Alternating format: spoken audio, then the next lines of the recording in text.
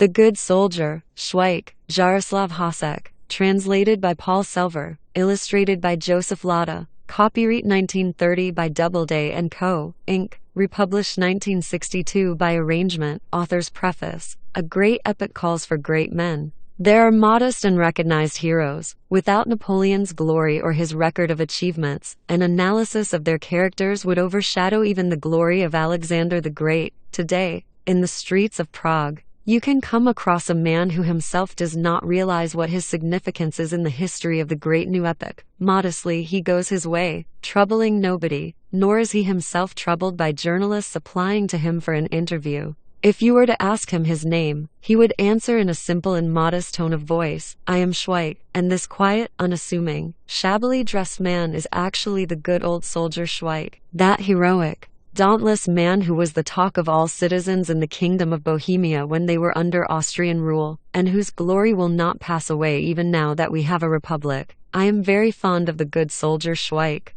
and in presenting an account of his adventures during the World War, I am convinced that you will all sympathize with this modest, unrecognized hero. He did not set fire to the temple of the goddess at Ephesus, like that fool of a Herostrate, merely in order to get his name into the newspapers and the school reading books, and that in itself is enough. Contents Book I, Chapter I, Schweik, the Good Soldier, intervenes in the Great War, page 3, Chapter 2. Schweik at the police headquarters, page 13. Chapter M. Schweik before the medical authorities, page 22. Chapter IV. Schweik is ejected from the lunatic asylum, page 29. Chapter V. Schweik at the Commissariat of Police, page 34. Chapter VI. Schweik home again after having broken the vicious circle, page 42. Chapter 7. Schweik joins the army, page 53. Chapter 8. Schweik as a malingerer, page 60. Chapter 9. Schweik at the detention barracks, page 77. Chapter X. Schweik becomes the chaplain's orderly, page 94. Chapter Schweik accompanies the chaplain to the celebration of Mass, page 116. Chapter 12. Religious debate, page 1-6. Chapter Z. Schweik administers extreme unction, page 132.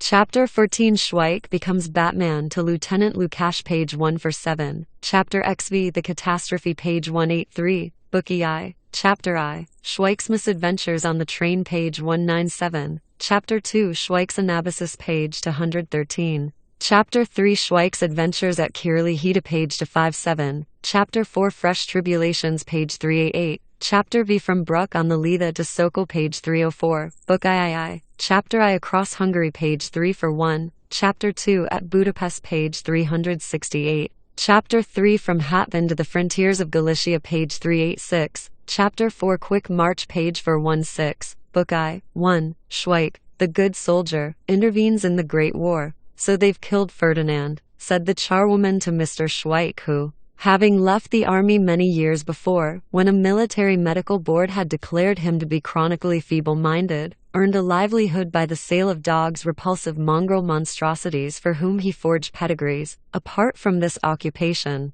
he was afflicted with rheumatism, and was just rubbing his knees with embrocation. "Which Ferdinand, Mrs. Muller?" asked Schweik, continuing to massage his knees. "I know two Ferdinands. One of them does jobs for Prusa the chemist, and one day he drank a bottle of hair oil by mistake. And then there's Ferdinand Kokoska, who goes round collecting manure. They wouldn't be any great loss, either of 'em. No, it's the Archduke Ferdinand, the one from Budapest, you know, Mr. Schweik, the fat pious one." "Good Lord," exclaimed Schweik, "that's a fine thing. And where did this happen?" "They shot him at Sarajevo with a revolver, you know. He was riding there with his Archduchess in a motor car. Just fancy that now, Mrs. Muller, in a motor car. Ah, a gentleman like him can afford it, and he never thinks how a ride in a motor car like that can end up badly. And at Sarajevo in the bargain. That's in Bosnia, Mrs. Muller. I expect the Turks did it.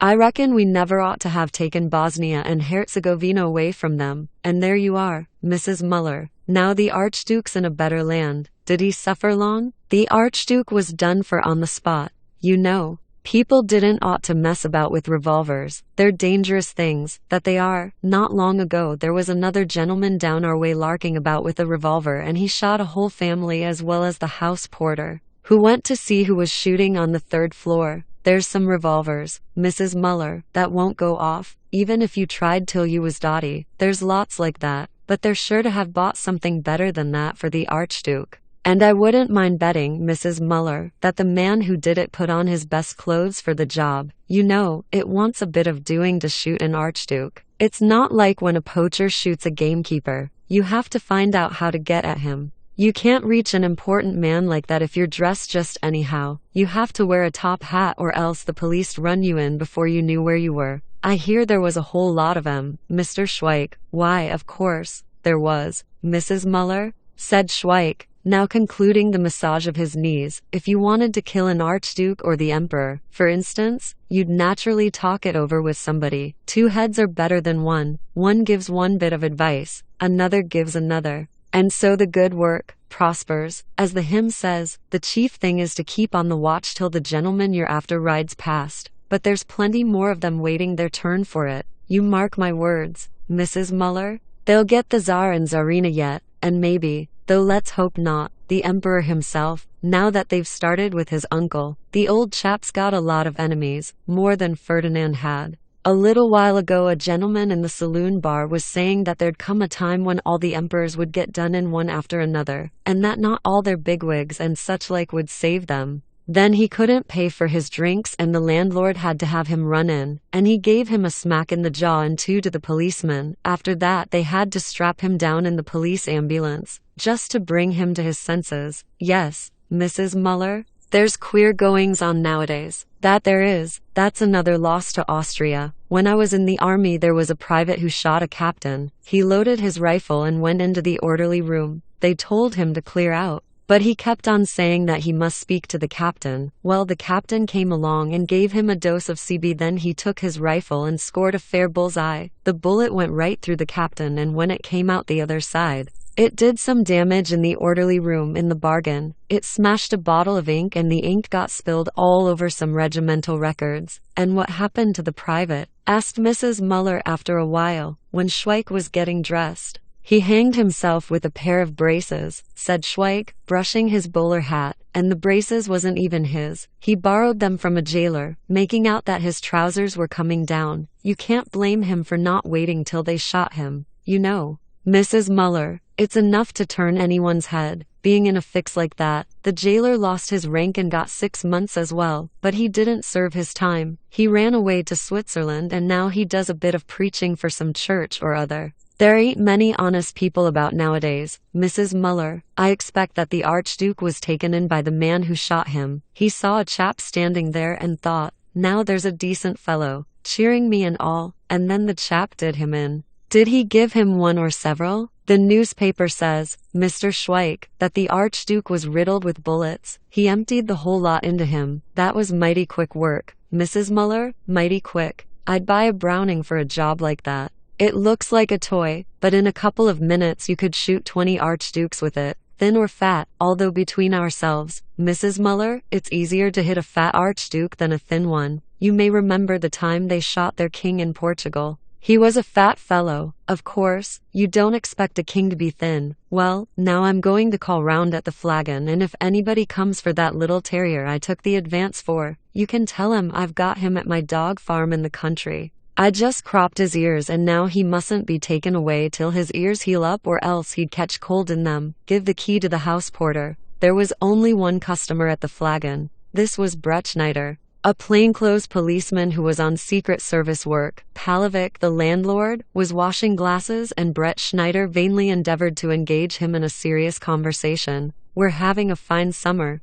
was Brett Schneider's overture to a serious conversation. All damn rotten, replied Palovic, putting the glasses away into a cupboard. That's a fine thing they've done for us at Sarajevo, Brett Schneider observed, with his hopes rather dashed. What Sarajevo's that? Inquired Palovic. Do you mean the wine shop at Nuzzel? They have a rumpus there every day. Well, you know what sort of place Nuzzel is. No, I mean Sarajevo in Bosnia. They shot the Archduke Ferdinand there. What do you think of that? I never shove my nose into that sort of thing. I'm hanged if I do, primly replied Mr. Palovic, lighting his pipe. Nowadays, it's as much as your life's worth to get mixed up in them. I've got my business to see to. When a customer comes in and orders beer, Why, I just serve him his drink, but Sarajevo or politics or a dead archduke, that's not for the likes of us, unless we want to end up doing time. Brechnider said no more, but stared disappointedly round the empty bar. You used to have a picture of the emperor hanging here, he began again presently, just at the place where you've got a mirror now. Yes, that's right, replied Mr. Pavlovich. It used to hang there and the flies left their trademark on it. So I put it away into the lumber room. You see, somebody might pass a remark about it and then there might be trouble. What use is it to me? Sarajevo must be a rotten sort of place, eh, Mr. Pavlovich? Mr. Pavlovich was extremely cautious in answering this deceptively straightforward question. At this time of the year it's damned hot in Bosnia and Herzegovina. When I was in the army there, we always had to put ice on our company officer's head. What regiment did you serve in, Mr. Pavlovich? I can't remember a little detail like that. I never cared a damn about the whole business, and I wasn't inquisitive about it, replied Mr. Pavlovich. It doesn't do to be so inquisitive. Brechnider stopped talking once and for all, and his woebegone expression brightened up only on the arrival of Schweik, who came in and ordered black beer with the remark, "At Vienna they're in mourning today." Brechnider's eyes began to gleam with hope. He said curtly, "There are 10 black flags at Budapest." "There ought to be 12, said Schweik, when he had taken a gulp. "What makes you think it's 12? Asked Brechnider. "To make it a round number. A dozen. That's easier to reckon out and things always come cheaper by the dozen," replied Schweik. This was followed by a long silence, which Schweik himself interrupted with a sigh. "Well, he's in a better land now. God rest his soul. He didn't live to be emperor. When I was in the army, there was a general who fell off his horse and got killed as quiet as could be. They wanted to help him back onto his horse, and when they went to lift him up, they saw he was stone dead. And he was just going to be promoted to field marshal. It happened during an army inspection. No good ever comes of those inspections. There was an inspection of some sort or other at Sarajevo too. I remember once at an inspection like that there was 20 buttons missing from my tunic and I got 2 weeks solitary confinement for it, and I spent 2 days of it tied up hand and foot. But there's got to be discipline in the army, or else nobody'd care a rap what he did. Our company commander, he always used to say to us, "There's got to be discipline, you thick-headed louts, or else you'd be crawling about like monkeys on trees, but the army'll make men of you, you thick-headed boobies." And isn't it true? Just imagine a park and a soldier without discipline on every tree. That's what I was always most afraid of. That business at Sarajevo, Brechnider resumed, was done by the Serbs. "You're wrong there," replied Schweik. "It was done by the Turks, because of Bosnia and Herzegovina." And Schweik expounded his views of Austrian international policy in the Balkans. The Turks were the losers in 1912 against Serbia, Bulgaria, and Greece. They had wanted Austria to help them, and when this was not done, they had shot Ferdinand. "Do you like the Turks?" said Schweik, turning to Pavlovich. "Do you like that heathen pack of dogs? You don't, do you?" "One customer's the same as another customer," said Pavlovich. "Even if he's a Turk, people like us who've got their business to look after can't be bothered with politics. Pay for your drink and sit down and say what you like. That's my principle. It's all the same to me whether our Ferdinand was done in by a Serb or a Turk, a Catholic or a Muslim, an anarchist or a young Czech liberal. That's all well and good, Mr. Pavlovich," remarked Brechnider, who had regained hope that one or other of these two could be caught out. "But you'll admit that it's a great loss to Austria." Schweik replied for the landlord. "Yes, there's no denying it. A fearful loss. You can't replace Ferdinand by any sort of tomfool. Still, he ought to have been a bit fatter." "What do you mean?" asked Brechnider, growing alert. "What do I mean?" replied Schweik composedly. "Why, only just this. If he'd been fatter, he'd certainly have had a stroke earlier. When he chased the old women away at Budapest, when they were gathering firewood and mushrooms on his preserves there, and then he wouldn't have died such a shocking death. When you come to think of it, for him, the emperor's uncle, to get shot like that. Oh, it's shocking, that it is, and the newspapers are full of it. But what I say is, I wouldn't like to be the Archduke's widow. What's she going to do now? Marry some other Archduke? What good would come of that? She'd take another trip to Sarajevo with him and be left a widow for the second time. A good many years ago there was a gamekeeper at Zilim. He was called Pinder. A rum name, eh? Well, he was shot by poachers and left a widow with 2 children. A year later she married another gamekeeper from Midlavary, and they shot him too. Then she got married a third time and said, "All good things go by threes. If this turns out badly, I don't know what I shall do. Blessed if they didn't shoot him too." And by that time she'd had 6 children with all those gamekeepers. So she went to the lord of the manor himself at Haluka and complained of the trouble she'd had with the gamekeepers. Then she was advised to try Jares, a pond keeper. Well, you wouldn't believe it, but he got drowned while he was fishing and she'd had 2 children with him. Then she married a pig gelder from Vodny and one night he hit her with an axe and gave himself up to the police. When they hanged him at the assizes in Pisek, he said he had no regrets, and on top of that he passed some very nasty remarks about the emperor. "Do you happen to know what he said?" inquired Bretschneider in a hopeful voice. "I can't tell you that, because nobody had the nerve to repeat it, but they say it was something pretty awful, and that one of the justices who was in court at the time went mad when he heard it, and they're still keeping him in solitary confinement so as it shouldn't get known." It wasn't just the ordinary sort of nasty remark like people make when they're drunk. "What sort of nasty remarks about the emperor do people make when they're drunk?" asked Bretschneider. Come, gentlemen, talk about something else," said the landlord. "That's the sort of thing I don't like. One word leads to another and then it gets you into trouble." "What sort of nasty remarks about the emperor do people make when they're drunk?" repeated Bretschneider.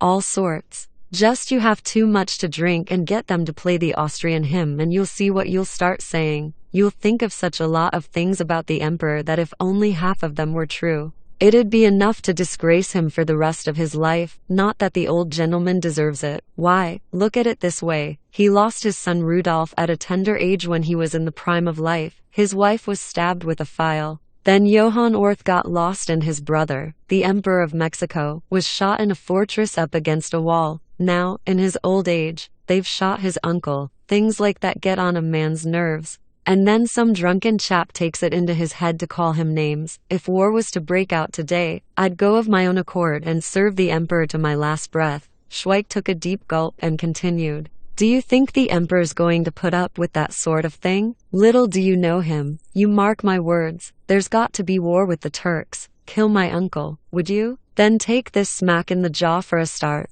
Oh, there's bound to be war. Serbia and Russia'll help us. There won't have to be a bust up." At this prophetic moment Schweik was really good to look upon. His artless countenance, smiling like the full moon, beamed with enthusiasm. The whole thing was so utterly clear to him. "Maybe," he continued his delineation of the future of Austria, "if we have war with the Turks, the Germans'll attack us, because the Germans and the Turks stand by each other. They're a low lot, the scum of the earth. Still, we can join France, because they've had a grudge against Germany ever since '71, and then there'll be lively doings. There's going to be war. I can't tell you more than that." Bretschneider stood up and said solemnly, "You needn't say any more. Follow me into the passage and there I'll say something to you." Schweik followed the plainclothes policeman into the passage, where a slight surprise awaited him when his fellow toper showed him his badge and announced that he was now arresting him and would at once convey him to the police headquarters. Schweik endeavored to explain that there must be some mistake,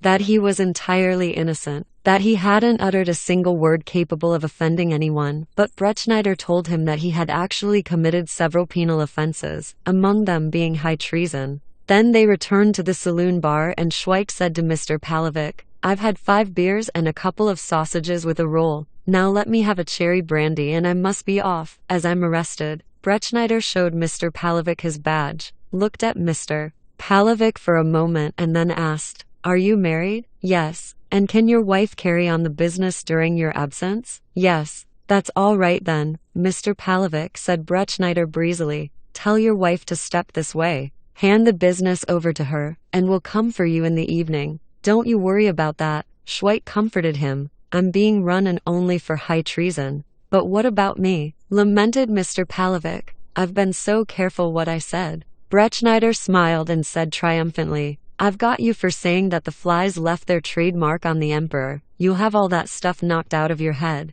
And Schweik left the flagon in the company of the plainclothes policeman. When they reached the street Schweik, fixing his good-humored smile upon Bretschneider's countenance, inquired, "Shall I get off the pavement?" "How do you mean?" "Why, I thought now I'm arrested I mustn't walk on the pavement. When they were passing through the entrance to the police headquarters, Schweik said, "Well, that passed off very nicely. Do you often go to the Flagon?" And while they were leading Schweik into the reception bureau, Mr. Palovic at the Flagon was handing over the business to his weeping wife, whom he was comforting in his own special manner. "Now stop crying and don't make all that row. What can they do to me on account of the emperor's portrait where the flies left their trademark?" And thus Schweik, the good soldier, intervened in the World War in that pleasant, amiable manner which was so peculiarly his. It will be of interest to historians to know that he saw far into the future. If the situation subsequently developed otherwise than he expounded it at the Flagon, we must take into account the fact that he lacked a preliminary diplomatic training. 2.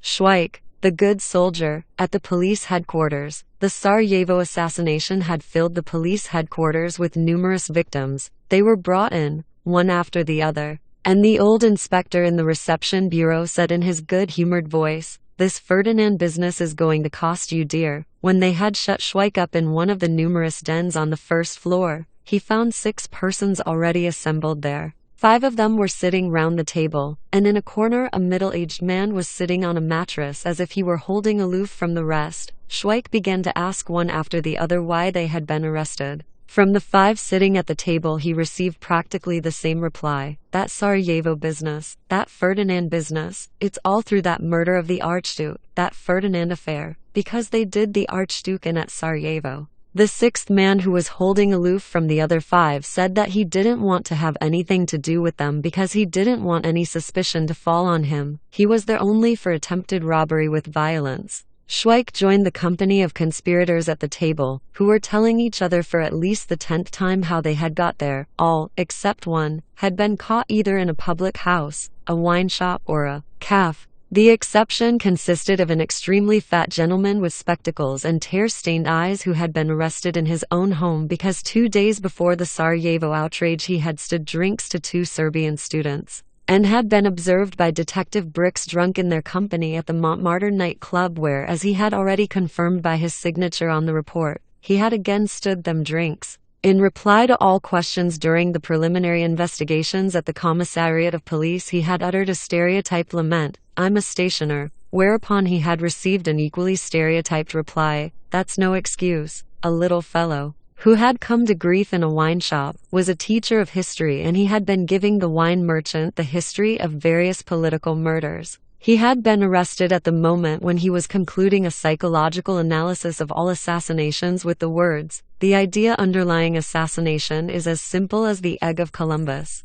which remark the Commissary of Police had amplified at the cross-examination thus, "And as sure as eggs are eggs, there's quad in store for you." The 3rd conspirator was the chairman of the Dobromil Benevolent Society. On the day of the assassination the Dobro Mill had arranged a garden party, combined with a concert. A sergeant of gendarmes had called upon the merrymakers to disperse, because Austria was in mourning, whereupon the chairman of the Dobromil had remarked good-humoredly, "Just wait a moment till they've played Hedge, Sloven, 1. Now he was sitting there with downcast heart and lamenting, "They elect a new chairman in August and if I'm not home by then I may not be re-elected. This is my 10th term as chairman and I'd never get over the disgrace of it." The late Ferdinand had played a queer trick on the 4th conspirator. A man of sterling character and unblemished scutcheon, for 2 whole days he had avoided any conversation on the subject of Ferdinand, till in the evening when he was playing cards in a cafe, he had won a trick by trumping the king of clubs.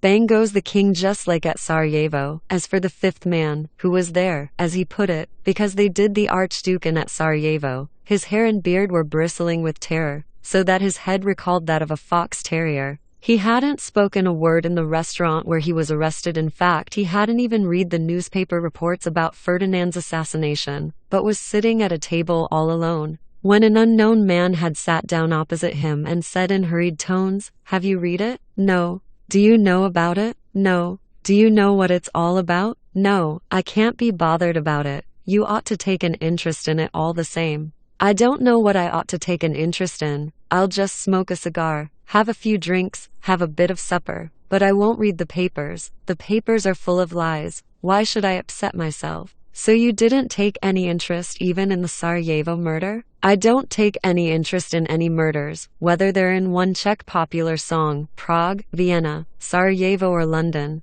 That's the business of the authorities, the law courts and the police. If anyone gets murdered anywhere, serve him right. Why does he want to be such a damn fool as to let himself get murdered? Those were his last words at that conversation. Since then he had kept on repeating in a loud voice at intervals of 5 minutes. I'm innocent. I'm innocent. He had shouted these words in the entrance to the police headquarters. He would repeat them while being conveyed to the Prague sessions, and with these words on his lips he would enter his prison cell. When Schweik had heard all these dreadful tales of conspiracy, he thought fit to make clear to them the complete hopelessness of their situation. We're all in the deuce of a mess. He began his words of comfort. You say that nothing can happen to you. To all of us. But you're wrong. What have we got the police for except to punish us for letting our tongues wag? If the times are so dangerous that archdukes get shot, the likes of us mustn't be surprised if we're taken up before the beak. They're doing all this to make a bit of a splash, so that Ferdinand to be in the limelight before his funeral.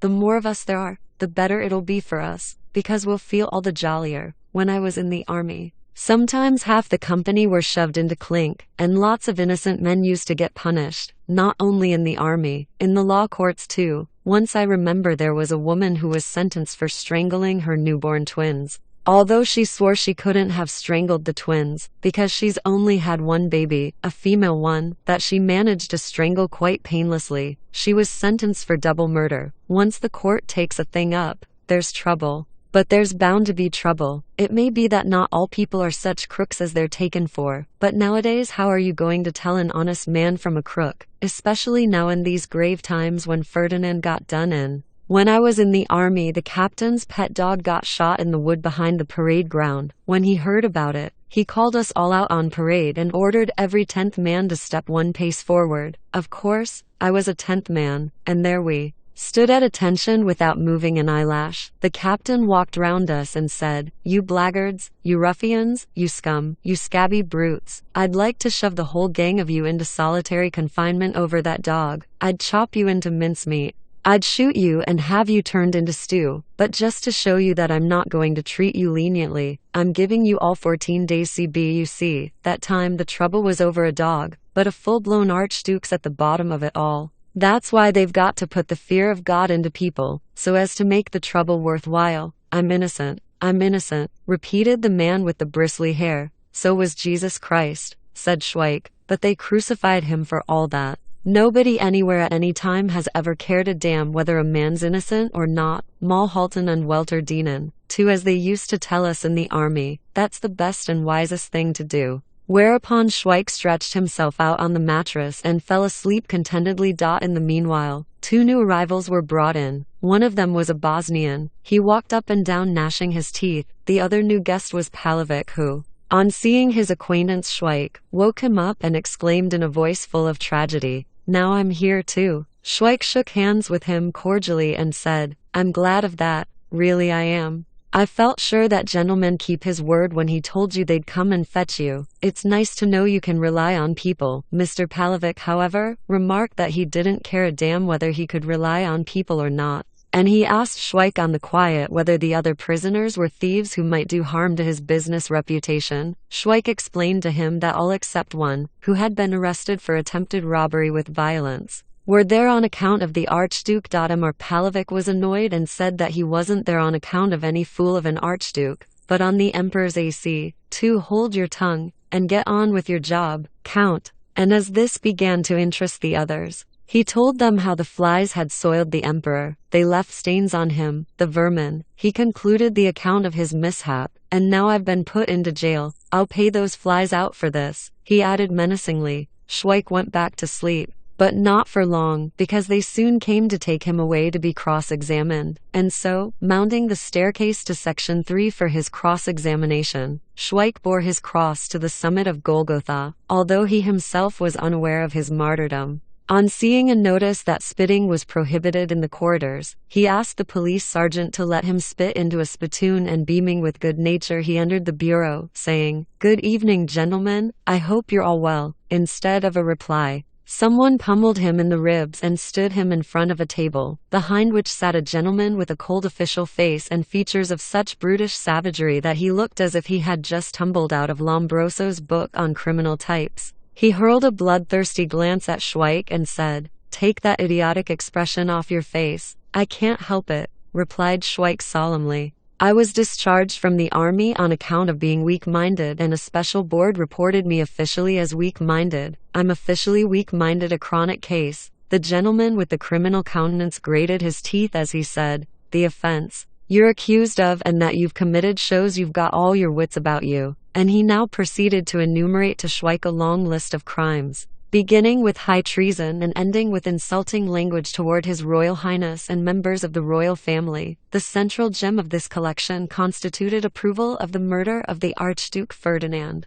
and from this again branched off a string of fresh offences, amongst which sparkled incitement to rebellion. As the whole business had happened in a public place, "What have you got to say for yourself?" triumphantly asked the gentleman with the features of brutish savagery. "There's a lot of it," replied Schweik innocently. "You can have too much of a good thing. So you admit it's true?" "I admit everything. You've got to be strict. If you ain't strict, why, where would you be? It's like when I was in the army." "Hold your tongue," shouted the police commissioner, "and don't say a word unless you're asked a question. Do you understand?" "Begging your pardon, sir, I do. And I've properly got the hang of every word you utter." "Who do you keep company with?" "The charwoman, sir." "And you don't know anybody in political circles here?" "Yes, sir. I take in the afternoon edition of the Narodny Politika, you know, sir. The paper they call the Puppy's Delight." "Get out of here," roared the gentleman with the brutish appearance. When they were taking him out of the bureau, Schweik said, "Good night, sir," having been deposited in his cell again. Schweik informed all the prisoners that the cross-examination was great fun. "They yell at you a bit and then kick you out." He paused a moment. "In olden times," continued Schweik, "it used to be much worse. I once read a book where it said that people charged with anything had to walk on red-hot iron and drink molten lead to see whether they was innocent or not. There was lots who was treated like that, and then on top of it all they was quartered or put in the pillory somewhere near the Natural History Museum. Nowadays, it's great fun being run in," continued Schweik with relish. "There's no quartering or anything of that kind. We've got a mattress, we've got a table, we've got a seat. We ain't packed together like sardines. We'll get soup, they'll give us bread, they'll bring a pitcher of water. There's a closet right under our noses. It all shows you what progress there's been. Of course, it's rather a long way to the place where you're cross-examined, along 3 corridors and up 1 flight of stairs. But the corridors are clean and there's plenty going on in them. Some are being taken one way, others the opposite way, young and old, male and female. It's nice to know you're not alone. They all go wherever they're taken and they're absolutely satisfied, because they're not afraid of being told in the bureau, 'We've talked your case over and tomorrow you'll be quartered or burned alive, according as you prefer.' That must have been a nasty thing to have to look forward to, and I think, gentlemen, that it would have upset a good many of us. Yes, nowadays things have improved for our benefit." He had just concluded his vindication of the modern imprisonment of citizens when the warder opened the door and shouted, "Schweik, you've got to get dressed and go to be cross-examined." "I'll get dressed," replied Schweik. "I've no objection to that. But it strikes me there must be some mistake. I've been cross-examined once and they chucked me out. And what I'm afraid is that these other gentlemen who are here along with me are going to have a grudge against me because I've been called for a cross-examination twice running, and they've not been there at all yet this evening. It's enough to make them jealous of me." "Clear out and shut your row," was the reply to Schweik's considerate representations. Schweik again stood in the presence of the criminal-faced gentleman who, without any preliminaries, asked him in a harsh and relentless tone, "Do you admit everything?" Schweik fixed his kindly blue eyes upon the pitiless person and said mildly, "If you want me to admit it, sir, then I will. It can't do me any harm. But if you was to say, 'Schweik, don't admit anything,' I'll argue the point to my last breath." The severe gentleman wrote something on his documents and, handing Schweik a pen, told him to sign, and Schweik signed Brechschneider's depositions, with the following addition: "All the above-mentioned accusations against me are based upon truth. Joseph Schweik." When he had signed, he turned to the severe gentleman. "Is there anything else for me to sign? Or am I to come back in the morning?" "You'll be taken to the criminal court in the morning," was the answer. "What time, sir?" "You see, I wouldn't like to oversleep myself, whatever happens. Get out," came a roar for the second time that day from the other side of the table before which Schweik had stood, on the way back to his new abode, which was provided with a grating. Schweik said to the police sergeant escorting him, "Everything here runs as smooth as clockwork." As soon as the door had closed behind him, his fellow prisoners overwhelmed him with all sorts of questions, to which Schweik replied brightly, "I've just admitted I probably murdered the Archduke Ferdinand." And as he lay down on the mattress, he said, "It's a pity we haven't got an alarm clock here." But in the morning they woke him up without an alarm clock, and precisely at 6 Schweik was taken away in the Black Maria to the county criminal court. "The early bird catches the worm," said Schweik to his fellow travelers, as the Black Maria was passing out through the gates of the police headquarters. 3. Schweik before the medical authorities. The clean, cozy cubicles of the county criminal court produced a very favorable impression upon Schweik. The whitewashed walls, the black leaded gratings, and the fat warder in charge of prisoners under remand, with the purple facings and purple braid on his official cap. Purple is the regulation color not only here, but also at religious ceremonies on Ash Wednesday and Good Friday. The glorious history of the Roman domination of Jerusalem was being enacted all over again. The prisoners were taken out and brought before the Ts of 1914 down below on the ground floor, and the examining justices, the Ts of the new epoch, instead of honorably washing their hands, sent out for stew and Pilsen beer, and kept on transmitting new charges to the public prosecutor. Here, for the greater part, all logic was in abeyance, and it was red tape which was victorious. It was red tape which throttled, it was red tape which caused lunacy, it was red tape which made a fuss, it was red tape which chuckled, it was red tape which threatened and never pardoned. They were jugglers with the legal code, high priests of the letter of the law, who gobbled up accused persons, the tigers in the Austrian jungle, who measured the extent of their leap upon the accused according to the statute book. The exception consisted of a few gentlemen, just as at the police headquarters, who did not take the law too seriously, for everywhere you will find wheat among the TRs.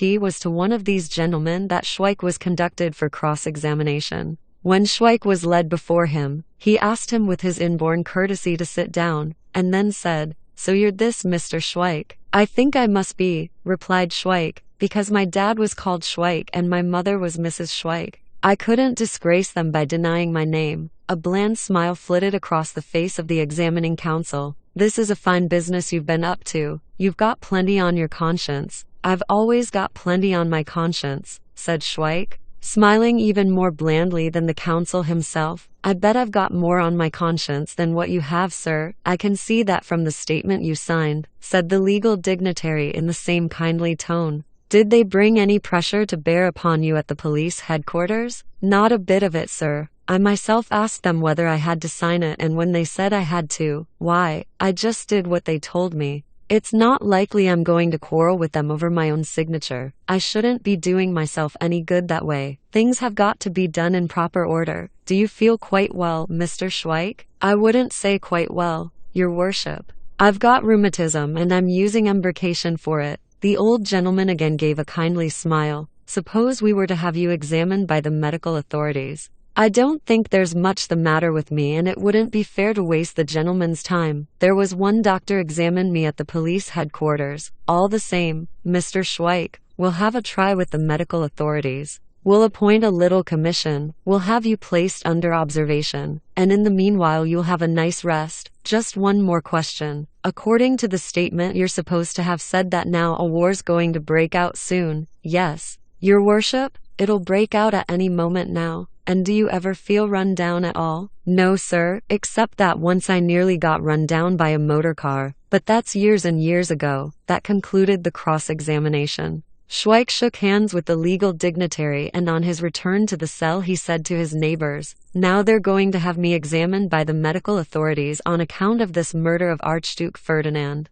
"I've already been examined by the medical authorities," said one young man. "That was when I was had up in court over some carpets. They said I was weak-minded. Now I've embezzled a steam threshing machine and they can't touch me."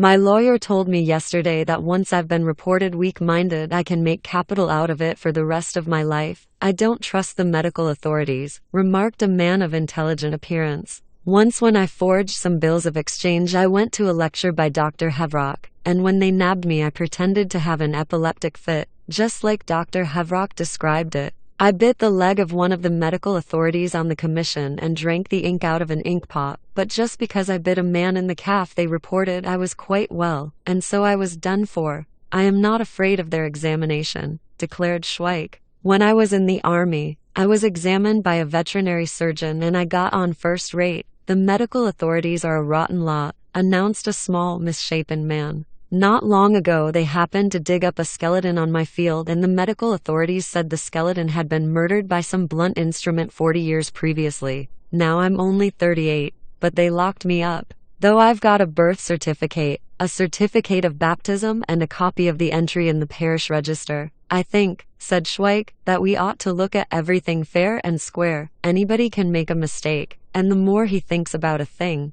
the more mistakes he's bound to make. The medical authorities are human beings, and human beings have got their failings. That's like once at Newsel, just by the bridge. A gentleman came up to me one night when I was on my way home and hit me over the head with a horsewhip, and when I was lying on the ground he flashed a light on me and said, "I've made a mistake. That's not him." And it made him so wild to think he'd made a mistake that he landed me another whack across the back. It's just in the course of nature for a man to keep on making mistakes till he's dead. That's like the gentleman who found a mad dog half frozen one night and took it home with him and shoved it into his wife's bed. As soon as the dog got warm and came to, it bit the whole family. And the youngest baby that was still in the cradle got torn to pieces and gobbled up by it. Or I can give you another example of a mistake that was made by a cabinet maker who lived in the same house as me. He opened the church at Podol with his latchkey, thinking he was at home, undressed in the sacristy, thinking it was the kitchen, and lay down on the altar, thinking he was at home in bed, and he covered himself over with some of those counterpanes with scripture texts on them, and he put the gospel and other sacred books under his head to keep it propped up. In the morning the verger found him, and when he came to his senses, he told him in quite a cheerful sort of way that it was a mistake. "A fine mistake," said the verger, "seeing as now we've got to have the church consecrated all over again because of it." And here's another example I can give you of a mistake made by a police dog at Kladno, a wolfhound belonging to a Sergeant Rotter, whom I dare say you've heard of. This Sergeant Rotter used to train these dogs and make experiments on tramps, till at last all the tramps began to give the Kladno district a wide berth, so he gave orders that the gendarmes must run in any suspicious person at all costs. Well, one day they ran in a fairly well-dressed man whom they found sitting on the stump of a tree in the woods. They at once snipped off a piece of his coat-tails and let the police dogs have a sniff at it. Then they took the man into a brick works outside the town and let the trained dogs follow his tracks. The dogs found him and brought him back. Then the man had to climb a ladder into an attic, vault over a wall, jump into a pond, with the dogs after him. In the end it turned out that the man was a Czech radical MP who had taken a trip to the woods, through being so sick and tired of Parliament. That's why I say that people have their failings, they make mistakes. Whether they're learned men or just damned fools who don't know any better. Why, even cabinet ministers can make mistakes. The Commission of Medical Authorities, which had to decide whether Schweik's standard of intelligence did, or did not, conform to all the crimes with which he was charged, consisted of 3 extremely serious gentlemen with views which were such that the view of each separate one of them differed considerably from the views of the other 2. They represented 3 distinct schools of thought with regard to mental disorders. If in the case of Schweik a complete agreement was reached between these diametrically opposed scientific camps, this can be explained simply and solely by the overwhelming impression produced upon them by Schweik, who, on entering the room where his state of mind was to be examined and observing a picture of the Austrian ruler hanging on the wall, shouted, "Gentlemen, long live our Emperor, Franz Joseph I." The matter was completely clear. Schweik's spontaneous utterance made it unnecessary to ask a whole lot of questions, and there remained only some of the most important ones, the answers to which were to corroborate Schweik's real opinion. Thus, is radium heavier than lead? "I've never weighed it, sir," answered Schweik with his sweet smile. "Do you believe in the end of the world?" "I have to see the end of the world first." replied Schweik in an offhand manner, but I'm sure it won't come my way tomorrow. Could you measure the diameter of the globe? No, that I couldn't, sir, answered Schweik. But now I'll ask you a riddle. Gentlemen, there's a 3-storied house with 8 windows on each story. On the roof there are 2 gables and 2 chimneys. There are 2 tenants on each story. And now, gentlemen, I want you to tell me in what year the house porter's grandmother died. The medical authorities looked at each other meaningly, but nevertheless one of them asked one more question. Do you know the maximum depth of the Pacific Ocean? I'm afraid I don't, sir, was the answer. But it's pretty sure to be deeper than what the river is just below Prague. The chairman of the commission curtly asked, Is that enough? But one member inquired further. How much is 12,897 times 13,863? 7 to 9, answered Schweik without moving an eyelash. I think that's quite enough, said the chairman of the commission. You can take this prisoner back to where he came from. Thank you, gentlemen, said Schweik respectfully. It's quite enough for me too. After his departure, the 3 experts agreed that Schweik was an obvious imbecile in accordance with all the natural laws discovered by mental specialists. The report submitted to the examining judge contained, among other remarks, the following passage. The undersigned medical authorities base themselves upon the complete mental deficiency and congenital cretinism of Joseph Schweik, who was brought before the above-mentioned commission and who expressed himself in terms such as "Long live our Emperor Franz Joseph I," a remark which completely suffices to demonstrate Joseph Schweik's state of mind as an obvious imbecile. The undersigned commission therefore makes the following recommendations. I. The proceedings against Joseph Schweik should be suspended. 2. Joseph Schweik should be removed to a mental clinic for observation purposes and to ascertain how far his mental state is dangerous to his surroundings. While this report was being drawn up, Schweik was explaining to his fellow prisoners. They didn't worry about Ferdinand. All they did was to crack some jokes with me about radium and the Pacific Ocean. In the end, we decided that what we'd talked to each other about was quite enough, and then we said goodbye. I trust nobody, remarked the little misshapen man on whose field they had dug up a skeleton. They're all a pack of shysters. If you ask me, it's just as well they are, said Schweik, lying down on the straw mattress. If all people wanted to do all the others a good turn, they'd be walloping each other in a brace of shakes. 4. Schweik is ejected from the lunatic asylum. When Schweik later on described life in the lunatic asylum, he did so in terms of exceptional eulogy. I'm blowed if I can make out why lunatics kick up such a fuss about being kept there. They can crawl about stark naked on the floor, or caterwaul like jackals, or rave and bite. If you was to do anything like that in the open street, it'd make people stare, but in the asylum it's just taken as a matter of course. Why, the amount of liberty there is something that even the socialists have never dreamed of. The inmates can pass themselves off as God Almighty or the Virgin Mary or the Pope or the King of England or our Emperor or Stedy Vaclav, although the one who did him was properly stripped and tied up in solitary confinement. There was a chap there who kept thinking that he was an archbishop, but he did nothing but guzzle, and then there was another who said he was Stedy Cyril and Stedy Methodist, just so that he could get double helpings of grub. One fellow was in the family way and invited everyone to the christening. There were lots of chess players, politicians, fishermen and scouts, stamp collectors and photographers and painters there. They used to keep one man always in a straight waistcoat, to stop him from calculating when the end of the world was coming. Everybody can say what he likes there, the first thing that comes into his head,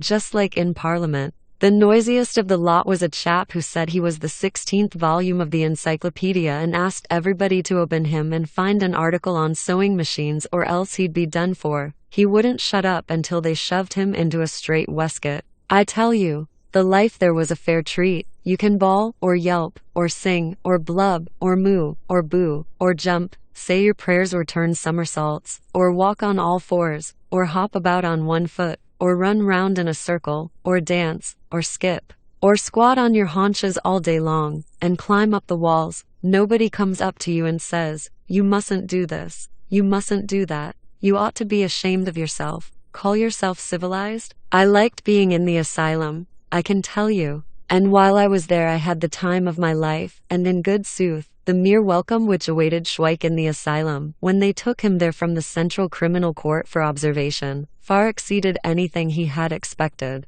First of all they stripped him naked, then they gave him a sort of dressing gown and took him to have a bath, catching hold of him familiarly by the arm, during which process one of the keepers entertained him by narrating anecdotes about Jews. In the bathroom they immersed him in a tub of warm water and then pulled him out and placed him under a cold douche. They repeated this 3 times and then asked him whether he liked it. Schweik said that it was better than the public baths near the Charles Bridge and that he was very fond of bathing. If you only just clip my nails and hair, I'll be as happy as can be, he added, smiling affably. They complied with this request, and when they had thoroughly rubbed him down with a sponge, they wrapped him up in a sheet and carried him off into Ward No at a bed, where they laid him down, covered him over with a quilt, and told him to go to sleep. Schweik still tells the story with delight. Just imagine, they actually carried me along. It was a fair treat for me, and so he blissfully fell asleep on the bed. Then they woke him up to give him a basin of milk and a roll.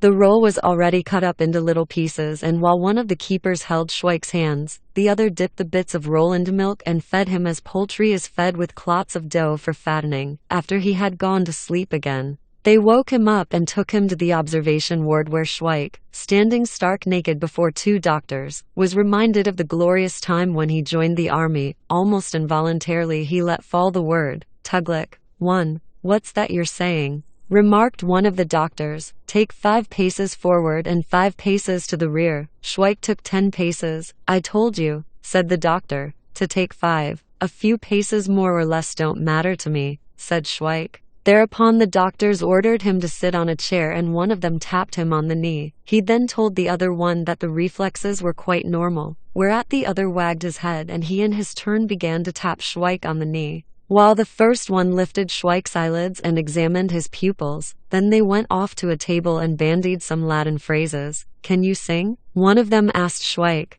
Couldn't you sing us a song? Why, with pleasure, gentlemen, replied Schweik. I'm afraid I haven't got much of a voice or what you'd call an ear for music, but I'll do what I can to please you. If you want a little amusement, one fit, and he struck up, oh the monk in the armchair yonder, in his hand he bows his head. And upon his pallid visage, 2 bitter, glowing tears are shed. That's all I know, continued Schweik, but if you like I'll sing you this. My heart is brimming o'er with sadness, my bosom surges with despair. Mutely I sit and afar I gaze. My yearning's afar, it is there, and that's all I know of that one too, sighed Schweik, but besides that I know the first verse of Where is my home? And General Windesgratz and all his commanders started the battle at the break of day, and a few of the old popular favorites like Lord preserve us and Hail we greet thee with 1,000 greetings. The 2 doctors looked at each other and one of them asked Schweik, has the state of your mind ever been examined? In the army? Replied Schweik solemnly and proudly. The military doctors officially reported me as feeble-minded.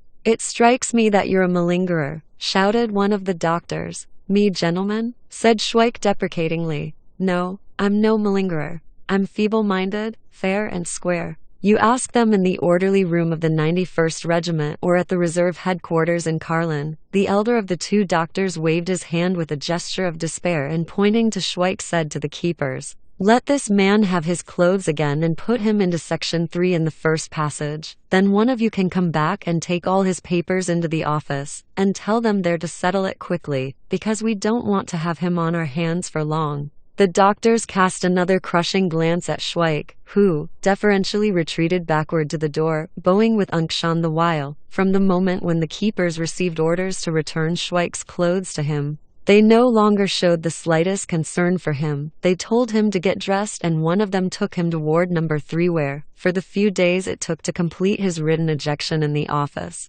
he had an opportunity of carrying on his agreeable observations. The disappointed doctors reported that he was a malingerer of weak intellect, and as they discharged him before lunch, it caused quite a little scene. Schweik declared that a man cannot be ejected from a lunatic asylum without having been given his lunch first. This disorderly behavior was stopped by a police officer who had been summoned by the asylum porter and who conveyed Schweik to the Commissariat of Police. 5. Schweik at the Commissariat of Police. Schweik's bright sunny days in the asylum were followed by hours laden with persecution. Police Inspector Braun arranged the meeting with Schweik as brutally as if he were a Roman hangman during the delightful reign of Nero. Just as they used to say in harsh tones, "Throw this rascal of a Christian to the lions," Inspector Braun said, "Shove him and clink." Not a word more or less, but as he said it, the eyes of Inspector Braun shone with a strange and perverse joy. Schweik bowed and said with a certain pride, "I'm ready, gentlemen. I suppose that clink means being in a cell, and that's not so bad. Here, not so much of your lip," replied the police officer, whereupon Schweik remarked,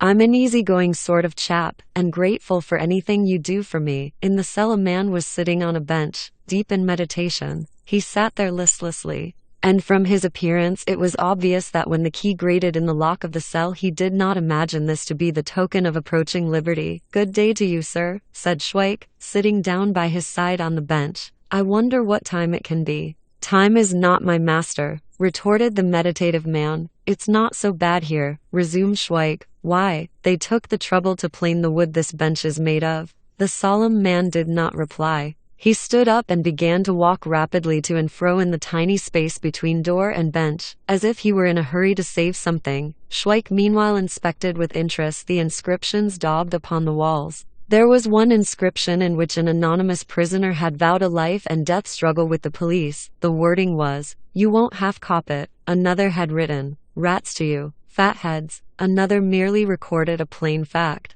"I was locked up here on June 5, 1913, and got fair treatment." Next to this some poetic soul had inscribed the verses, "I sit in sorrow by the stream, the sun is hid behind the hill, I watch the uplands as they gleam, where my beloved tarries still." The man, who was now running to and fro between door and bench, as if he were anxious to win a marathon race, came to a standstill, and sat down breathless in his old place, sank his head in his hands and suddenly shouted, "Let me out." Then, talking to himself, "No, they won't let me out. They won't.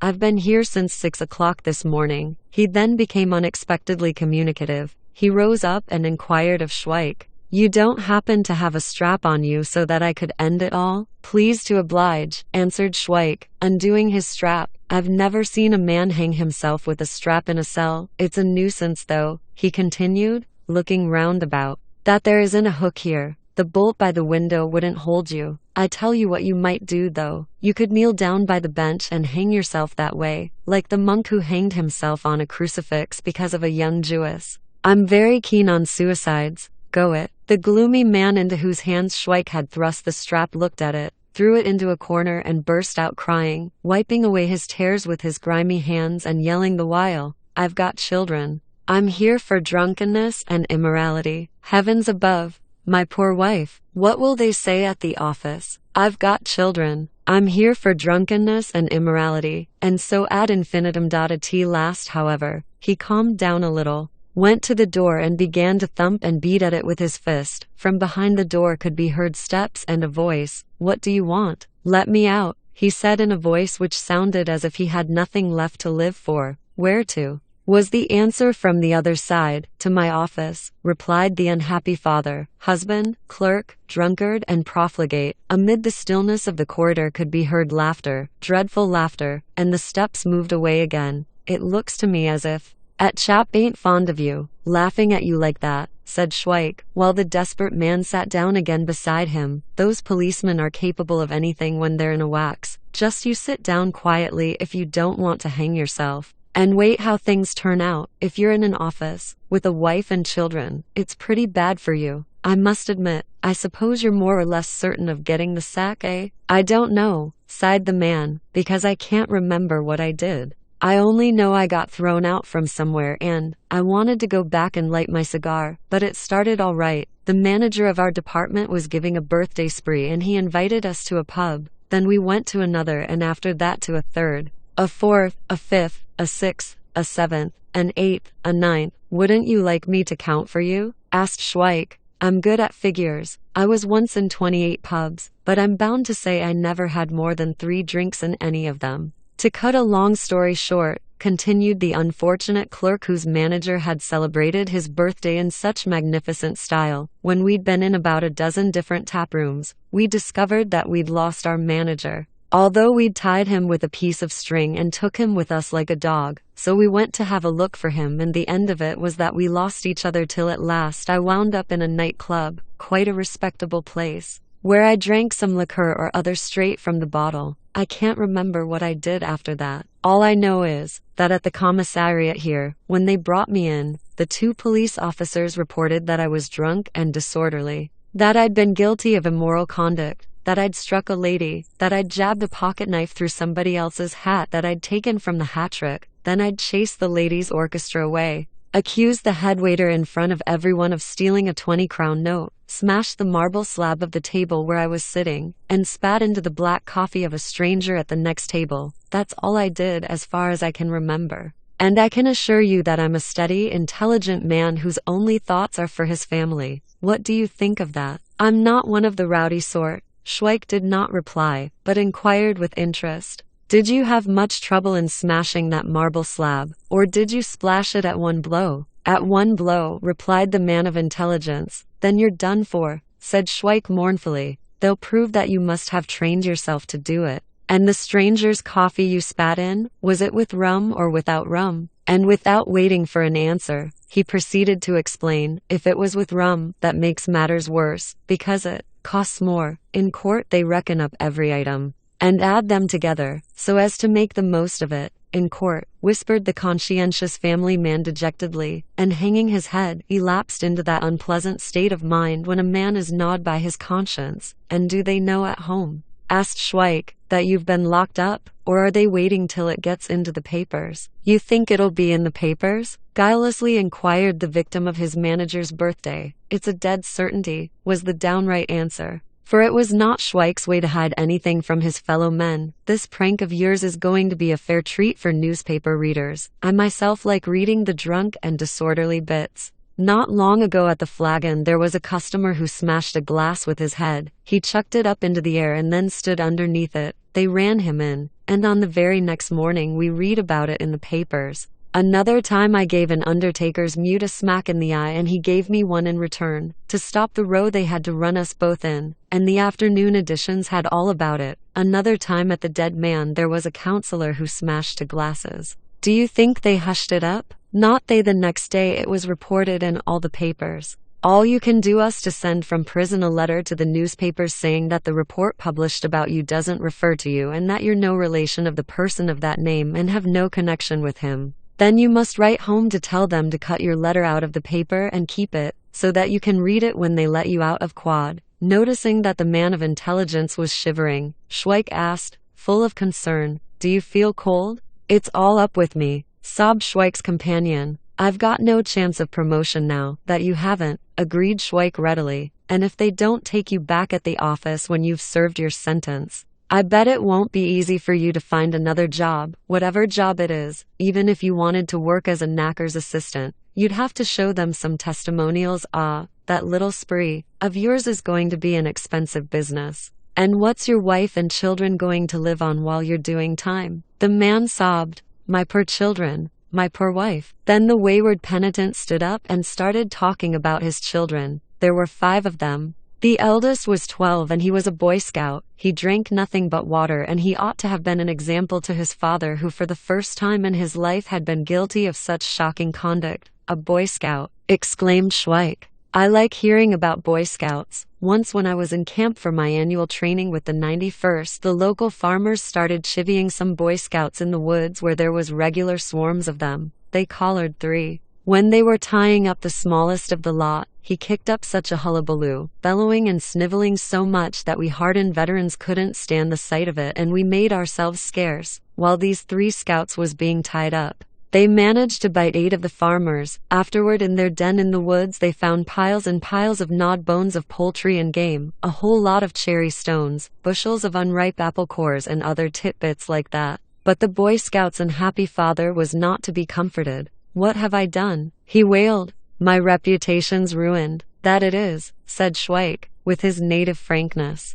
After what's happened you're bound to have a ruined reputation for the rest of your life, because when your friends read about it in the papers, they'll add to it. That's the way it always happens. But don't you take it to heart. There's at least 10 times more people with ruined and damaged reputations than those with a clean record. That's a mere flea bite. Heavy steps could be heard in the passage. The key grated in the lock. The door opened and the police officer called Schweik. Excuse me, said Schweik chivalrously. I've only been here since 12 o'clock, but this gentleman's been here since 6 o'clock this morning, and I'm not in any hurry. There was no reply to this. But the police officer's powerful hand dragged Schweik into the corridor and conveyed him upstairs in silence to the first floor. In the second room, a commissary of police was sitting at a table. He was a stout gentleman of good-natured appearance. He said to Schweik, "So you're Schweik, are you? And how did you get here?" "As easy as winking," replied Schweik. "I was brought here by a police officer because I objected to them chucking me out of the lunatic asylum without any lunch." "What do they take me for?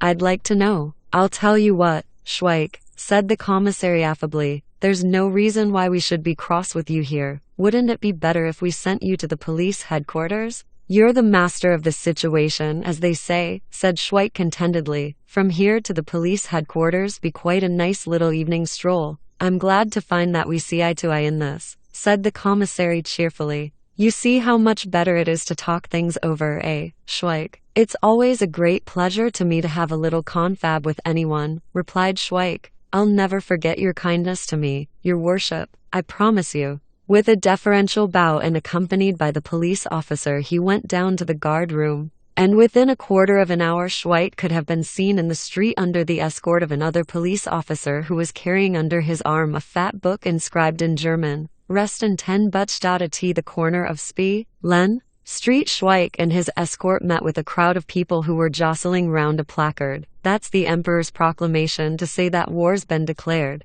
said the policeman to Schweik. "I saw it coming," said Schweik. "But in the asylum they don't know anything about it yet, although they ought to have had it straight from the horse's mouth, as you might say." "How do you mean?" asked the policeman. "Because they've got a lot of army officers locked up there," explained Schweik. And when they reached a fresh crowd jostling in front of the proclamation, Schweik shouted, "Long live Franz Joseph, we'll win this war." Somebody from the enthusiastic crowd banged his hat over his ears, and so, amid a regular concourse of people, the good soldier Schweik once more entered the portals of the police headquarters. "We're absolutely bound to win this war. Take my word for it, gentlemen." And with these few remarks Schweik took his leave of the crowd which had been accompanying him, and somewhere from the far distances of history there descended upon Europe the realization that the morrow can shatter the plans of today. 6. Schweik, home again after having broken the vicious circle, through the premises of the police headquarters was wafted the spirit of authority which had been ascertaining how far the people's enthusiasm for the war actually went. With the exception of a few persons who did not disavow the fact that they were sons of the nation which was destined to bleed on behalf of interests entirely alien to it,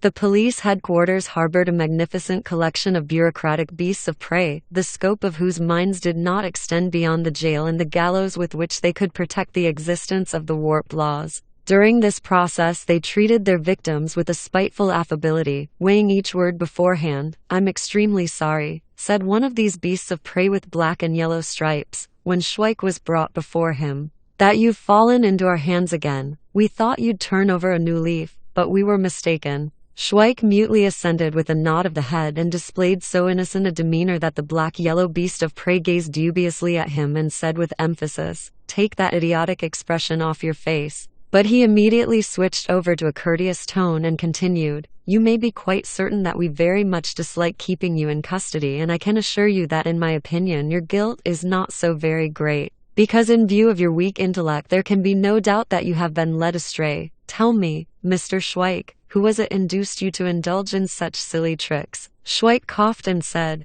"Begging your pardon, sir, but I don't know what silly tricks you mean." "Well, now, Mr. Schweik," he said in an artificially paternal tone, "isn't it a foolish trick to cause a crowd to collect, as the police officer who brought you here says you did, in front of the royal proclamation of war posted up at the street corner, and to incite the crowd by shouting, 'Long live Franz Joseph, we'll win this war'?" "I couldn't stand by and do nothing," declared Schweik, fixing his guileless eyes upon his inquisitor's face. "It fairly riled me to see them all reading the royal proclamation and not showing any signs that they was pleased about it. Nobody shouted hooray or called for 3 cheers, nothing at all, your worship." "Anyone think it didn't concern them a bit?" so being an old soldier of the 91st, I couldn't stand it, and that's why I shouted those remarks, and I think that if you'd been in my place, you'd have done just the same as me. If there's a war, it's got to be won, and there's got to be 3 cheers for the Emperor. Nobody's going to talk me out of that. Quelled and contrite, the black-yellow beast of prey flinched from the gaze of Schweik, the guileless lamb,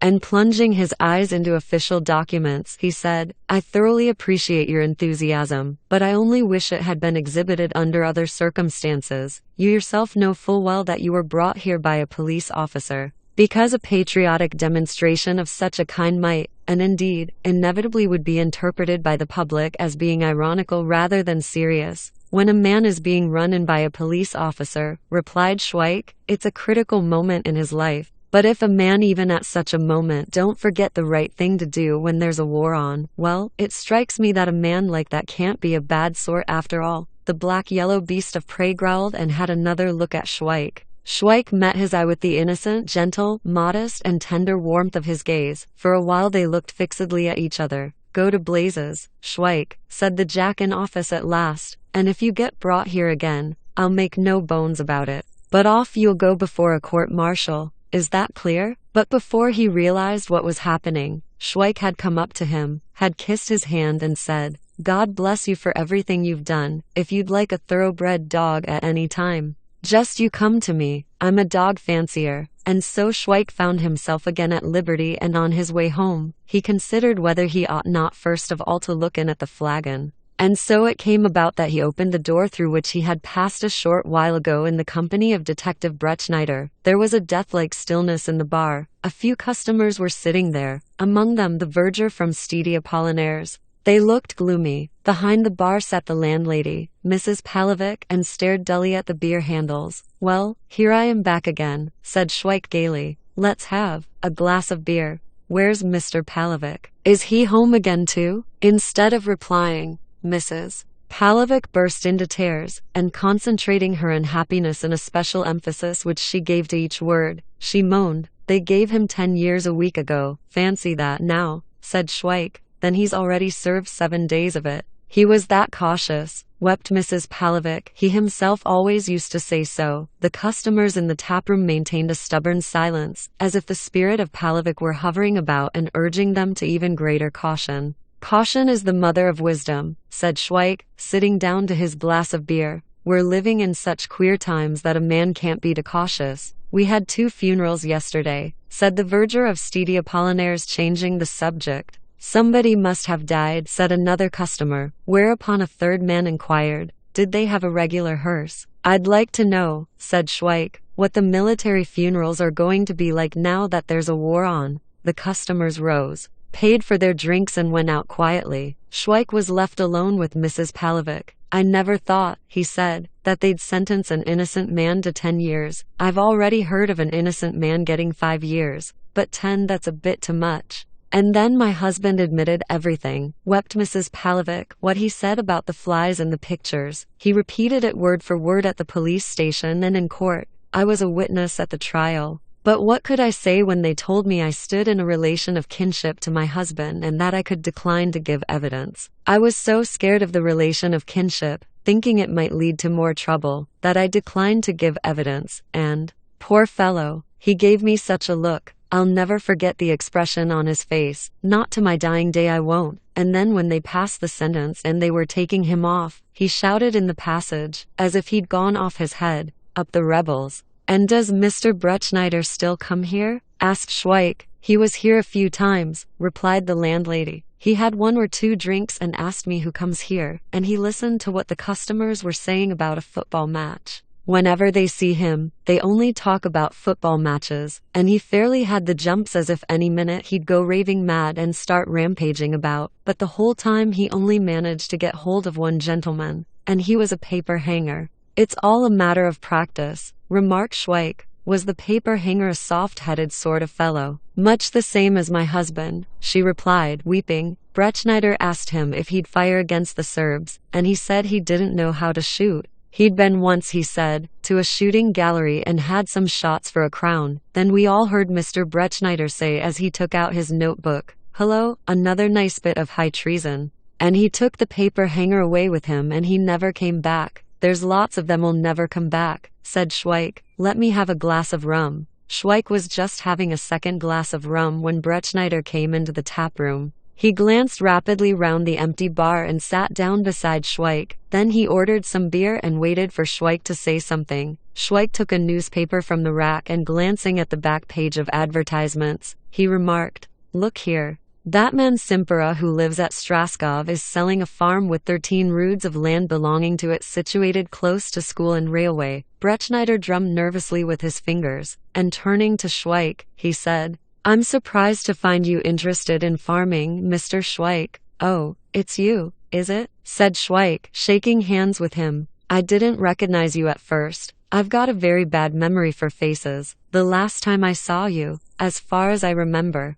was in the office of the police headquarters. What have you been up to since then? Do you come here often?" "I came here today on your account," said Brechnider. "They told me at the police headquarters that you're a dog fancier. I'd like a good ratter or a terrier or something of that sort." "I can get that for you," replied Schweik. "Do you want a thoroughbred or one from the street?" "I think," replied Brechnider, "that I'd rather have a thoroughbred." "Wouldn't you like a police dog?" asked Schweik. "One of those that gets on the scent in a jiffy and leads you to the scene of the crime? I know a butcher who's got one. He uses it for drawing his cart, but that dog's missed its vocation, as you might say." "I'd like a terrier," said Brechnider with composure. "A terrier that doesn't bite." "Do you want a terrier without teeth then?" asked Schweik. "I know of one. It belongs to a man who keeps a public house. Perhaps I'd rather have a ratter," announced Brechnider with embarrassment. His knowledge of dogcraft was in its very infancy, and if he hadn't received these particular instructions from the police headquarters, he'd never have bothered his head about dogs at all.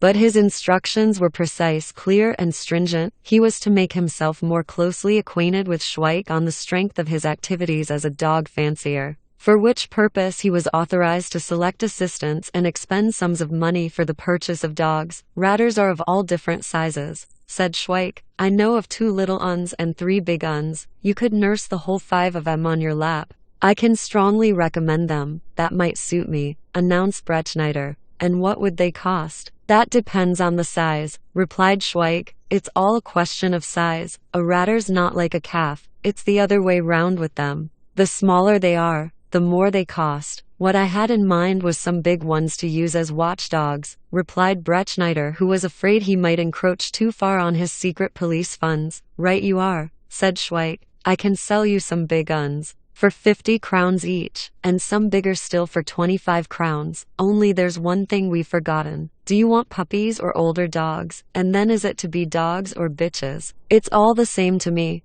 replied Brechnider, who found himself grappling with unknown problems. "You get them for me and I'll come and fetch them from you at 7 o'clock tomorrow evening. Will they be ready by then?" "Just you come along. I'll have them without fail," answered Schweik dryly. "But under the circumstances I shall have to ask you for an advance of 30 crowns. "That's all right," said Brechnider, paying the money. "And now let's have a drink on the strength of it. I'll stand treat." When they had each had for drinks, Brechnider announced, after telling Schweik not to be afraid of him, that he wasn't on duty that day and so he could talk to him about politics. Schweik declared that he never talked about politics in a public house, and that politics was a mug's game anyhow.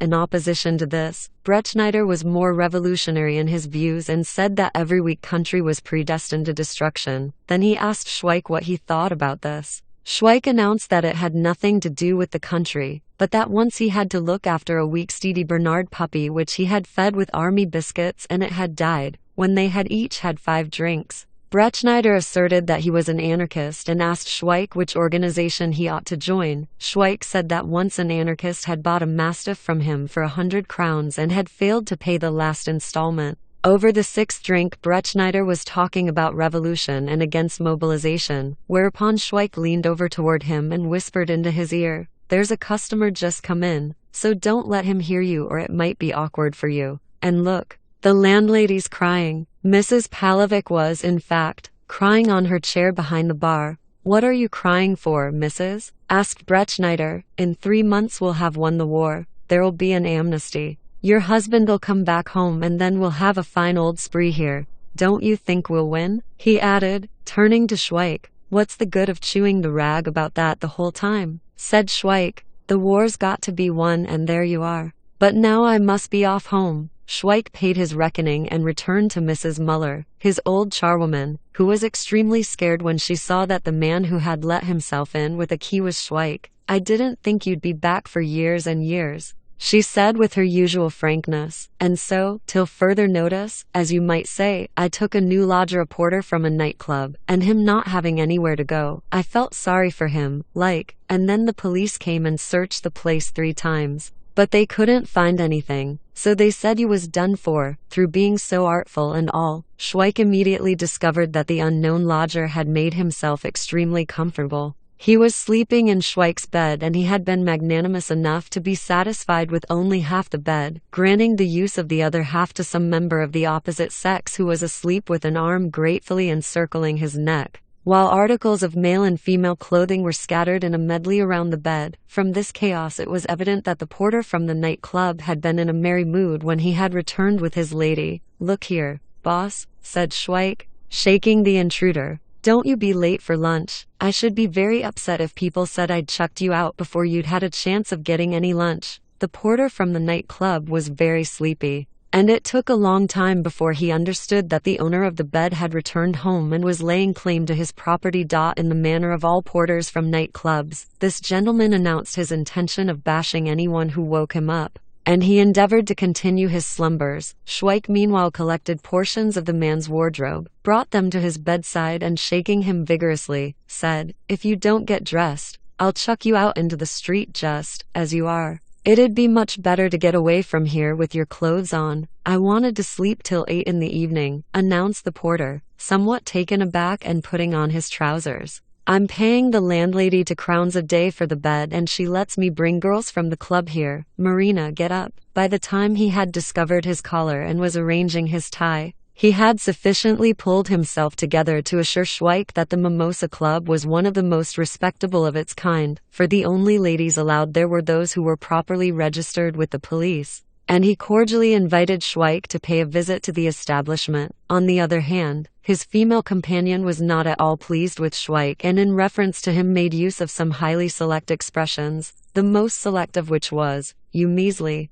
low-down skunk you. After the departure of the intruders, Schweik went to have it out with Mrs. Muller, but he could discover no sign of her, except a piece of paper, upon which in her scrawly handwriting she had, with the usual ease, recorded her thoughts regarding the unfortunate episode of the loan of Schweik's bed to the porter from the nightclub. Please sir, forgive me for not seeing you again, because I shall jump out of the window. Liar, said Schweik, and waited. Half an hour later the unhappy Mrs. Muller crept into the kitchen, and from her downcast expression it was evident that she expected Schweik to provide her with words of comfort. If you want to jump out of the window, said Schweik, go into the bedroom. I've opened the window for you. I wouldn't advise you to jump out of the kitchen window, because if you did, you'd fall into the roses in the garden and squash them and then you'd have to pay for them. If you jump out of the bedroom window, you'll land nicely on the pavement, and if you're lucky, you'll break your neck. If your luck's out, you'll just break all your ribs, arms and legs, and then it'll cost you a pretty penny in the hospital. Mrs. M. Muller burst into tears. Quietly she went into the bedroom, closed the window and came back saying, There's a dreadful draught from that window, and it wouldn't do your rheumatism any good, sir. Then she went to make the bed, putting everything straight with the usual care. When she rejoined Schweik in the kitchen, she remarked with tears in her eyes, Those 2 puppies, sir, that we kept in the yard, they've died, and the St. Bernard dog ran away when the police were searching the place. Holy Moses, exclaimed Schweik. He'll get himself into a nice mess. I'd bet anything he'll have the police after him. He did bite one police inspector when he pulled him out from under the bed while they were looking round the place, continued Mrs. Muller. It started this way. One of the gentlemen said that there was somebody under the bed and so they called on the St. Bernard in the name of the law to come out, and when he wouldn't come, they pulled him out. So he snapped at them and bolted out through the door and he hasn't been back since. They asked me a lot of questions too, about who comes here and whether we get any money from abroad. And then they started calling me names when I told them that money didn't come from abroad very often. But the last time it was from a gentleman at Brno who sent 60 crowns in advance for an Angora cat that you advertised about in the newspaper, and instead of which you sent him a blind fox terrier puppy in a packing case. After that they talked to me as nice as could be, and so as I shouldn't be scared at being left all alone here, they said I ought to take the porter from the nightclub as a lodger, you know, the one you send about his business. I'm having a rough time with all these police officers, Mrs. Muller. I bet you won't see many people coming here to buy dogs now, sighed Schweik. I do not know whether the gentleman who inspected the police records after the collapse of Austria could make anything of such items in the secret police funds as B40 car, F50 car, M80 car, etc. But they would be quite mistaken if they suppose that B, F and M are the initials of persons who for 40, 50 or 80 crowns betrayed the Czech nation to the Austrian eagle. B stands for Steedy Bernard, F for Fox Terrier and M for Mastiff. All these dogs were taken by Brechnider from Schweik to the police headquarters. They were hideous freaks which had nothing whatever in common with any of the pure breeds, as which Schweik foisted them off upon Brechnider, the St. Bernard was a cross between a mongrel poodle and a sort of dubious cur. The fox terrier had the ears of a dachshund, was the size of a mastiff, and had bandy legs as if it had suffered from rickets. The mastiff had a shaggy head resembling the jowl of a collie and lopped tail. It was no taller than a dachshund, and was shorn behind. Then Detective Callis went there to buy a dog, and he returned with a cowed monstrosity resembling a spotted hyena, with the mane of a Scottish sheepdog, and to the items of the secret funds was added R90 car. This monstrosity was supposed to be a retriever, but not even Callis managed to worm anything out of Schweik. He fared the same as Brechnider. Schweik transferred the most skillful political conversation to the subject of how to cure distemper in puppies, and the only result produced by the most artfully contrived traps was that Schweik foisted off upon Brechnider another incredibly crossbred canine freak. 7. Schweik joins the army. While the forests by the river Rob in Galicia beheld the Austrian troops in full flight, and in Serbia the Austrian divisions, one by one, were receiving the drubbing they so richly deserved, the Austrian Ministry of War suddenly thought of Schweik as a possible means for helping the monarchy out of its fix. When Schweik received notice that within a week he was to present himself for medical examination, he was in bed with another attack of rheumatism. Mrs. Muller way making him coffee in the kitchen. Mrs. Emler, came Schweik's tranquil voice from the bedroom. Mrs. Muller, come here a moment. When the charwoman was standing by his bedside, Schweik said in the same tranquil tones, sit down, Mrs. Muller. There was something mysteriously solemn in his voice. When Mrs. Muller had sat down, Schweik sat up in bed and announced, I'm going to join the army. My gracious me, exclaimed Mrs. Muller. And what are you going to do there? Fight, replied Schweik in a sepulchral voice. Austria's in a bad way. Up in the north we've got our work cut out to keep them away from Krakow. And down in the south they'll be all over Hungary if we don't get busy soon. Things look very black whichever way you turn, and that's why they're calling me up. Why, only yesterday I read in the paper that clouds are gathering above our beloved country. But you can't walk. That doesn't matter, Mrs. Muller. I'll join the army in a bath chair. You know that confectioner round the corner? He's got the kind of thing I want. Years and years ago he used to wheel his lame grandfather, a bad-tempered old buffer he was too in it, for a breath of fresh air. That's the bath chair you're going to wheel me to the army in, Mrs. Muller. Mrs. Muller burst into tears. Hadn't I better run for the doctor, sir? Not a bit of it. Except for my legs I'm a sound piece of cannon fodder, and at a time when Austria's in a mess, every cripple must be at his post. Just you go on making the coffee. And while Mrs. Muller, tear-stained and flustered, was straining the coffee, the good soldier Schweik began to warble in bed. General Windisgrates and all his commanders started the battle at the break of day. Hop, hop, hop. They started the battle and began to pray. Help us, O Lord, with the Virgin Mary. Hop, hop, hop. Mrs. Emler, scared by this dreadful battle song, forgot about the coffee, and trembling from head to foot, listened in terror to the good soldier Schweik, who went on warbling in bed. With the Virgin Mary and the 4 bridges here, Piedmont, look out, for your end is near. Hop, hop, hop. There at Solferino a battle began. Lots of blood was shed. Knee-deep it ran. Hop, hop, hop. Knee-deep ran the blood and corpses by the load. The boys of the 18th, their daring do they showed. Hop, hop, hop. The boys of the 18th, don't be afraid, a wagon load of money is coming to your aid. Hop, hop, hop. Goodness gracious, Mr. Schweik, please don't. Could be heard a pitiable voice from the kitchen, but Schweik concluded his war song. A wagon load of money and a cart full of stew, what other regiment could do as much as you? Hop, hop, hop. Mrs. Mueller rushed out of doors and ran for the doctor. When he returned an hour later, Schweik was dozing. He was aroused from his slumbers by a portly gentleman who held his hand on Schweik's forehead for a moment and said, "Pray don't be alarmed. I'm Dr. Pavic from Vinardi. Show me your hand. Put this thermometer under your arm. That's right. Show me your tongue. More of it. Keep it still. What did your father and mother die of?" And thus it came about that at the time when Vienna desired all the nations of Austria-Hungary to show the most sterling examples of fidelity and devotion, Dr. Pavic was prescribing bromide for Schweik's patriotic enthusiasm and recommending the undaunted and worthy warrior Schweik not to think about the army, continue in a recumbent posture and keep your mind at rest. I will return tomorrow. When he came the next day, he asked Mrs. Muller in the kitchen how the patient was getting on. "He's worse, doctor," she replied, with genuine concern. In the night, when his rheumatism came on, he was singing the Austrian anthem, "If you please, doctor."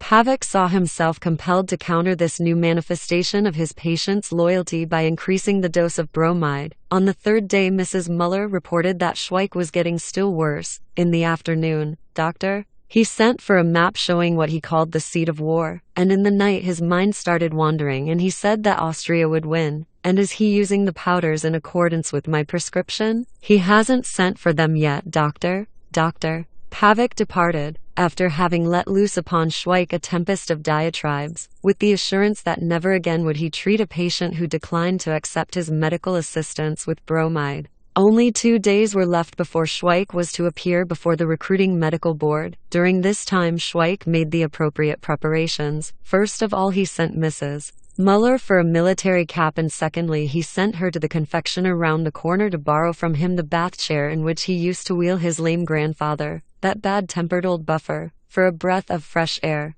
Then he remembered that he needed a pair of crutches. Fortunately, the confectioner had also kept a pair of crutches as a family keepsake to remember his grandfather by. All that he wanted now was the bunch of flowers worn by recruits. This also was obtained for him by Mrs. Muller, who during these few days became remarkably thin and wept wherever she went, and thus, on that memorable day, the following example of touching loyalty was displayed in the streets of Prague. An old woman pushing a bath chair, in which sat a man wearing a military cap with a polished peak and brandishing a pair of crutches, and his coat was adorned with a flamboyant bunch of flowers, and this man, again and again brandishing his crutches, yelled as he passed through the streets of Prague, "To Belgrade, to Belgrade." He was followed by a crowd of people, the nucleus of which had been an insignificant knot of idlers, assembled in front of the house whence Schweik had proceeded to the army. Schweik duly noted that the police officers stationed at various crossroads saluted him. In Vaclav Square the crowd around Schweik's bath chair had increased to several hundred, and at the corner of Kradovska Street it mobbed a German student wearing a cap with the colors of his association, who shouted to Schweik, "Heil, nieder mit den Serben." 1. At the corner of Vodakova Street the mounted police interfered and dispersed the crowd, when Schweik showed the police inspector in black and white that he was to appear that day before the medical board. The inspector was somewhat disappointed, and to restrict the continuance of any disorder he had the bath chair, with Schweik inside it, escorted by 2 mounted constables to the headquarters of the medical board. The Prague official news published the following report on this occurrence: Patriotism of a cripple. Yesterday morning the pedestrians in the main streets of Prague were the witnesses of a scene which bears admirable testimony that in this grave and momentous epoch the sons of our nation also can give the most sterling examples of fidelity and devotion to the throne of our aged ruler. It is not too much to say that we have returned to the times of the ancient Greeks and Romans, when Mucius Sc. Vola had himself led into battle, regardless of his burned hand. The most sacred emotions and sentiment were touchingly demonstrated yesterday by a cripple on crutches who was being wheeled along in a bath chair by an old woman. This scion of the Czech nation was, of his own accord and regardless of his infirmity, having himself conveyed to the army in order that he might give up his life. 1. 3 cheers. Down with the Serbs. and possessions for his emperor, and the fact that his war cry, to Belgrade, met with such warm approval in the streets of Prague is only a further proof that the people of Prague are furnishing model examples of love for their country and the royal family. The Prager Tagblatt wrote in similar terms and concluded its report by saying that the crippled volunteer had been accompanied by a crowd of Germans who had protected him with their bodies against attempts made to lynch him by Czech agents of the Entente powers. Bohemia published this report and demanded that the crippled patriot should be rewarded, adding that any gifts from German citizens for the unknown hero should be sent to the offices of the paper, while according to these three papers, the Czech territory was unable to produce a single lofty-minded citizen. The gentlemen on the medical board did not hold this view. This applies particularly to Dr. Bautzky, chairman of the board. He was a man who stood no nonsense and who regarded everything as a fraudulent attempt to escape the army and the front, bullets and shrapnel. He is well known for his remarks "Das ganz Tschechisches Volk ist ein Simulantenband." 2. Within 10 weeks of his activities he weeded out 10,999 malingerers from 11,000 civilians, and he would have collared the 11,000th man, if at the very moment when Dr. Bautzky yelled at him "Kehrt Uch." 3. The unfortunate fellow had not had a stroke. "Take this malingerer away," said Dr. Bautzky, when he had ascertained that the man was dead, and now on that memorable day Schweik stood before him stark naked like all the rest, but bashfully hiding his nudity with the crutches on which he was leaning. "Das ist wirklich ein besonderes Feigenblatt," said Dr. Bautzky. "There weren't any fig leaves like that in the Garden of Eden." 2. The whole of the Czech nation is a gang of malingerers. 3. About turn. 4. That's a very funny kind of fig leaf. "In the lowest category on account of being weak-minded," remarked the sergeant major, examining the official records. "And what else is wrong with you?" asked Dr. Bautzky. "Beg to report, sir, I've got rheumatism. But I'll serve the emperor till I'm hacked to pieces," said Schweik modestly. "My knees are swollen." Bautzky glared ferociously at the good soldier Schweik and yelled, "Sie sind ein Simulant." 5. And turning to the sergeant major he said with icy calm, "Den Kerl sog like einspieren." 6. 2 soldiers with fixed bayonets led Schweik away to the military prison. Schweik hobbled along on his crutches, but with horror he perceived that his rheumatism was disappearing. When Mrs. Muller, who, with the bath chair, was waiting for Schweik on the bridge, saw him escorted by bayonets, burst into tears and left the bath chair in the lurch, never to return to it, and the good soldier Schweik modestly proceeded in the escort of the state defenders. The bayonets glittered in the sunshine, and when they reached the Radetzky monument Schweik turned to the crowd who was accompanying him. "To Belgrade, to Belgrade," he shouted, and Marshal Radetzky gazed dreamily from his monument at the good soldier Schweik departing with his recruit's nosegay in his coat, as he limped along on his old crutches, while a solemn-looking gentleman informed the people round about that they were taking a deserter to prison. 5. You are a malingerer. 6. Have the fellow locked up immediately. 8. Schweik as malingerer. At this momentous epoch the great concern of the military doctors was to drive the devil of sabotage out of the malingerers and persons suspected of being malingerers, such as consumptives, sufferers from rheumatism, rupture, kidney disease, diabetes, inflammation of the lungs, and other disorders. The torments to which malingerers were subjected had been reduced to a system, and the degrees of torment were as follows: absolute diet, a cup of tea morning and evening for 3 days,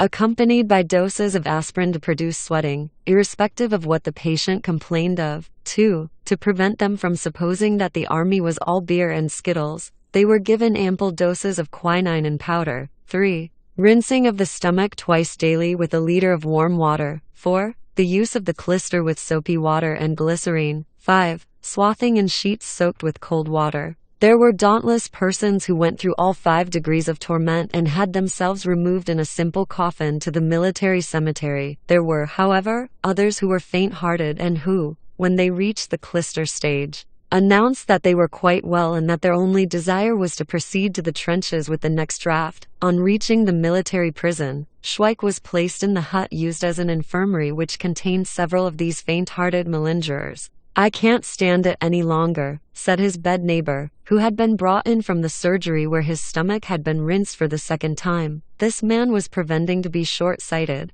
"I'm going to join my regiment," decided the other malingerer on Schweik's left, who had just had a taste of the clister, after pretending to be as deaf as a post. On the bed by the door a consumptive was dying, wrapped up in a sheet soaked in cold water. "That's the third this week," remarked Schweik's right-hand neighbor. "And what's wrong with you?" "I've got rheumatism," replied Schweik, whereupon there was hearty laughter from all those round about him. Even the dying consumptive, who was pretending to have tuberculosis, laughed. "It's no good coming here with rheumatism," said a stout man to Schweik in solemn tones. "Rheumatism here stands about as much chance as corns. I'm anemic, half my stomach's missing and I've lost 5 ribs. But nobody believes me. Why? We actually had a deaf and dumb man here, and every half hour they wrapped him up in sheets soaked in cold water, and every day they gave him a taste of the clister and pumped his stomach out. Just when all the ambulance men thought he'd done the trick and would get away with it, the doctor prescribed some medicine for him that fairly doubled him up, and then he gave in. 'No,' he says, 'I can't go on with this deaf and dumb business.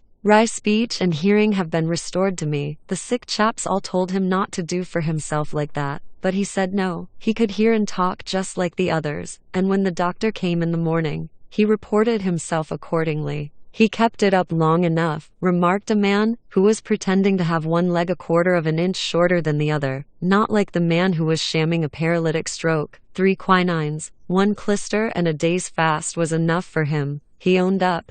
And before they got as far as pumping out his stomach there wasn't a trace of any stroke at all. The man who held out longest here was the one who had been bitten by a mad dog. He bit and howled, not half he didn't. He could manage that a fair treat. But he couldn't foam at the mouth. We helped him all we could. We used to keep on tickling him for a full hour before the doctor came till he got spasms and went blue in front of our very eyes. But there wasn't a trace of any foam. It just wasn't in him. Oh. It was something shocking. Well, when the doctor comes, up he stands by the bed straight as a dart and says, "Beg to report, sir, that the dog that bit me don't seem to have been mad." The doctor gives such a funny look at him that he begins to shake all over and goes on talking. "Beg to report, sir, that I wasn't bitten by any dog at all. I bit my own hand myself," after he'd owned up to that. He was had up for biting his hand so as not to get sent to the front. "All diseases where you want to foam at the mouth," said the stout malingerer, "take a lot of shamming. Take epileptic fits for instance.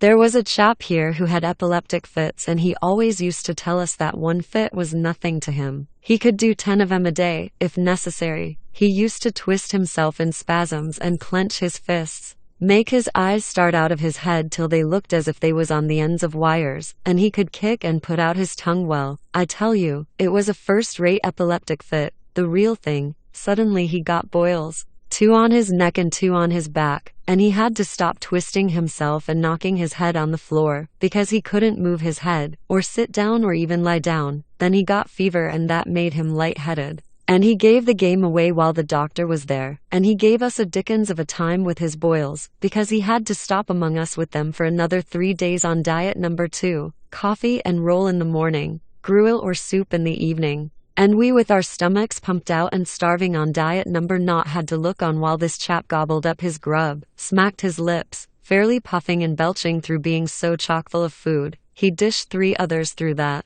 And they owned up too. They was trying their luck with a weak heart. "The best thing to do," said one of the malingerers, "is to sham madness. In the next room there are 2 other men from the school where I teach and one of them keeps shouting day and night, 'Giordano Bruno's steak is still smoldering. Renew Galileo's trial.' And the other one yelps, first 3 times, slowly, 'Bow, wow, wow,' and then 5 times in quick succession, 'Bow wow wow wow,' and then slowly again and so on without stopping. They've kept it up for more than 3 weeks. I meant at first to act the fool too and be a religious maniac and preach about the infallibility of the Pope, but finally I managed to get some cancer of the stomach for 15 crowns from a barber down the road. I know a chimney sweep," remarked another patient, "who'll get you such a fever for 20 crowns that you'll jump out of the window." "That's nothing," said another man. "Down our way there's a midwife who for 20 crowns can dislocate your foot so nicely that you're crippled for the rest of your life." "I got my foot dislocated for 5 crowns, announced a voice from the row of beds by the window. "For 5 crowns and 3 drinks. My illness has run me into more than 200 crowns already," announced his neighbor, a man as thin as a rake. "I bet there's no poison you can mention that I haven't taken." I'm simply bung full of poisons. I've chewed arsenic, I've smoked opium, I've swallowed strychnine, I've drunk vitriol mixed with phosphorus, I've ruined my liver, my lungs, my kidneys, my heart, in fact, all my inside outfit. Nobody knows what disease it is I've got. The best thing to do, explained someone near the door, is to squirt paraffin oil under the skin on your arms. My cousin had a slice of good luck that way. They cut off his arm below the elbow and now the army'll never worry him anymore. Well, said Schweik, you see what you've all got to go through for the emperor, even having your stomachs pumped out. When I was in the army years ago, it used to be much worse. If a man went sick, they just trussed him up, shoved him into a cell to make him get fitter. There wasn't any beds and mattresses and spittoons like what there is here, just a bare bench for them to lie on. Once there was a chap who had typhus, fair and square, and the one next to him had smallpox. Well, they trussed them both up and the MO kicked them in the ribs and said they were shamming. When the pair of them kicked the bucket, there was a dust-up in Parliament and it got into the papers. Like a shot they stopped us from reading the papers and all our boxes was inspected to see if we'd got any hidden there. And it was just my luck that in the whole blessed regiment there was nobody but me whose newspaper was spotted. So I was had up in the orderly room and our colonel, silly old buffer, God rest his soul, starts yelling at me to stand to attention and tell him who'd written that stuff to the paper or he'd smash my jaw from ear to ear and keep me in clink till all was blue. Then the MO comes up and he shakes his fist right under my nose and shouts, "You misbegotten whelp, you scabby ape, you wretched blob of scum, you skunk of a socialist, you." Well, I looks him straight in the face, without moving an eyelid. And there I stood keeping my mouth shut and with one hand at the salute and the other along the seam of my trousers. There they was, running round and yelping at me like a couple of puppies, and I just kept standing there and saying nothing. I keeps my mouth shut, salutes and holds my left hand along the seam of my trousers. When they'd been carrying on like that for about half an hour, the colonel dashes up to me and yells, "Are you an idiot or ain't you?" "Beg to report, sir," I says, "that I'm an idiot." Well, after a lot of rushing about, the colonel decides to give me 21 days solitary confinement for being an idiot, 2 days per week without any grub, a month CB 48 hours in irons, lock him up on the spot. He says, don't give him anything to eat, tie him hand and foot, show him the army doesn't need any idiots, we'll knock the newspaper nonsense out of your head, you ruffian, he says. Well, while I was serving my time, there was some rum goings on in the barracks. Our colonel stopped the troops from reading at all, and in the canteen they wasn't allowed even to wrap up sausages or cheese in newspapers. That made the soldiers start reading, and our regiment had all the rest beat when it came to showing how much they'd learned. We used to read all the papers, and in every company there were chaps who made up verses and songs guying the colonel. And whenever anything happened in the regiment, there was always some smart chap among the rank and file who wrote a bit about it to the papers and called it "Soldiers Tortured." And that wasn't enough for them, mind you. Why, they used to write to our MPs at Vienna asking them to take their part. And so they began to ask questions in Parliament, one after another, all about our colonel being a brute and that sort of stuff. Some minister or other sent a commission to look into it. And in the end a chap named Franta Henklu got 2 years, because he was the one who had complained to the MPs in Vienna about a smack in the eye that he got from the colonel on the parade ground. Afterward, when the commission had cleared off, the colonel had us all drawn up, the whole blessed regiment, and he says, a soldier's a soldier and he's got to hold his tongue and do his duty, and if there's anything he doesn't like, then it's infringement of subordination. You gang of ruffians, he says, you thought the commission was going to help you. Well, it helped you damn well, he says, and now you'll march past me company by company and repeat aloud what I've just said. So away we went, one company after another, eyes right, with our hands on our rifle straps, and yelled at the colonel, you gang of ruffians, you thought the commission was going to help you. Well, it helped you damn well. The colonel was laughing fit to bust, till the 11th company marches past. Up they came, stamping their feet, but when they got alongside the colonel they never said a word. The colonel turns as red as a beetroot and sends the 11th company back to do it all over again. They march past and keep their mouths shut, but each file as it came up just stares at the colonel as bold as brass. Root, one says the colonel and walks across the barrack square, cracking his whip across his top boots. Then he spits and suddenly comes to a standstill and yells ab treaton.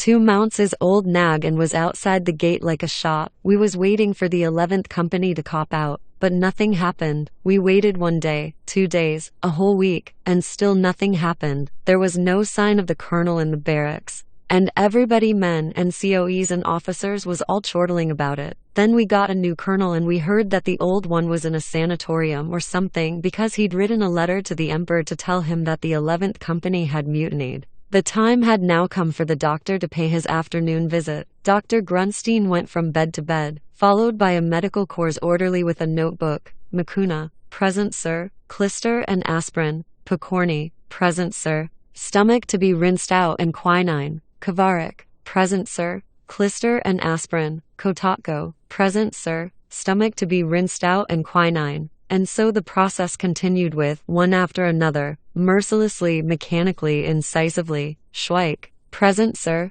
Dr. Grunstein gazed at the newcomer. What's the matter with you? Beg to report, sir. I've got rheumatism. During the period of his activities, Dr. Grunstein had adopted a delicately ironical manner, which proved far more effective than shouting. 1 halt. 2 dismiss. Aha, rheumatism, he said to Schweik. You've got a frightfully troublesome illness. It's really quite a coincidence to catch rheumatism at the very moment when a war starts and you've got to join the army. I expect you're horribly upset about it. Beg to report, sir, I am horribly upset about it. Just fancy now, he's upset about it. It's frightfully nice of you to think of us with that rheumatism of yours. In peacetime the poor fellow skips about like a goat, but as soon as war breaks out he's got rheumatism and can't use his knees. I suppose your knees hurt you. Beg to report, sir. My knees hurt me something cruel. And night after night you can't sleep, eh? Rheumatism is a very dangerous, painful and troublesome illness. We've had some very satisfactory results with rheumatic patients here.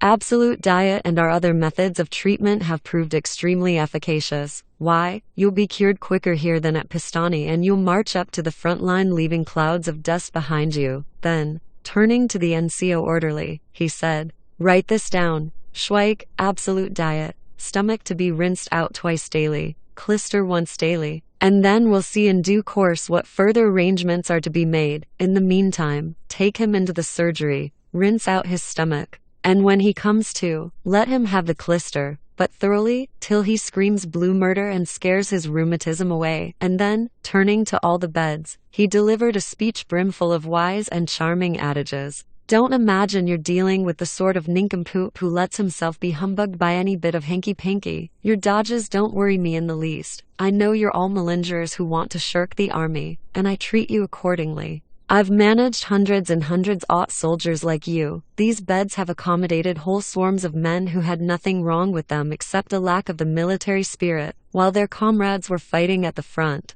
They thought they'd loll about in bed, get hospital diet and wait till the war stopped. Well, that's where they made a damn big mistake, and you're all making a damn big mistake too. In 20 years to come you'll still scream in your sleep when you dream you're trying to swing the lead on me. Beg to report, sir, announced a quiet voice from the bed near the window, that I'm quite well again. My asthma sort of disappeared in the night. Name? Kavarik. Beg to report, sir. I'm for the clister.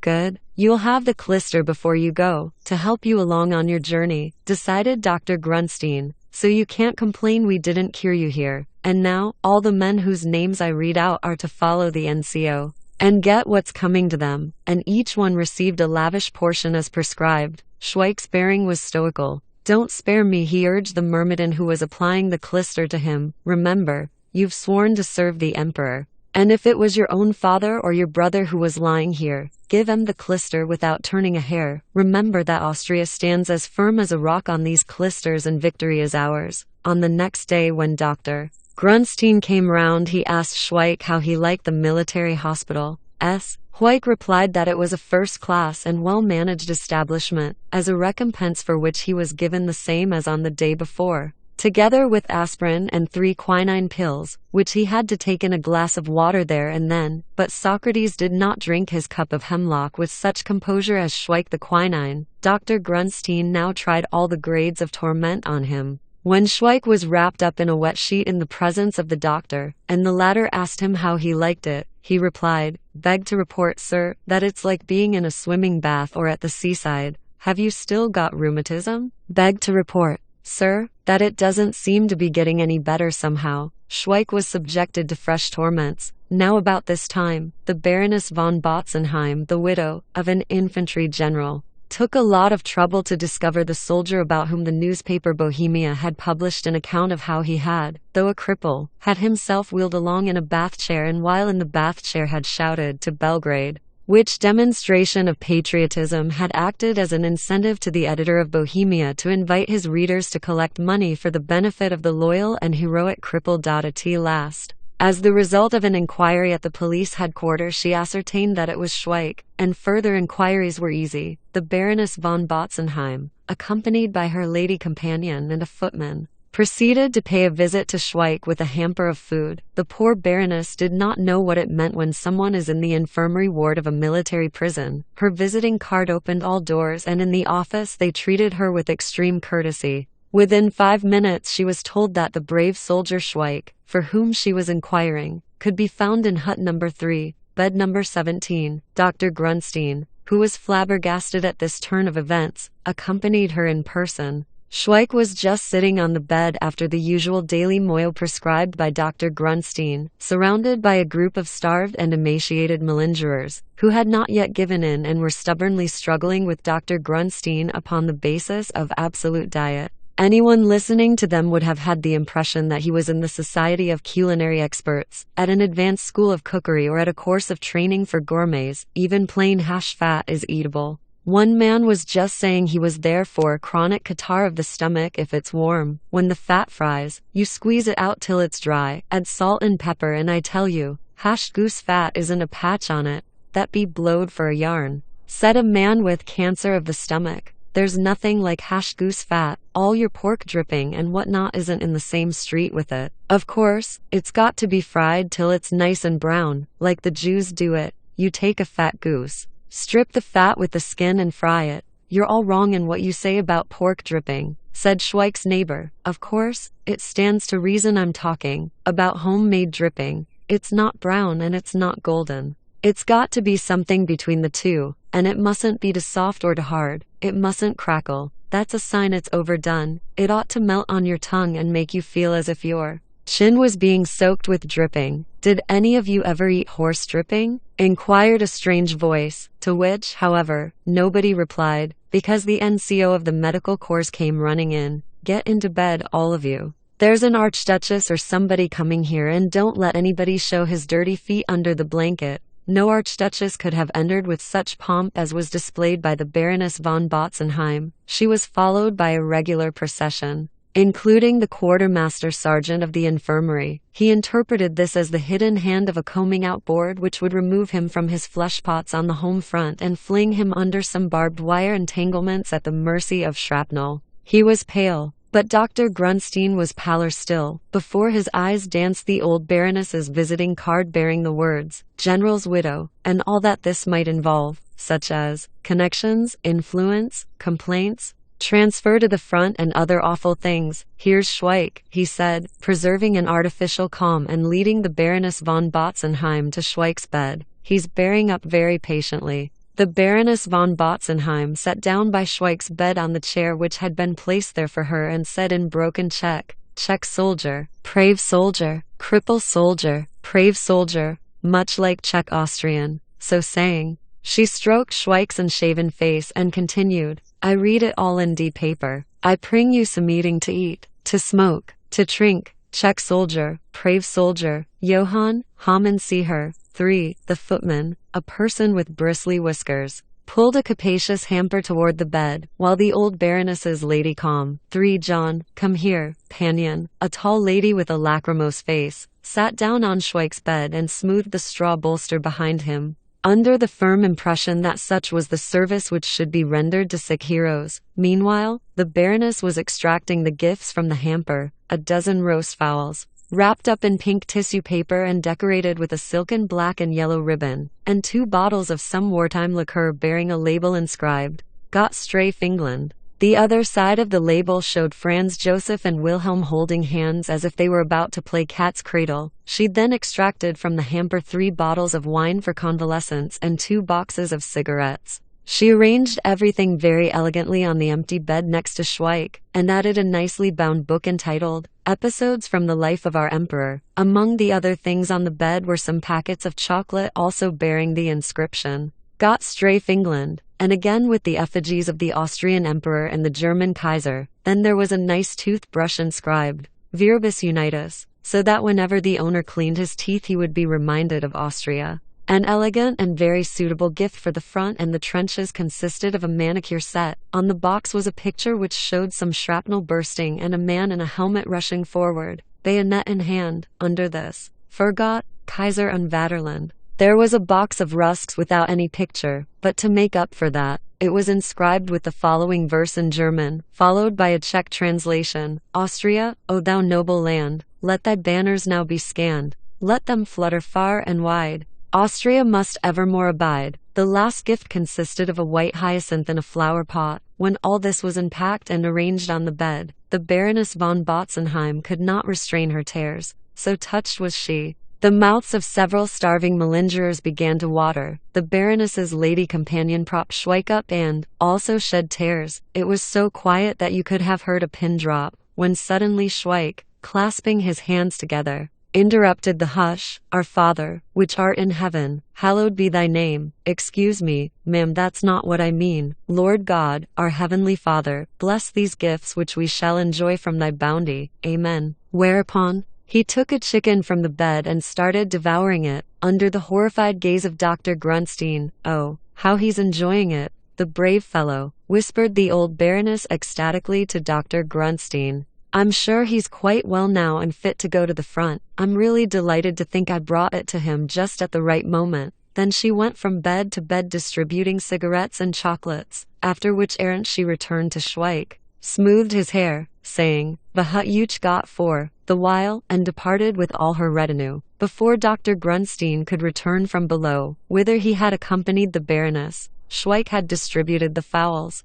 which were devoured by the patients so rapidly that, where the fowls had been, Dr. Grunstein discovered only a heap of bones, picked as clean as if the fowls had fallen alive into a lair of vultures and their fleshless bones had then been exposed for several months to the blazing sun. The wartime liquor and the 3 bottles of wine had also vanished. The packet of chocolate and the parcel of rusks had likewise passed away. Somebody had even drunk the small bottle of nail polish belonging to the manicure set and had chewed the toothpaste which went with the toothbrush. When Dr. Grunstein had returned, he again struck up a martial attitude and delivered a long speech. A load fell from his mind when the visitor had gone. The pile of gnawed bones confirmed his idea that they were all incorrigible. If you'd had any glimmerings of sense, he fulminated, you'd have kept your hands off all that food and you'd have said to yourselves, if we eat all this up, the doctor won't believe we're for. God preserve you. Seriously ill. What you've done has only showed me that you don't appreciate my kindness. I pump your stomachs. I give you clysters. I try to keep you going on absolute diet and then you go and overeat yourselves. Do you want to get inflammation of the intestines? But you're making a big mistake. Before your stomachs begin to digest all you've eaten, I'll clear you out so thoroughly that you'll remember it to your dying day. So now you'll follow me, one by one, just to remind you that I'm not so big a fool as you are, but that I've got more sense than the whole lot of you put together. Furthermore, let me inform you that tomorrow I'm sending a commission here to attend to you, because you've been lolling about quite long enough and there's nothing the matter with any of you. Quick march. When it was Schweik's turn, Dr. Grunstein looked at him and a vague recollection of the mysterious visit that day urged him to inquire. Do you know the Baroness? She's my stepmother, replied Schweik calmly. She abandoned me at a tender age and now she's found me again, and Dr. Grunstein remarked curtly, let Schweik have some more clyster afterwards. In the evening the occupants of the mattresses were in a dismal mood. A few hours earlier their stomachs had been filled with various savory viands and now they contained only weak tea and a slice of bread. No, 21 called out from the window. I say, you mightn't believe it, but if I have to choose between braised chicken and roast, give me braised every time. Someone growled, shove a blanket over him, but they were all so weak after their fiasco of a banquet that nobody moved a limb. Dr. Grunstein kept his word. The next morning, a number of military doctors from the famous commission made their appearance. They solemnly passed along the rows of beds and all they said was, let's see your tongue.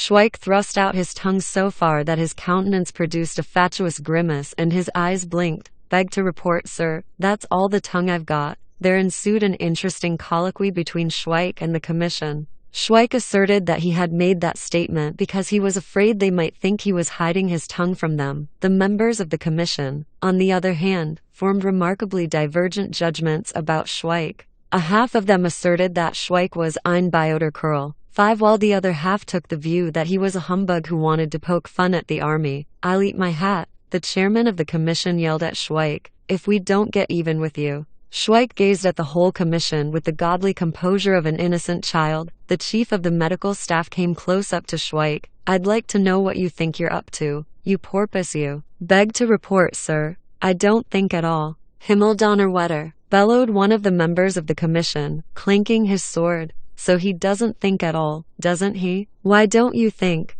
you Siamese elephant? Beg to report, sir. I don't think because soldiers ain't allowed to. Years and years ago, when I was in the 91st Regiment, the captain always used to tell us, soldiers mustn't think, their superior officers do all their thinking for them. As soon as a soldier begins to think, he's no longer a soldier, but a lousy civilian. Thinking doesn't lead. Hold your tongue, the chairman of the commission interrupted Schweik fiercely. We've heard all about you. You're no idiot. Schweik, you're artful. You're tricky. You're a humbug, a hooligan, the scum of the earth. Do you understand? Beg to report, sir. Yes, sir. I've already told you to hold your tongue. Did you hear? Beg to report, sir. I heard you say I was to hold my tongue. Himmelherget. Hold your tongue then, when I say the word. You know full well we don't want any of your lip. Beg to report, sir. I know you don't want any of my lip. 5, an idiot. The military gentlemen looked at each other and called for the sergeant major. Take this man, said the chief of the medical staff, pointing to Schweik, into the office and wait there for our decision and report. The fellow's as sound as a bell. He's malingering, and on top of that he keeps on jabbering and laughing up his sleeve at his superior officers. He thinks he's here just for his amusement and that the army's a huge joke, a sort of fun palace. When you get to the detention barracks, they'll show you the army's no frolic. Schweik departed with the sergeant major, and as he passed across the courtyard he hummed to himself, I always thought in the army, I'd have the time of my life. I'd stay here a week or a fortnight, and then go back to my wife. And while the officer on duty in the orderly room was yelling at Schweik to the effect that fellows like him ought to be shot, the commission was laying the malingerers low in the wards upstairs. Of 70 patients, only 2 were saved, one whose leg had been blown off by a shell and the other who was a genuine case of caries. They were the only ones to whom the word Tuglich 6 was not applied. All the rest, not excepting 3 in the last stages of consumption, were declared fit for general service, and the chief of the medical staff, in making this pronouncement, improved the shining hour by holding forth on the subject. His speech was interwoven with the most varied terms of abuse, and its contents were concise in character. They were all foul brutes, and only if they fought staunchly for the emperor would it be possible for them to be admitted into decent society again, and for them after the war to be forgiven for having tried to shirk the army by malingering. He himself, however, did not believe this to be the case, and held the opinion that they would all come to a bad end on the gallows.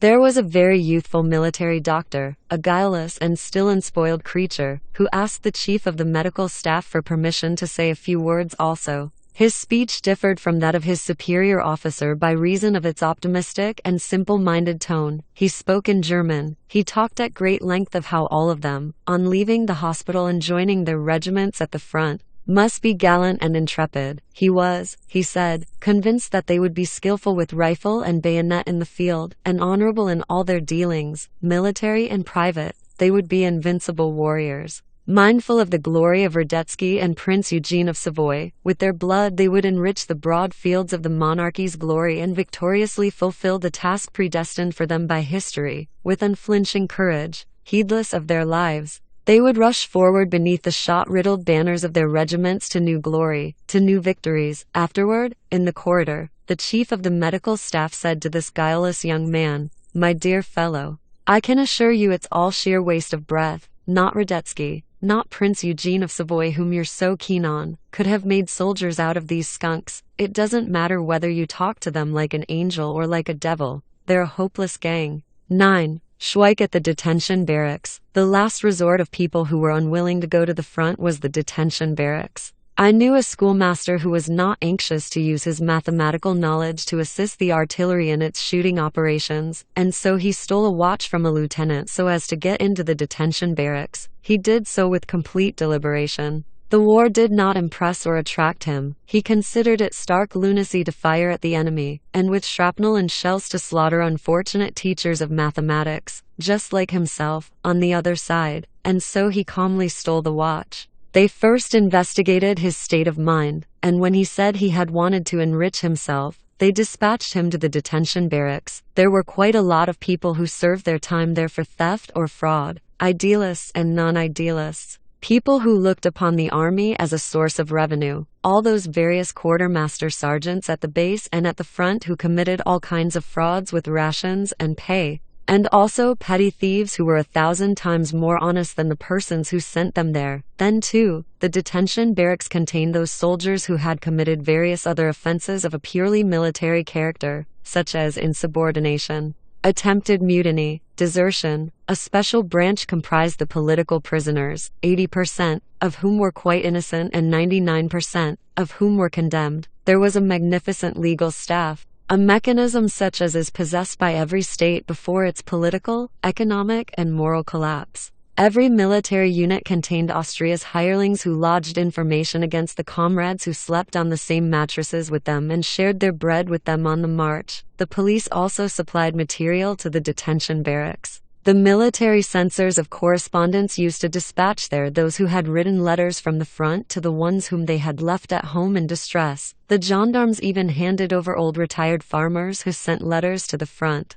and the court-martial rewarded them with 12 years' imprisonment for their words of comfort and the descriptions of the misery at home. From the Radcany detention barracks there was also a road which led by way of Brevnov to the exercise ground at Model. In front went a man escorted by soldiers, with gyves on his hands, and behind him a cart containing a coffin, and on the exercise ground at Model a curt order, and fewer. One, and in all the regiments and battalions they read in the regimental orders that another man had been shot for mutiny. 1. Take aim. Fire. In the detention barracks a trinity, comprising Staff Warder Slavic, Captain Linhart and Sergeant Madge or Ripa, nicknamed the Hangman, were already carrying out their duties, and nobody knows how many they beat to death in solitary confinement. On receiving Schweik, Staff Warder Slavic cast at him a glance of mute reproach, as much as to say, "So your reputation's damaged, is it? Is that why you've joined us? Well, my lad, we'll make your stay here a happy one, the same as we do to all who fall into our hands." And in order to lend emphasis to this figure of speech, he thrust a muscular and beefy fist under Schweik's nose, saying, "Sniff at that, you damn swab." Schweik sniffed and remarked,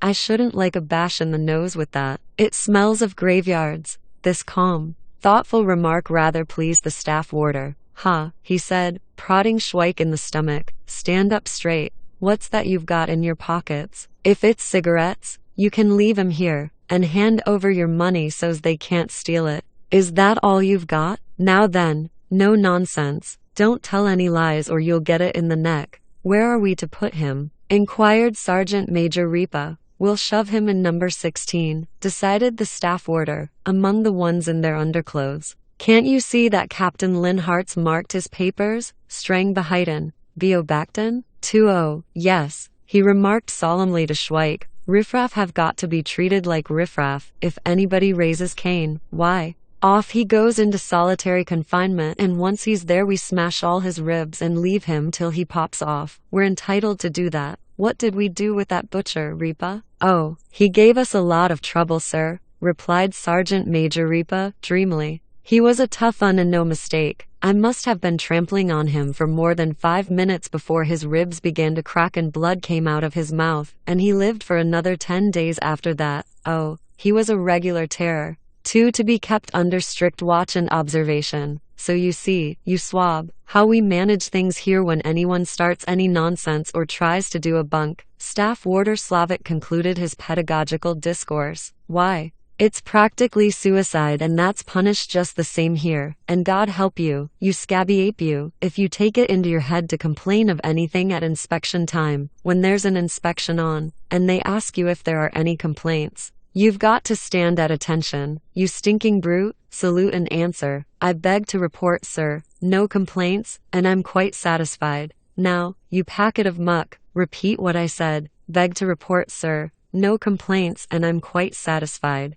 Repeated Schweik with such a charming expression on his face that the staff warder was misled and took it for a sign of frankness and honesty. Now take everything off except your underclothes and go to number 16, he said in quite civil tones, without adding such phrases as damned swab, packet of muck, or stinking brute, as he usually did. In number 16 Schweik encountered 20 men in their underclothing. They were the ones whose papers were marked Strengbehuden, Beobachtung, and who were now being looked after very carefully to prevent them from escaping. If their underclothing had been clean and if there had been no bars on the windows, you might have supposed at a first glance that you were in the dressing room of some bathing establishment. Sergeant Major Ripa handed Schweik over to the cell manager, a hairy fellow in an unbuttoned shirt. He inscribed Schweik's name on a piece of paper hanging on the wall, and said to him, "Tomorrow there's a show on. We're going to be taken to chapel to hear a sermon. All of us chaps in underclothes. We have to stand just under the pulpit.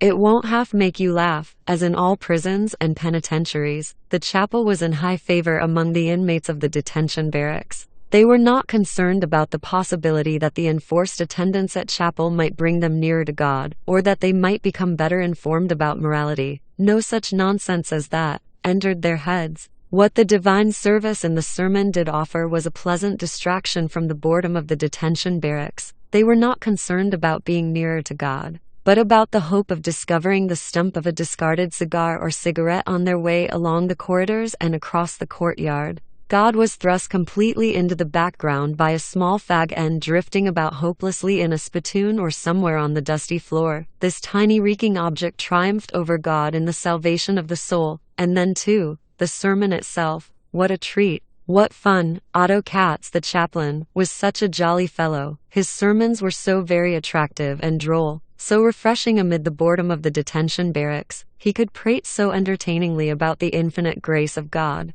and uplift the vile captives, the men without honor. He could hurl such delightful terms of abuse from the pulpit. He could bellow his ita missa est so gorgeously from the altar, officiate with such utter originality, playing ducks and drakes with holy mass when he was well in his cups. He could devise entirely new prayers, a liturgy of his own which had never existed before. Oh, and it was too funny for words when he sometimes slipped and fell over with the chalice, the holy sacrament, or the missal in his hand, whereupon he would loudly accuse the ministrant from the gang of convicts of having deliberately tripped him up, and would there and then hand out a dose of solitary confinement or a spell in irons. And the recipient thoroughly enjoyed it, for it was all part of the frolics in the prison chapel. Otto, the most perfect of military chaplains, was a Jew. He had a very checkered past. He had studied in a business college, and there he acquired a familiarity with bills of exchange and the law appertaining to them, which enabled him within a year to steer the firm of Katz and Company into such a glorious and successful bankruptcy that old Mr. Katz departed to North America, after arranging a settlement with his creditors, unbeknown to them and unbeknown also to his partner, who proceeded to the Argentine. So when young Otto Katz had disinterestedly bestowed the firm of Katz and Company upon North and South America, he was in the position of a man who has not where to lay his head. He therefore joined the army. Before this, however, he did an exceedingly noble thing. He had himself baptized. He applied to Christ for help in his career. He applied to him absolutely confident that he was striking a business bargain with the Son of God. He successfully qualified for a commission, and Otto Katz, the new-fledged Christian, remained in the army. At first he thought he was going to make splendid progress, but one day he got drunk and took holy orders. He never prepared his sermons, and everybody looked forward to hearing them. It was a solemn moment when the occupants of number 16 were led in their underclothes into chapel. Some of them, upon whom fortune had smiled, were chewing the cigarette ends which they had found on the way to chapel, because, being without pockets, they had nowhere to keep them. Around them stood the rest of the prisoners, and they gazed with relish at the 20 men in underclothing beneath the pulpit, into which the chaplain now climbed, clanking his spurs, Habt Act 3 he shouted. Let us pray. And now all together after me, and you at the back there, you hog, don't blow your nose in your hand. You're in the temple of the Lord, and you'll be for it. Mark my words, you haven't forgotten the Lord's Prayer yet, have you, you bandits? Well, let's have a shot at it. I knew it wouldn't come off. Lord's Prayer indeed. 2 cuts from the joint with veg. Have a regular blowout, with a snooze to follow. Pick your noses and be hanged to the Lord God. That's more in your line, isn't it? He stared down from the pulpit at the 20 bright angels in underclothing, who, like all the rest, were thoroughly enjoying themselves. At the back they were playing put and take. This is a bit of all right, whispered Schweik to his neighbor, who was suspected of having, for 3 crowns, chopped off all his comrades' fingers with an axe, to get him out of the army. You wait a bit, was the answer. He's properly oiled again today. He's going to jaw about the thorny path of sin. 3 Attention. True enough, the chaplain was in an excellent mood that day. Without knowing why he was doing it, he kept leaning over the side of the pulpit and was within an ace of losing his balance. I'm in favor of shooting the lot of you, you pack of rotters. He continued. You won't turn to Christ and you prefer to tread the thorny path of sin. I told you it was coming. He's properly oiled, whispered Schweik's neighbor gleefully. The thorny path of sin, you thick-headed louts, is the path of struggle against vice. You are prodigal sons, who prefer to loll about in solitary confinement than return to your Father. But fix your gaze further and upward unto the heights of heaven, and you will be victorious and will harbor peace in your souls, you lousy crew. I'd be glad if that man would stop snorting at the back there. He's not a horse and he's not in a stable, he's in the temple of the Lord. Let me draw your attention to that. My beloved hearers, now then, where was I? Ja ilber den Seelen Frieden, sehr gut, for bear in mind, you brutes, that you are human beings and that you must see through a glass darkly into distant space and know that all lasts here only for a time. But God abiddeth for evermore. Sehr gut, nicht wahr, mein Herren. 5 I ought to pray for you day and night, asking merciful God, you brainless louts, to pour out his soul into your cold hearts and wash away your sins with his holy mercy, that you may be his forevermore and that he may love you always, you thugs. But that's where you're mistaken. I'm not going to lead you into paradise. The chaplain hiccoughed. I won't lift a finger for you, he continued obstinately. I wouldn't dream of such a thing, because you are incorrigible blackguards. The goodness of the Lord will not guide you upon your ways. The Spirit of God's love will not pervade you, because the Lord wouldn't dream of worrying his head about such a gang of rotters. Do you hear me, you down there? Yes. You in your underclothes? The 20 men in underclothes looked up and said, as with one voice, beg to report, sir, we hear you. 4 Yes. About the peace of the soul, very good. 5 Very good, gentlemen, eh? It's not enough just to hear. The chaplain continued his sermon. Dark is the cloud of life in which the smile of God will not remove your woe, you brainless louts. For God's goodness likewise has its limits, and you hog over there, don't you belch, or I'll have you put away till you're black in the face. And you down there, don't run away with the idea that you're in a tap room. God is most merciful, but only to decent people and not to the scum of the earth who don't follow his rules and regulations. That's what I wanted to tell you. You don't know how to say your prayers, and you think you go to chapel to have some fun,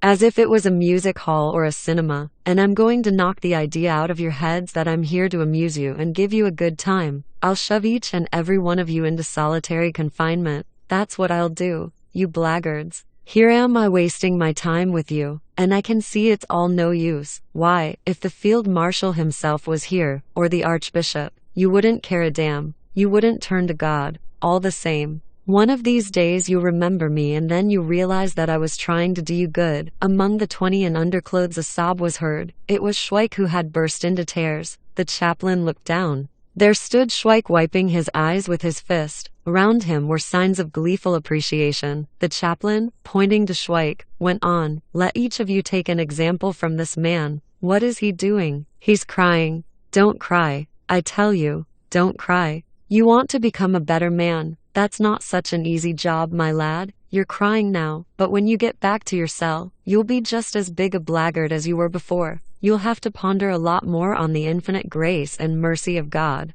You'll have to make a great effort before your sinful soul is likely to find the right path in this world upon which it should proceed. Today with our own eyes we see a man here moved to tears in his desire for a change of heart. And what are the rest of you doing? Nothing at all. There's a man chewing something as if his parents had brought him up to chew the cud, and another fellow over there is searching his shirt for fleas, and in the temple of the Lord too. Can't you do all your scratching at home? Must you leave it till you're at divine service of all places? And you're very slack about everything too. Staff Order Slavic. You're all soldiers and not a pack of damn silly civilians. So you ought to behave in a soldierly manner, even though you are in church. Damn it all, get busy seeking God, and look for fleas at home. That's all I've got to say, you loafers, and I want you to behave properly at Mass. And not like the last time when some fellows at the back were swapping government linen for grub. The chaplain descended from the pulpit and entered the sacristy, followed by the staff warder. After a while the staff warder made his appearance,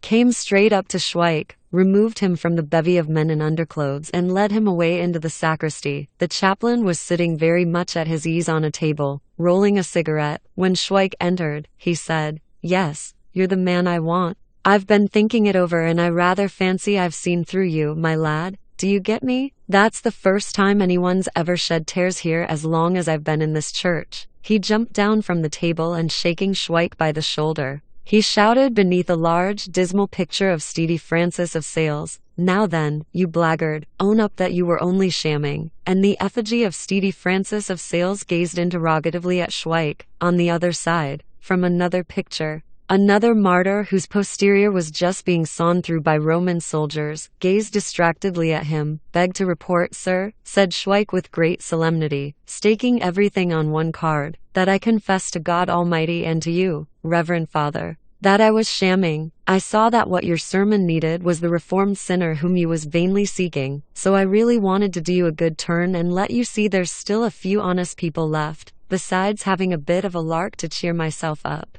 The chaplain looked searchingly at Schweik's artless countenance. A sunbeam frisked across the dismal picture of Steedy Francis of Sales and imparted a touch of warmth to the distracted martyr on the wall opposite. "Here, I'm beginning to like you," said the chaplain, returning to his seat on the table. "What regiment do you belong to?" He began to hiccow. "Beg to report, sir, I belong to the 91st Regiment, and yet I don't, if you follow me. To tell the honest truth, sir, I don't properly know how I stand." "And what are you here for?" inquired the chaplain, continuing to hiccow. From the chapel could be heard the strains of a harmonium which took the place of an organ. The musician, a teacher, imprisoned for desertion, was making the harmonium wail the most mournful hymn tunes. These strains blended with the hiccowing of the chaplain to form a new Doric mode. "Beg to report, sir, I really don't know why I'm here and why I don't complain about it. It's just my bad luck. I always look at everything in a good light, and then I always get the worst of it, like that martyr there in the picture."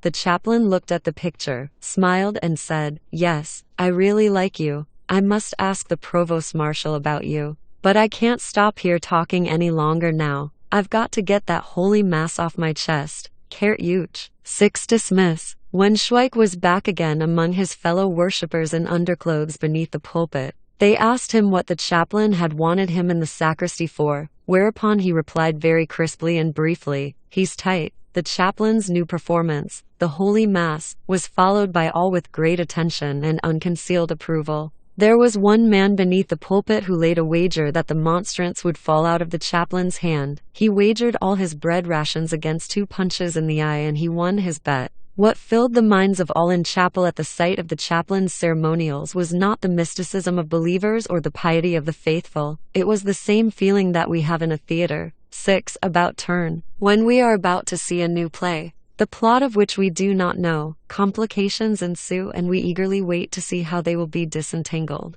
With aesthetic gusto the congregation feasted their eyes upon the vestments which the chaplain had donned inside out, and with a fervid appreciation they watched everything that was being done at the altar. The red-haired ministrant, a deserter from the 28th Regiment and a specialist in petty theft, was making an honest endeavor to extract from his memory the whole routine and technique of the Holy Mass. He acted not only as ministrant, but also as prompter to the chaplain, who with absolute aplomb mixed up whole sentences and blundered into the service for Advent, which, to everybody's delight, he began to sing. As he had no voice and no musical ear, the roof of the chapel began to ray. Cho with a squealing and grunting like a pigsty. He's well oiled today, those in front of the altar were saying with complete satisfaction and relish. He isn't half-canned. He's been out on the booze with the girls and no mistake. And now for about the third time the chaplain could be heard chanting Ita Missa Est from the altar, like the war cry of Red Indians. It made the windows rattle. He then looked into the chalice once more to see whether any wine was left.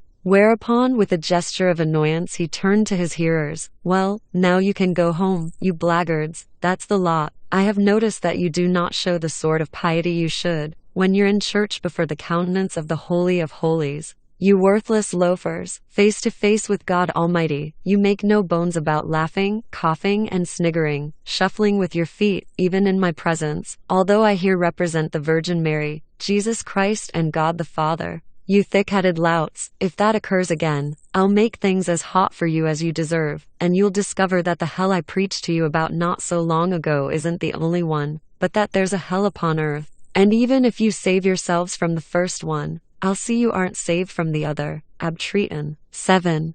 Dismiss. The chaplain departed to the sacristy, changed his clothes, poured some sacramental wine from a demijohn into a tankard, drank it up, and with the help of the red-headed ministrant mounted his horse which was tied up in the courtyard. But then he suddenly remembered Schweik, dismounted and went to the provost marshal's office. Bernays, the provost marshal, was a man about town. An accomplished dancer and a thorough pace-bounder. His work bored him terribly. He was always losing documents containing particulars of charges, and so he had to invent new ones. He tried deserters for theft and thieves for desertion. He devised the most varied forms of hocus-pocus to convict men of crimes they had never dreamt of. He trumped up cases of lèse majesty, and the imaginary incriminating evidence which he thus produced, he always assigned to somebody. The charge or evidence against whom had got lost in the inextricable muddle of official papers. "Hello," said the chaplain, shaking hands. "How goes it?" "Rotten," replied Bernays. "They've got my papers into a mess and now it's the devil's own job to make head or tail of them. Yesterday I sent upstairs all the evidence against some chap who was charged with mutiny, and now they've sent it back because, according to them, he's not charged with mutiny, but with pinching jam." Bernays spat with disgust. "What about a game of cards?" asked the chaplain. "I've blued every bean I had at cards. A day or two ago we were playing poker with that bald-headed colonel and he cleaned me right out. On the other hand, I've picked up a tasty bit of skirt. And what about your holiness?" "I need an orderly," said the chaplain. "I used to have an old chap, an accountant, but he was a smug brute. He kept on snuffling and praying to God to spare him. So I sent him off to the front. I've since heard that his particular crowd got cut to pieces. After that they sent me another fellow. But all he did was to go out boozing and charging it up on my account. He was a decent sort but he had sweaty feet, so I shoved him on a draft too. Now today I've just discovered a chap who started crying just to rag me. That's the kind of fellow I want. His name's Schweik and he's in number 16. I'd like to know what he's there for and whether I couldn't wangle him out of it." Bernays started looking for the documents relating to Schweik but as usual, he could find nothing. "Captain Linhart's got it, I expect," he said, after a long search. "God knows how all these papers managed to get lost here. I must have sent them to Linhart. I'll telephone to him at once." "Hello, Lieutenant Bernays speaking, sir. I say, do you happen to have any documents relating to a man called Schweik?" "Schweik's papers must be in my hands. That's odd. I took them over from you." "Most odd. He's in number 16. "I know, sir. I've got the records of number 16. But I thought that Schweik's papers might be kicking around somewhere in your office." "Pardon? I'm not to talk to you like that. Things don't kick around in your office." Hello." Bernays sat down at his table and heatedly expressed his disapproval of the careless way in which investigations were carried out. He and Captain Linhart had been on bad terms for some time past, and in this they had been thoroughly consistent. If Bernays received a file belonging to Linhart, he stowed it away, the result being that nobody could ever get to the bottom of anything. Linhart did the same with the files belonging to Bernays. Also, they lost each other's enclosures. 8. Schweik's documents were found among the court-martial records only after the end of the war. They had been placed in a file relating to someone named Joseph Caudela. On the envelope was a small cross and beneath it the remark "settled," together with the date. Well, Schweik's file has got lost, said Bernays. I'll have him sent for, and if he doesn't own up to anything, I'll let him go and arrange for him to be transferred to your care. Then you can settle his hash when he's joined his unit. After the chaplain had gone, Bernays had Schweik brought in, but left him standing by the door, because he had just received a telephone message from police headquarters that the receipt of 30% of the prisoners in the detention barracks remained there throughout the war without having their cases even heard. Author. Requisite material for charge number 7267, concerning Private Meixner, had been acknowledged in Office No. 1 under Captain Linhart's signature. Meanwhile, Schweik inspected the Provost Marshal's office. The impression which it produced could scarcely be called a favorable one, especially with regard to the photographs on the walls. They were photographs of the various executions carried out by the army in Galicia and Serbia, artistic photographs of cottages which had been burned down and of trees, the branches of which were burdened with hanging bodies. There was one particularly fine photograph from Serbia showing a whole family which had been hanged, a small boy with his father and mother. 2 soldiers with bayonets were guarding the tree on which the execution had been carried out, and an officer was standing victoriously in the foreground smoking a cigarette. On the other side of the picture, in the background, could be seen a field kitchen at work. "Well, what's the trouble with you, Schweik?" asked Bernays, putting the slip of paper with the telephone message away into a file. "What have you been up to? Would you like to admit your guilt, or wait until the charge is brought against you? We can't go on forever like this. Don't imagine you're going to be tried in a law court by a lot of damn fool civilians. A court-martial is what you'll be up against, a UK militarjuric. 9. The only way you can possibly save yourself from a severe but just sentence is to admit your guilt." Bernays adopted a peculiar method when he had lost the charge papers against the accused. He considered himself so perspicacious that, although he was not in possession of the written evidence against a man, and indeed, even if he did not know what he was charged with, he could tell why he had been brought to the detention barracks, merely by observing his demeanor. His perspicacity and knowledge of men were so great that on one occasion a gypsy, who had been sent from his regiment to the detention barracks for stealing shirts, was charged by him with political offenses, to wit, he had discussed with some soldiers in a taproom somewhere or other the establishment of an imperial and royal court-martial, pendant national state, composed of the territories of the crowns of Bohemia and Slovakia, with a Slav king to rule over them. "We have documents," he said to the unfortunate gypsy. "The only thing left for you to do is to admit your guilt, to tell us where you said it and to what regiment the soldiers belonged who heard you and when it was." The unfortunate gypsy invented date, place, and the regiment of his alleged audience. "So you won't admit anything?" said Bernays, when Schweik remained as silent as the grave. "You won't say why you're here? You might at least tell me before I tell you. Once more I urge you to admit your guilt. It'll be better for you because it'll make the proceedings easier and you'll get off with a lighter sentence." "Beg to report, sir," said Schweik's good-humored voice. "I've been brought here as a foundling." "How do you mean?" "Beg to report, sir. I can explain it to you as easy as pie. In our street there's a watchmaker and he had a little boy of 2. Well, one day this little boy went off for a walk by himself and got lost, and a policeman found him sitting on the pavement. He took the little chap to the police station and there they locked him up. You see, though this little fellow was quite innocent, he got locked up all the same, and even if he'd been able to speak and he'd been asked why he was locked up, he wouldn't have known, and I'm in the same boat as he was. I'm a foundling too." The provost marshal's keen glance scrutinized Schweik's face and figure, but he was baffled by them. Such unconcern and innocence radiated from the personality standing before him that he began to pace furiously to and fro in his office. And if he had not promised the chaplain to send Schweik to him, heaven alone knows how Schweik would have fared. At last he came to a standstill by his table. "Now just you listen," he said to Schweik, who was staring unconcernedly into vacancy.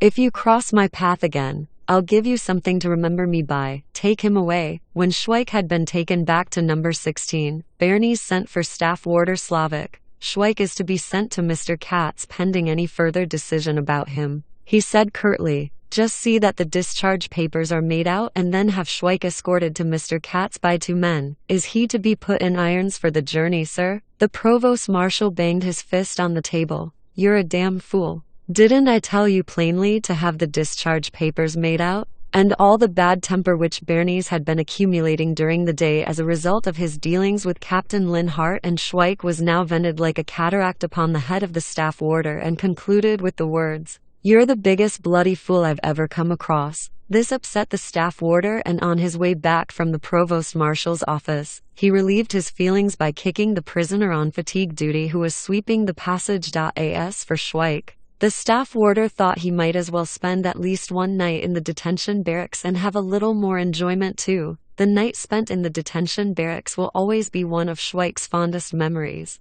Next door to number 16 was a cell for solitary confinement, a murky den from which issued, during that night, the wailing of a soldier who was locked up in it and whose ribs were being broken by Sergeant Major Ripa, at the orders of Staff Warder Slavic. For some disciplinary offense, when the wailing stopped, there could be heard in number 16 the crunching noise made by the fleas as they were caught between the fingers of the prisoners. Above the door, in an aperture in the wall, an oil lamp, provided with wire netting to protect it, gave a faint light and much smoke. The smell of the oil blended with the natural effluvia of unwashed bodies, and with the stench from the bucket. In the corridors could be heard the measured tread of the sentries. From time to time the aperture in the door opened, and through the peephole the turnkey looked in. At 8 o'clock in the morning Schweik was ordered to go to the office. On the left-hand side of the door leading into the office there's a spittoon and they throw fag ends into it, one man informed Schweik, and on the first floor you'll pass another one. They don't sweep the passages till 9,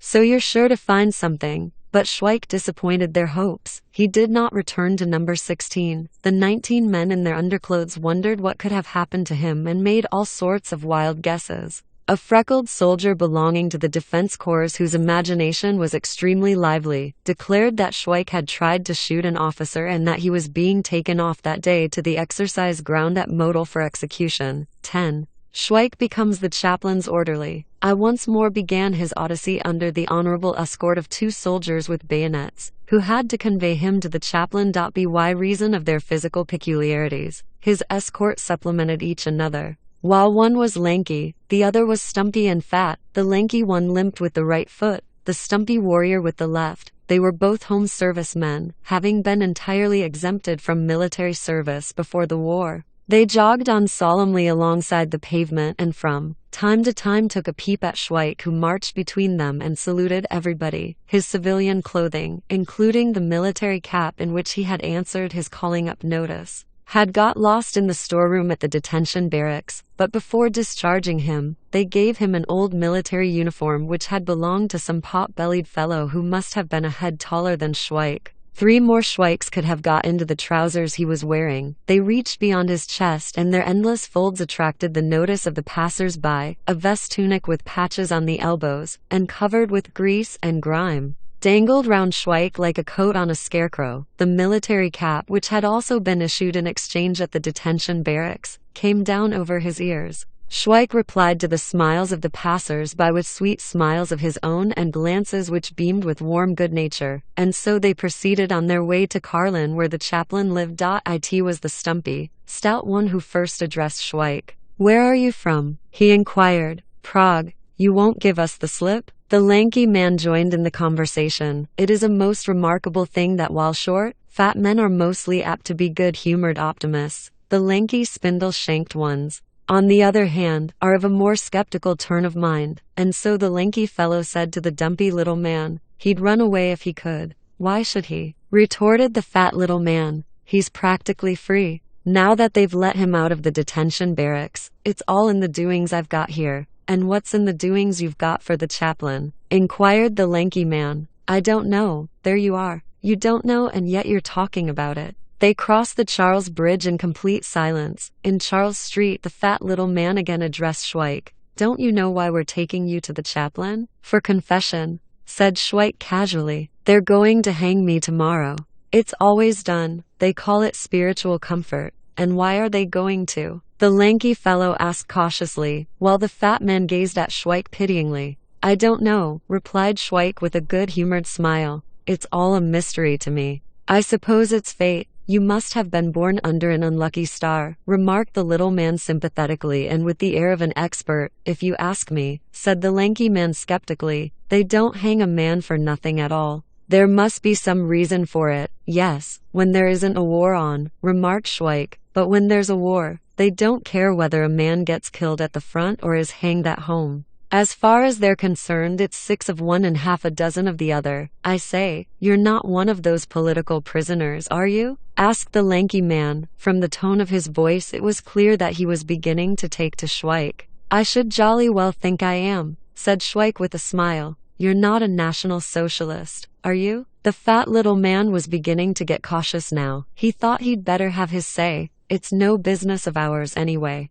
And there's lots of people about who've got their eyes on us. It's these blessed bayonets that make them stare so. We might manage to unfix them in some place where we can't be seen. You won't give us the slip? It'd be damned awkward for us if you did. Wouldn't it, Tonic? He concluded, turning to the lanky man, who said in a low voice, yes, we might unfix our bayonets. After all, he's one of our chaps. He had ceased to be a skeptic and he was brimming over with pity for Schweik. So they looked for a convenient spot where they unfixed their bayonets, whereupon the fat man allowed Schweik to walk by his side. You'd like to have a smoke, wouldn't you? He said, that is if, he was about to say, if they let you have a smoke before you're hanged, but he did not complete the sentence, feeling that under the circumstances it would scarcely be a tactful remark. They all had a smoke and Schweik's escort began to tell him about their wives and children, and about their 5 acres and a cow. I'm thirsty, said Schweik. The lanky man and the fat man looked at each other.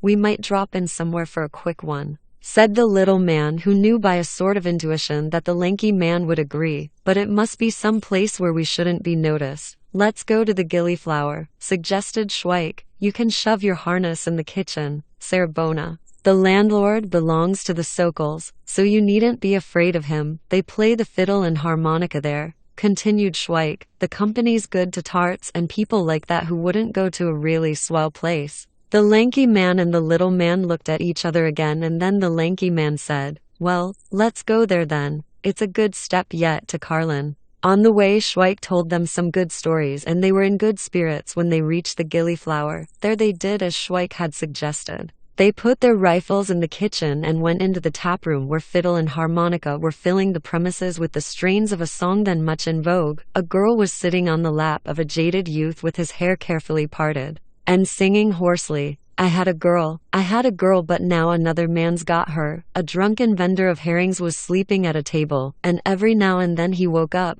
banged his fist on the table, mumbled, it's gotter stop, and fell asleep again. Behind a billiard table and beneath a mirror 3 girls were pestering a tram conductor. Come on, kid, let's have a drop of gin. By the door a soldier was sitting with a number of civilians and telling them about the way he was wounded in Serbia. His arm was bandaged up, and his pockets were full of the cigarettes they had given him. He said he couldn't drink any more, and one of the company, a bald-headed old man, kept on urging him, have another with me, lad, who knows when we'll meet again. Shall I get them to play you something? Is the orphan child one of your favorites? This was the tune which the bald-headed old man liked best, and presently the fiddle and harmonica were reproducing its lachrymose melody. The old man became tearful and with quavering voice joined in the chorus. From the other table somebody said, stow it, can't you? Go and eat coke, buzz off, you with your bloody orphan child. And to emphasize these suggestions, the hostile table began to sing, oh, it's hard to part, sorrow's gnawing at my heart, Franta. They called to the wounded soldier when, after another spell of singing, they had succeeded in outdinning the orphan child. Give 'em a miss and come over to us, bring some cigarettes along, never mind those bastards. Schweik and his escort watched all these goings-on with interest. Schweik remembered how he used to go there often before the war. But his escort had no such reminiscences. For them it was something entirely new, and they began to take a fancy to it. The first to attain complete satisfaction there was the little fat man, for such as he, besides being optimistic, have a very great propensity for epicurism. The lanky man was still struggling with himself, and as he had already lost his skepticism, so too he was gradually losing his reticence and what was left of his forethought. I'm going to have a dance, he said after his 5th drink, when he saw the couples dancing a polka. The little man was now having a thoroughly good time. Next to him sat a girl who was talking smut. His eyes were fairly sparkling. Schweik kept on drinking. The lanky man finished his dance and returned with his partner to the table. Then they sang and danced, drinking the whole time and cuddling the girls who had joined them. In the afternoon, a soldier came up to them and offered to give them blood poisoning for 5 crowns. He said he had a syringe on him and would squirt petroleum into their legs or hands, one that would keep them in bed for at least 2 months. And possibly, if they kept applying spittle to the wound, as much as 6 months, with the chance of getting completely out of the army. When it was getting toward evening, Schweik proposed that they should resume their journey to the chaplain. The little fat man, who was now beginning to babble, urged Schweik to wait a little longer. The lanky man was also of the opinion that the chaplain could wait, but Schweik had now lost interest in the gillyflower and threatened that if they would not come, he would go off by himself. So they went, but he had to promise them that they would all make one more halt somewhere else, and they stopped at a small cafe, where the fat man sold his silver watch to enable them to continue their spree. When they left there, Schweik led them by the arm. It was a very troublesome job for him. Their feet kept slipping and they were continually evincing a desire for one more round of drinks. The little fat man nearly lost the envelope addressed to the chaplain, and so Schweik was compelled to carry it himself. He also had to keep a sharp lookout for officers and NCOEs. After superhuman efforts and struggles, he managed to steer them safely to the house where the chaplain lived. He fixed their bayonets for them, and by pommeling them in the ribs, made them lead him instead of having to lead them. On the first floor, a visiting card bearing the inscription Otto Katz, Feldkurat 2 showed them where the chaplain lived. A soldier opened the door. From within could be heard voices and the clinking of glasses and bottles. This is quite an efficacious method of getting into hospital, but the smell of the petroleum which remains in the swelling gives the game away. Benzene is better because it evaporates more quickly. Later on, a mixture of ether and benzene was used for this purpose, and later still, other improvements were devised. Author's note: to Army Chaplain, "We beg to report, sir," said the lanky man laboriously in German, and saluting the soldier, "We have brought an envelope and a man." "In you come," said the soldier. "Where did you manage to get so top-heavy?" "The chaplain's a bit that way too." The soldier spat and departed with the envelope. They waited in the passage for a long time, and at last the door opened and in rushed the chaplain. He was in his shirt sleeves and held a cigar between his fingers. "So you're here, are you?" he said to Schweik. "And these are the chaps who brought you. I say, got a match?" "Beg to report, sir, I haven't. Here. I say, why not? Every soldier ought to have matches to light up with. A soldier who's got no matches is what is he?" "Beg to report, sir, he's without matches," replied Schweik. "Splendid. He's without matches and can't give anyone a light. Well, that's one thing. And now for the next item on the program. Do your feet stink, Schweik?" "Beg to report, sir, they don't stink. So much for that. And now the third point. Do you drink brandy?" "Beg to report, sir, I don't drink brandy, only rum." "Good. Just have a look at that chap there. I borrowed him for today from Lieutenant Feldhuber. He's his Batman, and he doesn't drink. He's a teetotaler, and that's why he's been put on a draft. Because a man like that's no use to me. He only drinks water and balls like a bull." "You're a teetotaler," he said, turning to the soldier. "You ought to be ashamed of yourself, you bloody fool. For 2 pins I'd punch you in the jaw." The chaplain now turned his attention to the men who had escorted Schweik and who, in their endeavor to stand up straight, were wobbling about, vainly trying to prop themselves up with their rifles. "Why, you're dr drunk," said the chaplain. "You're drunk while on duty, and now you'll be for it. I'll see to that. Schweik, take their rifles away. March them off to the kitchen and mount guard over them until the patrol comes for them. I'll telephone at once to the barracks."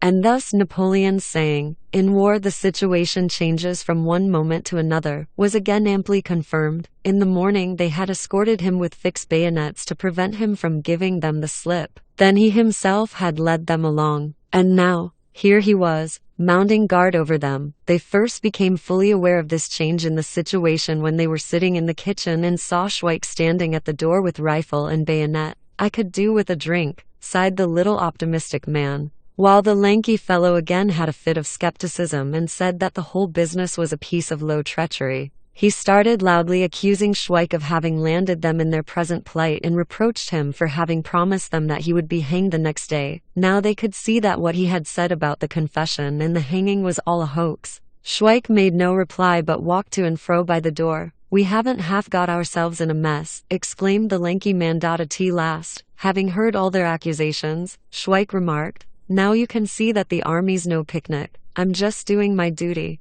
I got into this just the same as what you did, but fortune smiled on me, as the saying is. I could do with a drink," repeated the optimist desperately. The lanky man stood up and staggered to the door. "Let's go home, mate," he said to Schweik. "Don't act the fool." "You go away," said Schweik. "I've got to guard you. We ain't on speaking terms now." The chaplain suddenly appeared in the doorway. "I can't get through to the barracks. So you'd better go home, and remember you mustn't boo-boos when you're on duty. Quick march." In fairness to the chaplain, it should be added that he had not telephoned to the barracks, for the simple reason that he had no telephone, and was talking to a lamp stand. Schweik had been the chaplain's orderly for 3 whole days, and during this period he had seen him only once. On the 3rd day an orderly arrived from Lieutenant Helmick telling Schweik to come and fetch the chaplain. On the way, the orderly told Schweik that the chaplain had had a row with the lieutenant, had smashed a piano, was dead drunk and refused to go home. Lieutenant Helmick, who was also drunk, had thrown the chaplain into the passage, where he was dozing on the ground by the doorway. When Schweik reached the spot, he shook the chaplain, and when the latter opened his eyes and began to mumble, Schweik saluted and said, "Beg to report, sir. I'm here. And what do you want here?" "Beg to report, sir. I've come to fetch you." "So you've come to fetch me, have you? And where are we going?" "Home, sir." "And what have I got to go home for? Aren't I at home?" "Beg to report, sir. You're on the floor in somebody else's home." "And how did I get here?" "Beg to report, sir. You were paying a call." Not paying a call. You're wrong there." Schweik lifted the chaplain and propped him up against the wall. While Schweik was holding him, the chaplain floundered from side to side and clung to him, saying, "You're letting me fall." And then, once more, with a fatuous smile, he repeated, "You're letting me fall." At last Schweik managed to squeeze the chaplain up against the wall, whereupon he began to doze again in his new posture. Schweik woke him up. "What do you want?" asked the chaplain, making a vain attempt to drag himself along by the wall and to sit up. "Who are you anyway?" "Beg to report, sir," replied Schweik, pushing the chaplain back against the wall. "I'm your Batman, sir." "I haven't got a Batman," said the chaplain with some effort, making a fresh attempt to tumble on top of Schweik. There was a little tussle which ended in Schweik's complete victory. Schweik took advantage of this to drag the chaplain down the stairs into the entrance hall, where the chaplain tried to stop Schweik from taking him into the street. "I don't know you," he kept telling Schweik during their tussle. "Do you know Otto Katz?" "That's me. I've been to the Archbishop's," he yelled, catching hold of the door in the entrance hall. "The Vatican takes a great interest in me. Is that clear to you?" Schweik assented and began to talk to the chaplain as man to man. "Let go of that, I tell you," he said, "or I'll give you such a wallop. We're going home. So now stow your gab." The chaplain let go of the door and clung to Schweik, who pushed him aside and then carried him out into the street, where he drew him along the pavement in a homeward direction. "Who's that bloke?" asked one of the onlookers in the street. "That's my brother," replied Schweik. "He came home on leave, and when he saw me, he was so happy that he got tight, because he thought I was dead." The chaplain, who caught the last few words, stood up straight and faced the onlookers. "Any of you who are dead must report themselves to headquarters within 3 days, so that their corpses can be consecrated." And he lapsed into silence, endeavoring to fall nose first onto the pavement, while Schweik held him under the arm and drew him along homeward, with his head thrust forward and his feet trailing behind and dangling like those of a cat with a broken back. The chaplain was muttering to himself, "Dominus vobiscum et cum spiritu tuo, Dominus vobiscum." When they reached a cab rank, Schweik propped the chaplain in a sitting posture up against a wall and went to negotiate with the cabman about the fare. One of the cabmen declared that he knew the chaplain very well, that he'd driven him home once and would never do it again. "He spewed all over my cab," he announced in plain terms, "and then he never paid his fare. I was carting him round for more than 2 hours before he found out where he lived, and a week later, when I'd been after him about 3 times, he paid me 5 crowns for the whole lot." After long discussions, one of the cabmen agreed to take them. Schweik went back to the chaplain, who had now fallen asleep. Somebody had removed his bowler hat, for he usually put on civilian clothing when he went for a walk, and taken it away. Schweik woke him up and with the help of the cabman got him inside the cab. There the chaplain collapsed in a complete torpor and took Schweik for colonel just of the 75th Infantry Regiment. He kept muttering, "Don't be too hard on me, sir. I know I'm a bit of a cad." At one moment, it seemed as if the jolting of the cab against the curb was bringing him to his senses. He sat up straight and began to sing snatches from some unrecognizable song.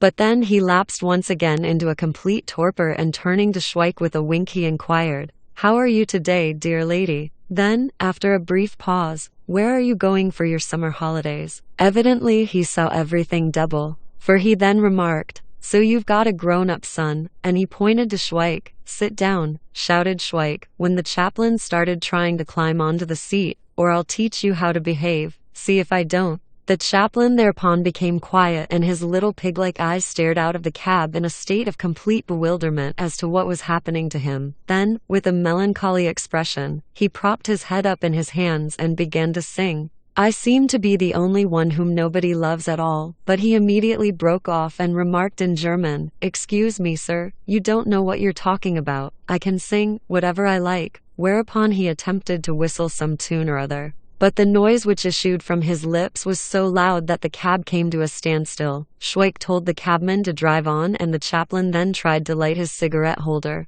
"It won't burn," he said despondently, when he had used up all his matches. "You keep on blowing at it." But again he at once lost the thread of continuity and started laughing. "This is no end of a lark. We're in a tram, aren't we?" He began to search his pockets. "I've lost my ticket," he shouted. "Stop the tram. I must find my ticket," and with a gesture of resignation, "All right, let them drive on." Then he began to babble. "In the vast majority of cases. Yes, all right, in all cases. You're wrong. Second floor. That's only an excuse. That's your concern, not mine, dear lady. Bill, please. I've had a black coffee." In a semi-dream he began to squabble with an imaginary adversary, who was disputing his rights to a seat by the window in a restaurant. Then he began to take the cab for a train and leaning out, he yelled in Czech and German, "Nimburg, all change." Schweik thereupon pulled him back and the chaplain forgot about the train and began to imitate various farmyard noises.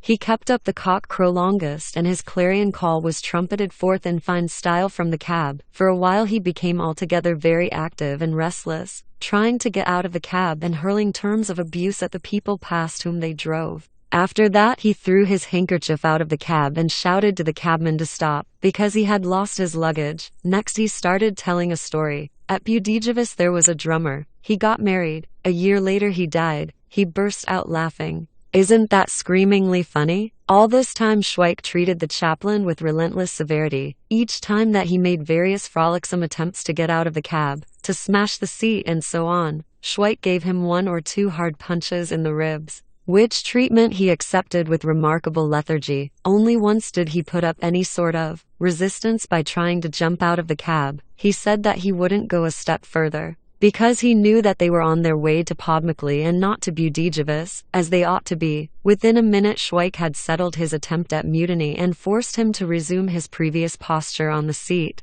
at the same time taking care to stop him from falling asleep. His mildest remark in this connection was, "Keep awake, or you'll be a dead un." All at once the chaplain was overcome by a fit of melancholy and he began to cry. Tearfully he asked Schweik whether he had a mother. "I'm all alone in the world, my friends," he shouted from the cab. "Take pity on me." "Stop that row," said Schweik. "Shut up, or everybody'll say you're boozed." "I've not drunk a thing, old boy," replied the chaplain. "I'm as sober as a judge." But suddenly he stood up and saluted. "Beg to report, sir, I'm drunk," he said in German, and then he repeated 10 times in succession, with a heartfelt accent of despair, "I'm a dirty dog." And turning to Schweik he persistently begged and entreated, "Throw me out of the cab. What are taking me with you for?" He sat down again and muttered, "Rings are forming around the moon. I say, Captain, do you believe in the immortality of the soul? Can a horse get into heaven?" He started laughing heartily, but after a while he began to mope and gazed apathetically at Schweik, remarking, "I say, excuse me, but I've seen you before somewhere.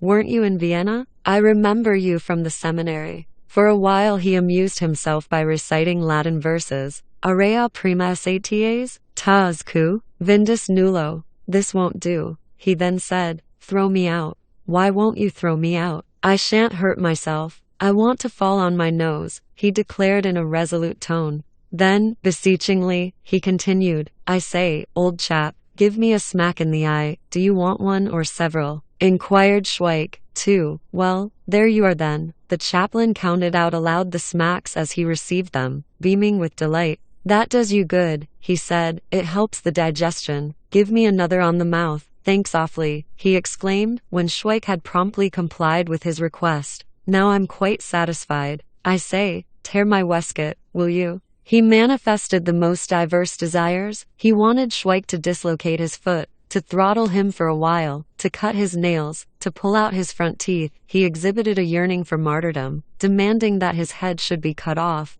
put in a bag and thrown into the river. Stars round my head would suit me nicely, he said with enthusiasm. I should need 10 of them. Then he began to talk about horse racing and rapidly passed on to the topic of the ballet. But that did not detain him for long either. Can you dance the czardas? He asked Schweik. Can you do the bunny hug? It's like this. He wanted to jump on top of Schweik, who accordingly began to use his fists on him and then laid him down on the seat. I want something, shouted the chaplain, but I don't know what. Do you know what I want? And he drooped his head in complete resignation. What's it matter to me what I want? He said solemnly, and it doesn't matter to you either. I don't know you. How dare you stare at me like that? Can you fence? For a moment he became more aggressive and tried to push Schweik off the seat. Afterward, when Schweik had quieted him down by a frank display of his physical superiority, the chaplain asked, Is today Monday or Friday? He was also anxious to know whether it was December or June, and he exhibited a great aptitude for asking the most diverse questions, such as, Are you married? Do you like gorgonzola cheese? Have you got any bugs at home?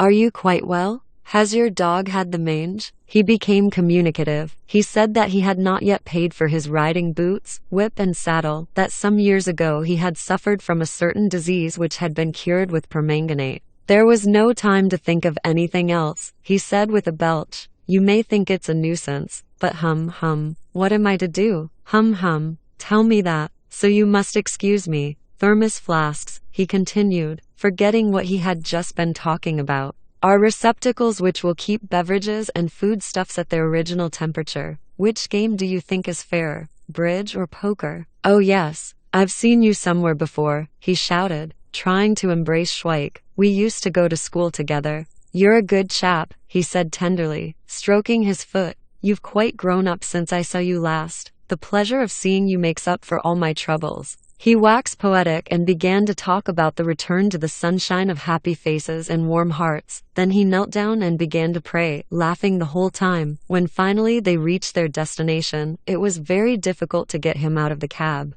We aren't there yet, he shouted. Help, I'm being kidnapped. I want to drive on. He had to be wrenched out of the cab like a boiled snail from its shell. At one moment it seemed as if he were going to be pulled apart, because his legs got mixed up with the seat. At last, however, he was dragged through the entrance hall and up the stairs into his rooms, where he was thrown like a sack onto the sofa. He declared that he would not pay for the cab because he had not ordered it, and it took more than a quarter of an hour to explain to him that it was a cab. Even then he continued to argue the point. You're trying to do me down, he declared, winking at Schweik and the cabman. We walked all the way here, but suddenly in an outburst of generosity, he threw his purse to the cabman. Here, take the lot, ich can bisa, and 3 kreutzer more or less doesn't matter to me. To be strictly accurate, he ought to have said that 36 kreutzers more or less didn't matter to him, for that was all the purse contained. Fortunately, the cabman submitted it to a close inspection, referring the while to smacks in the eye. All right. Then you give me one, replied the chaplain. Do you think I couldn't stand it? I could stand 5 from you. The cabman discovered a 5-crown piece in the chaplain's waistcoat pocket. He departed, cursing his fate and the chaplain who had wasted his time and reduced his takings. The chaplain got to sleep very slowly, because he kept making fresh schemes. He was anxious to do all kinds of things, to play the piano, to have a dancing lesson, to fry some fish and so on, but at last he fell asleep. When Schweik entered the chaplain's room in the morning, he found him reclining on the sofa in a very dejected mood. I can't remember, he said, how I got out of bed and landed on the sofa. You never went to bed, sir. As soon as we got here, we put you on the sofa. That was as much as we could manage. And what sort of things did I do? Did I do anything at all? Was I drunk? Not half you wasn't, replied Schweik. Can to the wide, sir. In fact, you had a little dose of the DTEs. It strikes me, sir, that a change of clothes and a wash wouldn't do you any harm. I feel as if someone had given me a good hiding, complained the chaplain, and then I've got an awful thirst on me. Did I kick up a row yesterday? Oh, nothing to speak of, sir. And as for your thirst, why, that's the result of the thirst you had yesterday. It's not so easy to get rid of. I used to know a cabinet maker who got drunk for the first time in 1910 on New Year's Eve in the morning of 3 I can pay. Januaryist, he had such a thirst on him and felt so seedy that he bought a herring and then started drinking again. He did that every day for 4 years and nothing can be done for him because he always buys his herrings on a Saturday to last him the whole week. It's one of those vicious circles that our old sergeant major in the 91st Regiment used to talk about. The chaplain was thoroughly out of sorts and had a bad fit of the blues. Anyone listening to him at that moment would have supposed that he regularly attended those teetotal lectures, the gist of which was, "Let us proclaim a life and death struggle against alcohol which slaughters the best men," and that he was a reader of that edifying work, 100 Sparks from the Ethical Anvil. It is true that he slightly modified the views expressed there. If, he said, a chap drank high-class beverages such as arak, maraschino or cognac, it'd be all right, but what I drank yesterday was gin. It's a marvel to me how I can swallow so much of the stuff. The taste of it's disgusting. It's got no color and it burns your throat, and if it was at least the real thing, distilled from the juniper like I've drunk in Moravia. But the gin I had yesterday was made of some sort of wood alcohol mixed with oily bilge. Just listen to the way I croak. Brandy's poison, he decided. It must be the real original stuff and not produced at a low temperature in a factory by a pack of Jews. It's the same with rum. Good rum's a rarity. Now, if I only had some genuine cherry brandy here, he sighed, it'd put my stomach right in no time. The sort of stuff that Captain Schnabel's got. He began to search in his pockets and inspected his purse. Holy Moses. I've got 36 kreutzers. What about selling the sofa? He reflected. What do you think? Will anyone buy a sofa? I'll tell the landlord that I've lent it or that someone's pinched it from me. No, I'll leave the sofa. I'll send you to Captain Schnabel to see if you can get him to lend me 100 crowns. He won some money at cards the day before yesterday. If he won't fork out, try Lieutenant Mahler in the barracks at Verso Vice. If that's no go, try Captain Fisher at Radcany. Tell him I've got to pay for the horse's fodder and that I've blued the money on booze. And if he don't come up to scratch, why we'll have to pawn the piano and be blowed to them. I'll write a note that'll do just as well for one as the other. Don't let them put you off. Say that I'm absolutely stony broke. You can pitch any yarn you please, but don't come back empty-handed or I'll send you to the front. And ask Captain Schnabel where he gets that cherry brandy, and then buy 2 bottles of it. Schweik carried out his task in brilliant style. His simplicity and his honest countenance aroused complete confidence in what he said. He deemed it inexpedient to tell Captain Schnabel, Captain Fisher and Lieutenant Mahler that the chaplain owed money for the horse's fodder. But he thought it best to support his application by stating that the chaplain was at his wits' end about a paternity order, and he got the money from all of them. When he produced the 300 crowns on his victorious return from the expedition, the chaplain, who in the meanwhile had washed and changed, was very surprised. I got the whole lot at one go, said Schweik, so as we shouldn't have to worry our heads about money again tomorrow or the next day. It was a fairly easy job. Although I had to beg and pray of Captain Schnabel before I could get anything out of him. Oh, he's a brute. But when I told him about our paternity case. Paternity case? Repeated the chaplain, horrified. Yes, paternity case, sir. You know, paying girls so much a week. You told me to pitch any yarn I pleased, and that's all I could think of. Down our way there was a cobbler who had to pay money like that to 5 different girls. It fairly drove him crazy and he had to go and borrow from people. But everyone took his word for it that he was in the deuce of a fix. They asked me what sort of a girl it was and I told them she was a very smart little bit, not 15 yet. Then they wanted to have her address. You've made a nice mess of it, I must say, sighed the chaplain and began to pace the room. This is a pretty kettle of fish, he said, clutching at his head. Oh, what a headache I've got. I gave them the address of a deaf old lady down our street, explained Schweik. I wanted to do the thing properly, because orders are orders. I wasn't going to let them put me off, and I had to think of something. And now there's some men waiting in the passage for that piano. I brought them along with me, so as they can take it to the pawn shop for us. It'll be a good thing when that piano's gone. We'll have more room and we'll have more money too. That'll keep our minds easy for a few days. And if the landlord asks what we've done with the piano, I'll tell him some of the wires are broke and we've sent it to the factory to be repaired. I've already told that to the house porter's wife so as she won't think it funny when they take the piano away in a van. And I've found a customer for the sofa. He's a second-hand furniture dealer, a friend of mine, and he's coming here in the afternoon. You can get a good price for leather sofas nowadays. Is there anything else you've done? Inquired the chaplain,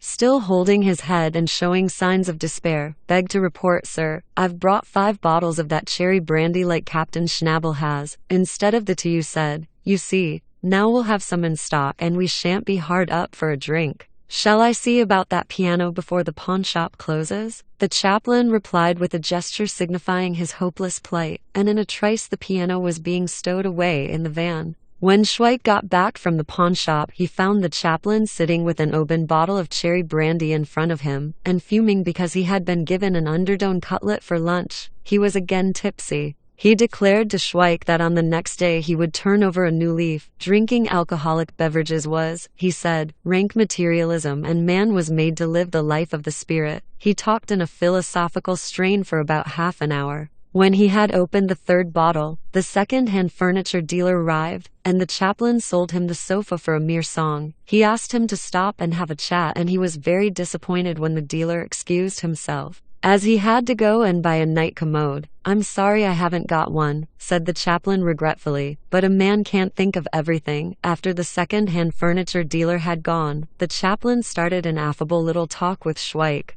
in the course of which he drank another bottle. A part of the conversation dealt with the chaplain's personal attitude toward women and cards. They sat there for a long time, and when evening came, it overtook Schweik and the chaplain in friendly discourse. In the night, however, there was a change in the situation. The chaplain reverted to the state in which he had been on the previous day. He mixed Schweik up with somebody else and said to him, "Here, don't go away. Do you remember that red-headed cadet in the transport section?" This idyllic interlude continued until Schweik said to the chaplain, "I've had enough of this. Now you're going to toddle along to bed and have a good snooze, see?" "I'll toddle along, my dear boy, of course I will," babbled the chaplain. "Do you remember we were in the 5th together and I used to do your Greek exercises for you? You've got a villa at Zbraslav, and you can go for the steamer trips on the Veltava. Do you know what the Veltava is?" Schweik made him take his boots off and undress. The chaplain obeyed, but addressed a protest to unknown persons. "You see, gentlemen," he said to the cupboard, "how my relatives treat me. I refuse to acknowledge my relatives," he suddenly decided, getting into bed. "Even if heaven and earth conspire against me, I refuse to acknowledge them." And the room resounded with the chaplain's snoring. IV. It was about this time that Schweik paid a visit to Mrs. Muller, his old charwoman. The door was opened to him by Mrs. Muller's cousin, who amid tears informed him that Mrs. Muller had been arrested on the same day on which she had taken Schweik in a bath chair to the Army Medical Board. They had tried the old lady before a court-martial, and as they had no evidence against her, they had taken her to the internment camp at Steinhof. There was a postcard from her. Schweik took this household relic and read, "Dear Aninka, we are very comfortable here and are all well. The woman on the bed next to mine has spotted, and there are also some with small. Otherwise, all is well. We have plenty to eat and collect potato. For soup, I have heard that Mr. Schweik is, so find out somehow where he is buried so that after the war we can put some flowers on his grave.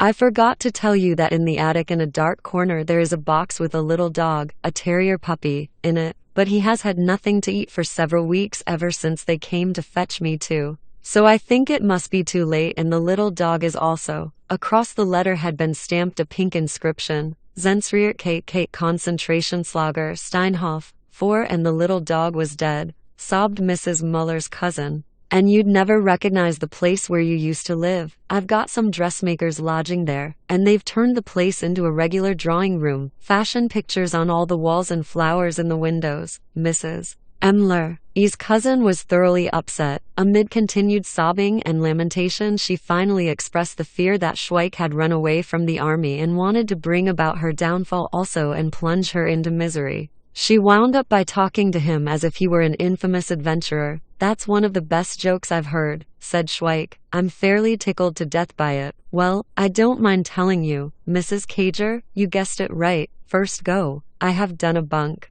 But first of all I had to do in 15 sergeants and sergeant majors. Only don't tell anyone." And as Schweik departed from the home which had given him so chilly a welcome, he said, "Mrs. Cager, there's some collars and shirt fronts of mine at the laundry. You might go and fetch them for me, so that when I come back from the army, I'll have some civilian togs to put on and see that the moths don't get at my things in the wardrobe. Well, give me best respects to the young ladies who are sleeping in my bed." 4 Censored, Imperial and Royal Internment Camp, Steinhof. Then Schweik went to see what was going on at the flagon. When Mrs. Palovich saw him, she said that she wouldn't serve him with any drink, because he'd probably taken French leave. "My husband," she said, beginning to harp upon a now ancient topic. "He was as careful as could be, and there he is, poor fellow, in prison. Though as innocent as a babe unborn, and yet there's people going about scot-free who've run away from the army. They were looking for you here again last week. We was more careful than you," she concluded her discourse.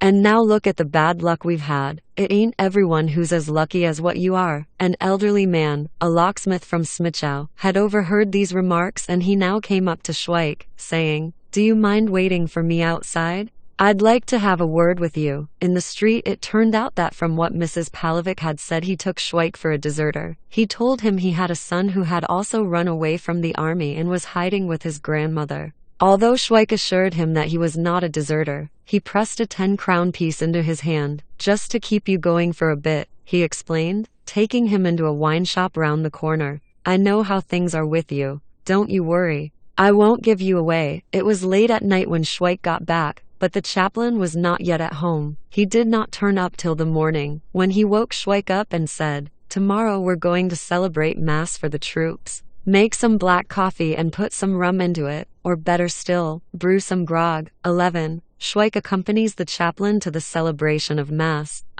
Preparations for the slaughter of human beings have always been made in the name of God or of some alleged higher being which mankind has, in its imaginativeness, devised and created. Before the ancient Phoenicians cut a captive's throat, they performed religious ceremonies with just the same magnificence as did the new generations a few thousand years later before they marched into battle and destroyed their enemies with fire and sword, the cannibals of New Guinea and Polynesia. Before solemnly devouring their captives or superfluous persons, such as missionaries, travelers and agents of various business firms, or those merely prompted by idle curiosity, offer up sacrifices to their gods and perform the most diverse religious ceremonies. As the refinement of canonicals has not yet reached them, they decorate their thighs with festoons of gaudy plumage. Before the Holy Inquisition burned its victims, the most magnificent religious ceremonies were held high mass with choral accompaniments. When criminals are hanged, priests always officiate, annoying the malefactors by their presence.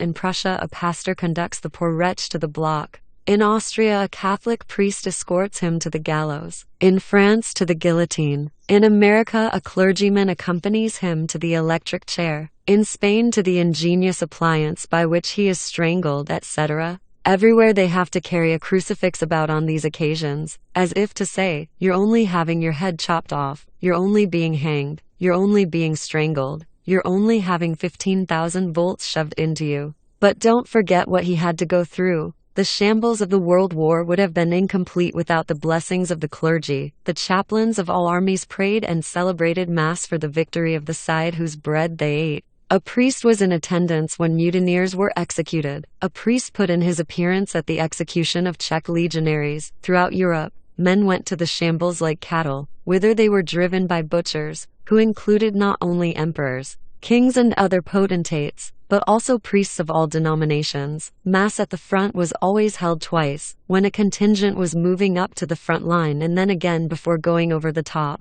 before the bloodshed and slaughter. I remember that on one such occasion, while Mass was being celebrated, an enemy airplane dropped a bomb right on top of the altar and nothing was left of the chaplain but a few blood-stained rags. Afterward he was mentioned in dispatches as a martyr, while our airplanes were preparing similar glory for the chaplain on the other side. Schweik brewed a splendid dose of grog, far better than all the grog imbibed by old sailors. Such grog as his might have been drunk by 18th-century pirates to their complete satisfaction. The chaplain was delighted. "Where did you learn to brew such fine stuff as that?" he asked. "When I was on tramp years ago," replied Schweik, "in Bremen." From a sailor, a regular tough un he was. He said grog ought to be strong enough to keep a man afloat from one side of the English Channel to the other. If a man fell into the sea with weak grog inside him, he said, he'd sink like a stone. "With grog like that inside us, Schweik, we'll have a first-rate mass," remarked the chaplain. "I think I ought to say a few parting words first though. A military mass is no joke. It's not like mass in the detention barracks or preaching to that scurvy crowd of scalawags. Oh, no, you've got to have all your wits about you. We've got a field altar. It's a folding contraption that'll fit into your pocket. Do you know where I used to keep that folding altar? In the sofa that we sold. Phew. That's awkward and no mistake, sir," said Schweik. "Of course, I know that second-hand furniture dealer, but the day before yesterday I met his wife. He's in prison on account of a wardrobe that was stolen and now our sofa's in the hands of a teacher at Versovis. That field altar's going to be a nuisance. The best thing we can do is to drink up the grog and go to look for it, because, as far as I can see, we can't have mass without an altar. The field altar's really the only thing that's missing," said the chaplain dismally. "Everything's ready in the exercise ground. The carpenters have knocked up a platform. We'll get the monstrance on loan from Brevnov. I ought to have a chalice of my own, but where the deuce?" He lapsed into thought. "Supposing I've lost it? Well, we could get the challenge cup from Lieutenant Whittinger of the 75th Regiment. He won it a long time ago in a running competition as a representative of the favorite sports club. He used to be a good runner. He did the 25 miles cross-country marathon from Vienna to Modling in 1 hour 48 minutes. He's always bragging about it to us. I settled that with him yesterday. I'm a silly chump to put everything off till the last moment. Why didn't I look into that sofa? Oh, what a fathead I am. Under the influence of the grog, prepared according to the recipe of the sailor, that regular tough un, he began to call himself names bluntly, and he uttered the most diverse dicta to indicate where he really ought to be. "Well, we'd better go and have a look for that field altar," suggested Schweik. "It's broad daylight. I must just get my uniform and drink another glass of grog." At last they went. The wife of the second-hand furniture dealer, who was half asleep, gave them the address of the teacher at Versovis. The new owner of the sofa, the chaplain, became extremely affable. He pinched the lady's cheek and chucked her under the chin. They made their way to Versovis on foot, as the chaplain announced that he needed a walk in the fresh air to distract his mind. When they reached the abode of the teacher, a pious old person, an unpleasant surprise was awaiting them. On discovering the field altar in the sofa, the old fellow had jumped to the conclusion that this must be some divine dispensation, and he had presented it to the local church for the sacristy there, stipulating that on the other side of the folding altar they should put the following inscription: "Presented for the praise and honor of God, by Mr. Kalaric, teacher. In the year of our Lord I 914. He showed much embarrassment, because when they arrived he was in his underclothes. From their conversation with him it was plain that he regarded the discovery as a miracle and a divine portent. He said that when he bought the sofa, there was a voice within him saying, 'Look inside the flap of that sofa.' And he had, he said, also dreamed about an angel who had ordered him in so many words, 'Open the flap of the sofa.' He had done so, and when he saw the miniature folding altar in 3 sections, with a recess for the tabernacle, he had knelt in front of the sofa and had continued long in fervid prayer, praising God. He continued, looked upon this as a sign from heaven, showing him that he was to use his fine to decorate the church at Versovis. 'That's no use to us,' said the chaplain. 'Here was a thing that didn't belong to you, and you ought to have handed it over to the police and not to some confounded sacristy. This here miracle,' added Schweik, 'may lead to a fine old mess. You bought a sofa and not an altar, which is government property. This sign from God may turn out to be an expensive business for you. "You oughtn't to have taken any notice of the angels. I heard of a man who dug up a chalice in a field, and this chalice had been stolen from a church and buried till the trouble had blown over. Well, he thought it was a sign from God, and instead of melting it down, he went to the parson with this chalice and said he wanted to present it to the church.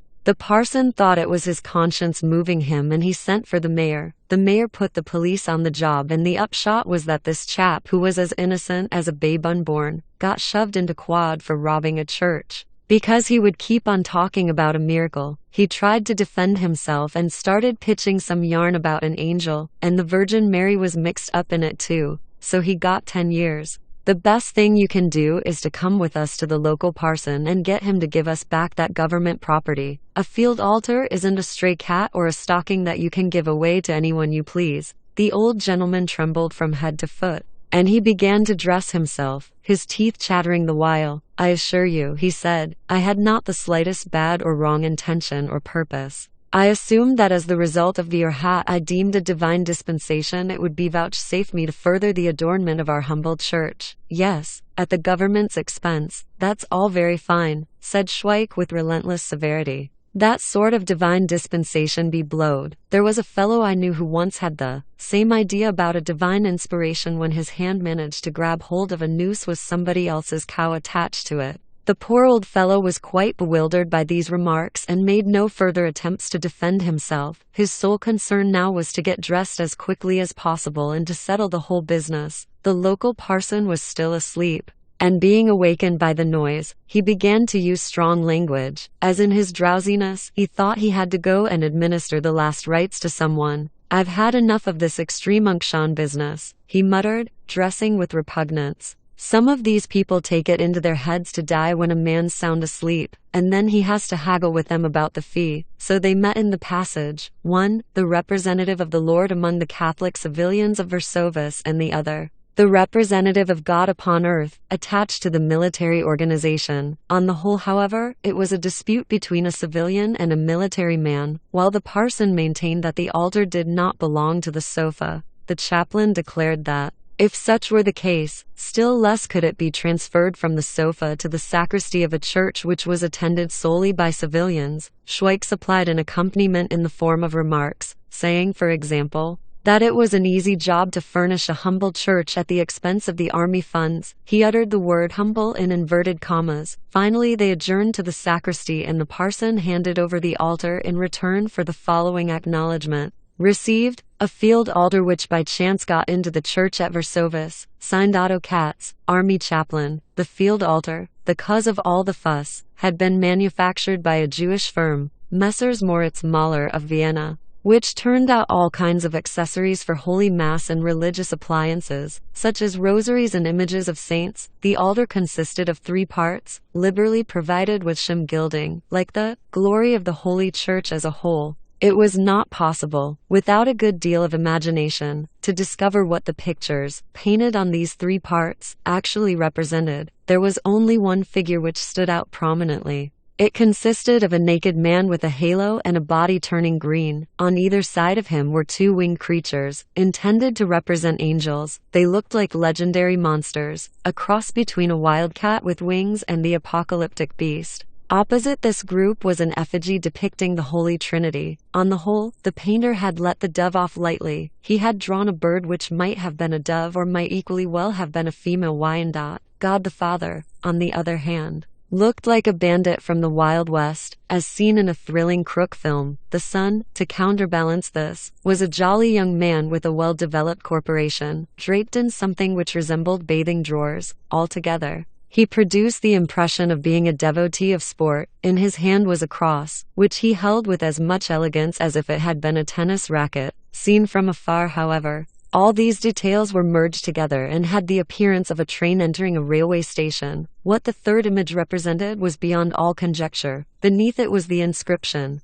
Heilige Maria, Mutter Gottes, or Barm dich unser. 1. Schweik deposited the field altar safely in the cab and then joined the cabman on the box, while the chaplain made himself comfortable inside the cab. With his feet on the Holy Trinity, Schweik chatted with the cabman about the war. The cabman was a rebel. He made various remarks about the Austrian victory, such as, "They gave you a hot time in Serbia, and the like. When they reached the octroi, the official inquired what they were carrying. Schweik replied, "The Holy Trinity and the Virgin Mary with an army chaplain." Meanwhile, on the exercise ground the drafts were waiting impatiently, and they waited for a long time, for Schweik and one Holy Mary, Mother of God, have pity upon us. The chaplain first had to fetch the challenge cup from Lieutenant Whittinger, and then they went to the monastery at Brevnov for the monstrance, the pyx and other accessories of the Mass, including the bottle of consecrated wine. That only shows you that it is not at all easy to celebrate Mass. We're sort of getting this job done by fits and starts, like, said Schweik to the cabman. He was right.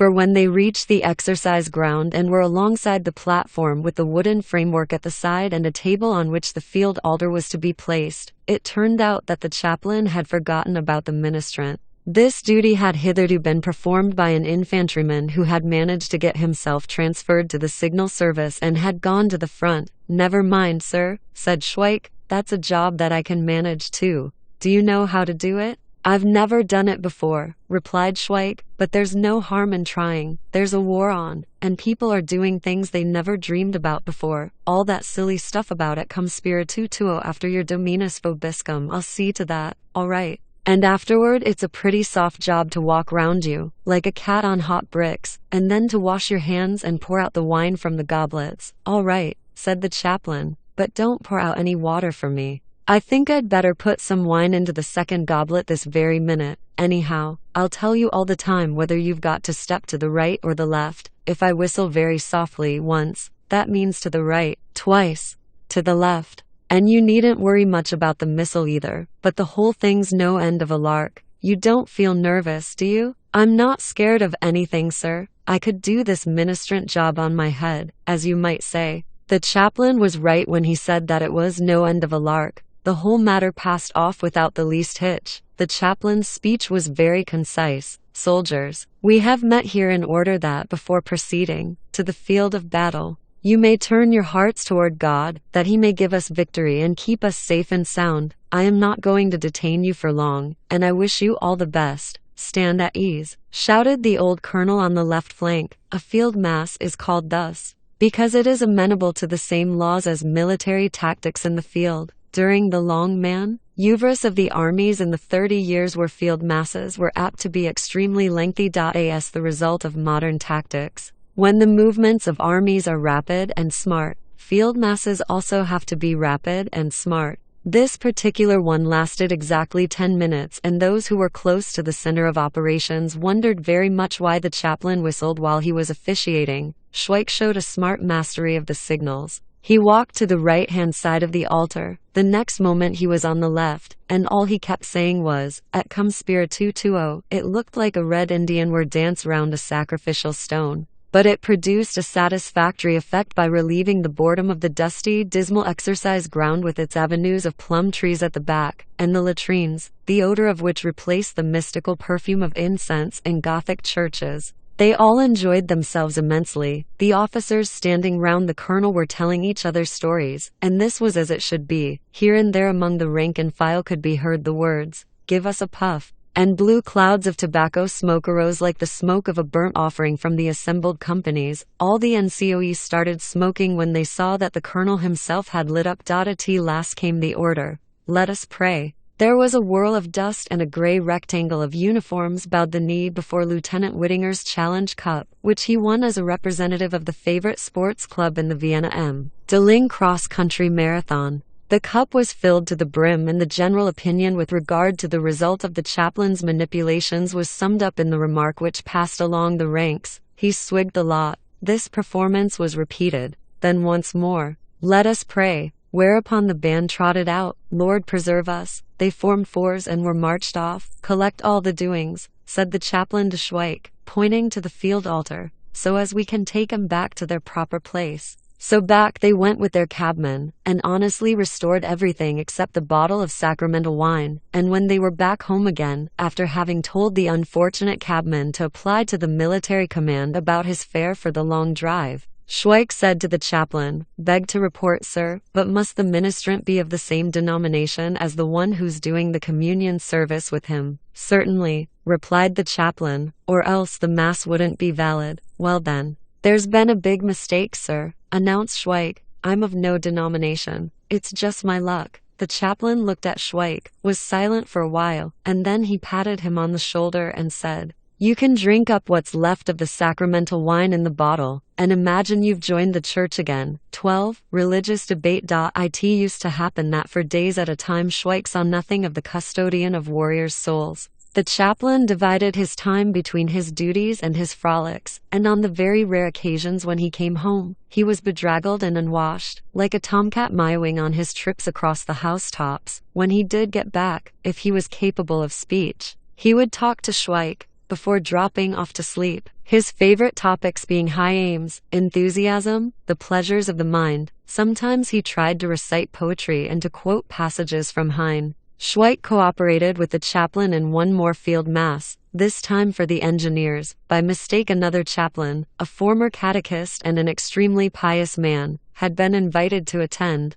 He eyed his colleague with amazement when the latter offered him a gulp of cognac from the field flask, which Schweik always took with him to religious functions of this kind. "It's a good brand," said Otto Katz. "Have a drink and then go home. I'll see to this business myself, because I need a breath of fresh air. I've got a bit of a headache today." The pious chaplain departed, shaking his head dubiously, and Katz, as usual, fulfilled his task with consummate skill. This time it was a mixture of wine and soda water which was transformed into the blood of the Lord, and the sermon was longer, every third word being "and so forth" or "assuredly. Today, soldiers, you are going to the front," and so forth. "Now you are turning your thoughts to God," and so forth. "Assuredly, you do not know what will befall you," and so forth, and "assuredly," and from the altar, and so forth, and "assuredly" continued to be heard in tones of thunder, alternating with "God and all the saints." In his excitement and the verve of his oratory, the chaplain referred to Prince Eugene of Savoy as a saint who would protect them when they were building bridges across rivers. Nevertheless, the field mass concluded without any untoward incident. It was agreeable and entertaining. The engineers enjoyed themselves very much. On the way back, an attempt was made to stop them from taking the folding altar with them into a tram car. "I'll give you a wallop over the head with this holy contraption," remarked Schweik to the conductor. When at last they reached home, they discovered that somewhere on their way they had lost the tabernacle. "That doesn't matter," said Schweik. "The early Christians polished off their mass without a tabernacle. If we was to advertise our loss, the honest person who found it would expect us to stump up. If it was money we'd lost, I don't suppose there'd be any honest person to find it. Though there are people like that, still knocking about. In the regiment I used to be in there was a soldier, a damn fool like that, who found 600 crowns in the street one day, and the newspapers called him an honest fellow, which properly blackened his character. Everybody kept out of his way and his girl gave him the chuck. When he went home on leave, his pals kicked him out of the bar parlor where they were having a jollification. He began to look very seedy,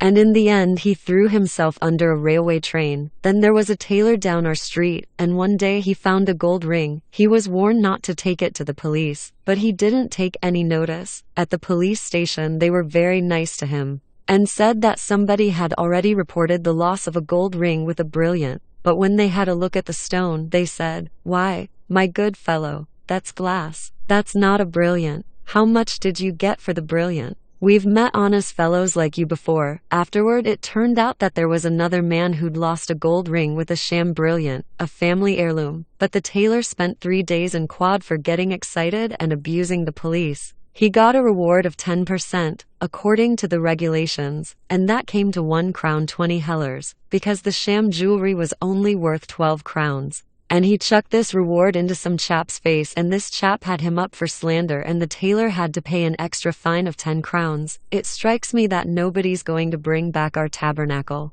even though it's got the regimental badge on the back of it, because nobody wants to be mixed up with military doings. They'd rather throw it into the river, so as not to have any bother. In the evening they had a visitor. This was the pious army chaplain, who also wished to officiate at the mass for the pioneer detachment the next morning. Once he had been a catechist. He had a slight limp, the result of an encounter with the father of a pupil whose ears he had boxed for evincing doubts about the Holy Trinity. Now he had come to lead his colleague onto the right path and to take him seriously to task. He began the proceedings by the remark, "I'm surprised you have no crucifix hanging here. Where do you pray from your breviary?" Why, not the single image of a saint adorns the walls of your room. What's that you've got above the bed? Katz smiled. That's Susanna in the bath. And the naked female underneath is an old friend of mine. On the right is a bit or Japanese art representing a geisha in bed with an old samurai. An uncommon little thing, isn't it? My breviary's in the kitchen. Schweik, bring it here and open it at page 3. Schweik departed, and from the kitchen could be heard the popping of a cork, 3 times in succession. The pious chaplain was aghast when 3 bottles made their appearance on the table. That's light sacramental wine, my dear fellow, said Katz. First-rate quality. The flavor is something like Moselle. I have no intention of drinking, announced the pious chaplain obdurately. I have come to take you seriously to task. You'll find that a dry job, my dear fellow, said Katz. Have a drink and I'll listen. I'm a very tolerant person and quite capable of seeing the other man's point of view. The pious chaplain took a sip and his eyes started out of his head. A deuced good drop of wine, eh, my dear fellow, said Katz. The pious chaplain said coldly, I observe that you are in the habit of using profane language. That's just a habit, replied Katz. Sometimes I actually catch myself being blasphemous. Schweik, fill up his reverence's glass. I wouldn't mind betting that when you've been in the army as long as I have, you'll do the same. Drink up, my dear fellow. The former catechist sipped mechanically. It was evident that he wanted to say something, but could not. He was collecting his thoughts. My dear fellow, continued Katz, cheer up. Don't look so down in the mouth, as if you were going to be hanged in 5 minutes. Drink up, that's it. Do you feel better now? Tell me, do you hold progressive views about hell? Are you keeping abreast of the spirit of the age? You know the idea. Instead of the usual cauldrons of sulfur for miserable sinners, there are popines jesters and high-tension boilers. The sinners are fried in margarine.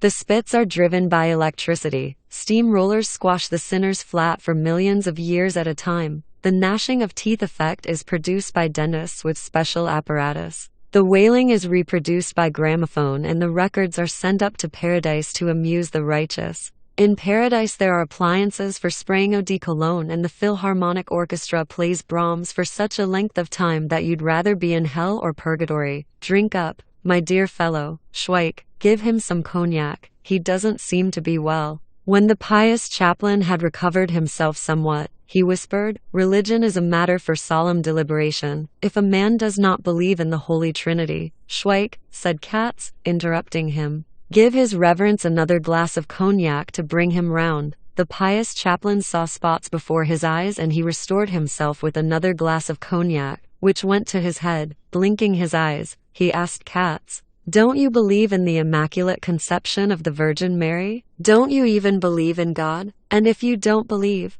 why are you an army chaplain? My dear fellow, replied Katz, slapping him familiarly on the back. The government has decided that soldiers need God's blessing before proceeding to die in battle, and as an army chaplain's job is a decently paid occupation which doesn't involve overwork. I find it a jolly sight better than running about on parade grounds or going to Uveris. I used to get orders from my superiors, but now I do what I like. I represent someone who doesn't exist and I'm a little tin god all on my own. If I don't choose to forgive a man his sins, why, I just don't. Even if he begs me on his bended knees, I'm bound to say that there's precious few of 'em who'd go to those lengths. I'm fond of God, announced the pious chaplain, beginning to hiccough. I'm very fond of him. Give me a little wine. I respect God. He then continued, I respect and esteem him highly. There's nobody I respect as much as him. He brought his fist down on the table and made the bottles rattle. God, he said,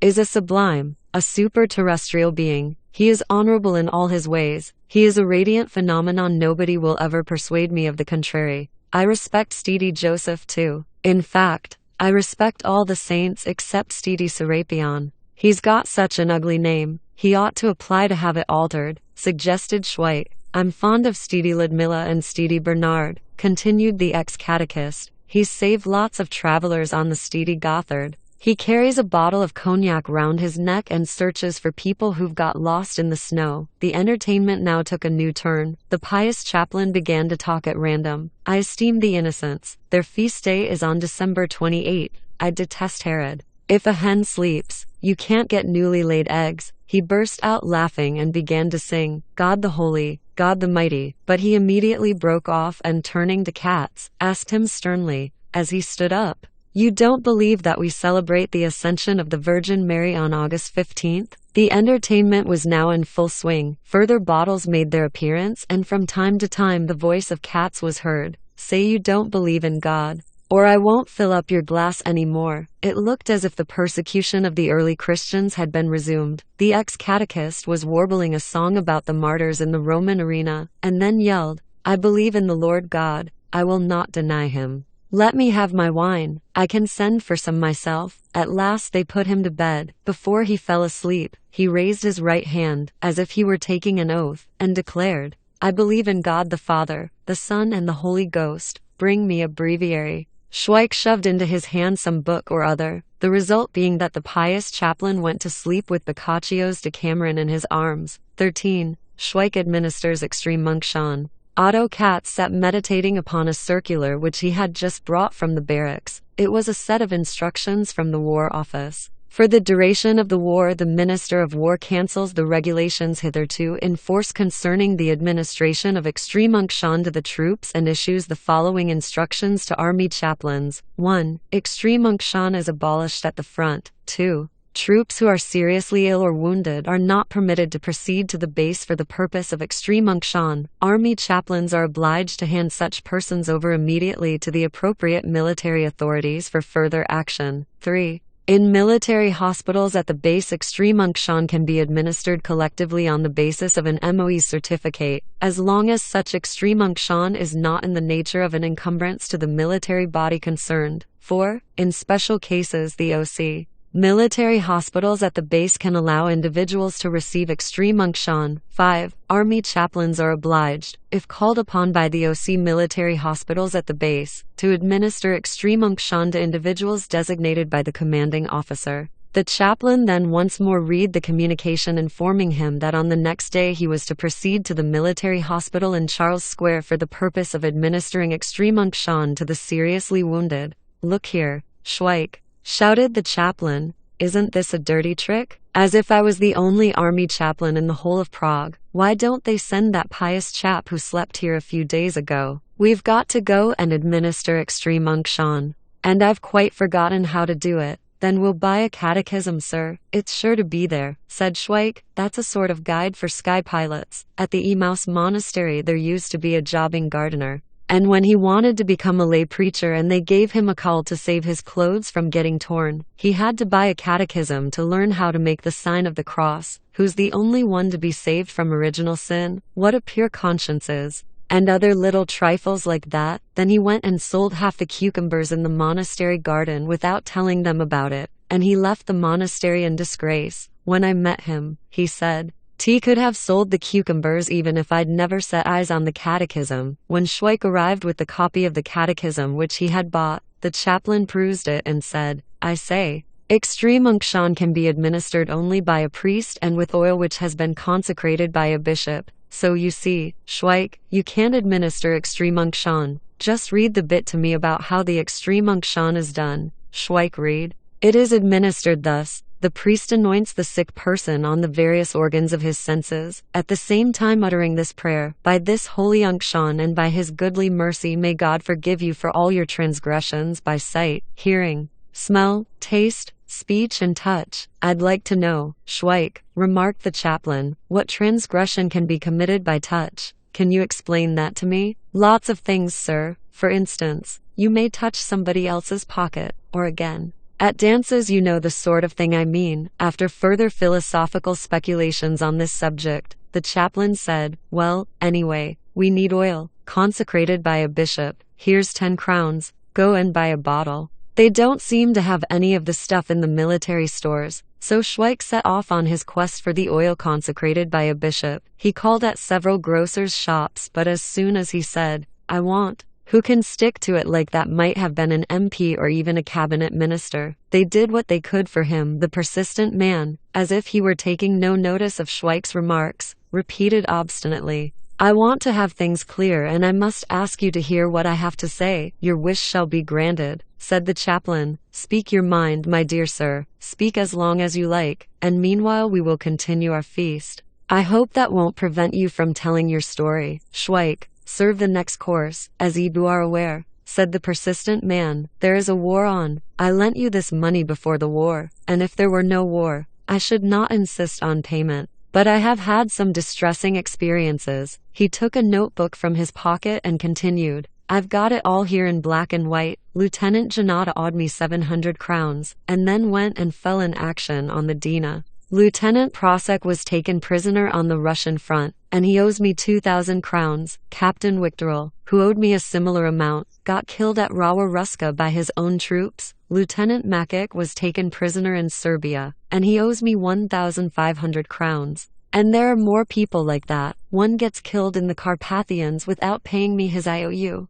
Another gets taken prisoner. Another gets drowned in Serbia. Another dies in hospital in Hungary. Now you realize my fears that this war will ruin me unless I put my foot down firmly. You may object that you are in no immediate danger. Just look here. He thrust his notebook beneath the chaplain's nose. Here you are. Chaplain Matthias died in the isolation hospital at Brno a week ago. It's enough to drive a man off his head. He owed me 1,800 crowns, and then he goes into a cholera ward to administer extreme unction to a man whom I don't know from Adam. He was only doing his duty. My dear sir, said the chaplain, I am going on the same errand tomorrow. Into a cholera ward too, remarked Schweik. You can come along with us, to see what it means to sacrifice your life. Sir, said the persistent man, you can take my word for it that I'm in a tight corner. Is this war being waged only to dispatch all my creditors into the next world? When you get called up and go to the front, observed Schweik once more, the chaplain and meal celebrate a mass asking the Lord to let the first shell blow you to pieces. This is no laughing matter, sir, said the dauntless one to the chaplain. Kindly ask your servant not to interfere in our business and let us get the matter settled. Look here, sir, said Schweik. Just you say the word and I won't interfere in your business, otherwise I shall go on sticking up for your interests, as it's right and proper for a soldier to do. This gentleman's absolutely right. He wants to get away from here alone. I'm not fond of scenes either. I'm all for good manners, I am. Schweik, I'm beginning to get sick of this, said the chaplain, as if unaware of the visitor's presence. I thought this fellow was going to amuse us by telling us funny stories. But he wants me to order you not to interfere, although you've twice come into contact with him, on the very evening before an important religious ceremony, when I ought to be directing my whole mind to God. He comes and worries me with some absurd tale about a paltry 1,200 crowns, prevents me from searching my conscience, turns my thoughts away from God, and wants me to tell him once more that I won't give him anything. I refuse to say another word to him. I don't want this sacred evening to be spoilt. Schweik, tell him yourself. The chaplain won't give you a brass farthing. Schweik fulfilled the order, yelling the words into the victim's ear. The persistent visitor, however, remained seated. Schweik, said the chaplain, ask him how much longer he thinks he's going to dawdle about here. I won't budge an inch until I get my money, declared the dauntless one obdurately. The chaplain stood up, went to the window and said, then in this case I leave him to you. Schweik, do with him whatever you think fit. Come along, sir, said Schweik, grabbing the visitor by the shoulder. 3's a lucky number. And he repeated his previous performance with dispatch and elegance, while the chaplain drummed the funeral march on the window pane. The evening, which was devoted to meditation, comprised several stages. The chaplain was so devout and fervid in his approach to God that at midnight the sound of song could still be heard from his quarters. When we were marching away, all the girls wept with dismay, and the good soldier Schweik was singing in chorus with him. There were 2 persons who were looking forward eagerly to the afternoon's extreme unction ceremony in the military hospital, an old major and a bank manager, a reserve officer. They had both been shot through the stomach in the Carpathians and were now lying side by side. The reserve officer considered it his duty to receive the offices for the dying because his superior officer was anxious to obtain extreme unction. He thought it would be an act of insubordination not to obtain extreme unction also. The devout major was prompted by cunning, as he supposed that a prayer of faith will heal the sick, but in the night before the extreme unction was to be administered, They both died, and when the chaplain arrived with Schweik in the morning, they were lying beneath a shroud, with their faces blackened like all those who die of strangulation. "We did things in style too, sir, and now they've spoiled everything," grumbled Schweik, when they were told in the office that the two officers no longer needed any attention, and they really had done things in style. They had driven in a cab. Schweik had rung the bell and the chaplain had held a bottle of oil wrapped up in a cloth, with which he had solemnly blessed all the passers-by who had raised their hats. It is true that there were not many of them. Although Schweik had done his best to make a huge din with the bell, a few urchins ran after the cab, and one of them perched himself on the back of it, whereupon his comrades yelled in chorus, "Whip behind! Whip behind!" Schweik brandished the bell. The cabman cracked his whip behind. In Vodakov Street, a house porter's wife, a member of the Marian congregation, galloped up and overtook the cab, received a blessing while on the run, made the sign of the cross, spat, and returned panting to her former place. The sound of the bell caused the greatest concern to the cabman's nag, which it evidently reminded of bygone years, because the animal kept looking round, and from time to time made efforts to dance on the cobbles. This is what Schweik was referring to when he said that they had done things in style. The chaplain went into the office to settle the financial side of the extreme unction and supplied the pay corps sergeant with an account showing that the military exchequer owed him 150 crowns for consecrated oil and traveling expenses. Then ensued a dispute between the officer in charge of the hospital and the chaplain, in the course of which the chaplain banged his fist on the table several times and remarked, "Don't run away with the idea that extreme unction can be had for nothing. When an officer of the dragoons is detailed for stable duty on a stud farm, he's paid allowances. I'm sorry those two didn't live long enough for extreme unction. It would have meant 50 crowns more." Schweik meanwhile waited downstairs in the guard room with the bottle of holy oil, in which the soldiers evinced a keen interest. One of them expressed the view that this oil would be very good for cleaning rifles and bayonets with. One young soldier from the Moravian Highlands, who still believed in the Lord, said that wasn't the way to talk about such things, and sacred mysteries shouldn't be dragged into the discussion. "We must," he said, "live in hope, like Christians." An old reservist looked at the raw recruit and retorted, "Damn fine hopes. All you can hope is to have your head blown off by a shell. We've been diddled." One day there was a clerical bloke came here and talked about the peace of God that was spreading over the earth, and how God objects to war but wants everyone to live in peace like brothers. Oh, yes, not half. And the minute the war broke out, they started praying in all the churches for victory. The way they talk, anyone think the Lord was a kind of super brass hat who's managing the whole blessed show? I've seen plenty of funerals in this hospital, and the arms and legs they've cut off taken away by the cartload, and they bury the soldiers naked, said another soldier, and then another chap puts on the old uniform, and then another, and so it goes on. "Until we win," observed Schweik. "You're a fine one to talk about winning," retorted a corporal from a corner. "Your job is to get to the front, into the trenches, and then at for all you're worth, past the barbed wire, the mines and the machine guns. It's easy to talk when you've got a cushy job at the—" A bottle of oil consecrated by a bishop. They burst out laughing or else hid themselves in alarm behind the counter. Schweik kept a straight face the whole time. Next he decided to try his luck in the chemist's shops. In the first one they had him put outside by a dispenser. In the second they wanted to telephone for an ambulance. In the third the manager told him that Paul K. & Co. in Long Street, oil and color merchants, would be sure to have in stock the oil he was after, and true enough, Paul K. & Co. in Long Street proved to be a smart firm. They never let a customer leave the shop without satisfying his requirements. If anyone wanted copaiba balsam they served him with turpentine, and that did just as well. When Schweik arrived and asked for 10 crowns worth of oil cobase, "I think it's a bit of all right to have a bayonet shoved through you,"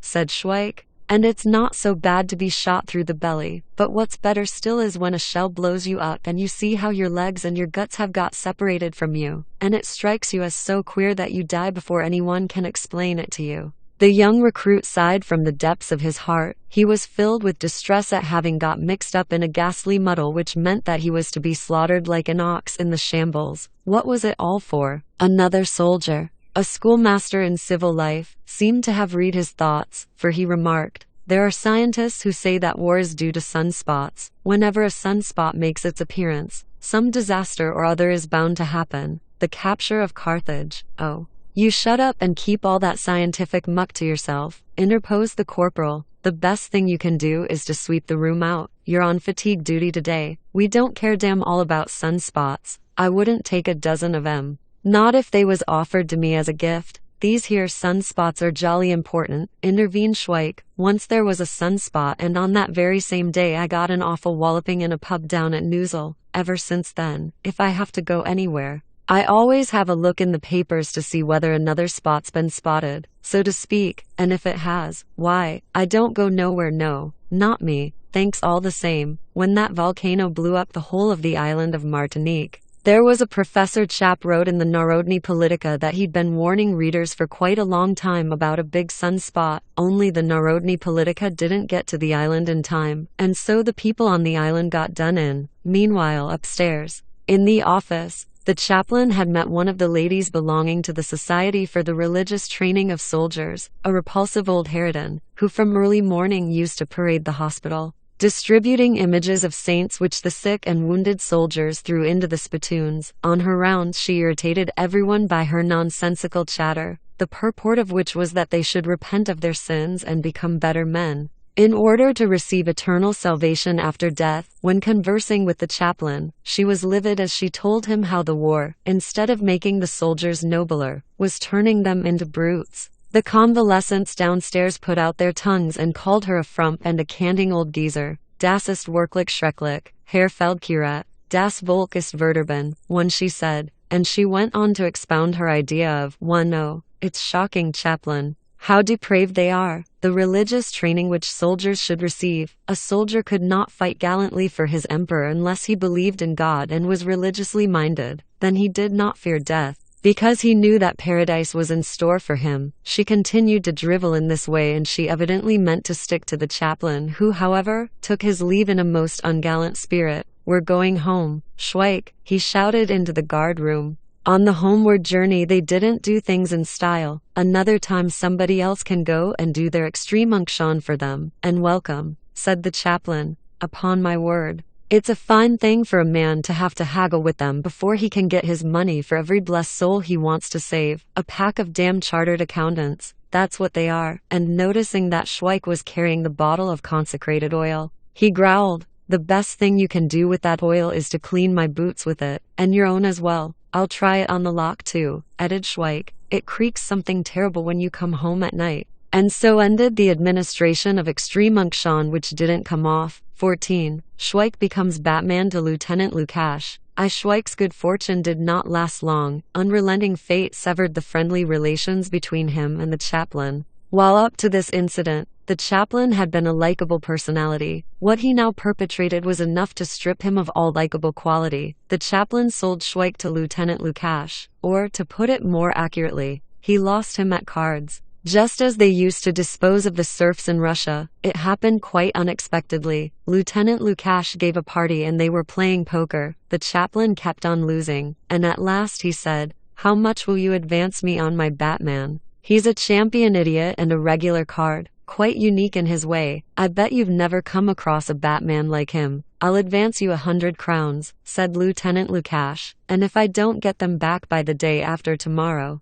you'll let me have this rare specimen. My present Batman's an awful fellow. He goes about pulling a long face, he's always writing home, and on top of all that he steals every blessed thing he can lay hands on. I've tried giving him a good hiding, but it isn't the slightest use. I clump his head every time I see him, but he's as bad as ever. I knocked out a few of his front teeth, but there's no curing the fellow." "Right you are then," said the chaplain recklessly. 100 crowns or Schweik the day after tomorrow. He lost the 100 crowns and went sadly home. He was quite certain, beyond all manner of doubt, that he would never manage to scrape together the 100 crowns within the specified time. And to all intents and purposes he had basely and despicably sold Schweik. "I might just as well have said 200, he grumbled to himself, but as he changed trams he was overcome by a sentimental feeling of self-reproach. "It was a rotten thing of me to do," he pondered, as he rang his bell. "For the life of me I don't know how I'm to look him in the face, damn him." "My dear Schweik," he said when he was indoors, "a very unusual thing happened. I was most infernally unlucky at cards. I blued every cent I had. There was a short silence, and he continued, "And I wound up by losing you. I got an advance of 100 crowns with you as security, and if I don't give it back by the day after tomorrow, you won't belong to me, but to Lieutenant Lukash. I'm really very sorry about it." "I've got 100 crowns left," said Schweik. "I can lend it to you." "Give it here," said the chaplain, brightening up. "I'll take it to Lukash on the spot. I should really be sorry to part with you." Lukash was very surprised to see the chaplain again. "I've come to pay you that debt," said the chaplain, gazing round him triumphantly. "Let's have a flutter. Double or quits," declared the chaplain. When his turn came, and at the second round he once more went the whole hog, 20 wins, announced the holder of the bank. "My total's 19, said the chaplain, very crestfallen, as he put into the bank the last 40 crowns left over from the 100-crown note which Schweik had lent him to redeem himself from fresh serfdom. On his way home the chaplain came to the conclusion that this settled matters once and for all, that nothing could now save Schweik, that it was predestined for him to become the orderly of Lieutenant Lukash, and when Schweik let him in, he said to him, "It's all no use, Schweik, nobody can go against his fate. I've lost you and your 100 crowns as well. I've done everything I could, but fate was too much for me. It's thrown you into the clutches of Lieutenant Lukash, and the time has come for us to part." "And was there a lot in the bank?" asked Schweik with composure, whereupon he plunged into a long rigmarole about a tinker named Voivoda and his gambling misadventure with a chimney sweep, which had led to a raid by the police. "The bank amounted to millions and millions in IOUs," said Schweik, "and there was 1,500 in ready cash. When the police inspector saw what a lot there was, he didn't half stare. 'Why,' he says, 'I never saw the like of this before. It's worse than Monte Carlo.'" Schweik then went to brew some grog, and the end of it was that the chaplain, when Schweik succeeded, late at night and with some difficulty, in getting him into bed, burst into tears and sobbed, "I have sold you, comrade, shamefully sold you. Overwhelm me with curses, strike me, I will endure it. I throw myself at your mercy. I cannot look you in the face. Maul me, bite me, destroy me. I deserve no better fate. Do you know what I am?" And the chaplain buried his tear-stained face in the pillow, as, in a soft and gentle voice he murmured, "I'm a thorough-paced blackguard," and fell sound asleep. The next day the chaplain avoided Schweik's glance, went away early and did not return until nightfall, with a fat infantryman. "Show him, Schweik," he said, again avoiding Schweik's glance, "where the things are kept, so as he can find his way about, and teach him how to brew grog. Report yourself to Lieutenant Lukash early tomorrow morning." Schweik and the new man spent a pleasant night together brewing grog. In the morning the fat infantryman was standing on one leg and was mumbling to himself a queer medley of various popular songs. "Oh, there's a tiny stream that flows. My sweetheart serves the crimson beer. O mountain, mountain, thou art lofty." The maidens fared along the highroad. On the white hill the peasants till. "There's no need for me to worry about you," said Schweik. "A chap like you is bound to get on with the chaplain like a house afire." And so it came about that in the morning Lieutenant Lukash beheld for the first time the frank and honest countenance of Schweik, who quoth, "Beg to report, sir. I'm Schweik, who the chaplain lost at cards. Yea, officers' orderlies are of very ancient origin. It would appear that Alexander the Great had his Batman. I am surprised that nobody has yet written a history of Batman. It would probably contain an account of how Fernando, Duke of Almavier, during the siege of Toledo, ate his Batman without salt. The Duke himself has described the episode in his memoirs, and he adds that the flesh of his Batman was tender, though rather stringy, and the taste of it was something between that of chicken and donkey. Among the present generation of Batmen there are few so self-sacrificing that they would let their masters eat them without salt, and there are cases where officers, engaged in a regular life and death struggle with the modern type of orderly, have to use all possible means to maintain their authority. Thus, in 1912, a captain was tried at Graz for kicking his Batman to death. He was acquitted, however, because it was only the second time he had done such a thing. On the other hand, a Batman sometimes manages to get into an officer's good graces, and then he becomes the terror of the battalion. All the NCOs try to bribe him. He has the last say about leave, and by putting in a good word for anyone who has been crimped he can get him off. During the war, it was such Batmen as these who gained medals for bravery. I knew several in the 91st Regiment. There was one who got the large silver medal because he was an adept at roasting geese which he stole, and his master worded the proposal in support of the decoration as follows. He manifested exceptional bravery in the field, showing a complete disregard for his own life and not budging an inch from his officer while under the heavy fire of the advancing enemy. Today these Batmen are scattered far and wide throughout our republic, and tell the tale of their heroic exploits. It was they who stormed Sokol, Dubno, Nish, the Piave, all of them are Napoleons. So I up and tells our colonel as how he ought to telephone to brigade headquarters that it was high time to get a move on.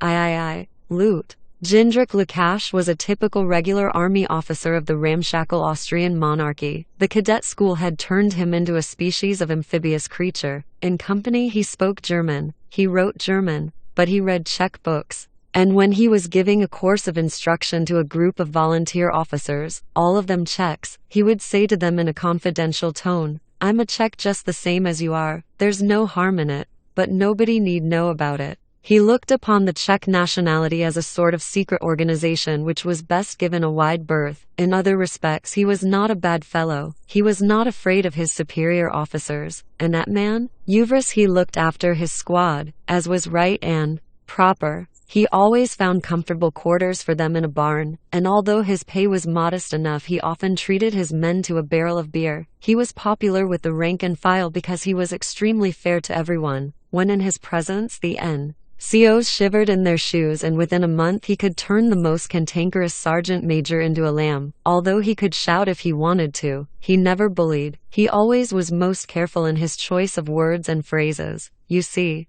he would say, "I don't like having to punish you, but I can't help myself, because the efficiency of the army depends on discipline. If your uniform isn't just as it should be, if the buttons are not properly sewn on or are missing, that shows you are forgetting the duty you owe to the army. It may be that you cannot understand why you should get CB because a button was missing from your tunic on parade yesterday. You may think it's a trifling little detail which in civil life you'd never worry about, yet you see, in the army, neglect of your appearance brings punishment in its train. And why? The point is not that you have a button missing, but that you must accustom yourself to discipline. Today you omit to sew on a button and you begin to get slack. Tomorrow you'll decide that you can't be bothered to take your rifle to pieces and clean it. The day after that you'll leave your bayonet in a pub or even go to sleep while on sentry go, simply because you began to get slack over this wretched button. That's how it is, and that's why I'm punishing you. So as to save you from a worse punishment for some breach of discipline you might commit through slowly but surely forgetting your duties. So I'm going to give you 5 days CB, and I should like you,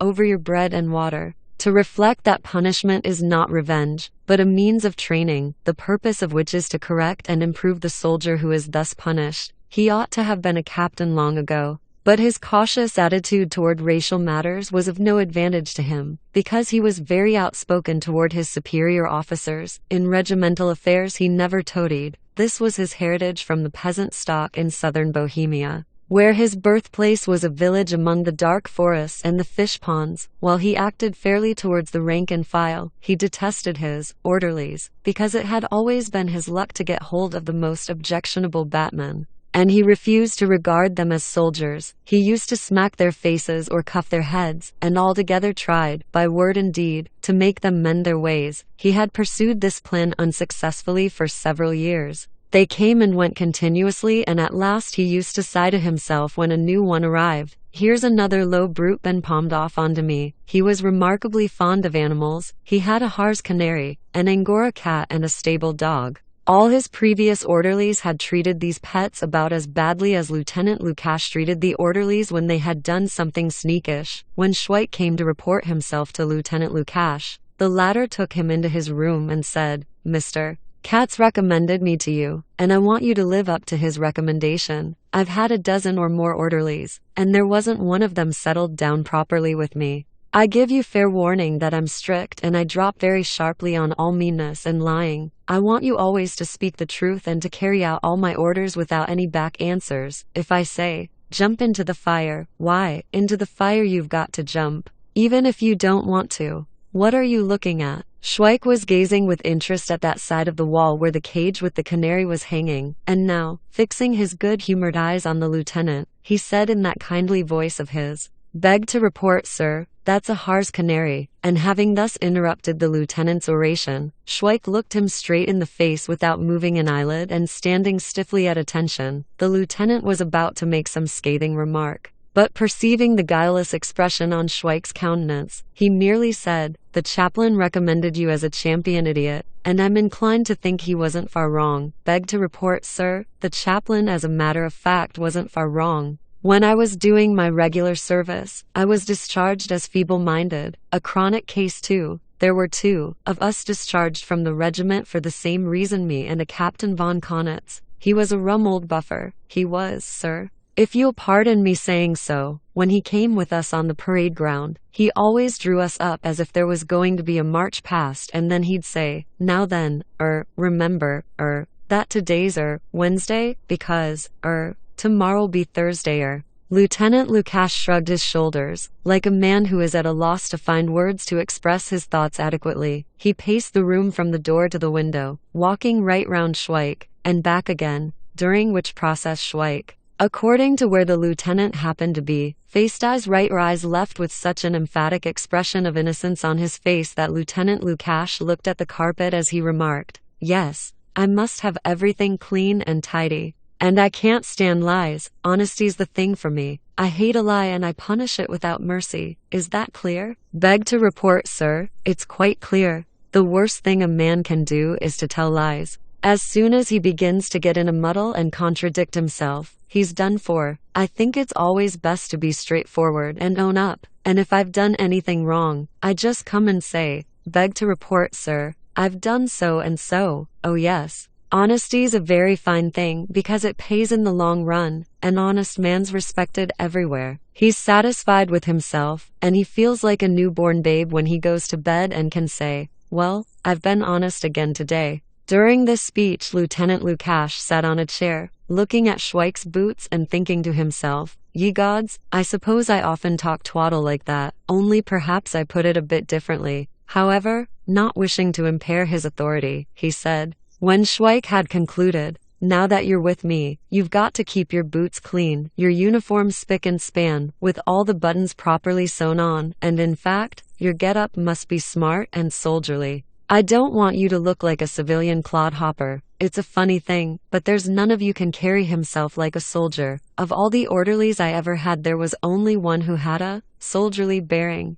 and he stole my dress uniform and sold it to an old clothes dealer." He paused for a while, and then continued, explaining to Schweik all his duties and laying special stress on how essential it was for him to be trustworthy and never to gossip about what went on in the lieutenant's quarters. "There are ladies who come to see me," he added, "and sometimes one or the other of them stays all night. When I'm not on duty in the morning, in a case like that, you'll bring coffee for 2 into the bedroom. When I ring, do you follow me?" "Beg to report, sir, I follow you. If I came into the bedroom unexpected like, it might be awkward for the lady. I remember once I took a young woman home with me, and just as we were getting on fine together, my charwoman brought in the coffee. She didn't have a fright and poured all the coffee down my back. Oh, I know what's what when a lady's in bed." "That's right, Schweik. We must always be extremely tactful where ladies are concerned," said the lieutenant, who was now getting more cheerful, because the subject was one which occupied all his leisure between barracks, parade ground and gambling. His quarters revealed marked feminine influence.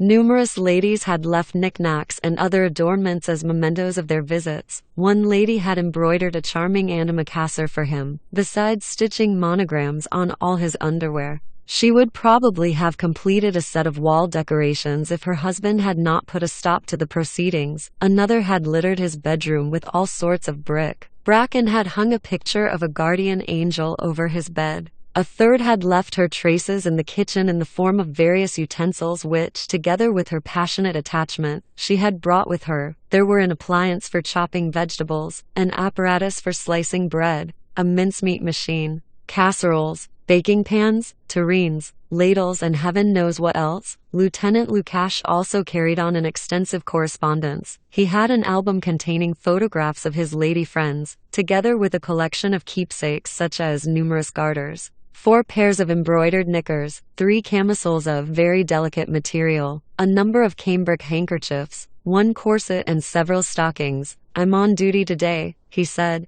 I shan't be home till late. Tidy up the place and see that everything's put straight. The last orderly was no good at all, and he's leaving today with a draft for the front." When Lieutenant Lukash had gone, Schweik put everything straight, so that when he returned that night, Schweik was able to announce, "Beg to report, sir, everything's been put straight, except for one little hitch. The cat got into mischief and gobbled up your canary." "How did that happen?" bellowed the lieutenant. "Beg to report, sir, it was like this.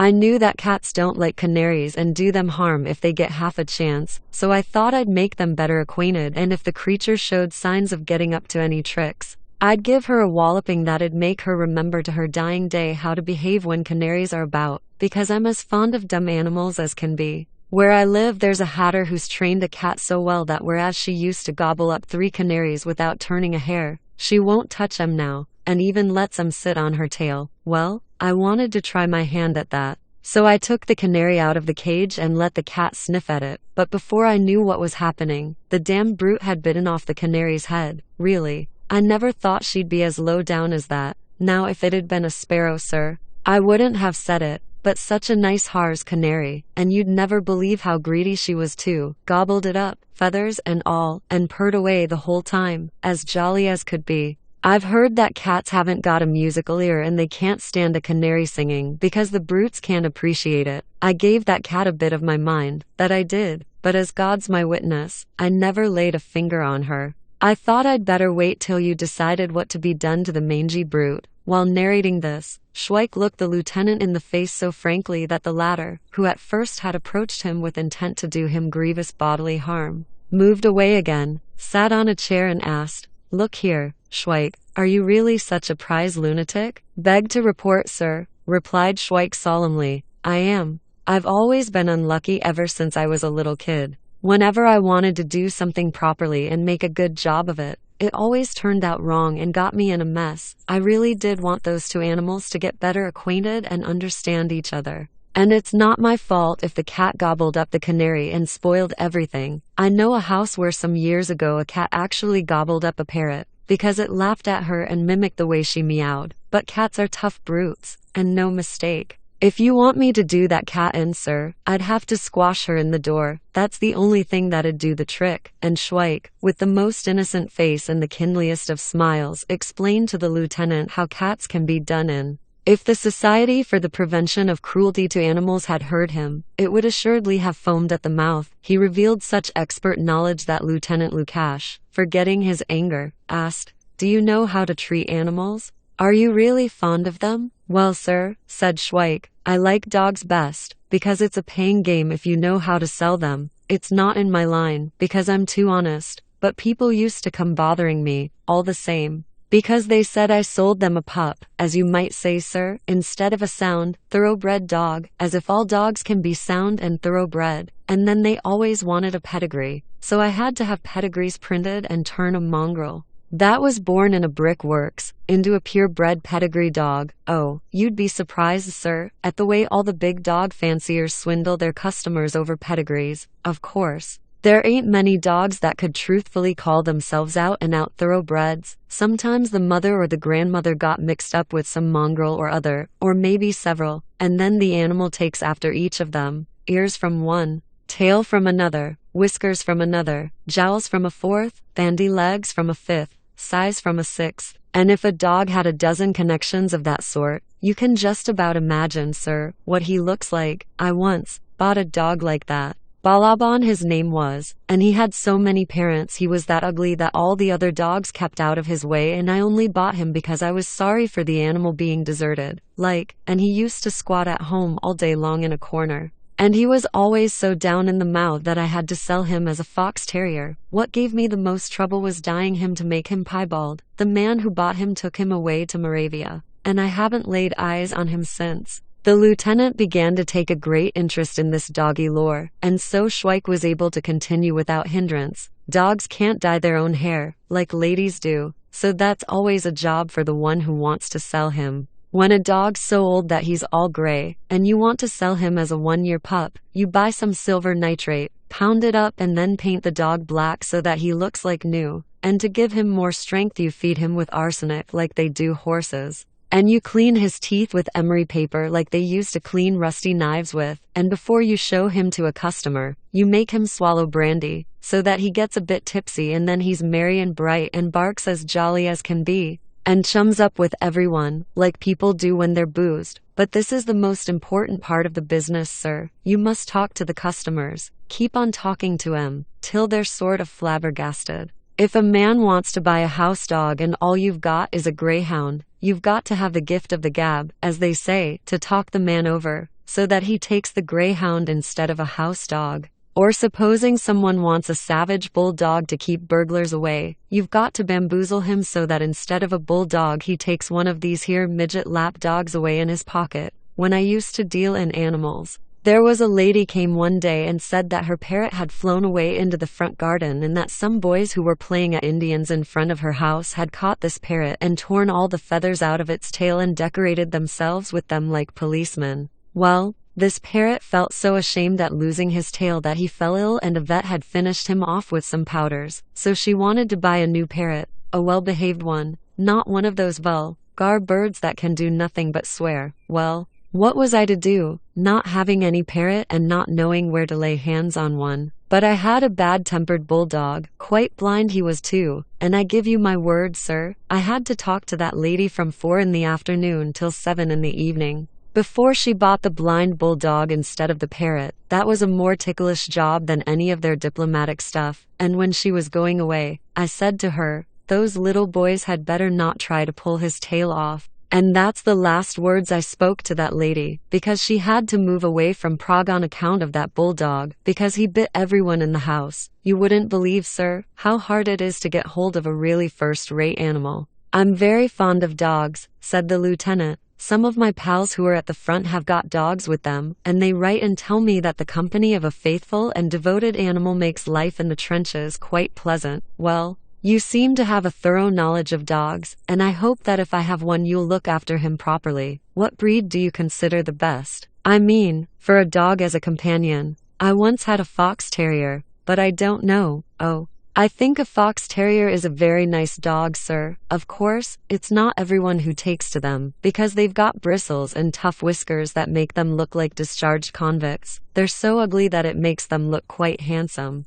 And they're clever animals too. St. Bernards ain't in it with them. Oh, yes, they're clever and no mistake. I once knew one. Lieutenant Lukash looked at his watch and interrupted Schweik's flow of talk. Well, it's getting late and I must be off to bed. Tomorrow I'm on duty again, so you've got the whole day to find your fox terrier. He went off to bed, and Schweik lay down on the sofa in the kitchen, where he read the newspapers which the lieutenant had brought with him from the barracks. Just fancy, said Schweik to himself, scanning with interest the summary of the day's news. The Sultan's awarded a war medal to the Kaiser, and I haven't even got the yet. Suddenly he thought of something, and rushed into the lieutenant's bedroom. Lieutenant Lukash was now fast asleep, but Schweik woke him up. Beg to report, sir, you didn't give me any instructions about the cat. And the lieutenant, half asleep and half awake, turned over on the other side and mumbled drowsily, 3 days CB. Then he fell asleep again. Schweik tiptoed out of the room, dragged the unfortunate cat from under the sofa and said to her, you've got 3 days CB abtreten, 1, and the Angora cat crawled back under the sofa.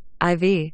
Schweik was just getting ready to go and look for the fox terrier when a young lady rang the bell and said she wanted to speak to Lieutenant Lukash. Beside her lay 2 heavy trunks, and Schweik just caught sight of a cap belonging to a porter who was going downstairs. He's not at home, said Schweik stolidly, but the young lady was already in the passage and said to Schweik in a peremptory tone, take these trunks into the bedroom. It can't be done without the lieutenant's permission, said Schweik. The lieutenant said I was never to do anything without it. Why, you must be mad, exclaimed the young lady. I've come to pay the lieutenant a visit. I don't know nothing about that, replied Schweik. The lieutenant's on duty. He won't be home till tonight, and my orders are to find him a fox terrier. I don't know nothing about any trunks or any lady. Now I'm going to lock up the place, so perhaps you wouldn't mind getting outside. I ain't had any instructions and I can't leave any stranger here whom I don't know anything about. Down our street there was a confectioner, one Dismiss, who once let a man in and he forced the wardrobe open and cleared off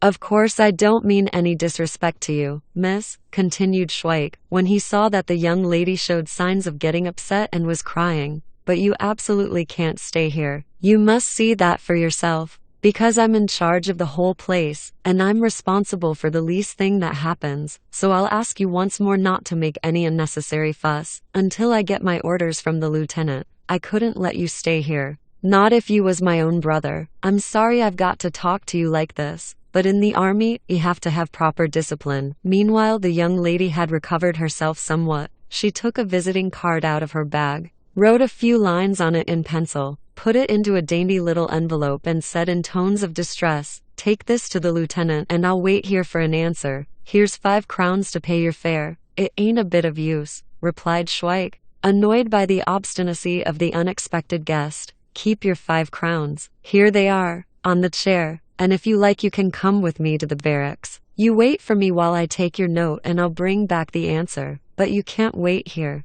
That's a dead sit." With these words he dragged the trunks into the passage, and rattling the key like the warder of a castle, he said with solemn emphasis, as he stood in the doorway, "Time to lock up." The young lady dejectedly drifted into the passage. Schweik locked the door and strode ahead. The fair visitor trotted after him like a little pet dog, and did not catch him up till he stopped at a tobacconist's to buy cigarettes. Now she walked along by his side and made efforts to start a conversation. "You're sure you'll hand it to him?" "If I say I will, I will. And will you be able to find him?" "I don't know." They again walked on side by side in silence, until after some time the young lady resumed, "So you think you'll be able to find him?" "No, I don't." "And where do you think he's likely to be?" "I don't know." This put a stop to the conversation for quite a long while, until the young lady again continued it by inquiring, "You haven't lost the note?" "Not yet, I haven't." "You're sure you'll hand it to him?" "Yes." "And you'll be able to find him?" "I've told you I don't know," replied Schweik. "What beats me is how people can be so nosy and keep asking the same question. It's like as if I was to stop every other person in the street and ask him what the date is." This concluded the attempt to engage in conversation with Schweik, and the rest of the way to the barracks was traversed in complete silence. When they reached the barracks, Schweik told the young lady to wait, and then began to discuss the war with the soldiers at the gateway. The young lady walked nervously to and fro on the pavement with a very distressed look on her face. She saw Schweik continuing his disquisition with an expression about as fatuous as that on the photograph published just about that time in the Chronicle of the Great War and entitled, "Austrian Heir Apparent Talking to 2 Airmen Who Shot Down a Russian Airplane." Schweik sat down on the bench in the doorway and explained that on the Carpathian front the attacks had failed, but on the other hand, the command of Przemysl, General Kosmanek had proceeded to Kiev, and that the Austrian troops had left 11 pivotal centers behind them in Serbia, so that the Serbians would not be able to keep running after them much longer. He then plunged into a criticism of the various fighting operations, and made the sensational discovery that a detachment which is entirely surrounded has to surrender. Having had his say, he thought he had better go out and tell the young lady, who by now was at her wit's end, that he wouldn't be long and that she was not to go away. Thereupon he went upstairs into the office, where he discovered Lieutenant Lukash. He was just expounding a scheme of trenches for the benefit of an officer whom he was taking to task for being unable to draw and not having the least idea of geometry. "You see, this is the way to draw the diagram. If we have to drop a perpendicular onto a given straight line, we have to do it so that it forms a right angle with it. Do you follow? If that's done, you'll get your trenches in a proper position, and they won't reach as far as the enemy. You'll keep at a distance of 600 yards from him, but the way you've drawn it, you'd shove our position into the enemy's lines, and you'd have your trenches right on top of the enemy, whereas you need an obtuse angle. Simple enough, isn't it?"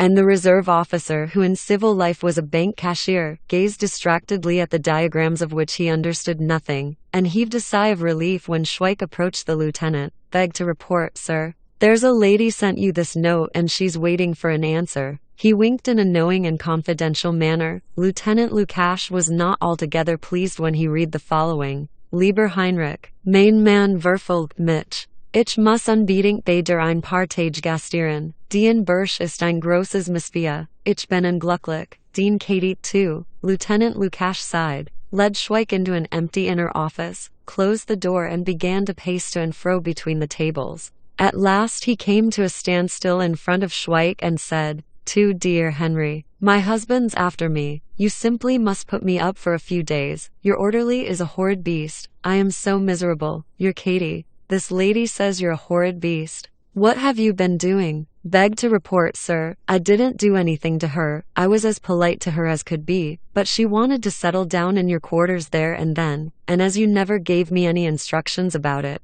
I wouldn't let her. And on top of all that she brought 2 trunks with her, as if she was going to make herself at home." The lieutenant gave another loud sigh, which Schweik repeated after him. "What's that?" shouted the lieutenant in a tone of menace. "Beg to report, sir. It's a ticklish business. 2 years ago down our street there was a young lady moved into a paper hanger's lodgings and he couldn't put her out, and in the end he had to poison himself, and her as well, with coal gas. It was no joke. Women are a nuisance. They don't catch me napping. It is a ticklish business," repeated the lieutenant, and never had Schweik spoken a truer word. Dear Jindrik was in the deuce of a fix. Here was a young lady whose husband was after her, and who had come to pay him a visit for several days, at the very moment when he was expecting Mrs. Mitchek from Bon on one of her quarterly shopping trips to Prague. Then, the next day but one another young lady was coming to see him. After having thought the matter over for a week, she had definitely promised to be his, because the following month she was going to marry an engineer. The lieutenant now dejectedly sat down on the table, and lapsed into silent thought.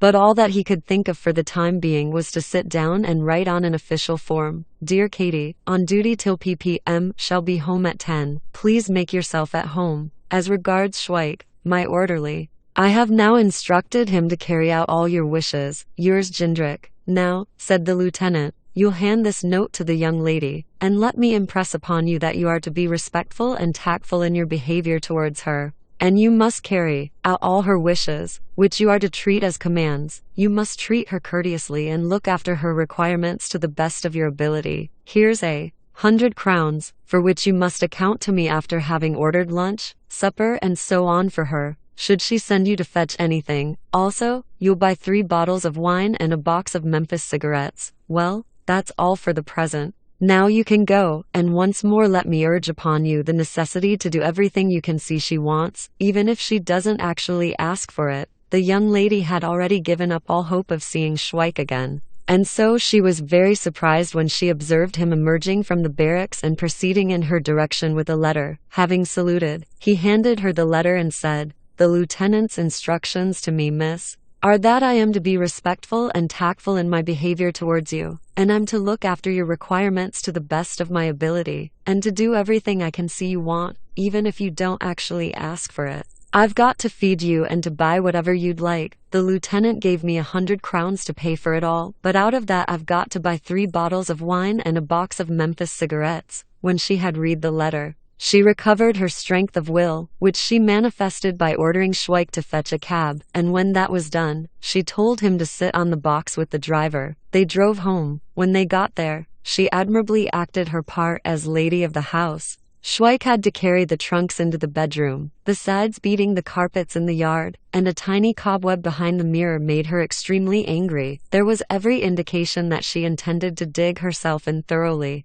with a view to a lengthy stay in this strategical position. Schweik sweated. When he had beaten the carpets, she remembered that the curtains would have to be taken down and dusted. Then he received orders to clean the windows in the bedroom and kitchen. Thereupon she began to rearrange the furniture, which made her very nervous, and when Schweik had dragged it from one corner to another, she was dissatisfied and started devising new groupings and arrangements. She turned everything upside down and slowly, as the cozy snuggery took shape, her supply of energy began to ebb, and the harrying gradually came to an end. When everything else was finished, she took clean bed linen from the cupboard, and as she arranged the fresh pillowcases and mattresses, it was clear that she did so with genuine devotion. Then she sent Schweik for lunch and wine, and before he returned, she put on a filmy gown which made her extremely attractive and alluring. At lunch she drank a bottle of wine and smoked several Memphis cigarettes, and while Schweik was in the kitchen feasting on army bread which he soaked in a glass of brandy, she retired to rest. "Schweik," she shouted from the bedroom. "Schweik."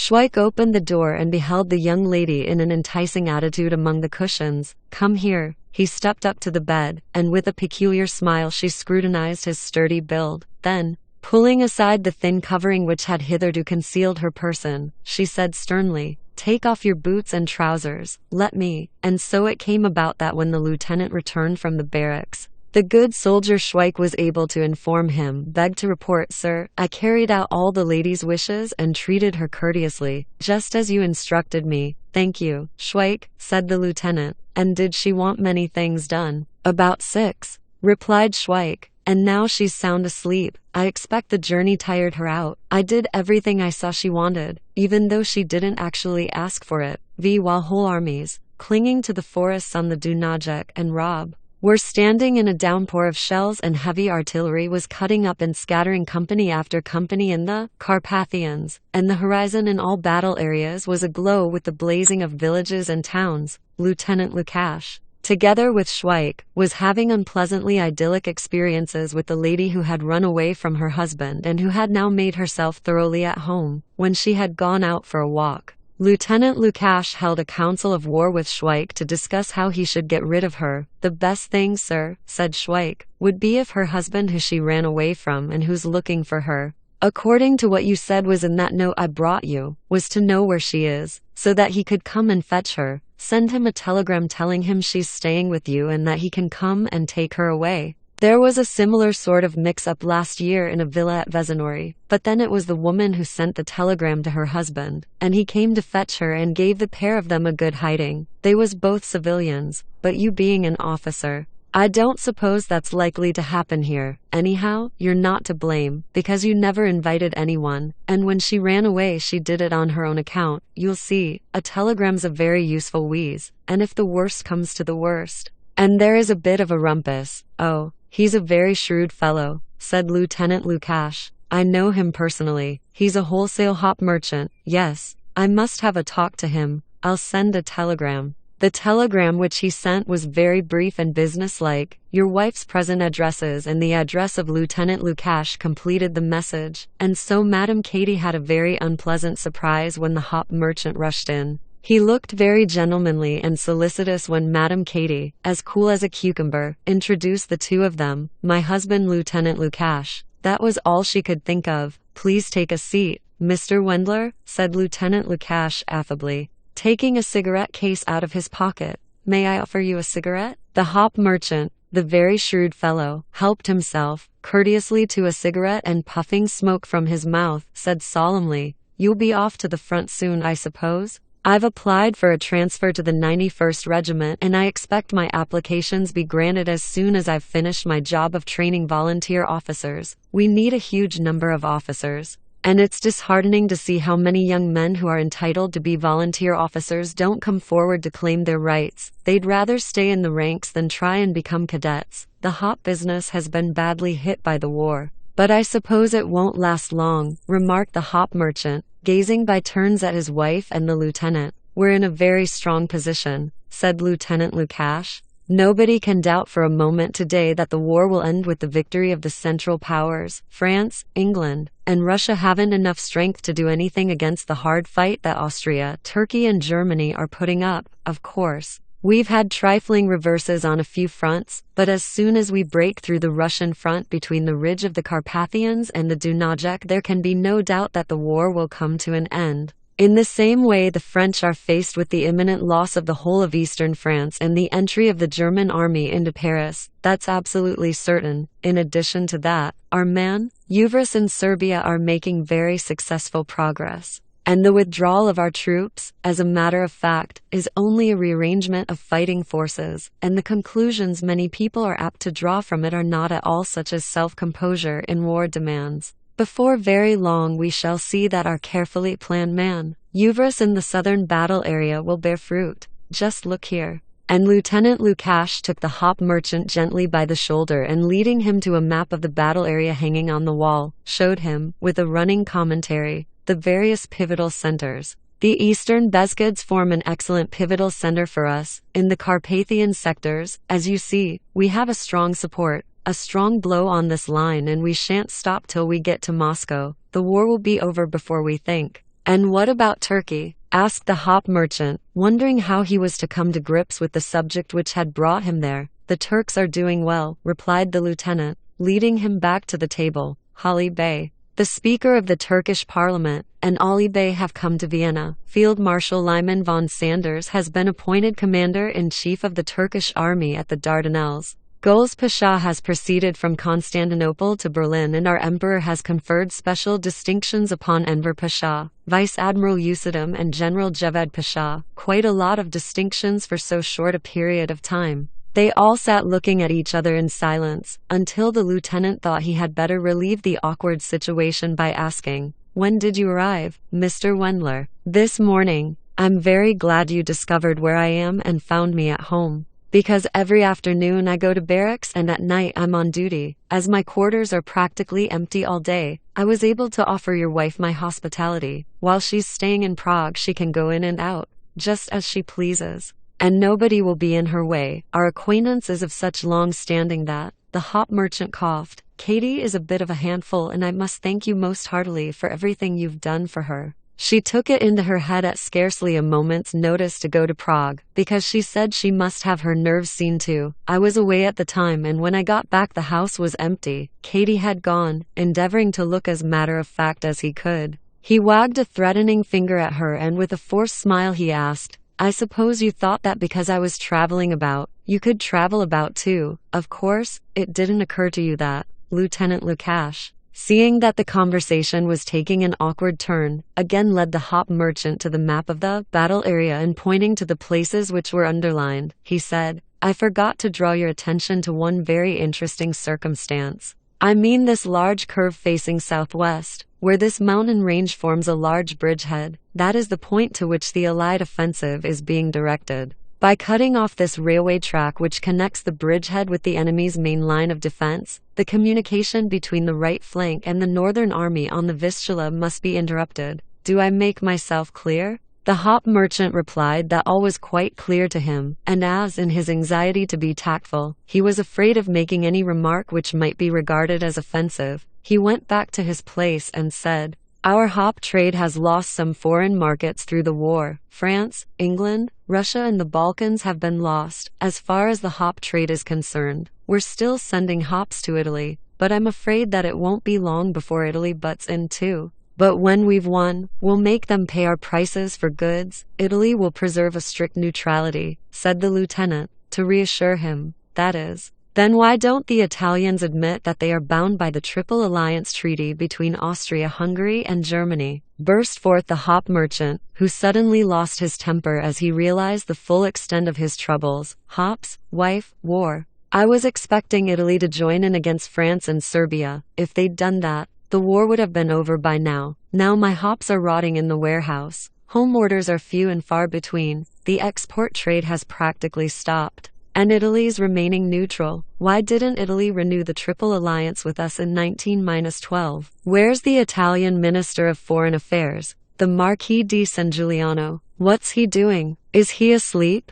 Or what? Do you know what my annual turnover was before the war and what it is now? Don't you imagine I'm not keeping abreast of what's happening?" he continued, gazing furiously at the lieutenant, who was placidly puffing smoke rings, each of which collided with the preceding one and dispersed it. Why did the Germans withdraw to the frontier, when they were so close to Paris? Why is such heavy artillery fighting going on between the Maas and the Mosel? Do you know that at Combres and Wauer near Marsh they've burnt down 3 breweries which we used to supply with over 500 sacks of hops annually? And in the Vosges they've burnt down the brewery at Hartmannsweiler. And the huge brewery at Niederspach near Mulhausen has been completely destroyed? That means a loss of 1,200 sacks of hops for my firm annually. The Germans fought the Belgians 6 times for the brewery at Klosterhoek. There you have another 350 sacks of hops lost annually. He now became speechless with indignation. Presently, he stood up, walked across to his wife and said, "Katie, you'll come home with me immediately. Get dressed.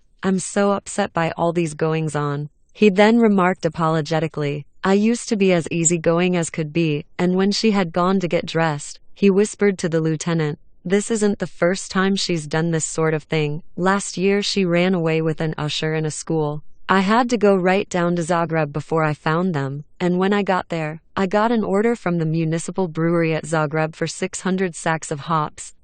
Yes, the south was a regular gold mine. Our hops went as far as Constantinople. Now we're half ruined. If the government restricts the production of beer in the bargain, that'll be the last straw. And lighting the cigarette which the lieutenant had offered him, he said in a stricken voice, the only big order came from Warsaw to 370 sacks of hops. The biggest brewery there is the Augustinian. Their representative used to come and see me every year. Oh, it's something awful. It's a good thing I haven't got any children. This logical inference from the annual visit to the representative of the Augustinian brewery in Warsaw caused the lieutenant to smile to himself. The hop merchant noticed this and accordingly continued his statement. The Hungarian breweries at Sopron and Great Kanissa used to take on an average 1,000 sacks of hops annually from my firm for their export beers that went as far as Alexandria. Now on account of the blockade they refuse to place a single order. I offer them hops 30% cheaper, but they won't order a single sack. Stagnation, anxiety, ruin, and then on top of it all I get these household worries. The hop merchant lapsed into silence, but this silence was interrupted by Madame Katie.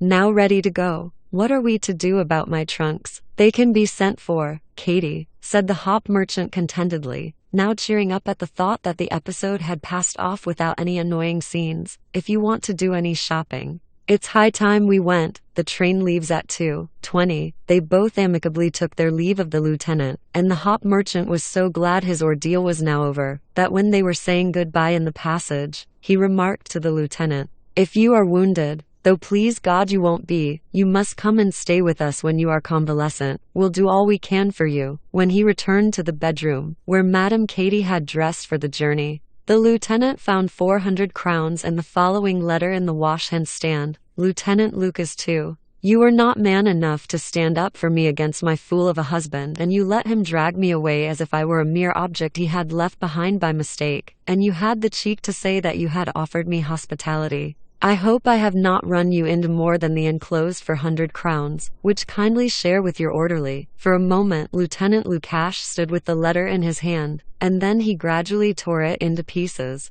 With a smile he looked at the money on the washhand stand, and noticing that in her indignation she had left her comb on the table, he put it away among his collection of keepsakes. Schweik came back in the afternoon. He had gone to find a fox terrier for the lieutenant. Schweik, said the lieutenant, you're in luck's way. The lady who was staying with me has gone. Her husband took her away with him, and to show how pleased she is with all you did for her, she left 400 crowns on the washhand stand for you. You must write and thank her, or rather her husband, because it's his money she took with her when she left home. I'll dictate you a letter. And he dictated, Dear Sir, kindly express to your wife my hearty thanks for the 400 crowns with which she presented me for all I did for her during her stay in Prague. It was a great pleasure for me to do it, and I therefore cannot accept this money, and I am sending it. Now then, go on writing, Schweik. What are you fidgeting like that for? Where did I leave off? And I am sending it, said Schweik in the quavering voice of tragedy. That's right.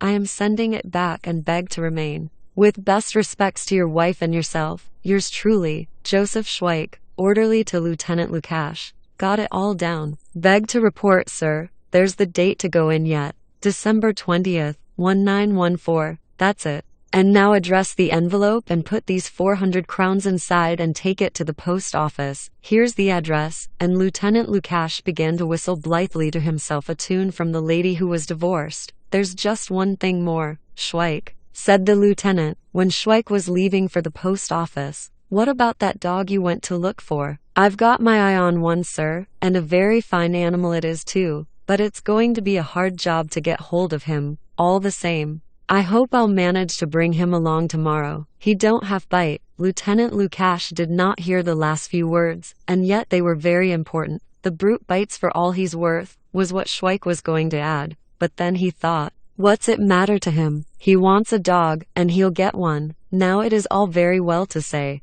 get me a dog, but the owners of dogs are very careful of their pets, even though they may not be thoroughbreds. The dog is a faithful animal, but only in schoolbooks or natural history primers. Let even the most faithful dog sniff at a fried sausage and he's done for. He'll forget his master, by whose side he was just trotting along. he'll turn round and follow you, his mouth watering, his tail wagging, his nostrils quivering with gusto in anticipation of the sausage. In that quarter of Prague near the steps leading to the castle there is a small beer shop. One day 2 men were sitting there in the dim light at the back. One was a soldier and the other a civilian. They were sitting close together and whispering mysteriously. They looked like conspirators at the time of the Venetian Republic. Every day at 8 o'clock, whispered the civilian. The skivvy takes him along Havlicek Square on the way to the park, but he's a fair terror. Talk about bite. There's no doing anything with him. And bending down still closer to the soldier, he whispered into his ear, he don't even eat sausage. Not when it's fried, asked the soldier. No, not even when it's fried. They both spat. What does the brute eat then? Blowed if I know. Some of these dogs are as pampered and petted as a blessed archbishop. The soldier and the civilian clinked glasses and the civilian went on whispering. There was a black Pomeranian once that I was after, and he wouldn't touch sausage either. I followed him about for 3 days till I got sick of it. And so I went as bold as brass and asked the lady who was taking him round what they fed him on to make him look so nice. That tickled her no end, and she says his favorite grub was cutlets. So I bought him a cutlet. I thinks to myself, that'll do the trick. And believe me or believe me not, that bloody tyke wouldn't even look at it, because it was a veal cutlet and he'd been brought up on pork, so I had to buy him a pork cutlet. I let him have a sniff at it and then I starts running, and the dog follows me. The lady yells, "Puntik, Puntik," but he'd done a bunk. He follows the cutlet round the corner and when he gets there I put him on the lead, and then next day he was where I wanted him to be. He had some white tufts under his chin, a sort of patch. But they blacked it over and nobody recognized him. All the other dogs I've ever come across, and there's been a tidy few of them, fell for a fried sausage. So the best thing you can do is to ask her what the dog's favorite grub is. You're a well set up chap, and with your uniform and all, she'll tell you quick enough. I asked her, but she looked daggers at me and said, "What's that got to do with you?" She's not much to look at, in fact. If you ask me, she's a bit of a frump. But she'll talk to a soldier all right. Is it a real fox terrier? The lieutenant won't take any other sort. Oh, it's a fox terrier all right. A very fine dog too. Pepper and salt. An out thoroughbred. As sure as your name's Schweik and mine's Lunatic. All I want to know is what grub he eats and I'll bring him to you. The 2 friends again clinked glasses. It was from Lunatic that Schweik had obtained his supply of dogs when he used to deal in them before joining the army, and now that Schweik was a soldier, Lunatic considered it his duty to assist him in a disinterested spirit. He knew every dog in the whole of Prague and environs, and on principle he stole only thoroughbred dogs. At 8 o'clock the next morning the good soldier Schweik might have been seen strolling along by the Havlicek Square in the park. He was waiting for the servant girl with the Pomeranian. At last his patience was rewarded. Around her frisked a dog with whiskers, a bristly, wiry-haired animal with knowing eyes. The servant girl was rather elderly. With her hair tastefully twisted into a bun, she whistled to the dog and flourished a leash and an elegant hunting crop. Schweik said to her, "Excuse me, miss, which is the way to Zizkov?" She stopped and looked at him to see whether he was in earnest. And Schweik's good-natured face convinced her that this worthy soldier did really want to go to Zizkov. Her expression showed signs of relenting, and with great readiness she explained to him how he could get to Zizkov. "I've only just been transferred to Prague," said Schweik. "I'm from the country." "You're not from Prague either, are you?" "I'm from Vodnany."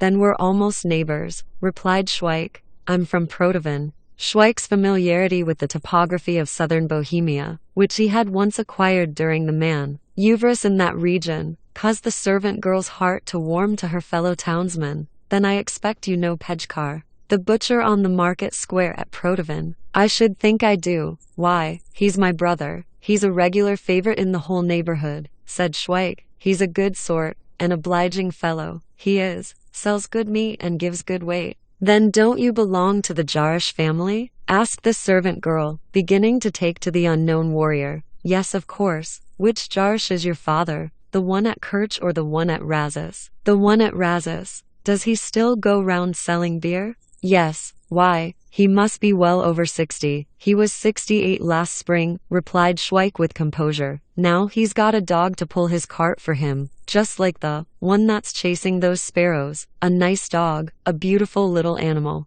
"That's ours," explained his new lady friend. I'm in service at the colonel's. You don't know our colonel, do you? Yes, I do. He's a fine chap, clever too. We used to have a colonel like him at Budapest. Master's very strict, and a little while ago, when people were saying we'd been beaten in Serbia, he came home in a regular patty and threw all the plates about in the kitchen and wanted to give me notice. So that's your dog, is it? Schweik interrupted her. It's a pity that my lieutenant can't stand dogs, because I'm very fond of them. He lapsed into silence, but suddenly blurted out, of course, it's not every dog that'll eat anything you give it. Our Lux is awfully dainty. There was a time he wouldn't eat any meat at all, but he will now. And what's he like best? Liver, boiled liver, calf's liver or pig's liver? He doesn't mind which, said Schweik's fellow countrywoman with a smile, for she regarded his last question as an unsuccessful attempt at a joke. They strolled along together for a while, and then they were joined by the Pomeranian.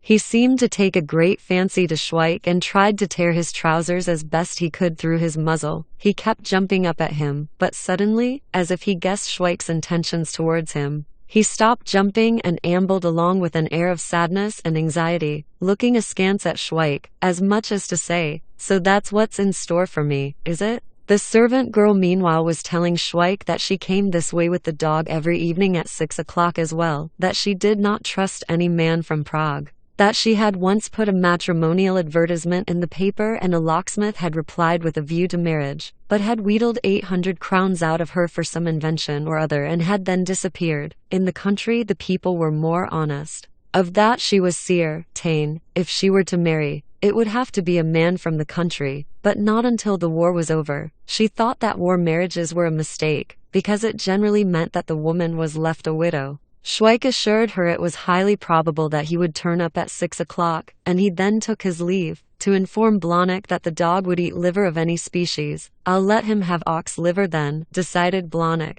That's what I call her to St. Bernard dog with, and he was a shy animal, he was. I'll bring that dog along tomorrow all right. Blahnik kept his word. In the afternoon, when Schweik had finished tidying up, he heard a barking noise at the door, and when he opened it, Blahnik came in, dragging with him a refractory Pomeranian which was more bristly than his natural bristliness. He was rolling his eyes wildly and his scowl was such that it suggested a starving tiger in a cage being inspected by a well-fed visitor to the zoological gardens. He gnashed his teeth and growled, as if expressing his desire to rend and devour. They tied the dog to the kitchen table, and Blahnik described the procedure by which he had acquired the animal. I purposely hung about near him with some boiled liver wrapped up in a piece of paper. He began sniffing and jumping up at me. When I got as far as the park I turns off into Brodowska Street and then I gives him the first bit. He gobbles it up, but keeps on the move all the time so as not to lose sight of me. I turns off into Jędrzejczyk Street and there I gives him another helping.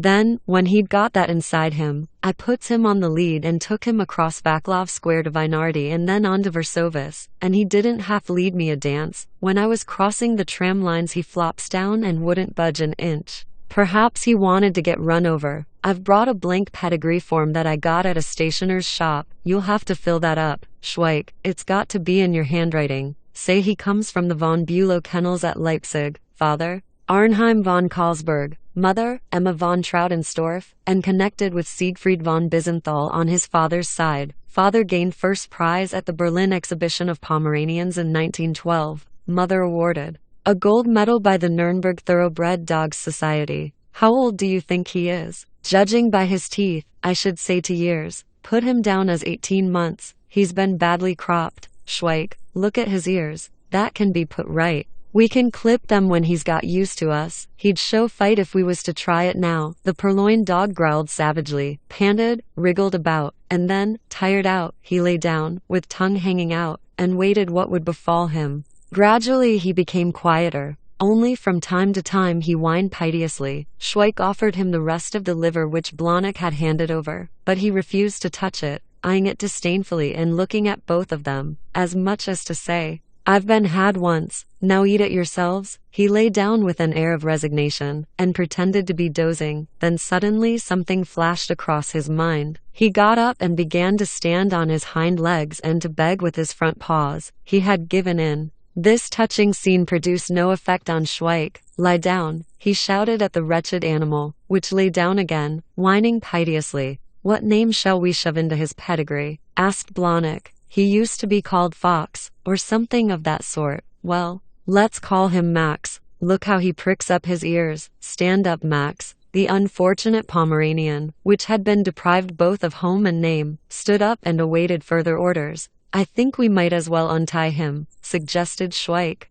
Let's see what he'll do. When he was untied, the first thing he did was to make for the door, where he gave 3 short barks at the handle, evidently relying on the magnanimity of these evil people. But when he saw that they did not fare in with his desire to get out, he made a small puddle in the doorway, thinking, most probably, that they would throw him out, as had always happened on similar occasions when he was a puppy and the colonel, with military severity, had taught him elementary manners. But instead of that, Schweik remarked, he's an artful one, he is, as artful as they make 'em. Gave him a whack with a strap and wetted his whiskers so thoroughly in the puddle that it was all he could do to lick himself clean. He whined at this humiliation and began to run about in the kitchen, sniffing desperately at his own tracks. Then, unexpectedly changing his mind, he sat down by the table and devoured the rest of the liver which was on the floor, whereupon he lay down by the fireplace and ended his spell of adventure by falling asleep. What's the damage? Schweik asked Blahnik. When he got up to go. Don't you worry about that, Schweik, said Blahnik tenderly. I'd do anything for an old pal, especially when he's in the army. Well, so long, lad, and never take him across Havlicek Square, or you'd be asking for trouble. If you want any more dogs, you know where I hang out. Schweik let Max have a good long nap. He went to the butcher's and bought half a pound of liver, boiled it and waited till Max woke up, when he gave him a piece of the warm liver to sniff at. Max began to lick himself after his nap, stretched his limbs, sniffed at the liver and gulped it down. Then he went to the door and repeated his performance with the handle. Max, shouted Schweik, come here. The dog obeyed gingerly enough, but Schweik took him on his lap and stroked him. Now for the first time since his arrival, Max began to wag the remainder of his lop tail amicably, and playfully grabbed at Schweik's hand, holding it in his paw and gazing at Schweik sagaciously. As much as to say, well, it can't be helped. I know I got the... I'm not asking where you were but where you are. In the 91st Regiment, sir. They transferred me. Oh, they transferred you. Did they? Quite right, too. It won't do you any harm to get to the front as soon as possible with the 91st Regiment. That's already settled, sir. The Major General now held a lecture about how, of recent years, he had observed that officers talk to their subordinates in a familiar manner, and this he held to be a dangerous tendency. Inasmuch as it promoted the spread of democratic principles, the private soldier must keep himself to himself. He must tremble before his superior officer. He must fear him. Officers must keep the rank and file at a distance of 10 paces from them and not allow them to think independently or indeed, to think at all. There was a time when officers put the fear of God into the rank and file, but nowadays, the Major General made a hopeless gesture with his hand. Nowadays the majority of officers absolutely coddle the rank and file. That's all I wanted to say. The Major General picked up his newspaper again and engrossed himself in it. Lieutenant Lukash, as white as a sheet, went out into the corridor to settle accounts with Schweik. He found him by the window, looking as blissful and contented as a baby a month old who has drunk its fill and is now dropping off to sleep. The lieutenant stopped, beckoned to Schweik and pointed to an empty compartment. He entered at Schweik's heels and closed the door. Schweik, he said solemnly, the time has now come for you to get the biggest hiding on record. What on earth did you interfere with that bald-headed gentleman for? Do you know that's Major General von Schwartzberg? Beg to report, sir, announced Schweik, with the air of a martyr. Never in my life have I had the least intention of insulting anyone, and it's news to me about him being a Major General. As true as I stand here, he's the living image of Mr. Perker Beck, agent of the Slavia Bank. He used to come to our pub, and once, when he fell asleep at a table, some joker wrote on his bald head with a copying ink pencil, "Please note our scheme for safeguarding your children's future as per scheduleic enclosed." Well, they all cleared off, and I was left alone with him. And it was just my luck that when he woke up and saw himself in the glass, he didn't half get ratty, and he wanted to give me a good hiding too. The word too glided with such a touchingly gentle accent of reproach from Schweik's lips that the lieutenant let his arm drop, but Schweik continued, There was no need for that gentleman to get into such a wax over a little mistake like that. It's an absolute fact he's supposed to have 60,000 to 70,000 hairs, like the average man has. Just as the article said, it never struck me there was such a thing as a bald-headed major general. Well, that's what they call a tragic mistake. The same as anybody might make when he passes a remark and somebody else takes it in a wrong way without giving him a chance to explain. I used to know a tailor who, Lieutenant Lukash gave one more look at Schweik and then left the compartment. He returned to his former seat, and after a few minutes Schweik's guileless countenance appeared in the doorway. Beg to report, sir, we'll be at T4 in 5 minutes. The train stops there for 5 minutes. Wouldn't you care to order a little snack of something? Years and years ago they used to have very good. The lieutenant jumped up furiously and in the corridor he said to Schweik, let me tell you once more that the less I see of you, the better I shall like it. If I had my way I'd never set eyes on you again, and you can take it from me that I won't if I can damn well help it. Don't let me see anything of you. Keep out of my sight, you blithering jackass you. Very good, sir. Schweik saluted, turned smartly to the right about, in the military manner, and then went to the end of the corridor, where he sat down in a corner on the guard's seat and entered into a conversation with a railwayman. There's a question I'd like to ask you, boss. The railwayman, who evidently was in no mood for conversation, nodded listlessly. I used to know a chap named Hoffman, began Schweik, and he always made out that these alarm signals never act. What I mean to say, that nothing would happen if you pulled this handle. To tell you the honest truth, I never gave the matter another thought, but as soon as I spotted this alarm outfit here, I thought I'd like to know what's what like, in case I should ever need it. Schweik stood up and accompanied the railwayman to the alarm brake marked, in case of danger. The railwayman considered it his duty to explain to Schweik exactly what the alarm mechanism consisted of. He was right when he said you've got to pull this here handle, but he was kidding you when he made out it don't act. The train always stops, because this is connected with all the carriages and the engine. The alarm brake has to act. While he was saying this, they both had their hands on the handle of the lever, and then how it happened must remain a mystery. They pulled it and the train stopped. They were quite unable to agree as to who had actually done it and made the alarm signal work. Schweik declared that he couldn't have done it, not being a gutter snipe. It's a fair marvel to me, he said good-humoredly to the guard, why the train stopped so sudden. It was going, then all at once it stopped. I'm more upset about it than what you are. A solemn gentleman took the guard's part and said he'd heard the soldiers start a conversation about alarm signals. On the other hand, Schweik kept harping upon his good name and insisted that it was no advantage to him for the train to be late,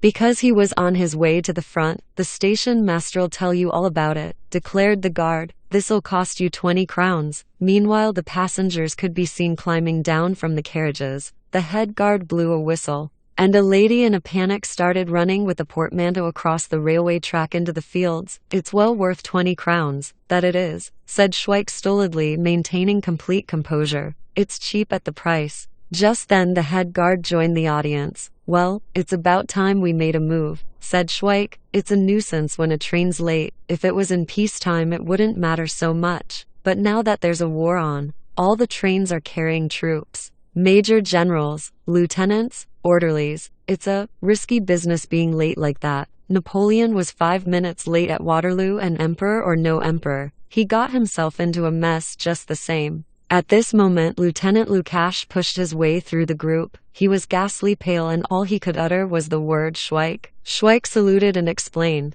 Beg to report, sir, they're making out. I stopped the train. The railway company have got very funny plugs on their emergency brakes. It's better to keep away from them or else something'll go wrong and they'll ask you to fork out 20 crowns, the same as they're asking me. The head guard had already blown his whistle and the train was starting again. The passengers returned to their seats and Lieutenant Lukash, without another word, also went back to his compartment. The other guard remained with Schweik and the railwayman. He took out a notebook and began to draw up a report on the whole affair. The railwayman gazed spitefully at Schweik, who coolly asked, "How long have you been working on the railway?" As the railwayman did not reply, Schweik proceeded to explain that he had known a certain František Miliček of Oranieves near Prague who had also pulled an emergency brake, and it had so scared him that he had lost his speech for a fortnight and only recovered it when he was paying a visit to a gardener named Vanek at Hostovar. And had a fight with someone there. That happened, added Schweik, in May 1912.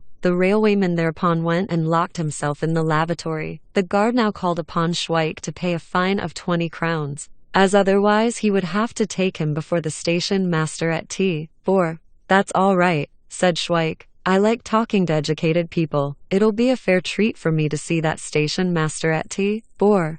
When the train arrived at T4, Schweik with all due ceremony went to Lieutenant Lukash and said, "Beg to report, sir, I'm being taken before the station master." Lieutenant Lukash did not reply. He had become completely indifferent to everything. It struck him that the best thing he could do was not to care a rap about anybody, whether it was Schweik or the bald-headed Major General, and to sit quietly where he was, to leave the train at Budapest, to report himself at the barracks and to proceed to the front with a draft. At the front, if the worst came to the worst, he would be killed and thus get away from this appalling world in which such monstrosities as Schweik were knocking about. When the train started again, Lieutenant Lukash looked out of the window and saw Schweik standing on the platform and engrossed in a solemn colloquy with the station master. Schweik was surrounded by a crowd of people in which several railway uniforms were visible. Lieutenant Lukash heaved a sigh. It was not a sigh of pity. His heart felt lighter at the thought that Schweik had been left behind on the platform. Even the bald-headed Major General did not seem to be quite such a horrid bugbear. The train had long since puffed its way into Budapest, but there was no diminution in the crowd of people round Schweik. Schweik was asserting his innocence and had so convinced the assembly that one lady remarked, "They're bullying another soldier again." The assembly accepted this view and a gentleman announced to the station master that he was prepared to pay Schweik's fine for him. He was convinced that the soldier had not done what he was accused of. Then a police sergeant made his appearance and, having grabbed hold of a man in the crowd, led him away saying, "What do you mean by causing all this disturbance? If that's the way you want soldiers treated, how do you expect Austria to win the war?" Meanwhile, the worthy person who believed in Schweik's innocence had paid the fine for him and had taken Schweik into the third-class refreshment room, where he had treated him to beer, and having ascertained that all his papers, including his railway warrant, were in the possession of Lieutenant Lukash, he generously presented him with the sum of 5 crowns for a ticket and sundry expenses. When he was leaving, he said confidentially to Schweik, "Look here, if you happen to get taken prisoner in Russia,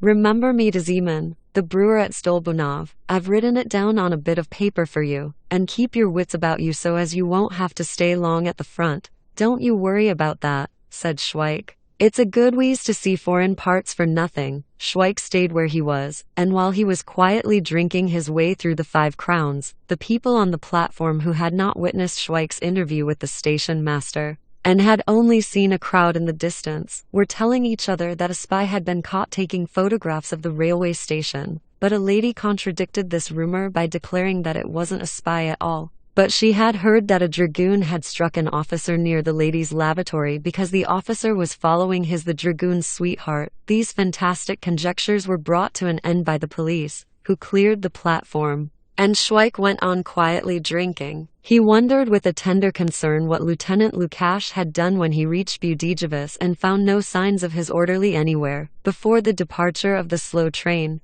the third-class refreshment room became packed with travelers, consisting mostly of soldiers belonging to the most varied units and nationalities. The tide of war had swept them into hospital, and now they were again leaving for the front to be wounded, mutilated and tortured once more, so as to qualify for a wooden cross on their graves. One of these hapless wretches, who had just been discharged from hospital after an operation, in a uniform stained with patches of blood and mud, came and sat down next to Schweik. He was undersized, skinny, woebegone. He put a small bundle on the table, took out a tattered purse and counted his money. Then he looked at Schweik and asked, "Magyarul? One, do you speak Hungarian?" "I'm a Czech," said Schweik. "Have a drink, mate. Nem Tuden, Baratom, too." "Never mind that, mate," urged Schweik, putting his full glass in front of the woebegone soldier. "Just you have a good drink of that." He understood, drank and said Kasanum Shivizan by way of thanks. Then he went on examining the contents of his purse and ended with a sigh. Schweik realized that the Magyar would have liked to get himself some beer, but had not enough money. And so he ordered some for him, whereupon the Magyar again thanked him and began to explain something to Schweik with the help of gestures. He pointed to his wounded arm and said in an international language, "Piff, paff, puff." Schweik nodded sympathetically, and the undersized convalescent informed Schweik, by lowering his left hand to within half a yard from the floor, and then raising 3 fingers, that he had 3 little children. Ninks ham, he continued, by which he meant that they had nothing to eat at home, and he wiped tears from his eyes with the dirty sleeve of his military greatcoat, where the hole made by the bullet which had entered his body in the interests of the King of Hungary could still be seen. It was not surprising that as a result of this entertainment Schweik gradually lost possession of his 5 crowns, and that he slowly but surely cut himself off from Budapest, since every glass of beer to which he treated himself and the Magyar convalescent lessened his chances of buying a railway ticket. Another Budapest train passed through the station, and Schweik was still sitting at the table and listening to the Magyar, who repeated his piff, paff, puff, Ramji your mek 39's ham, Layan. He uttered the last word when they clinked glasses. "Drink away, old chap," replied Schweik. "Shift the booze. You Magyar blokes wouldn't treat us like that." 2. I don't understand. Friend. 3 children. Ihr Dokumente Vasi talk. Meant. A sergeant major of the military police now remarked to Schweik in German and broken Czech. He was accompanied by 4 soldiers with fixed bayonets. "You sit, nicht fahren. Sit, drink. Keep on drink," he continued in his elegant jargon. "Haven't got none, Malaku." 4. Replied Schweik. "Lieutenant Lukash of the 91st Regiment took them with him and left me here in the station." "Was ist das Wort, Millisek 5?" asked the sergeant major, turning to one of his soldiers, an old defense corps man, who replied, "Millicek, das ist wie, Erfeldsvel." 6. The sergeant major continued his conversation with Schweik. "Papers, every soldier, without papers, lock up off Bahnhof's Militarkommando. Den Lausigen Bursch, wie ein toller Hund." They took Schweik accordingly to the military transport headquarters. The guardroom was decorated with lithographs which at that time were being distributed by the War Office among all military departments. The good soldier Schweik was welcomed by a picture which, according to the inscription, represented Sergeant F. Hamel and Corporals Paulhart and Bachmayer of the Imperial and Royal 21st Artillery Regiment, encouraging their men to hold out. The sergeant major now appeared on the scene and, pointing to Schweik, told the corporal of the defense corps to take the lousy so-and-so to the lieutenant. As soon as he arrived, the lieutenant's larking about again with the telegraph operator at the station. Explained the corporal after the sergeant had left. "He's been after her for the last fortnight, and he's always in a hell of a temper when he gets back from the telegraph office," says he. "Das ist aber ein Hörer. Sie will nicht mit mir schleien." On this occasion too he was in a hell of a temper, and when, after an interval, he arrived, he could be heard banging books on the table. 4. Darling. 5. What does Millicek mean? 6. Millicek. That's the same as sergeant major. It's no use, chum. You've got to get it over. So in you go, said the corporal to Schweik in a sympathetic tone, and he led Schweik into an office where behind a table littered with papers sat a small lieutenant who looked exceedingly fierce. When he saw Schweik with the corporal, he remarked, "Aha," in a significant manner, whereupon the corporal explained, "Beg to report, sir, this man was found in the station without any papers." The lieutenant nodded as if to indicate that years and years ago he had guessed that precisely on that day and at that hour Schweik would be found in the station without papers. For anyone looking at Schweik at that moment could not help feeling convinced that it was quite impossible for a man of such appearance and bearing to have any papers on him. At that moment Schweik looked as if he had fallen from heaven or from some other planet and was now gazing with artless wonder at a new world in which he was being asked for papers, some species of nonsense hitherto unknown to him. The lieutenant nodded as if to indicate that he should say something and he should be questioned about it. At last he asked,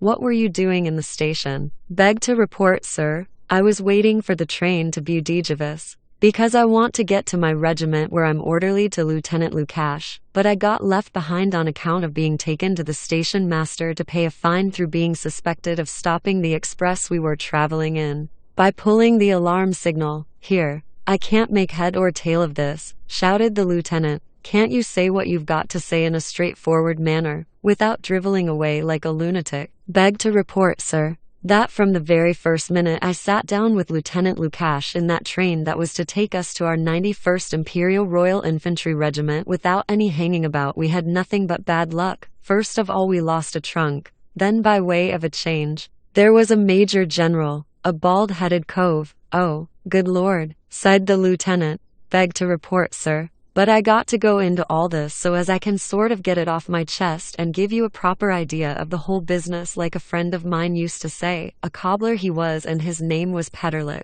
but he's dead now. Well, before he began to give his boy a good walloping, he always told him to take his trousers down, and while the lieutenant fumed, Schweik continued, well, somehow or other this bald-headed major got his knife into me at the very start. And Lieutenant Lukash, that's the officer I'm orderly to, he sent me out into the corridor. Then in the corridor I got accused of doing what I've told you, and while they were looking into it, I got left behind on the platform. The train was gone. The lieutenant with his trunks and his papers, and with my papers, was gone too, and there I was left in the lurch like an orphan, with no papers and no nothing. Schweik gazed at the lieutenant with such a touching air of gentleness that the latter was quite convinced of the absolute truth of what he was hearing from the lips of this fellow who, to all appearances, was a congenital idiot. He now enumerated to Schweik all the trains which had left for Budapest since the departure of the express, and he asked him why he had missed them as well. Beg TQ report, sir, replied Schweik, with a good-humored smile,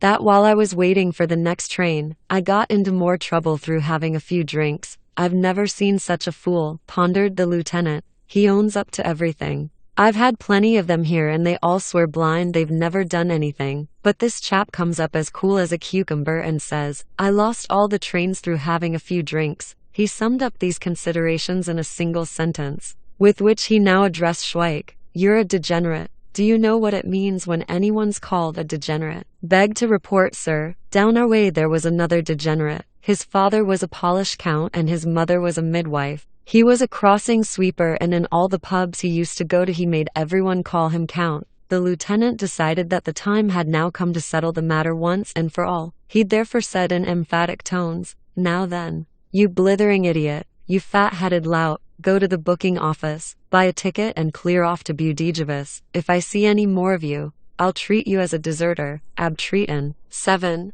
As Schweik did not move, but kept his hand at the salute at the peak of his cap, the lieutenant bellowed, Quick march outside, Abtreaton. Didn't you hear what I said? Corporal Pal, Neck, take this driveling idiot to the booking office and buy him a ticket to Budapest. After a short interval Corporal Pal, Neck again appeared at the lieutenant's office. Behind Pal, Neck, through the open door, peeped Schweik's good-humored countenance. What is it now? Beg to report, sir, whispered Corporal Pal, Neck mysteriously. He's got no money for a ticket and I've got none either. They won't let him ride free because he's got no papers to show he's going to the regiment. The lieutenant promptly delivered a judgment of Solomon to settle the quandary. Then let him walk there, he decided, and when he gets there they can shove him and clink for being late. We can't be bothered with him here. It's no use, chum, said Corporal Pal, Neck to Schweik when they were outside the office again. You'll have to walk to Budapest.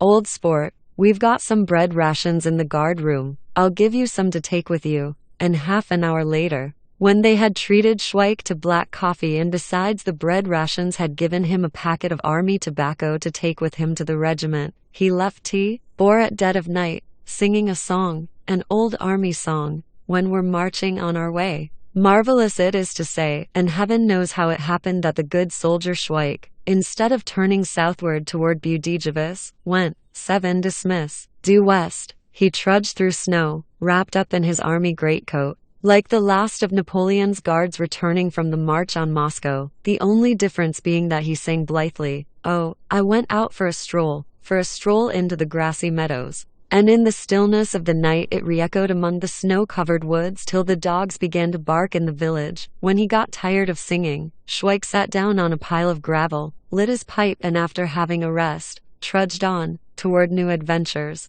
2. Schweik's Anabasis, Xenophon, the warrior of antiquity, tramped all over Asia Minor and heaven knows where else, without any maps. The ancient Goths likewise achieved their expeditions without any topographical knowledge. An Anabasis involves marching straight ahead, penetrating unknown regions, being surrounded by enemies who are on the lookout for a chance of wringing your neck, anyone who has his head screwed on properly. Like Xenophon or all the tribes of marauders who poured into Europe from the Lord knows where as far as the Caspian Sea or the Sea of Azov, can do miracles on the march, when Caesar's legions were somewhere up in the remote north, which incidentally they had managed to reach without maps. They decided they would get back to Rome by a different road, so as to see a little more of the world, and they got there too, hence, probably, the saying that all roads lead to Rome. In the same way all roads lead to Budapest, a circumstance of which the good soldier Schweik was fully persuaded, when instead of the region of Budapest, he beheld a village in the vicinity of Milvisko. But Schweik kept trudging on in a westerly direction, and on the road between Kvetov and Vraz he met an old woman who was returning from church and who hailed him with the Christian salutation. "Good day, soldier. Which way are you going?" "I'm off to Budapest to my regiment," replied Schweik. "I'm off to the war, ma." "But you're on the wrong road, soldier," said the old woman with alarm. "You'll never get there that way. If you keep straight on, you'll come to Klatovy." "Well, I expect I can get to Budapest from Klatovy," said Schweik with an air of resignation. "It's a tidy step, of course, especially when I'm in such a hurry to join my regiment. Because it'd be rough luck on a man like me who wants to do his duty if I was to get into trouble for not turning up in good time." The old woman looked at Schweik pityingly and said, "You wait in that thicket and I'll bring you some potato soup to warm you. You can see our cottage from here, just behind the thicket a little bit to the left. You can't go yonder past our village. The police are as thick as flies down that way. You go afterward as far as Malsen. But when you leave there, keep away from Sizov. The place swarms with police and they're on the watch for deserters. You go straight through the woods to Sedlik near Hrazdavis. The policeman there's a decent fellow. He lets 'em pass through the village. Have you got any papers on you?" "No, ma." "Well, don't go there then. You'd better go to Radomy, But see you get there in the evening, because all the policemen are at the village and by then, you'll come to a cottage lower down the road, painted blue, and you can ask there for Marek. That's my brother. Tell him I sent you and he'll show you how to get to Budapest from there." Schweik waited more than half an hour in the thicket for the old woman, and when he had warmed himself with the potato soup which the poor old woman brought him in a basin tied up in cloth to keep it from getting cold, from a bundle she took a hunk of bread and a piece of bacon which she slipped into Schweik's pocket, made the sign of the cross over him and said that she had 2 grandsons at the front. She then repeated very carefully the names of the villages he was to pass through and those he was to avoid. Finally she took a crown piece from her skirt pocket and gave it to him to buy himself some brandy with, because it was a long way to Radomy. Schweik followed the route recommended by the old woman. When he got to Malsen he was joined by an itinerant concertina player whom he met at the village inn, where he was refreshing himself with brandy because it was a long way to Radomy. The concertina player thought Schweik was a deserter and offered to go with him to Hrazdavis, where he had a married daughter, whose husband was also a deserter. The concertina player had evidently had a drop too much. "She's got her husband hidden away in a stable for the last 2 months, and she'll hide you there, too, till the war's over," he urged Schweik, "and with 2 of you there, it'll make things more cheerful for both." When Schweik politely declined this offer, the concertina player flew in a temper and threatened to denounce Schweik to the police at Sizov. He then made off across the fields. When Schweik reached Radomy, toward evening, he made his way to Marek, and gave him the old woman's message. But Marek was not at all pleased. He kept asking Schweik for his papers. "It's all very well," he grumbled, "for a chap like you to run away from the army. You shirk your duty and then you go traipsing about the country, picking up whatever you can lay your hands on. If there was nothing against you, you'd show your papers without beating about the bush and saying you haven't got. That's all right, Dad. Goodbye. Goodbye to you, and let's hope the next man you meet'll be a bit greener than me." When Schweik went out into the darkness, the old man still went on muttering to himself. "He says he's going to Budapest to join his regiment, from T4. And the vagabond goes first to Hrazdavis and then to Pisek. Why, drat me if he ain't going round the blessed world." Schweik walked on nearly all night, till somewhere near Putim he came across a haystack in a field. He was pulling the straw away when he heard a voice at his elbow. "What regiment are you from? Where are you going?" "The 91st. I'm off to Budapest." What for? My officers there. Close at hand could be heard laughter, proceeding not from one but three. When the mirth subsided, Schweik asked from what regiment they were. He discovered that 2 were from the 35th and 1 was from the artillery, also at Budapest. The men of the 35th had escaped a month previously from a draft, and the artilleryman had been on his travels ever since his mobilization. Putim was his home and the haystack belonged to him. At night he always slept there. The day before he had found the other 2 in the woods, and had taken them with him to his haystack. They all hoped that the war would be over in a month or 2. They imagined that the Russians had practically reached Budapest and Moravia. That was the general belief at Putim. In the morning before daybreak, the dragoons' mother would bring them breakfast. The men of the 35th would then proceed to Strakanus, because one of them had an aunt there and she knew someone in the hills who owned a sawmill where they could easily hide. And you can come with us if you like, they suggested to Schweik. Tell your officer to go to heel. That's not so easy, replied Schweik, and burrowed out a place for himself well inside the haystack. When he woke up in the morning, they had all gone, and one, apparently the dragoon, had left a hunk of bread for him to take away. Schweik trudged on through the woods, and near Steken he encountered an old tramp, who invited him to have a swig of brandy, as if he had known him for years. Don't go about in those togs, he warned Schweik, that their uniform land you, as like as not, in a devil of a mess. It fairly stinks of police round here, and you can't do any cadging while you've got that on. The police don't worry us like what they used to. It's only you chaps they're after now. It's only you chaps they're after now, he repeated, with such insistence that Schweik thought he had better say nothing about the 91st Regiment. Let him go on thinking that Schweik was what he took him for. Why destroy the good old fellow's illusions? And where are you off to? Asked the tramp presently, when they had both lit their pipes and were walking slowly through the village. To Budapest. Holy Moses, said the tramp in alarm. If you go there, they'll collar you before you know where you are. Why? You won't have the ghost of a chance. What you want is a suit of civvy clothes, with plenty of stains on 'em, nice and dirty. Then you can pass yourself off as a cripple. But don't you be afraid.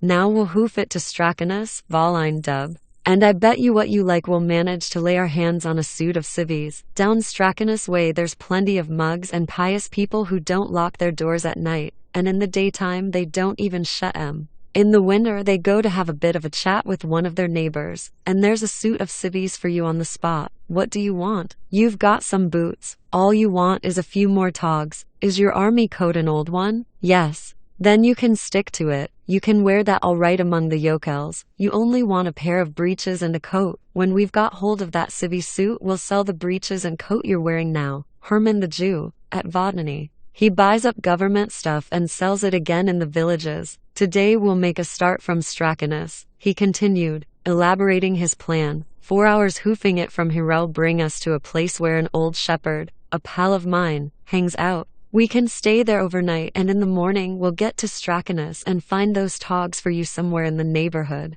The shepherd turned out to be an affable old fellow who could remember the tales his grandfather used to tell about the French wars. Yes, me lads, he explained, when they were sitting round a stove, on which potatoes were cooking in their jackets. In those days my granddad, he'd done a bunk the same as this soldier here, but they copped him at Vodny and walloped his backside for him till the skin peeled off in strips, and he got off lightly, he did. Why, there was a chap down Protovan way. He was the granddad of old Jarish, the pawnkeeper. He got a dose of powder and shot at Pisek for slinging his hook, and before they put the bullets through him on the ramparts at Pisek, he had to run the gauntlet and got 600 whacks with sticks. When they'd finished with him, he was glad of the bullets to put him out of his misery. And when did you do a bunk? He asked Schweik. When they were marching us off to barracks, just after I'd been called up, replied Schweik, who realized that he must not shake the old shepherd's faith in him. Did you climb over the wall? Inquired the shepherd eagerly, no doubt recalling that his grandfather had told him how he too had climbed over the wall of the barracks.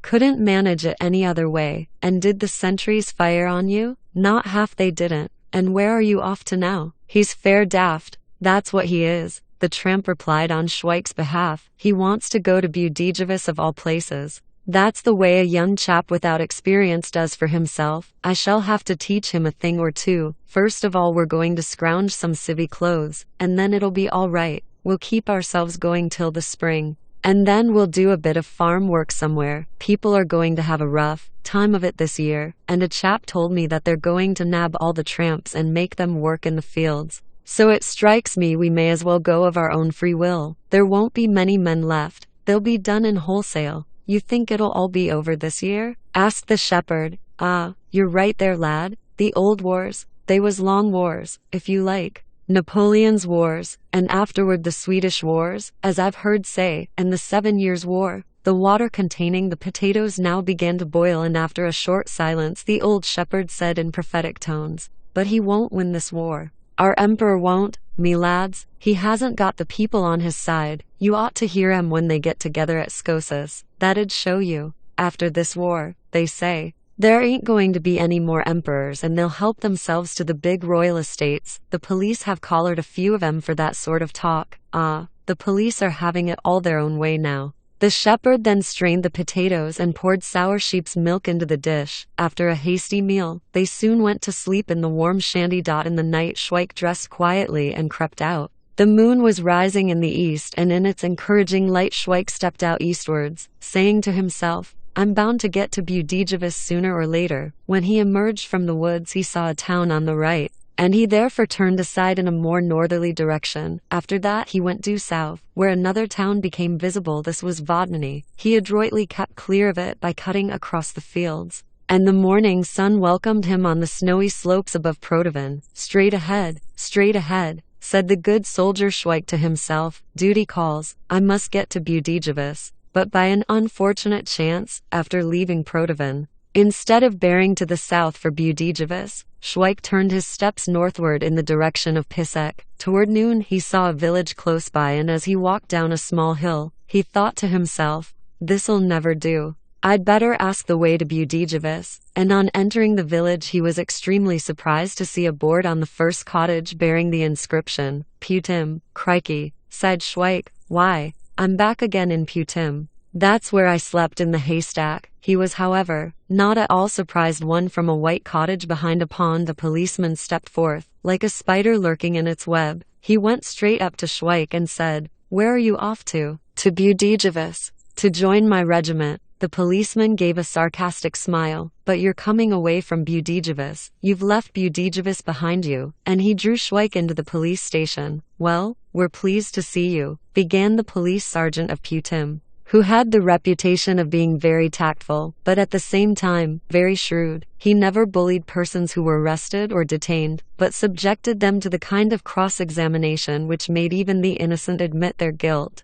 "Sit down and make yourself at home," he continued. "I expect you're tired after your long tramp. Now tell us where you're going to." Schweik repeated that he was going to Budapest to join his regiment. "Then you've missed your way," said the police sergeant with a smile, "because you're coming from Budapest, as I'll show you presently. There's a map of Bohemia hanging above your head. Now just you have a look at it. Here, to the south of us, is Protovan. To the south of Protovan is Halubach. And to the south of that there's Budapest. So you see you're not going to Budapest but coming away from it." The police sergeant gazed indulgently at Schweik, who replied in a calm and dignified tone, "But I am going to Budapest for all that." It was more significant than Galileo's famous remark, but it does move nevertheless, because he must have said it in a fit of exasperation. "Now, look here," said the police sergeant to Schweik, still in a very friendly tone, "I'll prove to you that you're wrong, and in the end you'll realize that every denial only makes it more difficult to own up." "You're right there," said Schweik. "Every denial only makes it more difficult to own up. There you are. Now you can see it for yourself. I want you to tell me quite frankly where you came from when you started off for this Budapest of yours. I say of yours deliberately, for it seems evident that there must be another Budapest situated somewhere to the north of Putim and not yet marked in any map." "I started from Tabor." "And what were you doing at Tabor?" "I was waiting for the train to Budapest." "Why didn't you take the train to Budapest?" "Because I hadn't got a ticket." "And why didn't they give you a free railway warrant?" "You're entitled to one, being a soldier." "Because I hadn't got any papers on me." "Aha, there you are," said the police sergeant triumphantly to one of the constables. "He's not such a fool as he pretends to be. He's beginning to get himself in a nice muddle." The police sergeant began again, as if he had not heard Schweik's last reply about his papers. "So you left Tabor?" Where did you make for then? Budapest? The expression on the police sergeant's face became somewhat stern and his gaze fell on the map. Can you show us on the map which way you went to get to Budapest? I can't remember all the places, but I remember that I've been in Putim once before. The whole staff of the police station eyed each other significantly, and the police sergeant continued. So you were at the railway station in T4. Have you anything in your pockets? Let's see what you have. When they had searched Schweik thoroughly and found nothing except a pipe and some matches, the police sergeant asked him, Tell me why it is you've got nothing whatever in your pockets. Because I don't need anything. Heavens alive, sighed the police sergeant. You're a devil of a nuisance. You said you'd been in Putim once. What did you do here the first time? I went round Putim on my way to Budapest. You see what a muddle-headed fellow you are. You yourself say that you were going to Budapest, and now we just have made it perfectly clear to you that you're coming away from Budapest. I suppose I must have walked round in a circle like. The police sergeant again exchanged a meaning glance with the whole of his staff. In a circle, eh? It strikes me you've been loitering about the neighborhood. Did you stay long in the railway station at T4? Till the last train left for Budapest. And what did you do there? Had a bit of a chat with some soldiers, another significant exchange of glances between the police sergeant and his staff. And what did you talk to them about? What sort of questions did you ask them? I asked them what regiment they were from and where they were going to. I see. And didn't you ask them how many men there are in the regiment and how it is divided up? No, I didn't ask them that, because I know it all inside out, learned it years ago. So you know a lot about our army arrangements? I should think I do. And then, glancing round at his subordinates, the police sergeant triumphantly played his trump card. Can you speak Russian? No. The police sergeant nodded to his right-hand man, and when they were both in the adjoining room, he rubbed his hands as he gloated over the thoroughness and certainty of his triumph, and declared, Did you hear that? He doesn't speak Russian. The chap's as artful as a cartload of monkeys. He's admitted everything except the most important point. Tomorrow, we'll hand him over to the district superintendent at Pisek. The secret of dealing with wrongdoers is to keep your wits about you and to treat them kindly. Did you see how I put him through it? A fair deluge of questions. You wouldn't think he was that sort, would you? He looks like a village idiot. But those are just the people you've got to be most cautious with. Well, just put him under lock and key and I'll go and draw up a report about it. And later in the afternoon, the police sergeant with an enraptured smile was drawing up a report, every sentence of which contained the word Spionage Vertig. 1. As he wrote on, the situation became clearer and clearer. And when he had concluded in his queer bureaucratic German, I therefore herewith beg to report that the enemy officer this day will be handed over to the district police superintendent at Pisek. He smiled at what he had accomplished and called out to his right-hand man, Have you given the enemy officer anything to eat? In accordance with your instructions, sir. We only supply food to persons who are brought up and cross-examined before 12 o'clock. This is a very exceptional case, said the police sergeant impressively. This is a higher officer, one of the staff. The Russians don't use lance corporals for spying jobs. You can send out to the Tomcat to get him some lunch, then let them make some tea with rum in it, and send the whole lot here. Don't say who it's for. In fact, don't tell anyone who we've got here. That's a military secret. And what's he doing now? He asked for a bit of baccy. He's sitting in the guardroom and looks as pleased as if he was at home. It's nice and warm here, he says, and your stove don't smoke. I feel quite snug here. If your stove was to smoke, you should have the chimney swept. One suspected of espionage, but only in the afternoon, never when the sun's right on top of the chimney, he says. Ah, that only shows his artfulness, said the police sergeant in a voice brimful of satisfaction. He pretends not to mind. All the same, he knows he's going to be shot. You can't help respecting a man like that,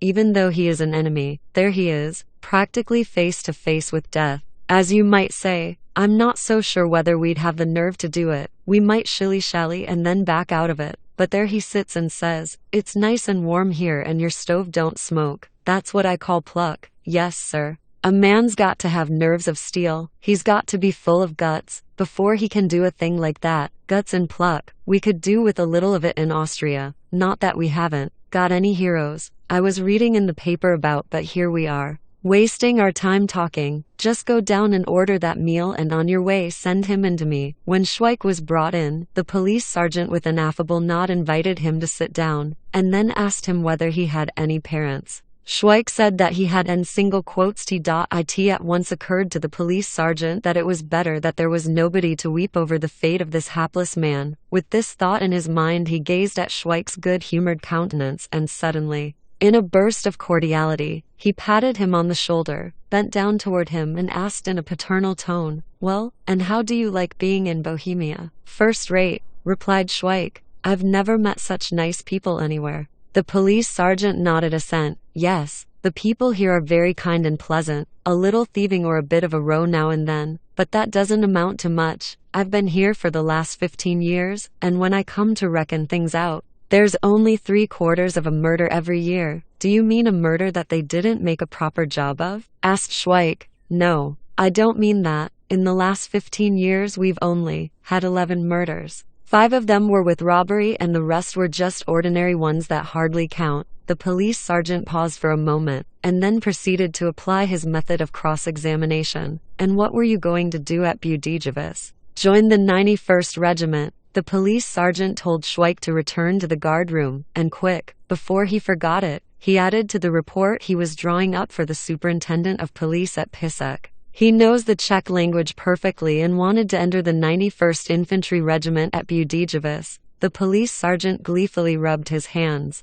delighted at the abundance of the material he had collected and at the detailed results achieved by his method of inquiry. He smiled with satisfaction, and from a pigeonhole in his desk he took out a schedule of secret instructions issued by the chief of police in Prague. It was marked with the usual "strictly confidential" and read as follows: "All police authorities are urgently reminded that they must keep an extremely careful watch on all persons passing through the area of their jurisdiction. The operations of our troops in eastern Galicia have caused a number of Russian units, who have crossed the Carpathians, to occupy positions within the territories of our empire, thus shifting the battlefront further to the west of the monarchy. This new situation has made it possible for Russian spies, owing to the instability of the battlefront, to penetrate further into the territories of our monarchy, especially in Moravia and Silesia, from which, according to confidential reports, large numbers of Russian spies have proceeded to Bohemia. It has been ascertained that among them there are many Czechs from Russia, trained in Russian military academies and with a perfect knowledge of the Czech language, who seem to be particularly dangerous persons, since they can, and undoubtedly do,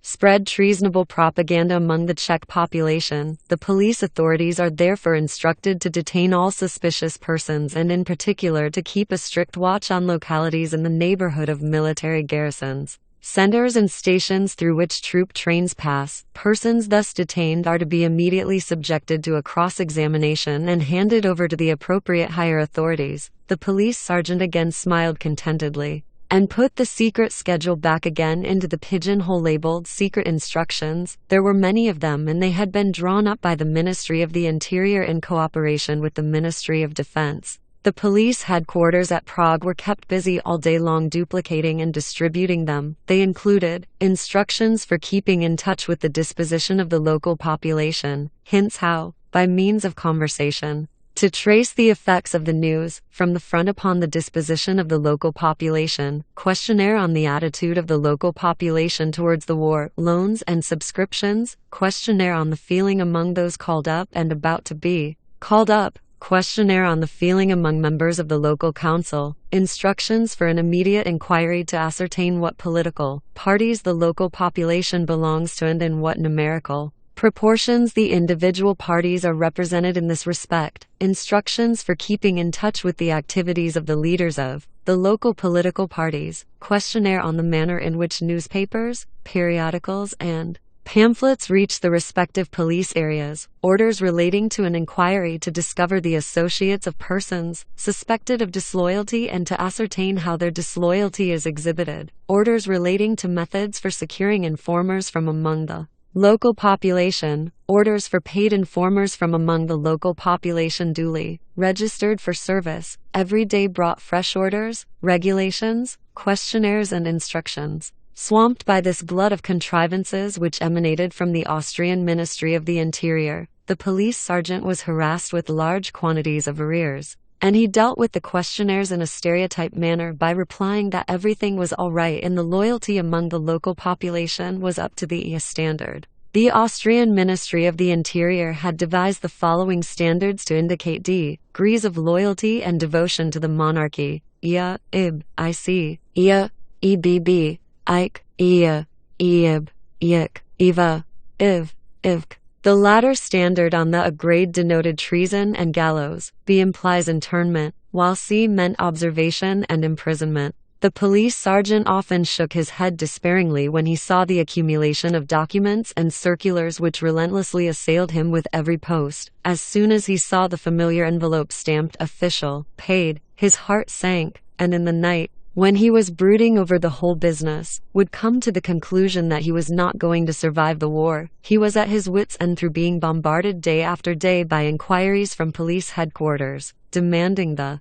reason why he had not replied to questionnaire number, or what he had done with regard to instructions number, or what particular results had accrued from orders number, and so on. Yes, the police sergeant had passed many sleepless nights. He was continually awaiting inspections, investigations. He used to dream about ropes and about being led to the gallows, and in his dream, just before he was going to be hanged, the Minister of National Defense in person asked him, "Sergeant, what have you done with the reply to circular number?" But now the outlook was far rosier. The police sergeant did not doubt that the district superintendent of police would tap him on the shoulder and say, "Congratulations, Sergeant." In his mind's eye he saw other delightful prospects, such as distinctions, rapid promotion, and a wide recognition of his efficiency in tracking down wrongdoers, which would pave the way to a brilliant career. He called his right-hand man and asked him, "Did that lunch arrive?" They brought him some smoked pork with cabbage and dumplings. There wasn't any soup left. "He's had some tea and wants some more."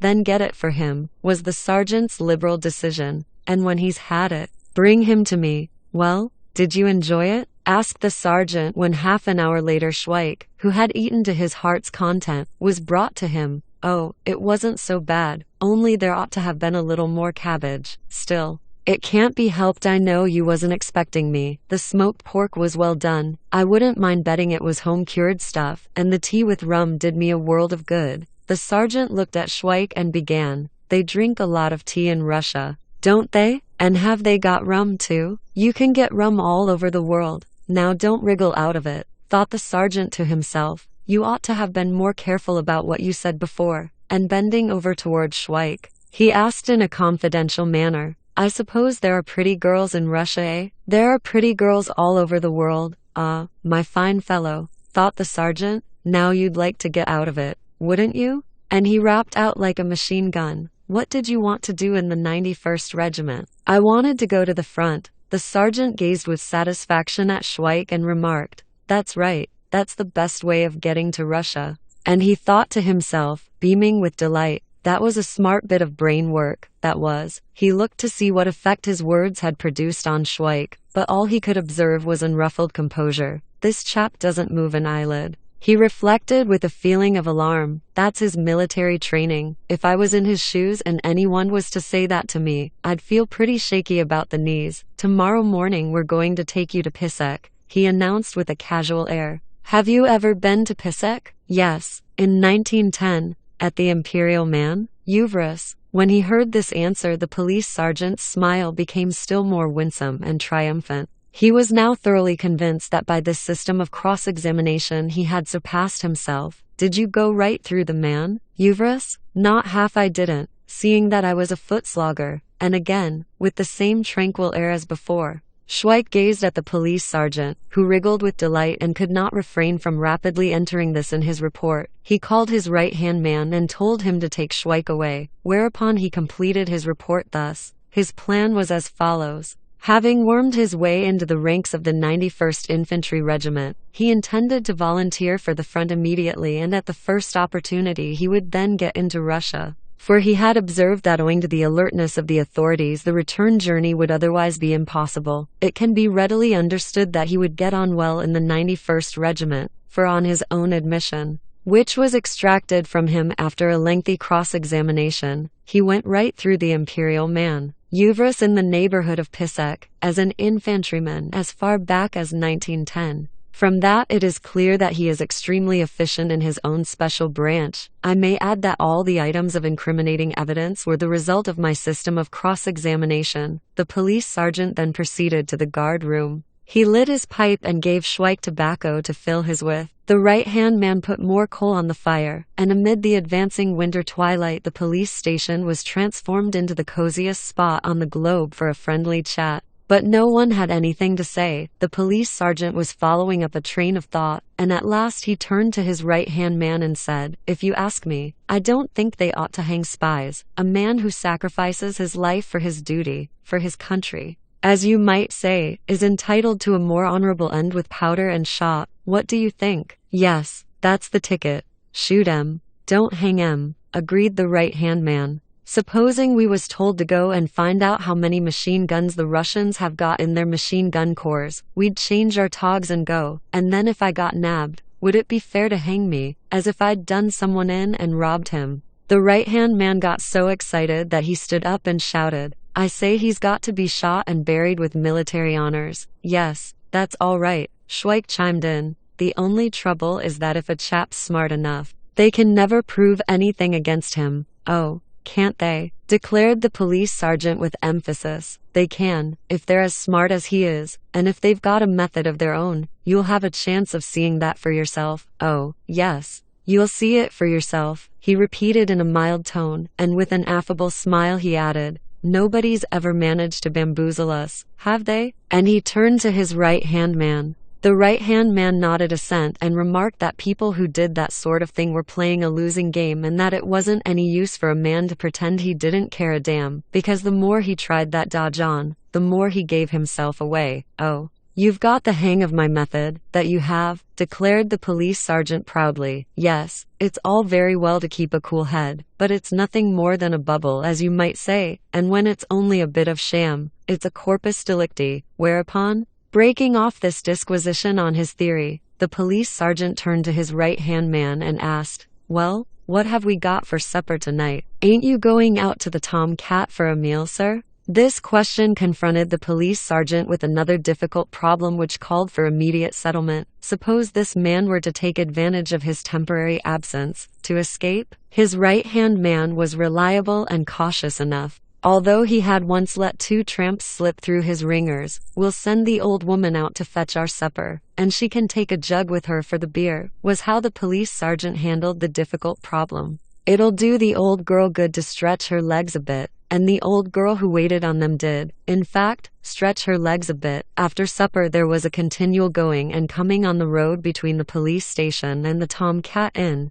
The extremely numerous traces of the old woman's very large boots on this line of communication bore witness to the fact that the police sergeant had consoled himself in full measure for his absence from the Tom Cat. And when at last the old woman arrived at the taproom with the message that the police sergeant sent his best respects and would they please send him a bottle of brandy, the landlord's curiosity knew no bounds. "Who've they got there?" replied the old woman. "Some suspicious man. Just before I left 'em, they was both holding their arms round his neck and the police sergeant. He was stroking his head and calling him his dear old pal and what not. Later on, well after midnight, the police sergeant's right-hand man was reclining in full uniform on his truckle bed, sound asleep and snoring loudly. The police sergeant himself, on the other hand, with the remainder of the brandy at the bottom of the bottle, was holding his arms round Schweik's neck. Tears were flowing over his florid face. His beard was sticky with brandy and he mumbled unsteadily,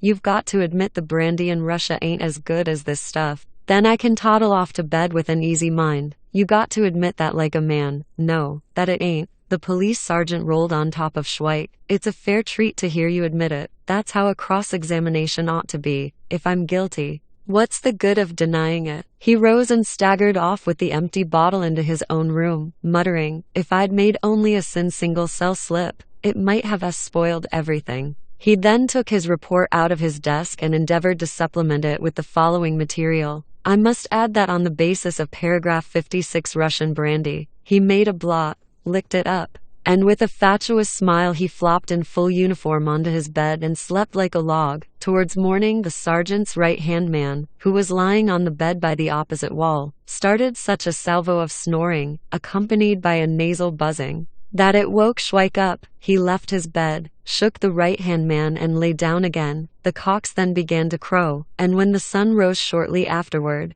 the old woman, who had also overslept herself as a result of so much running to and fro on the previous night, arrived to light the fire. She found the door wide open and everyone plunged into profound slumber. The oil lamp in the guard room was still smoking. The old woman raised an alarm, dragging Schweik and the right-hand man from their beds. To the latter she said, "You ought to be ashamed of yourself, that you did, going to sleep with all your clothes on, as if you was so much cattle." And finally she ordered him in emphatic terms to go and wake up the sergeant, adding that they were a lot of lazy varmints to sleep the clock round like that. "You're in nice company and no mistake," she muttered to Schweik, when the right-hand man had gone to wake the sergeant up. "A fine pair of boozers. They drink their shirts off their backs. They owes me my wages for the last 3 years. And if I says anything to him about it, the sergeant he answers me back, 'You'd better keep quiet,' he says, 'or I'll have you run in. We know your son's a poacher and sneaks wood from the private estates.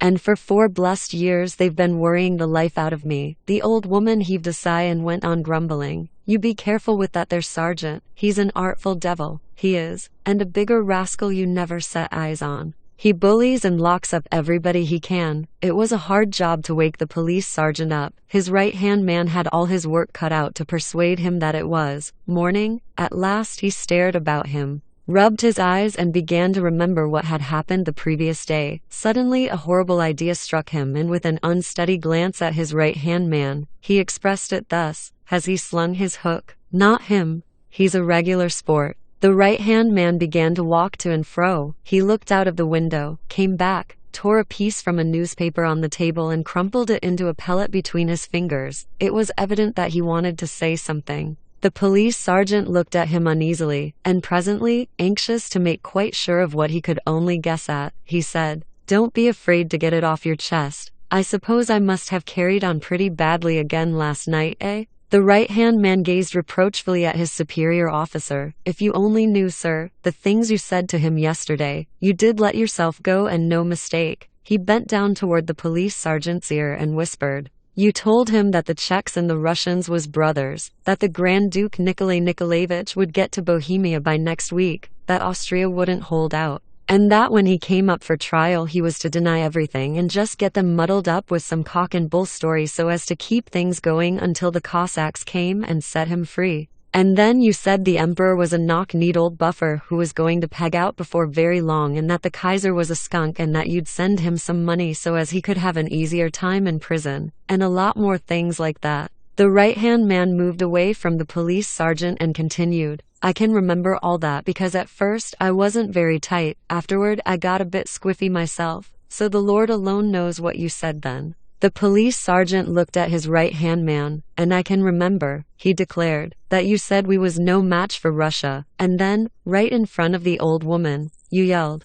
'Three cheers for Russia.'" The right-hand man began to pace to and fro nervously. "You yelled it at the top of your voice," said the police sergeant, "then you just flopped across the bed and began to snore." The right-hand man came to a standstill by the window, and drumming on the pane, he remarked, "You didn't mince your words either, in front of the old woman, and I remember you saying to her, 'Don't you forget that every emperor and king only thinks of their pockets, and that's why they have wars.' And then you cleared off into the yard to spew. You do come out with some choice language, I must say," demurred the police sergeant. "And where did you get the fat-headed idea from that Nikolai Nikolaevich was going to be king of the Czechs?" "I don't remember that," murmured the right-hand man uneasily. "I shouldn't think you would, considering you was blind to the wide, and when you wanted to go out, you crawled onto the stove instead of going through the door." There was a lengthy silence. At last the police sergeant said, "I've always told you that booze is ruin. You can't stand it and yet you will drink it. Supposing that chap had done a bunk? A fine mess we'd have been in then. Holy Moses, my head don't half feel dizzy. I'll tell you what," continued the police sergeant, "if he hasn't done a bunk that only shows how dangerous and artful he is. The thing's as plain as a pikestaff. Of course, when they come to cross-examine him, He'll swear blind that the place was open all night, that we was boozed and that he could have cleared off if he'd been guilty. It's a good thing nobody'll believe a man with his record, and when we give our evidence under oath, we can say that it's a pack of lies from beginning to end, and that'll be another point against him. Not that one more or less makes any difference in his case. I only wish I hadn't got such a damned headache. There was a pause. Then the police sergeant said, "Fetch the old woman here." "Now just you listen to me," said the police sergeant to the old woman when she was brought in. He gave her a very stern look right between the eyes, and continued, "Go and get a crucifix that'll stand up, and bring it here." From his desk he took 2 candles containing traces of the sealing wax with which he sealed up official documents, and when the old woman came scurrying in with the crucifix, he placed it between the 2 candles on the edge of the table, lit the candles and said solemnly, "Sit down." The terrified old woman sank down on a sofa and stared with frightened eyes at the police sergeant, the candles and the crucifix. She was startled out of her wits, and beneath her apron her hands and knees could be seen trembling. The police sergeant walked gravely twice round her, and then, coming to a standstill in front of her, he declared in a solemn voice, "Yesterday night you witnessed some very important things that happened here. I don't expect you've got enough intelligence to understand what it was all about. That soldier was a spy." "My goodness gracious me," exclaimed the old woman. "The Holy Virgin and—" "Stop that row, will you?" Now we had to say all sorts of things to egg him on and get him to say something too. "Did you hear the funny things we said?" "Yes, sir, if you please, sir, I did," said the old woman in a shaky voice. "Now the only reason we said all those funny things was to get him done up, and we did too. We made him tell us everything. We nabbed him fair and square." The police sergeant interrupted his speech for a moment to adjust the wicks of the candles. And then he continued in solemn tones, and gazing sternly at the old woman, "You was there and so we let you into our secret, but it's an official secret. You mustn't breathe a word about it to a living soul, not even on your deathbed, or there'll be no Christian burial for you." "Holy Virgin," moaned the old woman, "I wish I'd never set foot here. I'm that worried. Hold your row, will you? Get up and stand in front of the crucifix. Now raise 2 fingers of your right hand. You're going to take an oath. Say it after me." The old woman staggered to the table and kept on moaning, "Holy Virgin, I wish I'd never set foot here." And from the cross the tortured countenance of Christ gazed down upon her. The candles became smoky, and everything seemed to her uncannily supernatural. She felt quite stunned. Her knees quaked. Her hands trembled. She raised her fingers and the police sergeant recited for her benefit in a solemn and emphatic voice, "I swear to God Almighty and to you, Sergeant, that right up to the day of my death I will never breathe a word to anyone about what I have heard and seen here, even if anyone asks me. So help me God." "Now kiss the crucifix," ordered the police sergeant when the old woman, amid immense sobs, had repeated the oath and crossed herself piously. "That's right. Now take the crucifix back to where you borrowed it from and tell them I needed it for a cross-examination." The old woman, now completely crushed, tiptoed out of the room with the crucifix, and through the window she could be seen continually looking back at the police station, as if she wanted to make sure that it was not a dream, but that she had really just been through a ghastly ordeal. Meanwhile, the police sergeant was rewriting his report, which in the night he had supplemented with blots, and which, through having been licked, now looked as if it had been smeared with marmalade. He rearranged the whole thing and remembered there was one detail he hadn't asked about. He therefore had Schweik sent for and inquired of him, "Can you take photographs?" "Yes." "Why haven't you got a camera with you?" "Because I haven't got one," was Schweik's clear and straightforward answer. "But if you had one, you'd take photographs, wouldn't you?" asked the police sergeant. "Pigs might fly if they had wings," replied Schweik, and he blandly eyed the questioning expression on the face of the police sergeant, whose head was now aching so badly again that the only other question he could think of was, "Is it hard to photograph a railway station?" "That's easier than anything else,"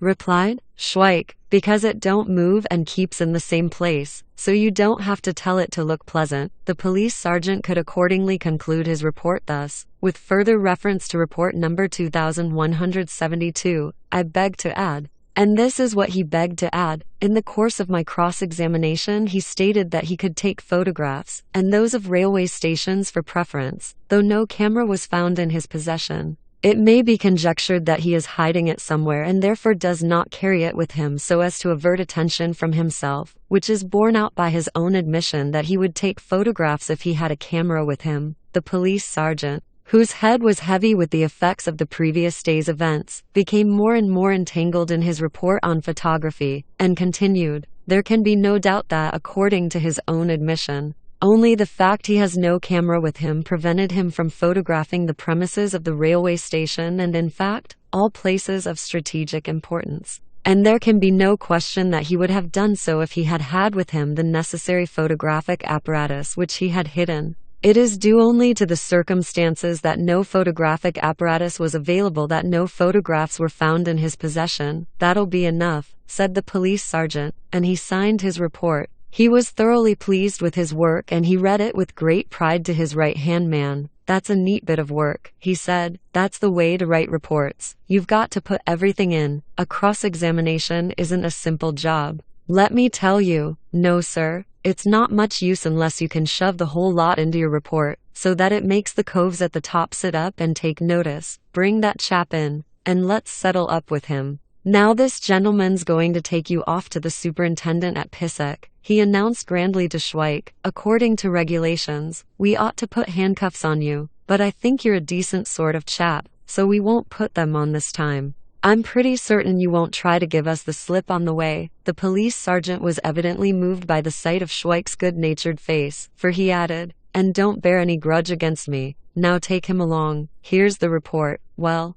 good-bye," said Schweik tenderly. "Thanks for all the trouble you've taken on my account. I'll write to you if I have the chance, and if I'm passing this way again at any time, I'll pay you a call." Schweik accompanied the right-hand man onto the highroad, and all the people who saw them so deeply immersed in friendly conversation thought they must be very old acquaintances who happened to be going the same way to town. "I'd never have thought," remarked Schweik, "that I was going to have so much trouble to get to Budapest. It reminds me of a butcher I know who one night got as far as the Palaki monument and then kept walking round it till morning, because the wall didn't seem to have any end to it. It upset him so much that in the morning he came over quite faint, and so he began to shout 'Police!' And when the police came running up, he asked them the way home to Kobalin, because he said he'd been walking for 5 hours alongside some wall or other, and there was no end to it. So they ran him in and he smashed the cell up for them. They were just passing a pond and Schweik inquired with interest whether there were many fish poachers in the neighborhood. "The place fairly swarms with them,"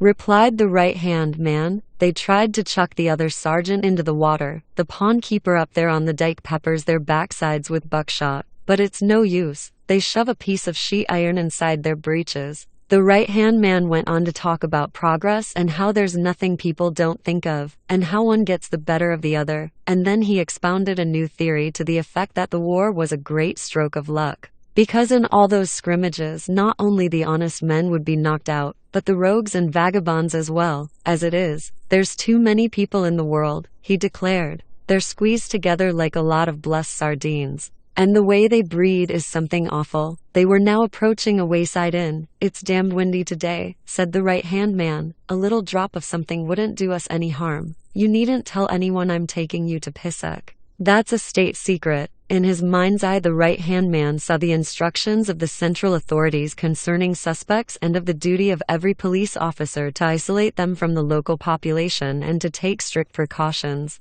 when conveying them to the higher authorities, to prevent any unnecessary verbal communications with the public. "They mustn't be told who you are," the right-hand man continued. "It's nobody's business what you've been up to. There mustn't be any panic. Panic's a bad thing in wartime," he went on. "Somebody passes a remark and before you know where you are, it's spread like wildfire all over the neighborhood. See what I mean?" "That's all right," said Schweik. "I won't spread any panic." And he kept his word, for when the landlord started talking to them, he went out of his way to remark, "My brother here says we shall be at Pisek in an hour's time. Is your brother on leave?" The busybody landlord asked the right-hand man, who, without moving an eyelid, answered as bold as brass, "Today's his last day. We diddled him all right," he observed to Schweik with a smile, when the landlord was out of earshot. "No panic, if you please. There's a war on. When the right-hand man before entering the inn had expressed his belief that a little drop of something wouldn't do them any harm, he had been optimistic, because he had overlooked the possibility of applying the principle on a larger scale.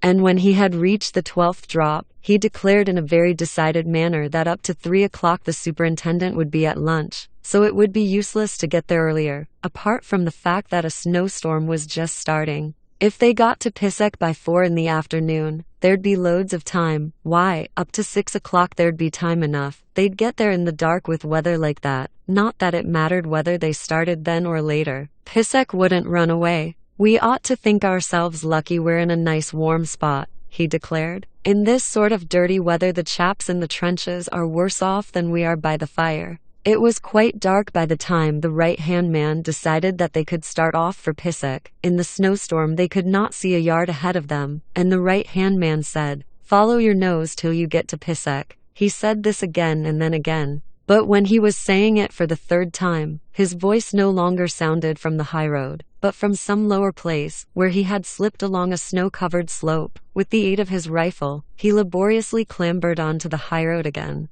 Schweik heard him chuckling to himself in muffled tones, a regular toboggan slide. 5 times the right-hand man repeated this performance. He was like an ant that, whenever it falls anywhere, stubbornly climbs to the top again. When he reached Schweik at last, he said in perplexed and despairing accents, "I might very easily lose you." "Don't you worry about that," said Schweik. "The best thing we can do is to tie ourselves together. Then we can't lose each other." "Have you got any handcuffs?" "Every policeman always has to carry handcuffs with him," said the right-hand man earnestly, as he floundered in a circle round Schweik. "That's our daily bread, as you might say." "Well, shove 'em on, then," urged Schweik. "Let's see how they work." With a masterly movement the guardian of the law fastened one handcuff on Schweik and then attached the other end to his own right wrist. They were now linked together like Siamese twins. They floundered inseparably along the highroad, and whenever the right-hand man tumbled, he pulled Schweik with him. The result of this was that the handcuffs began to cut into their flesh.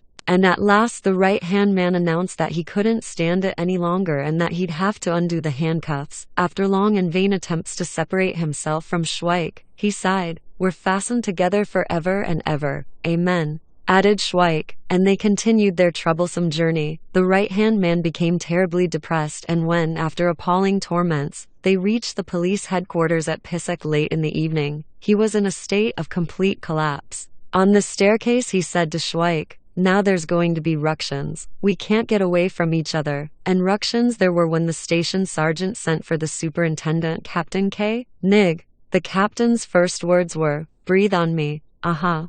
I've got you taped all right, my man," said the captain, whose keen and experienced sense of smell had unerringly fathomed the situation. "Rum, cognac, toddy, cherry brandy, grog, gin. Sergeant," he continued, turning to his subordinate, "here's an example of how not to do it. He's handcuffed himself to the prisoner. He's arrived dead drunk. There'll have to be an official inquiry into this. Take off their handcuffs." "What's that?" he asked the right-hand man, who was saluting the wrong way round. "I've brought a report, sir." "A report, eh?" "There's going to be a report about you, my man," said the captain curtly. "Sergeant, lock them both up, and in the morning bring them up for cross-examination. Have a look through that report from Putim and then send it on to me in my quarters." The captain studied the report which the police sergeant at Putim had drawn up on the subject of Schweik. Before him stood his own sergeant, who was privately cursing the captain and all his reports, because his friends were waiting for him to make up a whist party. "I told you not so long ago, sergeant," said the captain, "that the police sergeant at Protovan is the biggest bloody fool I've ever known. But the sergeant at Putim with this report of his beats him hollow. The soldier who was brought along here by that boozy blackguard of a policeman isn't a spy. I expect he's just a common or garden deserter. This report is full of such awful twaddle that a child could see at a glance that the chap was as drunk as a lord when he wrote it." He had another look at the report from Putim and ordered Schweik to be brought to him immediately. Also, a telegram was to be sent to Putim, instructing the sergeant there to come to Pisek the next day. "What regiment did you desert from?" was the greeting with which the captain received Schweik. "I never deserted from any regiment." The captain looked hard at Schweik and beheld such a light-hearted expression in his tranquil countenance, that he asked, "How did you get hold of that uniform?" Every soldier gets a uniform when he joins up, replied Schweik with a bland smile. I'm in the 91st Regiment and I never ran away from it. It's all the other way round. He accompanied the latter phrase with such emphasis that the captain's jaw dropped as he inquired, "What do you mean by all the other way round?" "It's as simple as ABG," explained Schweik confidentially. "I'm on my way to my regiment. I'm looking for my regiment, not running away from it. All I want is to get to my regiment as soon as possible." Well, I suppose the thought of it made me so flurried that I keep moving away from Budapest, although that's where they're all waiting for me. The sergeant at Putim, he showed me on the map that Budapest is in the south, but then he goes and sends me to the north. The captain made a gesture implying that the sergeant at Putim did worse things than send people to the north. "So you can't find your regiment, eh?" he said. "And you went to look for it?" Schweik explained the whole situation to him. He mentioned Bor and all the places through which he had passed on his way to Budapest: Milevsko, Kvetov, Vraz, Malsen, Sizov, Sedlik, Hrazdovis, Radimi, Putim, Stekno, Strakanus, Volyn, Dub, Vodfiany, Protovan, and then Putim again. With tremendous gusto Schweik described his struggle with destiny and how, with might and main, regardless of obstacles,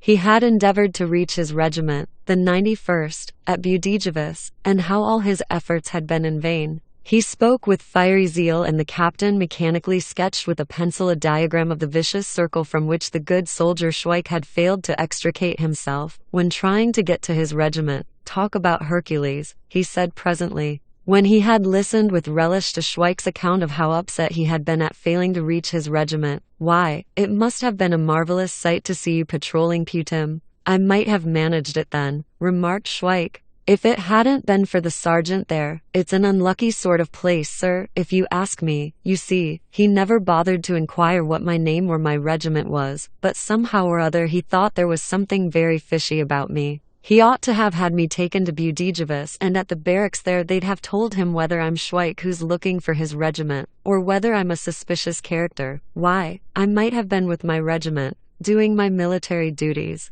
this very day. Why didn't you point out to the people at Putim that it was all a mistake?" "Because I saw it wasn't any use talking to them. Old Rampa, who kept a pub down at Vinardi, always used to say, when a customer wanted a drink on tick, that there's times when a man's as deaf as a post, no matter how you try to make him hear." The captain made a rapid decision, and showing a due concern for all the beauties and niceties of official diction, he had the following letter typed in the office: "To the CO Imperial Royal Infantry Regiment, number 91, Budapest, herewith beg to transmit Joseph Schweik, the same claiming to be a private in your regiment, and detained, according to his statement, at Putim, by the police, on suspicion of desertion. The aforesaid declares he is proceeding to his regiment, as above. The individual in question is short and thick-set, symmetrical features and blue eyes, without any distinguishing marks. Please find herewith enclosure by, this being account for expenses incurred in rationing aforesaid individual, which kindly forward to War Office and acknowledge receipt of individual in question. Beg also to send enclosure CL for your acknowledgement. This being list of government property in possession of aforesaid individual at the time of his arrest." Schweik accomplished the journey from Pisek to Budapest by train, briskly and punctually. He was escorted by a young constable, who had recently joined the force and who kept his eyes glued on Schweik for fear he might run away. In due course they reached the barracks. At the time of their arrival Lieutenant Lukash had been on duty for 2 days, suspecting nothing. He was seated at the table in the orderly room, when Schweik was brought to him with the appropriate documents. "Beg to report, sir, I'm back again," said Schweik, saluting with a solemn demeanor. The whole of the ensuing scene was witnessed by Ensign Kotatko, who, later on, used to describe how, after this announcement of Schweik's, Lieutenant Lukash jumped up, clutched his head in his hands, and fell back headlong on top of Kotatko, and how, when he had been brought to, Schweik, who had remained at the salute the whole time, repeated, "Beg to report, sir, I'm back again." Whereupon Lieutenant Lukash, as white as a sheet, with trembling hands had taken the documents referring to Schweik,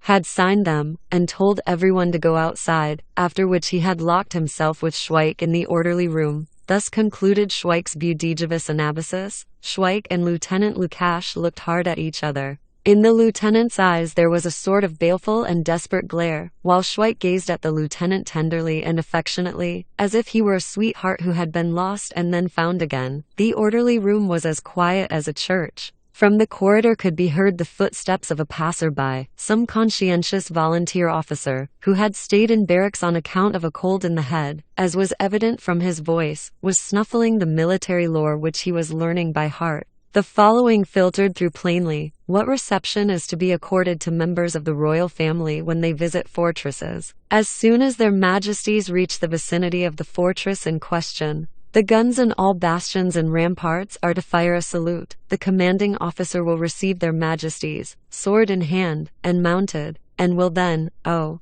shut that row, the lieutenant yelled into the corridor, and for God's sake go to hell. If you're seedy, why the devil don't you stay in bed? The conscientious volunteer officer could be heard departing, and like a quiet echo from the end of the corridor came a snuffling recitative, simultaneously with the commandant's salute. The volley is to be repeated, and this must be carried out for the third time when their majesties leave their conveyances, and again the lieutenant and Schweik looked at each other silently, till at last Lieutenant Lukash remarked with harsh irony, "Delighted to see you, Schweik. You've turned up again like a bad penny. It looks as if there's no getting rid of you. Well, they've already issued a warrant against you and you'll be had up tomorrow in the regimental orderly room. I'm not going to waste any more breath swearing at you. I've had more than enough annoyance on your account, and my patience is exhausted. When I think that I managed to put up with an idiot like you for so long." He paced up and down the room. "Really, it's appalling. The marvel to me is that I didn't shoot you. What would they have done to me? Nothing whatever. I should have been acquitted. Do you see what I'm driving at?" "Beg to report, sir." "Yes, I do, sir. Now don't start again with any of your antics, Schweik, or there'll be ructions. You carried your lunacy too far, and so there's been a regular bust-up." Lieutenant Lukash rubbed his hands. "Yes, Schweik, you're for it now." He went back to his table and wrote a few lines on a piece of paper, called the sentry who was on guard in front of the orderly room, and told him to see that Schweik was taken to the warder with the chit. Schweik was led away across the barrack square, and with undisguised joy the lieutenant saw how the warder unlocked the door bearing, on a black and yellow slab, the words, "Regiment's arrest," how Schweik vanished behind the door, and how, after an interval, the warder emerged from the door by himself. "Thank heaven for that," said the lieutenant aloud to himself. "Now he's safe under lock and key." In the dark regimental dungeon Schweik was heartily welcomed by a portly volunteer officer who was lolling on a straw mattress. He was there all by himself, and after 2 days of this solitary confinement he was feeling thoroughly bored. Schweik asked him what he was there for, and he said it was a mere trifle. By mistake he had punched the head of an artillery officer one night when he had drunk a drop too much, or rather, he had not exactly punched his head, but only knocked his cap off. "Of course," he admitted, "there was a bit of a scrimmage, and I dare say there was a certain amount of punching as well, but I don't think that ought to count, because, as I explained at the time, it was all a mistake. I thought he was somebody else, a friend of mine. He looks just the same from behind. They're both a couple of undersized little blighters." The volunteer officer now asked Schweik what he had been up to. "Looking for your regiment, eh?" he said. "You had a regular cook's tour, and you're for it tomorrow. Brother, we're in the same boat. We shall meet again in the shadow of the gallows. Colonel Schroeder's going to have the time of his life. You wouldn't believe what a fuss he makes over any little shindy in the regiment. He rushes about the barrack square with his tongue hanging out like a rabid bulldog, and you ought to see him making speeches and chewing the rag generally.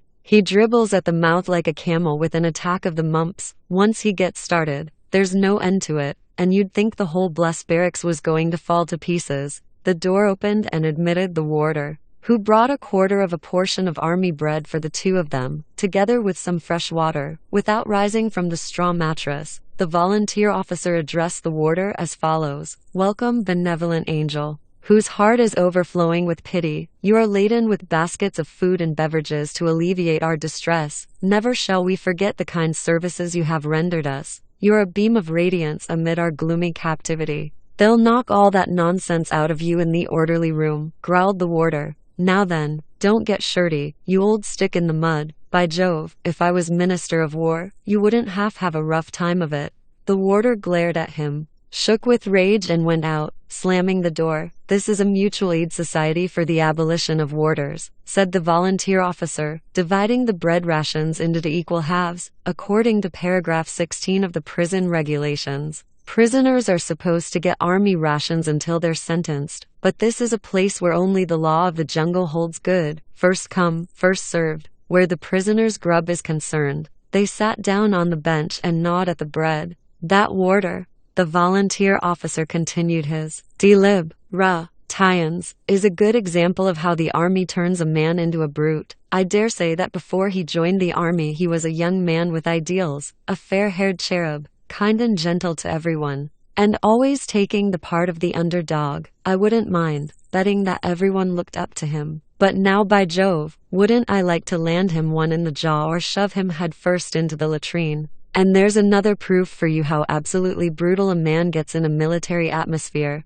The key again grated in the lock and the warder lit the oil lamp in the passage. "Lighten our darkness, we beseech thee, O Lord," exclaimed the volunteer officer. "Enlightenment is finding its way into the army. Good night, old boy. Remember me to all the NCOs, and I hope you'll have pleasant dreams. Perhaps you'll dream about the 5 crowns that I gave you to buy cigarettes with and that you spent in drinking my health. Sleep well, you brute." The warder could be heard growling something about the orderly room next day. "Alone once more," said the volunteer officer. He yawned. "Well, we're for it tomorrow, so we'd better have a good night's rest. 3 cheers for the army. Good night." He lay down under the coverlet, but began to move about from side to side. Presently he asked, "Are you asleep?" "No," replied Schweik, who was on the other mattress. "I'm thinking." "What about?" "About the large silver medal for bravery that was won by a cabinet maker down our way, named Maliko. Because he was the first man in his regiment to have his leg blown off by a shell at the beginning of the war, they gave him an artificial leg.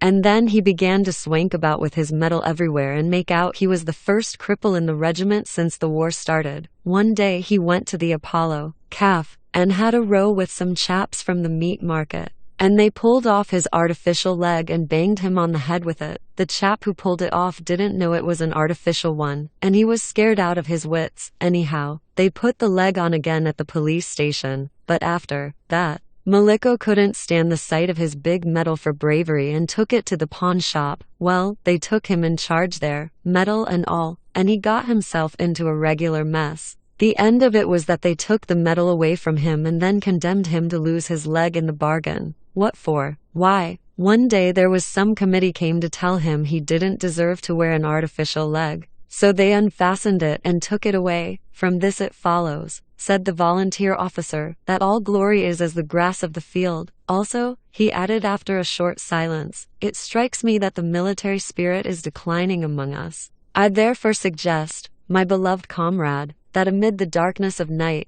in the stillness of our captivity, we should sing about Bombardier Marek. That'll help to foster the military spirit, but we'll have to yell if we want to make ourselves heard all over the barracks. I therefore suggest that we should take up our position by the door. And presently the windows in the passage rattled to the strains, and by his gun he stood and kept on loading, and kept on keeping on. A bullet came up quickly and took his arms off slickly. He never turned a hair, but kept on loading, as he kept standing there, and kept on keeping on. Steps and voices could be heard across the barrack square. That's the warder, said the volunteer officer, and that's Lieutenant Pelican with him. He's on duty today. He's a reserve officer, a pal of mine. Let's go on yelling. And again they shouted, and by his gun he stood. When the door opened, the warder, evidently agitated by the presence of the orderly officer, snorted. This isn't a menagerie, let me tell you. Excuse me, replied the volunteer officer. This is a charity concert for the benefit of incarcerated warriors. The first item on the program has just started. Martial Symphony. Stop all that, said Lieutenant Pelican, with an appearance of severity. I believe you know you've got to lie down at 9 o'clock and not kick up a row. Your sing-song can be heard right in the middle of the town. Beg to report, sir, said the volunteer officer. We've spent a lot of time over rehearsals, and if we're not actually out of tune, he carries on like this every evening, sir, said the warder, endeavoring to rouse feeling against his enemy. In fact, his whole behavior's something shocking, sir. Beg to report, sir, said the volunteer officer. I'd like to say something to you in private. The warder can wait outside." When this was done, the volunteer officer said in a free and easy tone, "Out with those cigarettes, old chap." "What, only gaspers? And you a lieutenant too? Well, they'll do to go on with, thanks. And now some matches, gaspers," said the volunteer officer contemptuously after his departure. "A man ought to do things in style even when he's on his B-mens. Well, have a smoke before you turn in for the night. Tomorrow's our day of judgment." Before going to sleep, the volunteer officer warbled one more ditty, about mountains and valleys and the girls he left behind him. Meanwhile, Colonel Schroeder was among his fellow officers in the hotel, listening to Lieutenant Kretschmann, who had returned from Serbia with a damaged leg he had been butted by a cow, and who was describing an attack on the Serbian position, as seen from staff headquarters. Colonel Schroeder listened with a benign smile. Then a young officer sitting near him, anxious to impress upon the colonel what a ruthless warrior he was, said in loud tones to his neighbor, "Consumptives have got to be sent to the front. It does 'em good, and besides, it's better for us to lose the crocks than the fit men." The colonel smiled, but suddenly he frowned and turning to Captain Wenzel, he said, "I'm surprised that Lieutenant Lukash gives us such a wide berth. He's not joined us once since the day of his arrival." "He's writing poems," announced Captain Sagner scornfully. "He hadn't been here a couple of hours before he fell in love with a Mrs. Schreiter, the wife of an engineer, whom he met at the theater." The colonel stared in front of him with a scowl. "I've heard he's good at singing comic songs." "Yes, when he was at the cadet school he was quite a dab at comic songs. He used to make us roar with laughter, and he knows no end of funny yarns too. It's a fair treat to listen to him. I can't make out why he isn't here." The colonel shook his head sadly. "Nowadays there's no real comradeship among us. I can remember the time when every officer tried to do his bit toward amusing the company. There was one I remember, a Lieutenant Dankel. He used to strip himself naked, lie on the floor, stick a herring's tail to his backside and pretend to be a mermaid. Then there was another chap, a Lieutenant Schleissner, who could waggle his ears and neigh like a stallion, besides imitating the meowing of a cat and the buzzing of a bluebottle. And then I remember Captain Scode. He always used to bring some girls to the officers' club whenever we wanted him to. They were 3 sisters, and he'd got 'em trained like dogs. He put 'em on a table and they used to undress in front of us, taking their time from him. He had a sort of little ton, and I must say he was a first-rate conductor." At this reminiscence Colonel Schroeder smiled blissfully. "But nowadays? Do you call this amusement? Why, even the man who can sing comic songs hasn't turned up, and nowadays the young officers can't take their liquor like men. It isn't 12 o'clock yet, and there's 5 of 'em under the table, blind to the wide. Why? There were times when we kept it up for 2 days on end, and the more we drank, the soberer we were, though we kept on shifting beer, wine and liqueurs. There's no such thing as a real military spirit. God alone knows why it is. You never hear anything witty now, always the same old endless rigmarole. Just listen to them at the other end of the table, talking about America." A solemn voice could be heard saying, "America can't enter the war. The Americans and English are at loggerheads. America isn't prepared for war." Colonel Schroeder sighed. "That's the sort of balderdash the reserve officers talk. It's a damned unpleasant business. Yesterday, fellows of that type were adding up figures in a bank or selling nutmeg and blacking, or teaching kids a lot of Tommy rot. And today they fancy they're on a level with pucka officers. They think there's nothing they can't do and they want to poke their noses into everything. And what can you expect when we've got pucka officers like Lieutenant Lukash, who never set foot among us?" Colonel Schroeder went home in a bad temper, and when he woke up in the morning, he was in a worse temper, because the newspapers which he had been reading in bed contained several references to Austrian troops withdrawing to positions prepared beforehand. And such was the frame of mind in which at 10 o'clock in the morning Colonel Schroeder went to preside over what the volunteer officer had, perhaps with some justification, styled the Day of Judgment. Schweik and the volunteer officer were waiting for the colonel on the barrack square. With them were the NCOEs, the orderly officer, the adjutant, and the sergeant major from the orderly room with the documents concerning the culprits. At last the colonel, looking very gloomy, came into view. He was accompanied by Captain Sagner and was nervously knocking his riding crop against the sides of his high boots. Having received the report, he walked several times, amid a sepulchral silence. round Schweik and the volunteer officer, who faced eyes right or eyes left according to the flank which the colonel was reaching at that particular moment. They did this with extreme thoroughness, and as it went on for a considerable time, they nearly sprained their necks. At last the colonel came to a standstill in front of the volunteer officer. "What were you before you joined the army?" he asked curtly. "An undergraduate, eh? What were you studying?" "What's that? Ancient philosophy?" "Bah, a boozy student, eh? Captain Sagner," he then shouted, "bring all the volunteer officers along here, will you?" Of course, he continued his conversation with the volunteer officer, "that's the kind of scum we have to soil our hands with. An undergraduate, studying ancient philosophy if you please, about turn. I thought so, your tunic's all rumpled up. Anyone think you'd just been with a tart or sprawling about in a brothel? I'll make it hot for you, my fine fellow." The volunteer officers had now entered the barrack square. "Fall in too deep, will you?" commanded the colonel, and they did so. "Just look at this man," bellowed the colonel, pointing with his hunting crop at the volunteer officer.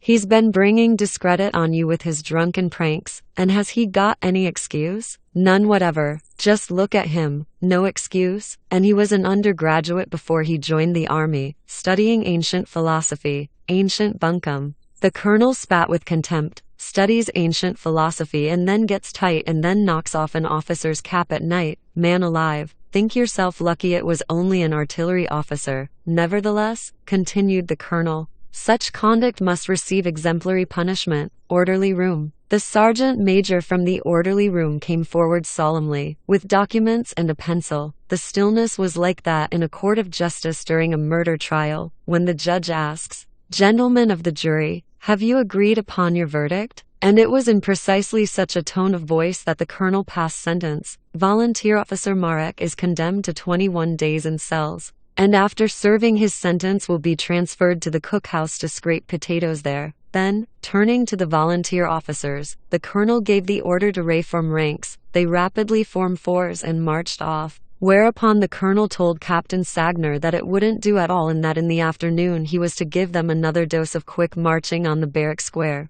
"When they march, it's got to sound like claps of thunder. Oh, and there's something else I nearly forgot. Tell them that all volunteer officers are to have 5 days CB so as they shan't forget their ex-comrade, that skunk Marek." And that skunk Marek stood side by side with Schweik with an air of complete satisfaction. He had got just what he wanted. It was decidedly better to scrape potatoes, roll dumplings and parcel out chops, than, with the wind properly up, in the middle of a withering enemy fire, to yell, "Fix bayonets." Colonel Schroeder then stationed himself in front of Schweik and looked at him attentively. At this moment Schweik's whole personality lay in his broad, smiling countenance, bounded by a large pair of ears, which projected from underneath his cap, pressed down tightly upon his head. The general impression was that of a man who is altogether at peace with the world and blissfully unconscious of any transgression on his part. His eyes seemed to ask, "I haven't done anything wrong, have I?" The colonel summed up the results of his observations in a brief question which he addressed to the sergeant major from the orderly room. "Daft."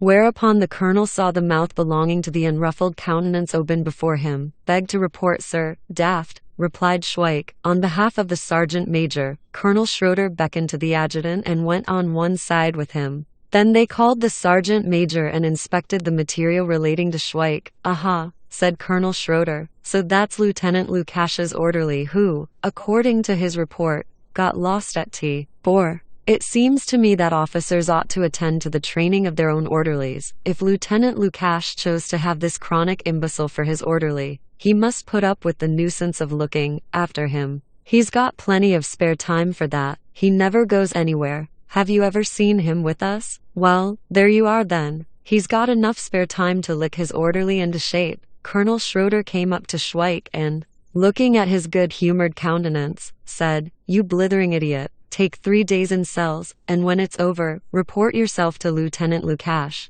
Thus it came about that Schweik met the volunteer officer again in the regimental guard room, and Lieutenant Lukash enjoyed a special treat when Colonel Schroeder sent for him and announced, "About a week ago, on joining the regiment, you made an application to me for an orderly, because your own orderly had got lost at the railway station in T. Bor. However, as he has now come back, but sir," began Lieutenant Lukash imploringly, I have decided, continued the colonel meaningly, to detain him for 3 days in cells and then send him back to you. Lieutenant Lukash, utterly crushed, reeled out of the colonel's office. During the 3 days which Schweik spent in the company of volunteer officer Marek, he enjoyed himself immensely. Every evening they arranged patriotic demonstrations on the benches in their cell. Voices were then heard warbling, "God preserve our emperor for us," and Prince Eugene the Cavalier. They also went through a program of soldiers' ditties, and when the warder arrived, he was greeted with a special musical tribute. "Our warder's a jolly good fellow, and he'll never, never die, but the devil himself will come from hell to fetch him by and by. He'll come with a carriage to fetch him and he'll wallop him on the spot.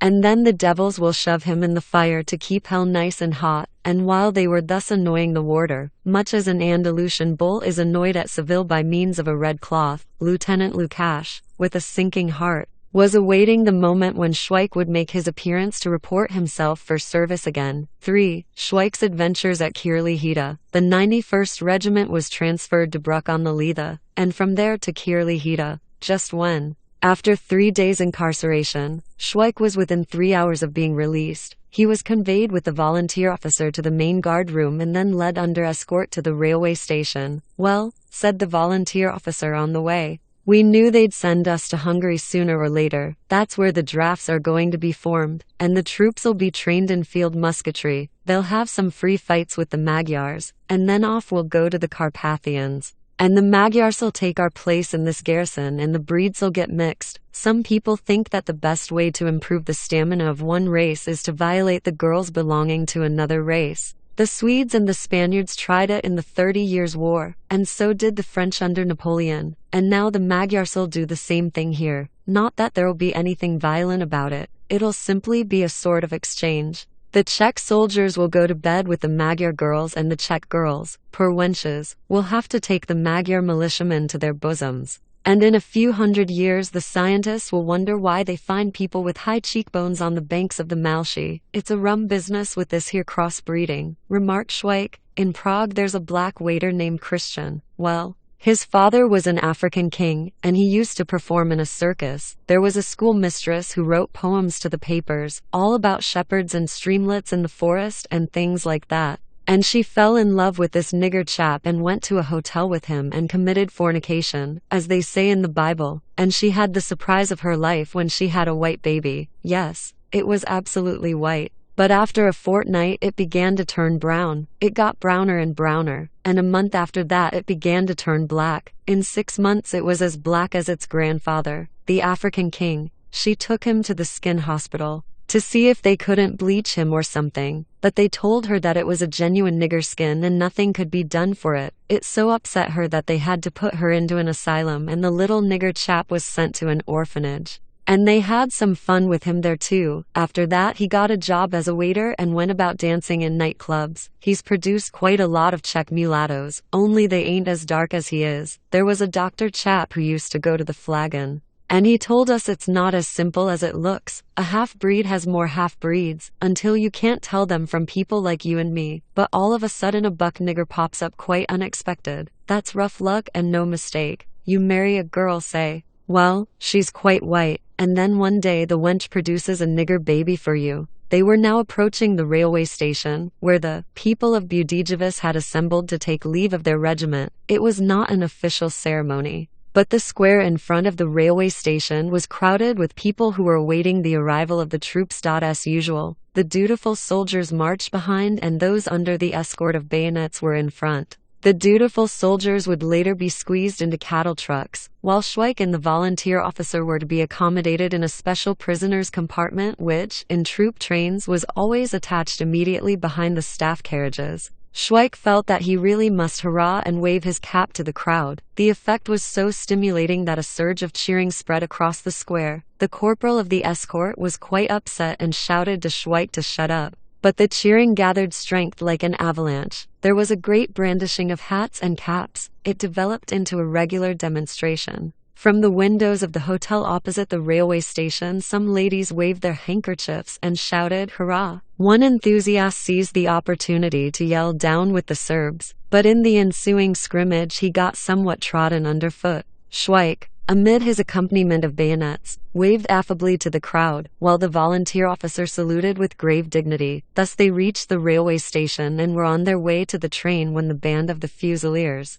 the conductor of which was considerably bewildered by the unexpected demonstration, was just about to strike up the Austrian hymn. But just at this moment Father Acina, chaplain of the 7th Cavalry Division, suddenly made his appearance in a billycock hat and proceeded to put things right. His story was an exceedingly simple one. He had arrived at Budijevic on the previous day and had managed to attend a little party arranged by the officers of the departing regiment. He ate and drank for a dozen, and then in a more or less sober condition he had strolled into the officers' mess to wheedle a few leavings from the cooks. After consuming many dumplings and much gravy, he got into the kitchen and discovered rum there. He swilled rum till he began to hiccough, and then returned to the farewell party, where he distinguished himself by a new round of libations. In the morning it occurred to him that he really ought to go and make sure that the 1st battalion of the regiment got a proper send-off. He thus arrived in front of the station just in time to snatch the baton from the bandmaster of the Fusiliers at the moment when he was about to conduct "God Preserve Our King and Emperor." "Halt," he said,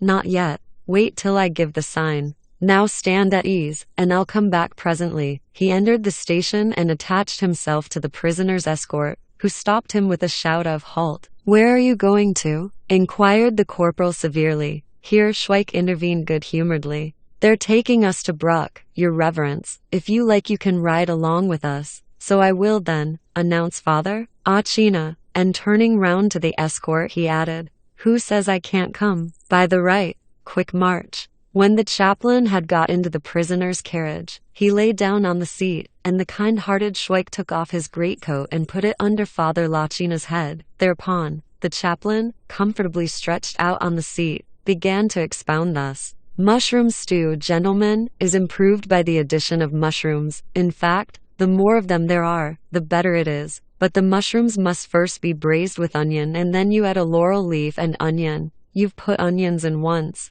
demurred the volunteer officer amid the horrified glances of the corporal, who saw that Father Acina was drunk, but recognized him as his superior officer. The corporal was in a very tight fix. "Yes," remarked Schweik, "his reverence is quite right. The more onions the better. I used to know a publican and he always put onions in his beer, because onions make you thirsty. Onions are good for you in every way. Fried onions are useful things if you've got carbuncles." Meanwhile Father Acina was murmuring half aloud, as if in a dream, "It all depends on the seasoning you put in and how much there is of it. There mustn't be too much pepper, or too much curry," his voice became slower and fainter, "or too much mushroom, too much lemon, too much nutmeg, too much clove." His voice died away and he fell asleep, whistling through his nose when, from time to time, he stopped snoring. The corporal gazed at him fixedly, while the men of the escort sniggered. "He won't wake up in a hurry," remarked Schweik presently. "He's as tight as can be." "That's all right,"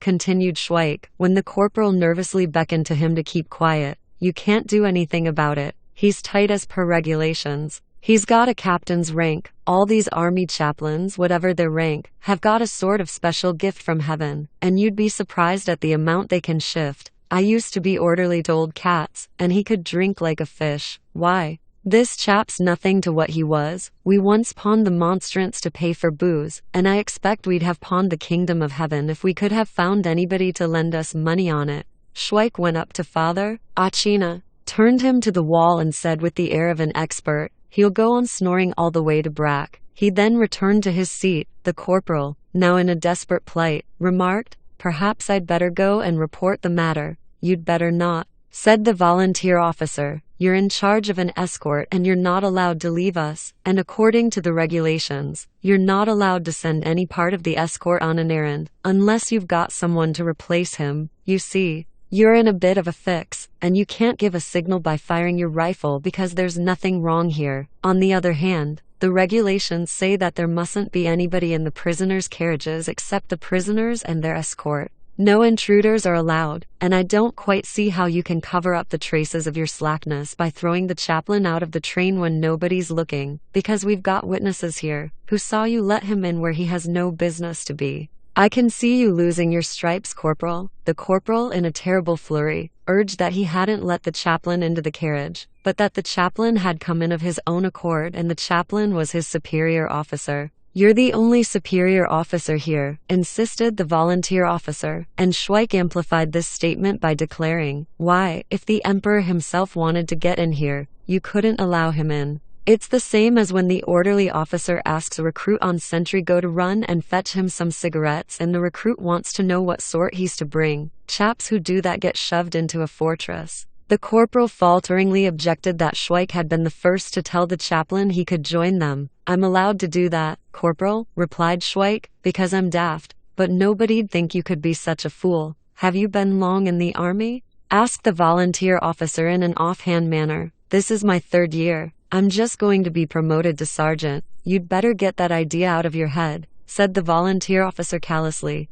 You take it from me. You're going to lose your stripes. It's all the same, observed Schweik, whether you get done in as an NCO or a private. Only you've got to remember that when a chap loses his stripes, they shove him into the front line. The chaplain began to stir. He's snoring, announced Schweik. I bet he's dreaming about a good old guzzle. Now, old Katz, who I was orderly to, he was a one. He was, I remember once, and Schweik began to give such a detailed and interesting account of his experiences with Otto Katz that nobody noticed the passage of time. But after a while the volunteer officer reverted to his former topic. It's a wonder to me, he said to the corporal, that we haven't had any inspector yet, according to regulations. You ought to have made a report about us to the train commandant at the railway station and not waste your time fussing around with a boozy chaplain. The unhappy corporal maintained a stubborn silence and stared at the telegraph poles which were whizzing past. Moreover, continued the volunteer officer, according to the instructions issued on November 21, 1879,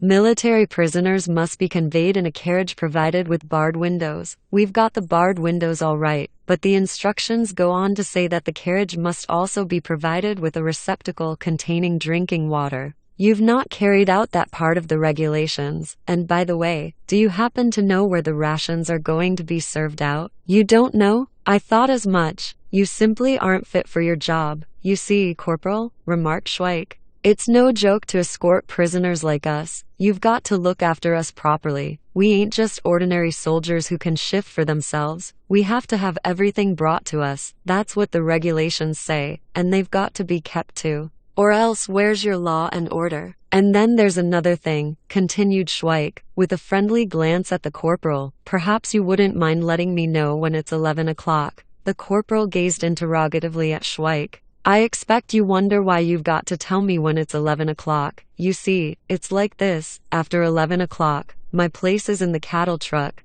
Schweik spoke with deliberate emphasis and continued in solemn tones. They gave me 3 days in cells. Well, I started to work it off at 11 o'clock, and so I've got to be let out today at 11 o'clock. After 11 I've got no business here. Soldiers mustn't be kept locked up longer than what they've been sentenced to. Because there's got to be order and discipline in the army. The wretched corporal was quite overwhelmed by this blow, and when he had somewhat recovered himself, he murmured something about not having received any documents. Documents, Corporal? Exclaimed the volunteer officer. You don't expect documents to find their way to you by themselves. If the mountain won't come to Mohammed, the leader of the escort has to go and fetch the documents. This is a new phase of the matter and it complicates things for you. It's quite clear you can't detain a man who's entitled to his release. On the other hand, according to the regulation, nobody's allowed to leave the prisoner's carriage. Really. I don't quite see how you're going to get out of such an awkward fix. It's getting worse and worse. The time now is 10:30. The volunteer officer put back his watch. Well, Corporal, he said,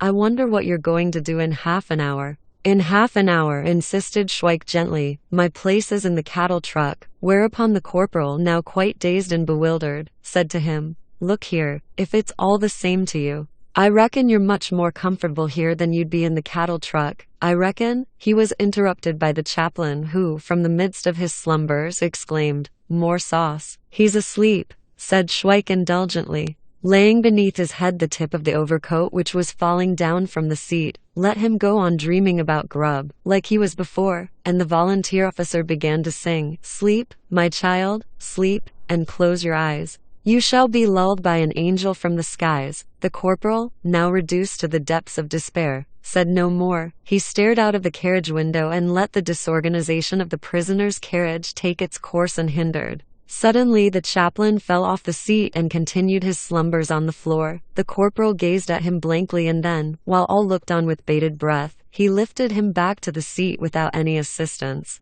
It was clear that he had lost all authority, and when he mumbled feebly, "You might give me a hand with him," the men of the escort just stared at each other, without lifting a finger. "You ought to have let him go on snoring where he was, Ray." Mark Schweik, "That's the way I always used to treat my chaplain. I just left him wherever he happened to be when he fell asleep. Once it was at home in a wardrobe, another time in somebody else's washtub. He used to snooze in all sorts of places." The corporal suddenly became brisk and resolute. He wanted to show that he was the master, and he therefore said in a bullying tone, "You shut your mouth and keep quiet, will you? All you batmen have got too much to say for yourselves. You're a bloody nuisance, that's what you are." "Ah, you're right there, corporal," replied Schweik, with the composure of a philosopher who desires peace on earth and goodwill unto men, but who nevertheless embarks upon the most perilous controversies. "I am a bloody nuisance, and your God Almighty, Almighty God," exclaimed the volunteer officer, clasping his hands together, "fill our hearts with love for all NCOEs that we may not behold them with repugnance. Bless our assembly in this den upon wheels." The corporal flushed angrily and jumped up. "Here, you stop passing those remarks. I won't have it, corporal," said the volunteer officer, "as you sit there watching the rustling hills and the fragrant forests. You remind me of Dante, the same noble and poetical countenance, a man of gentle heart and mind, susceptible to all magnanimous feelings. Remain seated in that attitude, I beg you, it suits you so well. You gaze upon the landscape with such an expression of spirituality, devoid of all posing or posturing. I am sure you are thinking of how delightful it will be in the springtime, when these bare expanses will be covered with a many-hued carpet of field blossoms." At this moment the train steamed into the station where the inspection was to take place. The military staff had appointed Dr. Mr. Z, a reserve officer, as train commandant. Reserve officers were always dropped upon for absurd jobs of that kind. Dr. Mr. Z had got everything muddled up. Although in civil life he was a teacher of mathematics at a secondary school, there was one carriage which, try as he would, he found it impossible to account for. Also, he could not make the nominal roll, which he had received at the last station, tally with the figures which were reported after the troops had entered the train at Budapest. Also, when he examined his documents, it seemed to him that there were 2 field kitchens too many, though for the life of him he couldn't make out where they had come from. Also, it made his flesh creep to discover that the horses had increased by some mysterious process. Also, among the officers, 2 cadets were missing and he had failed to run them to earth. Also, in the regimental orderly room which was installed in the front carriage, a typewriter had disappeared. Now, as a result of this wholesale muddle, Dr. Mr. Z had a splitting headache. He swallowed 2 aspirins, and was now carrying out the inspection of the train with a very wry face. When he entered the prisoner's carriage with his orderly, he looked at the documents, and after receiving the crestfallen corporal's report, he once more compared the figures. Then he looked round the carriage. "Who's that you've got with you?" he asked sternly, pointing to the chaplain, who was sleeping flat on his stomach and whose posterior was challenging inspection. "Beg to report, sir," stammered the corporal, "that we sort of what?" growled Dr. Mr. Z. "Why don't you express yourself plainly?" "Beg to report, sir," interposed Schweik, "this chap who's asleep on his belly is a chaplain, and he's a bit squiffy, like. He joined in with us and got into our carriage, and him being our superior officer, we couldn't very well chuck him out, or it would have been an infringement of superordination, as they say. He must have mistook the prisoner's carriage for the staff carriage." Dr. Mr. Z heaved a sigh and gazed into his documents. The nominal roll contained no reference to any chaplain who was to proceed with the train to Brack. His eyes twitched nervously. At the last station there had been a sudden increase of horses, and now a chaplain had turned up from nowhere in the prisoner's compartment. All he could do was to tell the corporal to turn the sleeper over, as in his present posture it was impossible to ascertain his identity. After a certain amount of effort, the corporal managed to turn the chaplain over on his back, the result being that the latter woke up and, perceiving Dr. Mr. Z, he said, "Hello, old boy. How are you? Supper ready yet? Whereupon he closed his eyes again and turned toward the wall. Dr. Mr. Z, who saw that it was the same gluttonous fellow who had eaten himself sick in the officers' mess on the previous day, heaved a sigh. You report yourself to the orderly room for this, he said to the corporal, just as he was on the point of departure. Schweik detained him. Beg to report, sir, said Schweik. This ain't my place now. My time's up today at 11 o'clock. I got 3 days in cells and now I ought to be with the others in the cattle truck. It's past 11 now, sir, so perhaps you wouldn't mind seeing that they put me on the line or take me into the cattle truck or send me to Lieutenant Lukash. That's my proper place. What's your name? Asked Dr. Mr. Z, inspecting his papers again. Beg to report, sir, Schweik Joseph. Then you must be the Schweik, said Dr. Mr. Z. And in that case you most certainly ought to have been let out at 11 o'clock, but Lieutenant Lukash asked me not to let you out till we get to Bruck. He said that would be safer and would keep you out of mischief on the way. When Dr. Mr. Z had gone, the corporal remarked gloatingly, You see, Schweik, it didn't help you damn all to go blabbing to an officer. If I'd wanted, I could have made it hot for the pair of you. At this moment the chaplain awoke in all his beauty and dignity. He sat up and asked in astonishment, Good gracious me, where on earth am I? The corporal, perceiving that the great man had woke up, replied cringingly, Beg to report, sir, you're in the prisoner's carriage. A flash of amazement darted across the chaplain's countenance. He sat speechless for a moment and pondered deeply. In vain. An ocean of obscurity lay between what had happened to him overnight and his awakening in the railway carriage with the barred windows.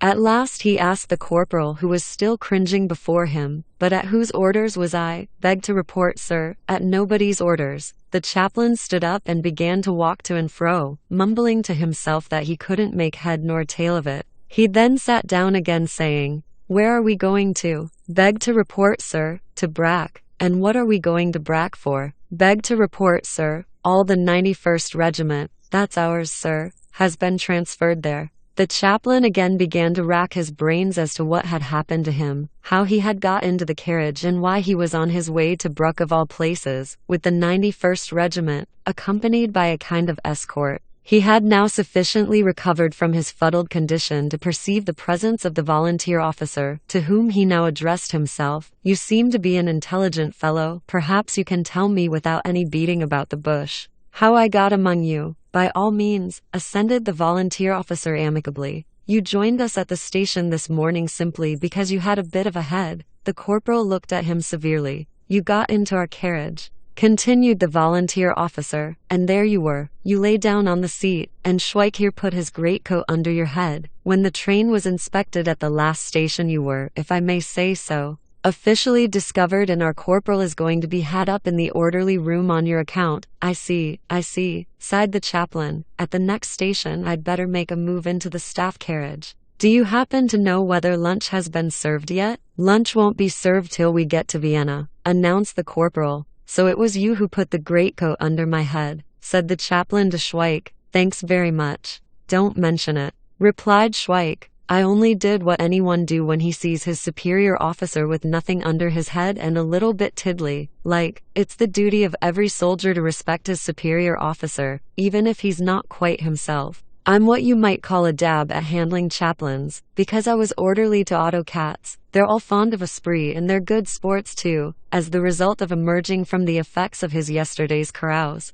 The chaplain felt in a hail fellow well-met mood, and producing a cigarette, he handed it to Schweik, saying, Have a fag. I hear that you're going to be had up in the orderly room because of me. He then said to the corporal, But don't you worry. I'll get you out of that scrape all right. He turned to Schweik again. You come along with me. You'll have the time of your life. He became exceedingly magnanimous and promised he'd do them all a good turn. He'd buy chocolate for the volunteer officer, rum for the men of the escort. He'd have the corporal transferred to the photographic section attached to the staff of the 7th Cavalry Division. In fact, he'd see that they all had an easy time and he'd forget nobody. I don't want any of you to bear a grudge against me, he said. I know lots of people, and as long as I keep an eye on you, you won't come to any harm. If you've done anything wrong, why, you'll bear your punishment like men.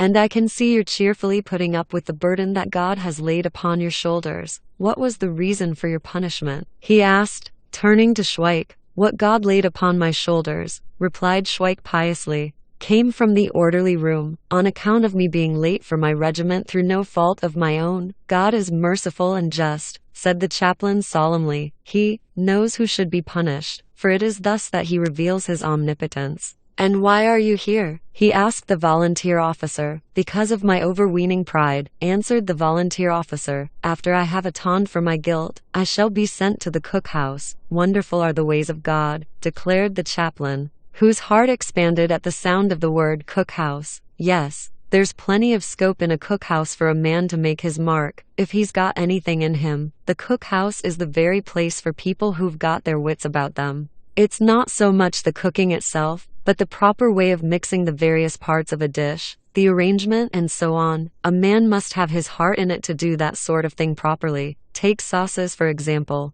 Now an intelligent man, when he's making onion sauce, will take all kinds of vegetables and steam them in butter. Then he'll add nutmeg, pepper, more nutmeg, a little clove, ginger and so on. But a common or garden cook just takes some onions and boils them, and then pours some greasy gravy on top. I'd like to see you get a job in an officer's mess. Last night in the officers' club at Budapest they gave us, among other things, kidneys, la Madeira. May God forgive all the sins of the man who prepared that dish. He knew his job thoroughly, and I've eaten kidneys. La Madeira, an officer's mess of the 64th Militia Regiment, but there they put caraway seeds into it, just like in common eating houses when they do them with pepper. And what do you think the cook who prepared them like that was in civil life? He used to feed cattle on an estate. After a brief silence, the chaplain turned to the subject of culinary problems in the Old and New Testament. Those were the times, he said, when they attached much importance to the preparation of tasty dishes after prayers and other religious ceremonies.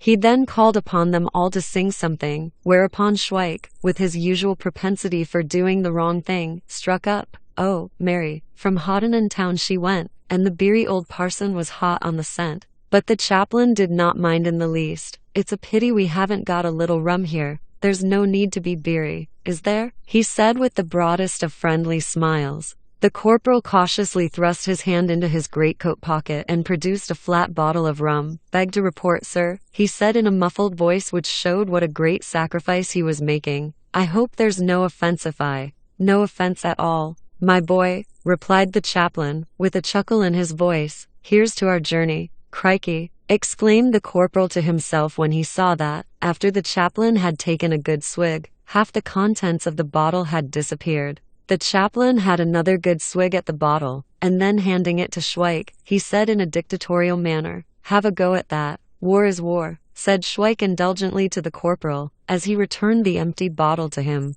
"And now I'll just have a bit of a snooze till we get to Vienna," said the chaplain. "You might just wake me up when we get there. And you," he continued, turning to Schweik, "you go to our mess, get a knife and fork and the rest of it, and bring me some lunch. Tell them it's for father, Achina, and see that you get double helpings. After that, bring me a bottle of wine from the kitchen and take a mess tin with you and get them to pour some rum into it. Father?" Achina fumbled in his pockets. "Look here," he said to the corporal, "I haven't any change. Lend me a gulden. That's it. There you are. What's your name?" "Schweik." "Very well, Schweik. There's a gulden for you to go on with. Corporal, lend me another gulden. Now then, Schweik, you'll get the other gulden when you've carried out all my instructions. Oh, yes, and afterwards get some cigarettes and cigars for me. If there's any chocolate going, collar a double share, and if there's any tinned stuff, ask them to let you have some tongue or goose, liver, and if they're handing out any Emmentaler cheese, see they don't palm off on you a piece near the rind, and similarly, if there's any salami,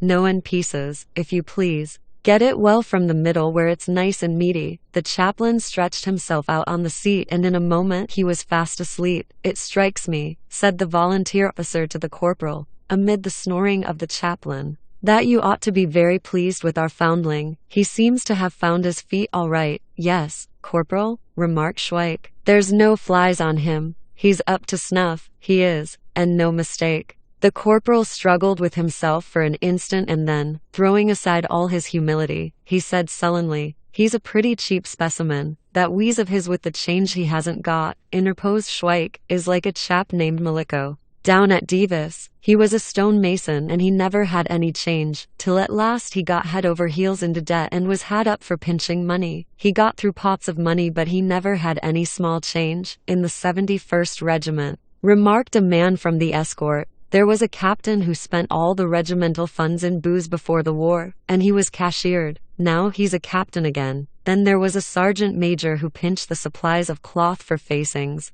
More than 20 bales of them there was. He's a staff sergeant now, and not long ago a footslogger was shot in Serbia for eating up his rations of bully beef that was supposed to last him for 3 days. What do you want to drag that in for? Demanded the corporal. All the same, he goes and cadges 2 gulden from a corporal who can't afford to pay his tips for him. Here's your gulden, said Schweik. I don't want to make money at your expense, and if he gives me the other gulden as well, I'll let you have it back too, so you needn't start sniveling about it. You ought to be glad to have the chance of lending money to your superior officer. You're a close-fisted chap, you are. Here you are making all this fuss about a measly couple of gulden. I'd like to see what you'd do if you had to sacrifice your life for your superior officer, if he was lying wounded in no man's land and you had to try and save him and carry him away, with them firing shrapnel and shells and God knows what all at you. They were now approaching Vienna. Those who were not asleep looked through the window at the barbed wire entanglements and fortifications round the city. That's the style, said Schweik, looking at the trenches. That's just as it should be. The only thing is that the Viennese might tear their trousers when they go for an outing. They'll have to be careful. The train passed through a station where the strains of the Austrian hymn became audible behind them. Evidently the band had gone there by mistake, for some time elapsed before they reached the station where the train stopped. Rations were distributed and the troops received a ceremonious welcome, but things had changed since the beginning of the war, when the troops on their way to the front overate themselves at every railway station and where they were welcomed by young ladies with absurd white dresses and even more idiotic faces and utterly stupid bouquets and an even more stupid speech by a lady whose husband is now an out-and-out Republican.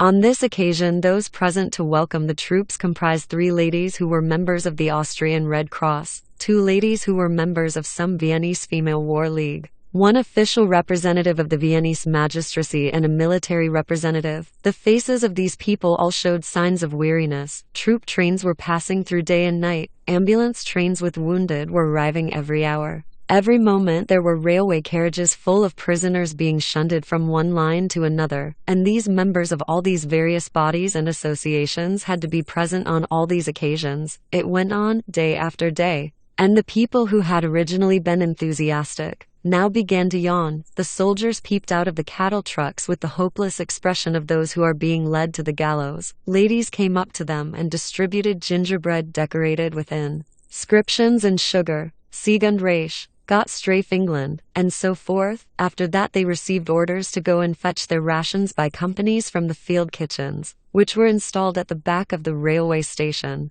There was also an officer's kitchen to which Schweik proceeded, in accordance with the chaplain's instructions, while the volunteer officer waited behind to be fed. 2 men from the escort having gone to fetch rations for the whole of the prisoner's carriage, Schweik duly carried out his orders, and as he was crossing the railway track, he caught sight of Lieutenant Lukash, who was strolling along the track and waiting for whatever might be left over for him in the way of rations. He was very awkwardly situated, because at the moment he was sharing an orderly with Lieutenant Kirschner. The orderly attended solely to the wants of Lieutenant Kirschner, and exercised complete sabotage as far as Lieutenant Lukash was concerned. "Where are you taking that to, Schweik?" asked the unfortunate lieutenant, when Schweik had deposited on the ground a vast store of comestibles which he had managed to secure in the officers' mess and which he had wrapped up in a greatcoat. "Beg to report, sir, that's for you. Only I don't know where your compartment is. And then I don't know whether the train commandant wouldn't cut up rough if I was to join you. He's a regular brute, he is." Lieutenant Lukash gazed questioningly at Schweik, who, however, with complete good humor continued, "Oh, yes. He's a brute and no mistake. When he came round to inspect the train, I reported to him that it was past 11 o'clock and that I'd served my full 3 days and that I ought to be in the cattle truck or else with you. And he ticked me off properly and said I'd got to stop where I was so that I couldn't cause you any annoyance on the journey, sir." Schweik assumed the air of a martyr. "As if I'd ever caused you any annoyance, sir." "No," continued Schweik. You can take it from me, sir. I never caused you any annoyance, and if there's been any unpleasantness at any time, why, it was just a matter of chance, an act of God, as old Vinichik said when he'd finished his 36th spell in quad. No. I've never done anything wrong on purpose, sir. I've always wanted to do something good and smart, and it ain't my fault if neither of us got any advantage from it, but only a lot of bother and worry. All right, Schweik, don't take it so much to heart, said Lieutenant Lukash gently as they drew near to the staff carriage. I'll see to it that you can be with me again. Beg to report, sir, I ain't taking it to heart, but I was sort of sorry that we're both having such a bad time of it in the war, and it's not our fault. It's rough luck when you come to think of it. I've always tried to keep out of harm's way. Now then, Schweik, don't upset yourself. Beg to report, sir, that if it wasn't against subordination, I'd say I'm upset and always will be upset, and there's an end of it. But as it is, I suppose I'll have to fall in with your orders and say I'm not a bit upset now. All right, Schweik. Now hop into this carriage. Beg to report, sir, I am hopping in. The camp at Bruck was wrapped in the silence of night. In the huts for the rank and file the men were shivering with cold, and the officers' huts were so overheated that the windows had to be opened. Down in Bruck on the Lee the lights were burning in the Imperial Royal Tinned Meat Factory, where they were busy day and night modifying various forms of offal. As the wind was blowing from that direction toward the camp, the avenues around the huts were filled with the stench of putrefying sinews, hoofs, trotters and bones which were being boiled as ingredients for tin soup. Bruck on the Leitha was resplendent, and on the other side of the bridge Kirli-Hita was equally radiant. Sicily-Athenia and Transleithania, in both towns, the Austrian and the Hungarian gypsy orchestras were playing. The windows of cafes and restaurants shone brightly. There was singing and reveling. The local bigwigs in Jackson office had brought their ladies and their grown-up daughters to the cafes and restaurants, and Bruck on the Leitha and Kirli-Hita formed one vast Liberty Hall. In one of the officers' hutments in the camp, Schweik was waiting that night for Lieutenant Lukash, who had gone to the theater and had not yet returned. Schweik was sitting on the lieutenant's bed, and opposite him, on the table, sat Major Wenzel's orderly. The major had returned to the regiment when his complete incompetence had been demonstrated on the Dina. It was said that he had been responsible for the removal and destruction of a pontoon, while half his battalion were still on the other side of the river. Now he had been put in charge of the rifle range at Kirli-Hita, and he also had a finger or two in the camp commissariat. It was common talk among the officers that Major Wenzel was now setting himself up. Mikulášek,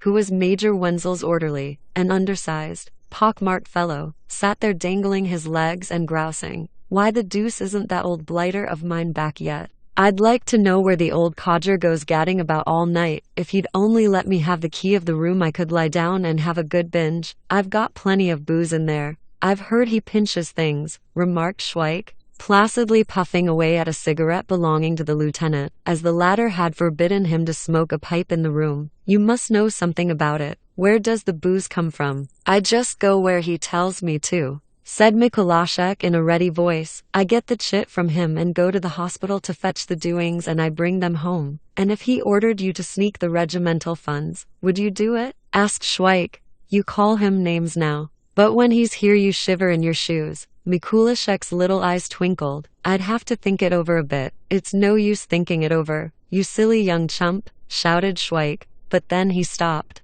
because the door opened and Lieutenant Lukash entered. It was at once obvious that he was in a good temper, as his cap was on the wrong way round. Mikulášek was so scared that he forgot to jump down from the table, but saluted in a sitting posture, quite overlooking the fact that he had no cap on his head. "Beg to report, sir, everything's all right," announced Schweik, assuming a stern military demeanor according to regulations, but omitting to remove the cigarette from his mouth. Lieutenant Lukash did not even notice this, and made straight for Mikulášek, who with startled eyes watched his every movement, continuing to salute and remaining seated on the table. "I'm Lieutenant Lukash," said the lieutenant, approaching Mikulášek unsteadily. "And what's your name?" Mikulášek said nothing. Lieutenant Lukash drew up a chair to the table, sat down, looked at Mikulášek and said, "Schweik, fetch me my service revolver from my trunk." While Schweik was searching in the trunk, Mikulášek stared in mute horror at the lieutenant. "Man alive, what's your name? Are you deaf or what?" shouted the lieutenant, Mikulášek still remained silent, as he explained later. The lieutenant's unexpected arrival produced a sort of numbness in him. He wanted to jump down from the table, but could not. He wanted to answer, but could not. He wanted to stop saluting, but failed. Beg to report, sir, announced Schweik. The revolver isn't loaded. Then load it. Beg to report, sir, we haven't got any cartridges, and it'd be a hard job to shoot him off the table. I take the liberty of mentioning, sir, that it's Mikulášek, orderly to Major Wenzel. He always gets tongue-tied if he sees any of the officers. He's just too bashful to speak. He's a silly young chump. In fact, he's what you might call a whippersnapper. It ain't as if there was any need for him to have the wind up. For he ain't done anything. Schweik spat to show his complete contempt for Major Wenzel's orderly and his unmilitary behavior. Sling him out, Schweik. Schweik dragged the trembling Mikulášek into the passage, shut the door behind him and said, "Well, I've saved your life, you young chump. When Major Wenzel comes back, you scrounge a bottle of wine for me and bring it here. And mind you do it too. I've saved your life, remember. When my lieutenant's tight, he's a tough customer, I tell you. I'm the only one who can manage him when he's like that. You're a little tick," said Schweik contemptuously. "Now sit down on the doorstep till your Major Wenzel comes back. You've kept me waiting long enough," said Lieutenant Lukash when Schweik had returned to him. "I want to talk to you. There's no need for you to stand at attention in that idiotic manner. Sit down, Schweik, and never mind about the regulations. Hold your tongue and listen to what I've got to say. Do you know where Soproni Street is? Now don't start any of your, beg to report, sir. I don't know. If you don't know, say you don't know and have done with it. Now then, write down on a piece of paper, 16 Soproni Street. It's an ironmonger's shop. Do you know what an ironmonger's shop is? For God's sake, don't keep saying, beg to report, sir. Say, yes or no, all right. Do you know what an ironmonger's shop is? You do? Very well then. Now this shop belongs to a Magyar named K. Kanye. Do you know what a Magyar is? Holy Moses. Do you or don't you? You do. Very well then. He lives above the shop on the first floor. Do you know that? You don't know. But damn it all. I'm telling you. Aren't I? Do you understand now? You do? All right. If you didn't, I'd have you shoved into clink. Have you made a note of this chap's name? K. Kanye, I said. Very good. Now then, tomorrow morning at about 10 o'clock you'll go into town. You'll find this place. You'll go upstairs to the first floor, and you'll hand this note to Mrs. K. Kanye. Lieutenant Lukash opened his pocketbook and with a yawn he gave Schweik a white envelope bearing no address. This is an extremely important matter. Schweik, he went on, a man can't be too careful, and that's why I haven't put any address. As you see, I rely on you to hand the note to the proper person. Oh, and just bear in mind that the lady's name is Atelka. Write it down. Mrs. Atelka K. Kanye. And let me also tell you that you're to hand the note over very discreetly, whatever you do, and wait for an answer. Is there anything else you want to know? Supposing they don't give me an answer, sir, what am I to do then? Tell them you've got to get an answer. Whatever happens, replied the lieutenant, with another wide yawn. But now I'm going to bed. I'm fagged out. By Jove, we did shift some liquor. I think anybody'd be fagged out after a night like that. Originally, Lieutenant Lukash had not intended to stop anywhere. He had gone into town that evening because he wanted to visit the Magyar Theatre in Kirlihita, where a musical comedy was being played, the chief parts in which were taken by plump Jewesses, who distinguished themselves wonderfully by kicking their legs up in the air when they danced and not wearing any tights or drawers. Lieutenant Lukash, however, was not enthralled by this interesting display, because the opera glasses which he had borrowed were not achromatic, and instead of thighs he could see only some violet surfaces moving to and fro. In the interval after the first act his attention was attracted by a lady who was accompanied by a middle-aged gentleman. She was pulling him toward the cloakroom and saying that they were going home immediately and that she was not going to look at such a disgraceful performance. She was making these remarks very loudly in German, whereupon her companion replied in Magyar, "Yes, my angel, let us go. I quite agree. It's really most disgusting. Yes, ist ekelhaft," said the lady angrily, when the gentleman had helped her on with her opera cloak, and as she spoke her eyes flashed with indignation at such scandalous goings-on. large dark eyes which were quite in keeping with her handsome presence. She also glanced at Lieutenant Lukash, as she insisted with great emphasis, Ekelhaft, Werklich Ekelhaft. That proved decisive. The romance had started. Lieutenant Lukash learned from the person in charge of the cloakroom that this was Mr. and Mrs. K. Kanye, and that Mr. K. Kanye kept an ironmonger's shop at 16 Soproni Street, and he lives with Mrs. Atelka on the first floor, said the person in charge of the cloakroom with the precision of an ancient procuress. She's a German lady from Espran, and he's a Magyar. In this town everything's mixed. Lieutenant Lukash removed his greatcoat from the cloakroom and went into the town, where, in the Archduke Albrecht, a large wine shop and cafe, he met some officers of the 91st Regiment. He did not talk much, but made up for it by the amount he drank, as he pondered over what he ought to write to this lady who was so severe, so moral and so handsome, and who attracted him far more than did the whole pack of bitches on the stage, as the other officers styled them. He was in a very good temper when he made his way to the Steedy Stephen's Cross, a small cafe, where he entered a private room, and after chasing away a Romanian girl there who offered to take off all her clothes and let him do whatever he liked with her, he ordered ink, pen and writing paper, as well as a bottle of cognac. And after careful reflection, he wrote in his best German the following missive, which struck him as being the finest thing he had ever penned. Dear Madam, yesterday evening I was present at the theater and saw the play which aroused your indignation. Throughout the first act I noticed you and your husband, and I could not help seeing that your husband, I may as well lay it on thick, reflected Lieutenant Lukash. What business has a chap like that to have such a damn fine wife? Why, he looks like a baboon who's had a shave. He continued his letter. Your husband evinced considerable appreciation of the disgusting antics which were being performed on the stage, and which met with your strong disapproval, because,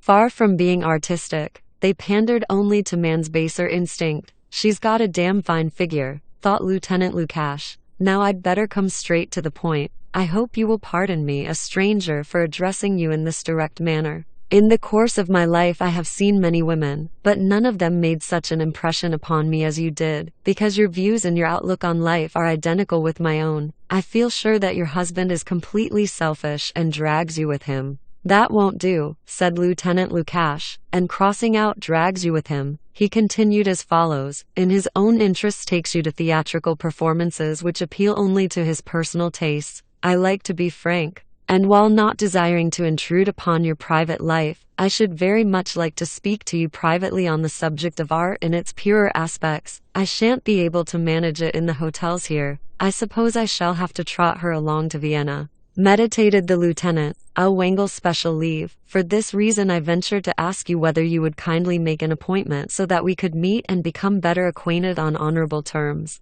And I feel sure you will not withhold this favor from one who before very long will be facing the perils of warfare and who, should you give your consent, will preserve amid the terrors of the battlefield the most wonderful memory of a soul between whom and himself there was complete mutual understanding. Your decision will be my law. Your answer will constitute a decisive factor in my life. He signed his name, drank what was left of the cognac and ordered another bottle. As he drank glass after glass and reread what he had written, he was moved to tears by almost every sentence. It was 9 o'clock in the morning when Schweik woke Lieutenant Lukash. Begged to report, sir, you're on duty and you've overslept yourself, and I've got to go now to this here Kirlihita. I woke you at 7 o'clock and then at 7:30 and then at 8, just when they was going past on their way to parade. But you just turned over onto the other side. Beg to report, sir. Here, I say, sir, for Lieutenant Lukash, mumbling to himself, was about to turn over again onto the other side,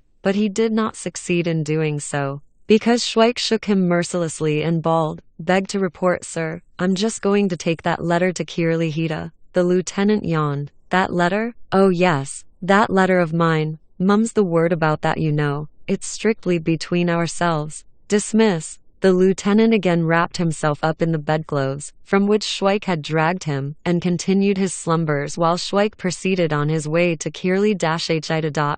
It would not have been difficult for him to find 16 Soproni Street, if by chance he had not met Sapper Vidichka. Vidichka had lived years ago in Prague, and so the only thing they could do to celebrate their meeting was to go to the Red Lamb in Bruck, where there was a Czech barmaid. Where are you off to? asked Vidichka. That's a secret, replied Schweik, but as you're an old pal of mine, I'll tell you. He explained everything to him in great detail, and Vidichka declared that he was an old sapper, that he wouldn't leave Schweik in the lurch, and that they would go and deliver the letter together. They had a good long talk about old times, and when, shortly after 12, they set out from the Red Lamb, everything seemed natural and easy to them. Moreover, they had a deep-rooted conviction that they were afraid of nobody. All the way to 16 Soproni Street, Vidichka was dwelling upon his vast hatred of the Magyars and kept telling Schweik how he was always coming to blows with them. At last they found Mr. K. Kanye's ironmonger's shop at 16 Soproni Street. You'd better wait here, said Schweik to Vidichka in front of the doorway. I'll just pop up to the first floor, leave the letter, and wait for an answer.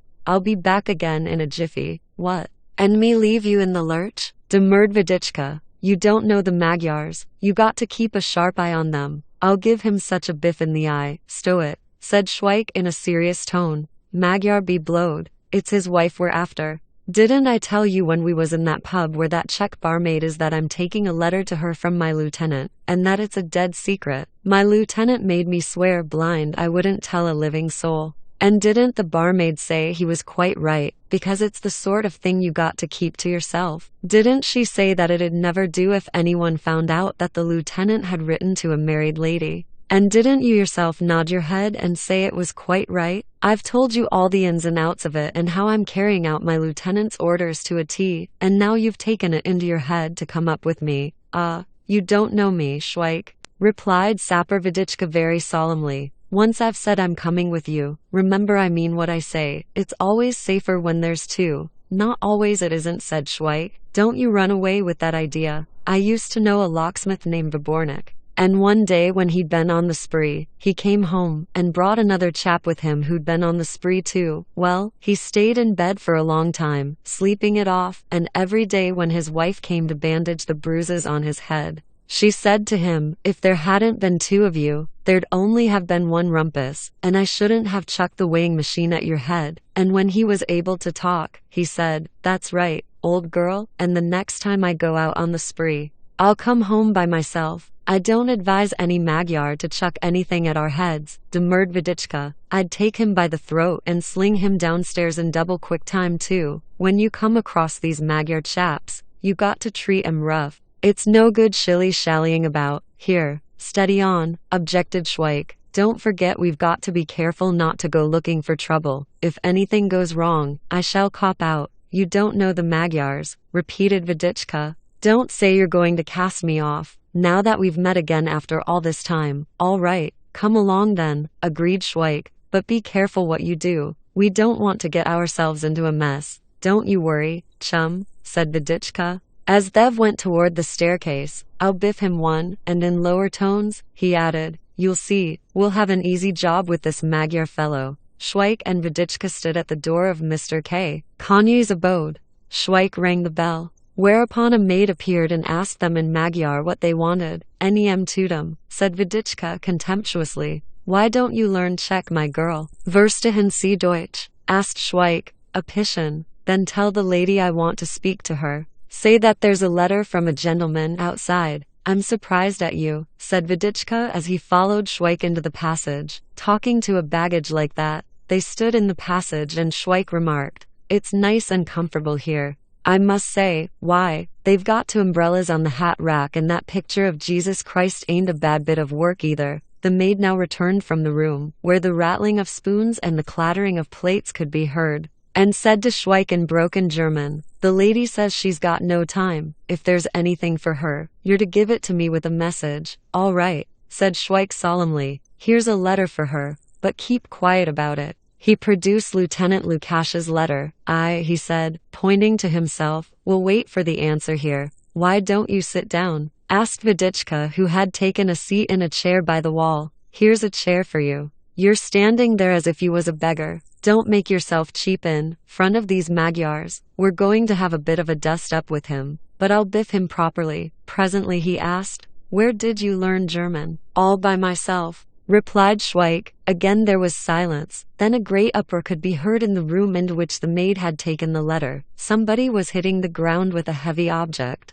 Then the noise of glasses being thrown about and plates being broken could be distinctly recognized, and amid it all somebody was making angry noises in Magyar. The door flew open and in dashed a gentleman with a serviette round his neck and brandishing the letter which had just been delivered. Sapper Vedichka was nearest to the door, and it was to him that the excited gentleman first addressed himself. "What's the meaning of this?" he demanded in German. "Where's the damned blackguard who brought this letter?" "Here, steady on, governor," said Vedichka, standing up. "You're making a devil of a noise. Keep your hair on. And if you want to know who brought this letter, just ask my chum here, but keep a civil tongue in your head, or you'll get slung outside in double quick time." It was now Schweik's turn to sample the rich eloquence of the excited gentleman with the serviette round his neck. He was gabbling at random, and from the rigmarole of words emerged the statement that they were just having lunch. "We heard you having lunch," agreed Schweik in broken German. The excited gentleman, who as a result of his brisk gesticulations was now holding the serviette by only one tip,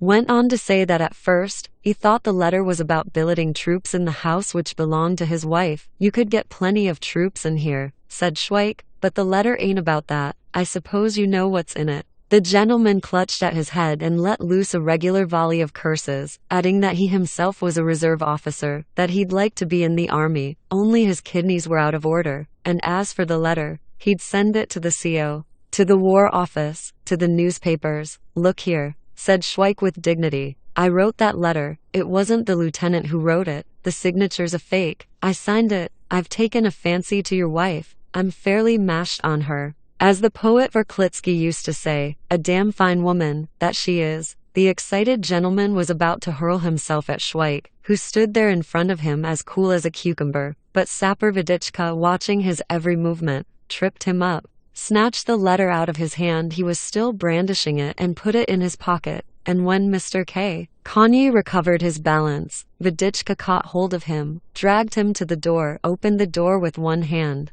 and in a trice some heavy object could be heard rolling down the stairs. The whole thing was done with as much dispatch as in the fairy tales, when the devil comes to fetch someone. The only relic of the excited gentleman was the serviette. Schweik picked it up, knocked politely on the door of the room from which Mr. Kanye had emerged 5 minutes previously, and where the sound of female weeping could now be heard. "Here's your serviette," said Schweik courteously to the lady who was sobbing on the sofa. "It might get trodden on. Good day to you, ma'am." He clicked his heels together, saluted and went out into the passage. On the stairs there was not the slightest trace of any struggle. Everything had gone off with the utmost ease, just as Vedichka had said it would, but at the outer doorway Schweik discovered a collar which showed signs of having been wrenched off. Evidently it was there that the final act of the tragedy had occurred. When Mr. Kanye had desperately clung to the doorway to save himself from being dragged into the street, and in the street itself there was quite a rumpus. Mr. Kanye had been dragged into the doorway of the house opposite, where water was being poured upon him, while in the middle of the street Sapper Vedichka was fighting like a lion against some Magyar militiamen and hussars, who had espoused the cause of their fellow countrymen. Sapper Vedichka was skillfully keeping his adversaries at bay by means of a bayonet strap which he was wielding like a flail. Nor was he alone. Side by side with him a number of Czech soldiers were engaged in the contest. Schweik, as he afterward related, did not himself know how he got mixed up in the shindy, nor could he tell how, having no bayonet, he obtained possession of a walking stick which had been the property of a scared spectator. It lasted quite a long time. But all good things must come to an end. The patrol arrived and took them all into custody. Schweik marched along by the side of Vedichka, holding the walking stick, which the commander of the patrol afterward fastened upon as a corpus delicti. He marched along complacently with the walking stick at the slope, like a rifle. Sapper Vedichka maintained a stubborn silence all the way, but when they were entering the guard room he said to Schweik mournfully,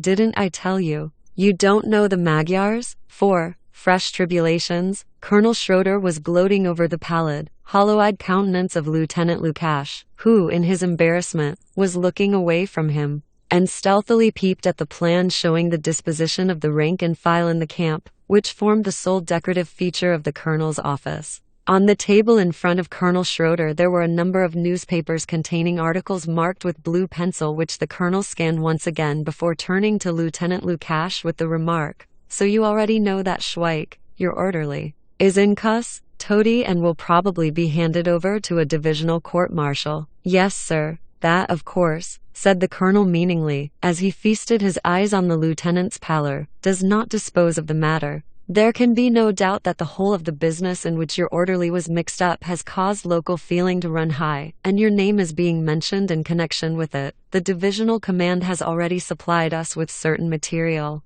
Here are a number of papers which discuss this matter. Kindly read them aloud to me. He handed Lieutenant Lukash the papers with the penciled articles, which the lieutenant began to read in a monotone, as if he were reading in a children's primer such a sentence as, "Honey is much more nutritious and more easily digestible than sugar. Where is the guarantee for our future?" "That's the Pester Lloyd, isn't it?" asked the colonel. "Yes, sir," replied the lieutenant, and went on reading. The conduct of the war demands the cooperation of all classes in the Austro-Hungarian monarchy. If we desire to attain the security of the state, all the nations must support each other, and the guarantee for our future consists precisely in this mutual and spontaneous respect. The enormous sacrifices of our gallant troops at the front, where they are continually advancing, would not be possible if the home front were not united, but harbored elements inimical to the harmonious structure of the state, undermining its authority by their malicious activities and thus threatening the joint interests of the nations in our empire.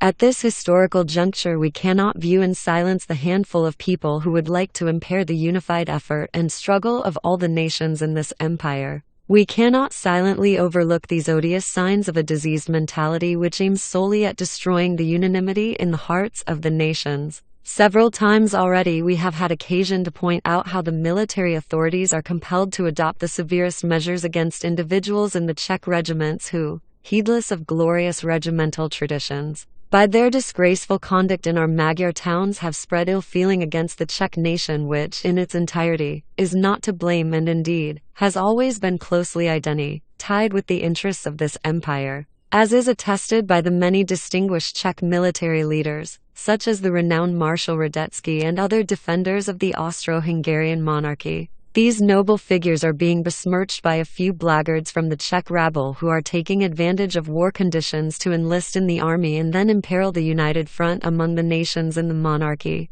at the same time allowing their lowest instincts to run riot. We have already drawn attention to the disgraceful behavior of Regiment No at Debrecen, whose outrageous conduct formed the subject of debate and condemnation in the Parliament at Budapest, and whose regimental colors subsequently at the front were deleted by censor, at whose doors this revolting offense to be laid. Deleted by censor? Who incited the Czech troops to deleted by censor? Some idea of the lengths to which the foreign elements in our midst will go can be best inferred from the recent incidents at Kirli. What is the nationality of those troops from the Bruck military camp close at hand who attacked and ill-treated Mr. Julique, Kanye, a tradesman in that town? It is obviously the bounden duty of the authorities to investigate this outrage and to ask the military command, which has doubtless already started making inquiries, what part in this unexampled bullying of Magyar citizens was played by Lieutenant Lukash, whose name is being mentioned in the town in connection with the recent disgraceful episode, as we are informed by a local correspondent who has already collected ample evidence on this matter which, at so grave an epoch as today, clamors for redress. We are sure that readers of the Pester Lloyd will follow with interest the further course of investigation, and we shall certainly not fail to keep them acquainted with a matter of such eminent significance. At the same time, however, we await an official report on the outrage at Kirli perpetrated against a Magyar citizen. It is obvious that the Parliament at Budapest will give the matter its closest attention, in order to make it plain that Czech troops, passing through the Kingdom of Hungary on their way to the front, must not be allowed to treat the country of Stephen's crown as if it were their vassal. If any members of this nation which at Kirli made such an exhibition of the unified spirit prevailing among all nations in this monarchy, still do not realize how things are, they had better keep very quiet about it, for in wartime it is the bullet, the rope, the jail and the bayonet which will teach such persons to obey and to subordinate themselves to this highest interest of our joint country. Who's the article signed by? Bela Barabas. He's a journalist and a member of Parliament, sir. Oh, yes. He's a well-known blackguard, but before the article got into the Pester Lloyd it had already appeared in the Pesty Herlap. Now perhaps you wouldn't mind reading to me the official translation of an article in the Sopronier. Naples. Lieutenant Lukash read aloud an article in which the writer had taken plenty of trouble to drag in as often as possible such phrases as, an essential demand of political prudence, law and order, human depravity, human dignity and honor trampled underfoot, the feasting of cannibals, the slaughter of mankind, gang of ruffians, behind the scenes and so on, as if the Magyars were the persecuted element on their own soil. It read as if the Czech troops had intruded on the writer's privacy, had knocked him down, trampled on his abdomen with Wellington boots, whereupon he had howled with pain and somebody had taken it all down in shorthand. There are certain matters of prime importance, wailed the Sopronier. Naples, on which a significant silence is maintained and which nobody ventures to write about. We all know what the Czech soldier is like in Hungary and at the front. We all know what things the Czechs are doing and who is the cause of them. The watchfulness of the authorities, of course, is directed toward other important matters which, however, should be closely linked up with the general system of control. In order to prevent any recurrence of the scenes which recently took place at Kirli 15 passages in our yesterday's article were deleted by the censor. Accordingly, all we can do today is to announce that for technical reasons we feel no considerable urge to discuss in any detail the Kirli affair. Our special report ascertained on the spot that the authorities are showing considerable zeal about the whole matter, which they are investigating with the utmost dispatch. Nevertheless, it seems to us rather curious that a number of persons who were present at the outrage are still at large. This applies particularly to the gentleman who, according to hearsay, is still enjoying complete freedom of movement in camp, and whose name was published the day before yesterday in the Pester Lloyd and Pesty. Naples. We refer to the notorious Czech, Jingo, Lukash, concerning whose outrageous conduct a question will be asked in Parliament by Giza Savigny, member for the Kirli constituency. There are equally pleasant references to you, said Colonel Schroeder, in the Kirli Weekly and also in the Pressburg papers, but that won't interest you, because it's a rehash of the same old stuff. Still, you may care to see an article in the Komarno Evening News which says that you made an attempt to violate Mrs. K. Kanye at lunch in the dining room, in the presence of her husband, whom you threatened with your sword, forcing him to gag his wife with a napkin to stop her from screaming. That's the latest news about you. The colonel smiled and continued. The authorities are neglecting their duty. The censorship of all the papers here is in the hands of the Magyars, and they treat us exactly as they please. It was only after we had made urgent representations by a telegram from our divisional court-martial that the public prosecutor at Budapest took steps to arrest some of the editorial staff of all these papers. It's the editor of the Komarno Evening News who'll get it hottest. He'll have cause to remember that article till his dying day. The divisional court-martial have entrusted me with the task of cross-examining you and have sent me all the relevant documents. It'd be all right if it wasn't for that orderly of yours, that wretched fellow Schweik. With him there's a certain sapper Vidichka, and after the rumpus, when they'd taken him to the guard room, they found him in possession of the letter you sent to Mrs. K. Kanye. Your man Schweik declared, when cross-examined, that it wasn't your letter, but that he'd written it himself, and when it was placed before him and he was asked to copy it, so that the handwriting could be compared, he ate your letter up. Specimens of your reports were then produced to compare your writing with Schweik's, and here's the result. The colonel turned over some documents and pointed out the following passage to Lieutenant Lukash. The prisoner Schweik refused to write the dictated sentence, asserting that overnight he had forgotten how to write. Of course, went on the colonel, I don't attach any importance to the evidence of Schweik or this sapper Vidichka before the divisional court-martial. They both say that the whole thing was only a joke which was misunderstood, and that they themselves were attacked by civilians and that they defended themselves to vindicate their military honor. In the course of the proceedings it turned out that this Schweik of yours is a very queer fish indeed. Not all there, I should think, judging by his answers. I need hardly say that on behalf of the regimental command I've made arrangements for corrections of these disgraceful reports to be sent to all the papers concerned. They're being distributed today. I think I've worded it rather neatly. It runs like this. Divisional Court-Martial No. N in the command of Regiment No. N hereby declares that the article published in your paper on the subject of alleged outrage committed by men of Regiment No. N is entirely without foundation and is a complete fabrication from beginning to end. Further, kindly note that the proceedings instituted against the offending papers will lead to the infliction of severe penalties upon the culprits. In its report to our regimental command, continued the colonel, the divisional court-martial expresses the opinion that the whole business is nothing more or less than a systematic agitation against the military detachments proceeding from Cisleithania to Transleithania. The colonel spat and added, "You can see for yourself what good use they've made of your adventure in Kirlihita." Lieutenant Lukash coughed with embarrassment. "Now, tell me as man to man," said the colonel in a confidential tone, "how many times did you sleep with Mrs. K. Kanye?" Colonel Schroeder was in a very good humor that day. "And don't tell me you'd only just begun to correspond with her. When I was your age I spent 3 weeks at Erlau on a field surveying course. And I give you my word I spent the whole of those 3 weeks doing nothing else but sleeping with Magyar women, a different one every day, young ones, unmarried ones, elderly ones, married ones, whichever happened to turn up. Just begun to correspond." The colonel tapped the lieutenant familiarly on the shoulder. "That won't go down with me. I know exactly how it all happened. You started playing about with her,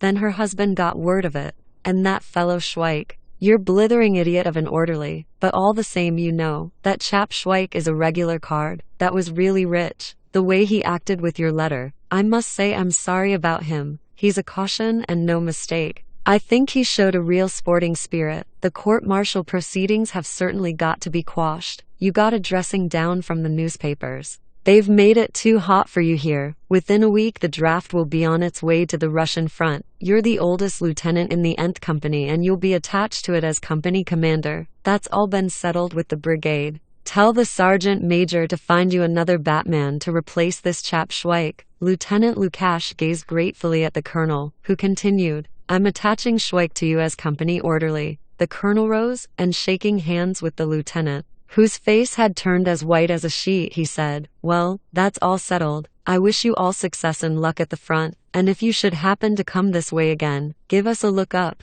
Don't give us such a wide berth as you did at Bude Jovis." All the way home Lieutenant Lukash kept repeating to himself, "Company commander, company orderly," and before him arose the figure of Schweik. When Lieutenant Lukash asked Sergeant Major Vanek to find him another Batman instead of Schweik, the Sergeant Major said, "I thought you was entirely satisfied with Schweik, sir." When he heard that the colonel had appointed Schweik company orderly of the Nth Company, he exclaimed, "God help us." At the divisional court-martial headquarters, in a hut provided with gratings, they rose at 7 in the morning, and in accordance with regulations, tidied up their pelisses, which were scattered about on the dusty floor, in a long compartment, partitioned off by planks. They folded their bedspreads on a straw mattress, and those who had finished this job sat on the benches by the walls and were either searching for lice or, if they had arrived from the front, were telling each other their experiences. Schweik, with Sapper Vidichka, was sitting on a bench near the door with a number of soldiers belonging to various regiments and units. "Here, I say," remarked Vidichka, "look at that Magyar chap by the window. He's saying his prayers. A good biff on the jaw.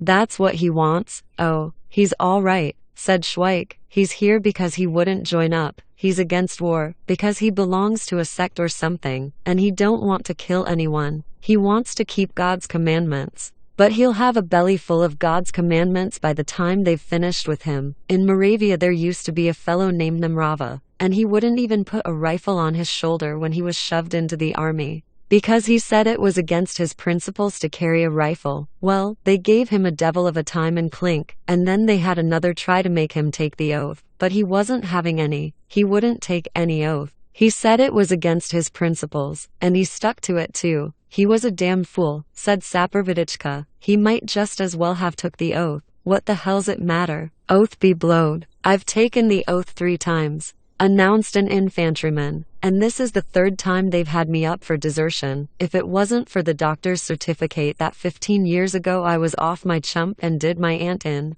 this is the 3rd time I'd have been shot at the front. But my dear old aunt, she's a friend in need, that she is, and I wouldn't mind betting that in the end she'll wangle me out of the army altogether." "What did you do your aunt in for?" inquired Schweik. "Why, the same as people always get done in for," replied this. pleasant fellow. Faroof, of course. The old girl had 5 bank books and they just sent her the interest when I arrived on a visit. Absolutely down and out. She was all I had in the whole wide world, as they say. So I asked her to do something for me, and the stingy old geezer said that a strong young chap like me ought to do some work. Well, one word led to another, and the end of it was that I started sloshing her across the head with a poker. And when I'd finished with her physiog, I'm blowed if I could tell whether it was my aunt or not, so I sat down near her on the ground and kept saying to myself, is it Andy or ain't it Andy? And that's how the neighbors found me the next day. After that I was in a lunatic asylum for a bit, till I went before a commission and they said I was all right again and I'd have to make up the time I'd still got to serve in the army. Oh, don't you worry,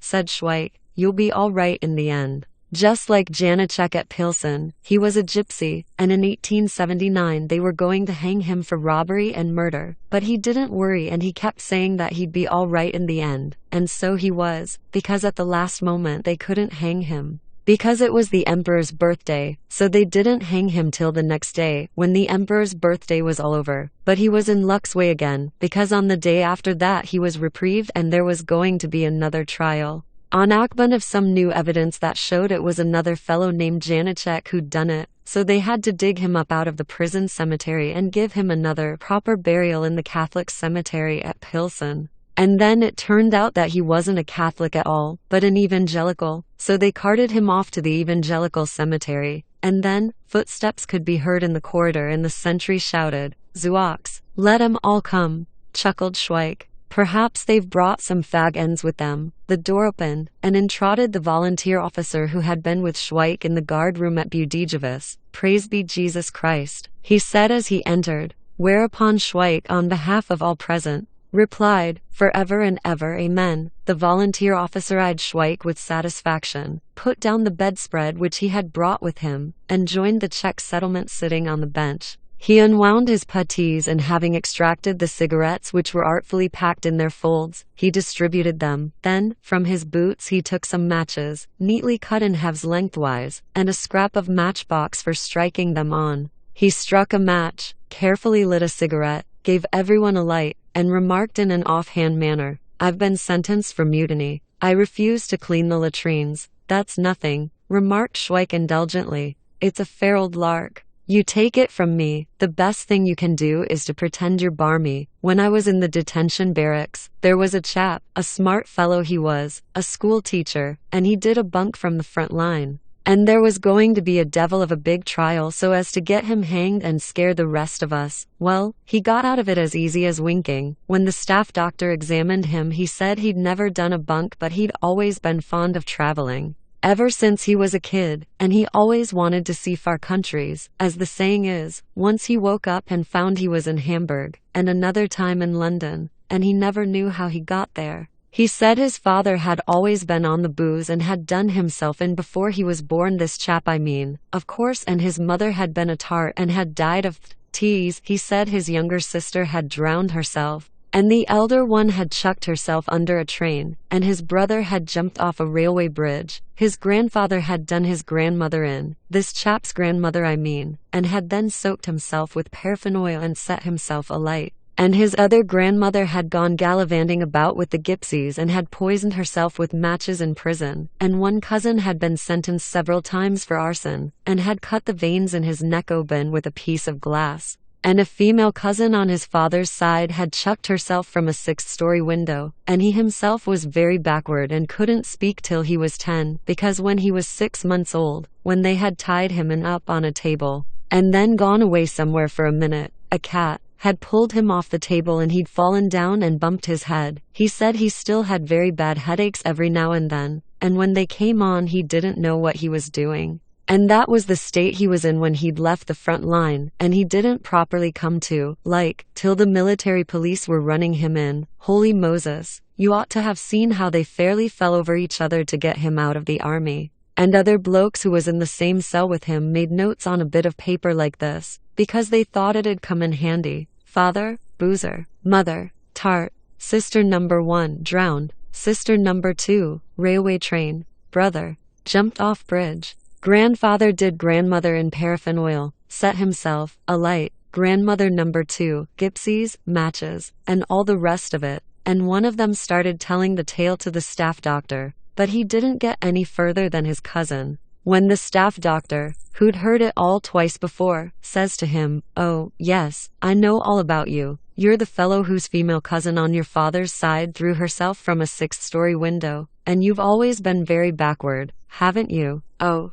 yes, we'll put that right for you in the mental ward." So they took him off to the mental ward and tied him up in a straight waistcoat, and it didn't take long before he got rid of his backwardness and his boozy father and his mother who was a tart. And he volunteered for the front mighty quick. At this moment the key grated in the lock and the warder shuffled in, Private Schweik and Sapper Vedichka, to go to the provost marshal. They got up to go, and Vedichka said to Schweik, "See what rotters they are, every day a cross-examination, and nothing ever comes of it. Why the hell can't they sentence us and have done with it, instead of messing us up like this? Here we are, just dawdling about every blessed day." As they proceeded on their way to the cross-examination in the office, Vierhitch was situated in another part of the building. Sapper Vedichka discussed with Schweik when they were likely to come up for a proper trial. Nothing but cross-examination. He grumbled, and it wouldn't be so bad if it led to anything. They just use up piles and piles of paper and no signs of a trial at all. They just let you rot behind the bars,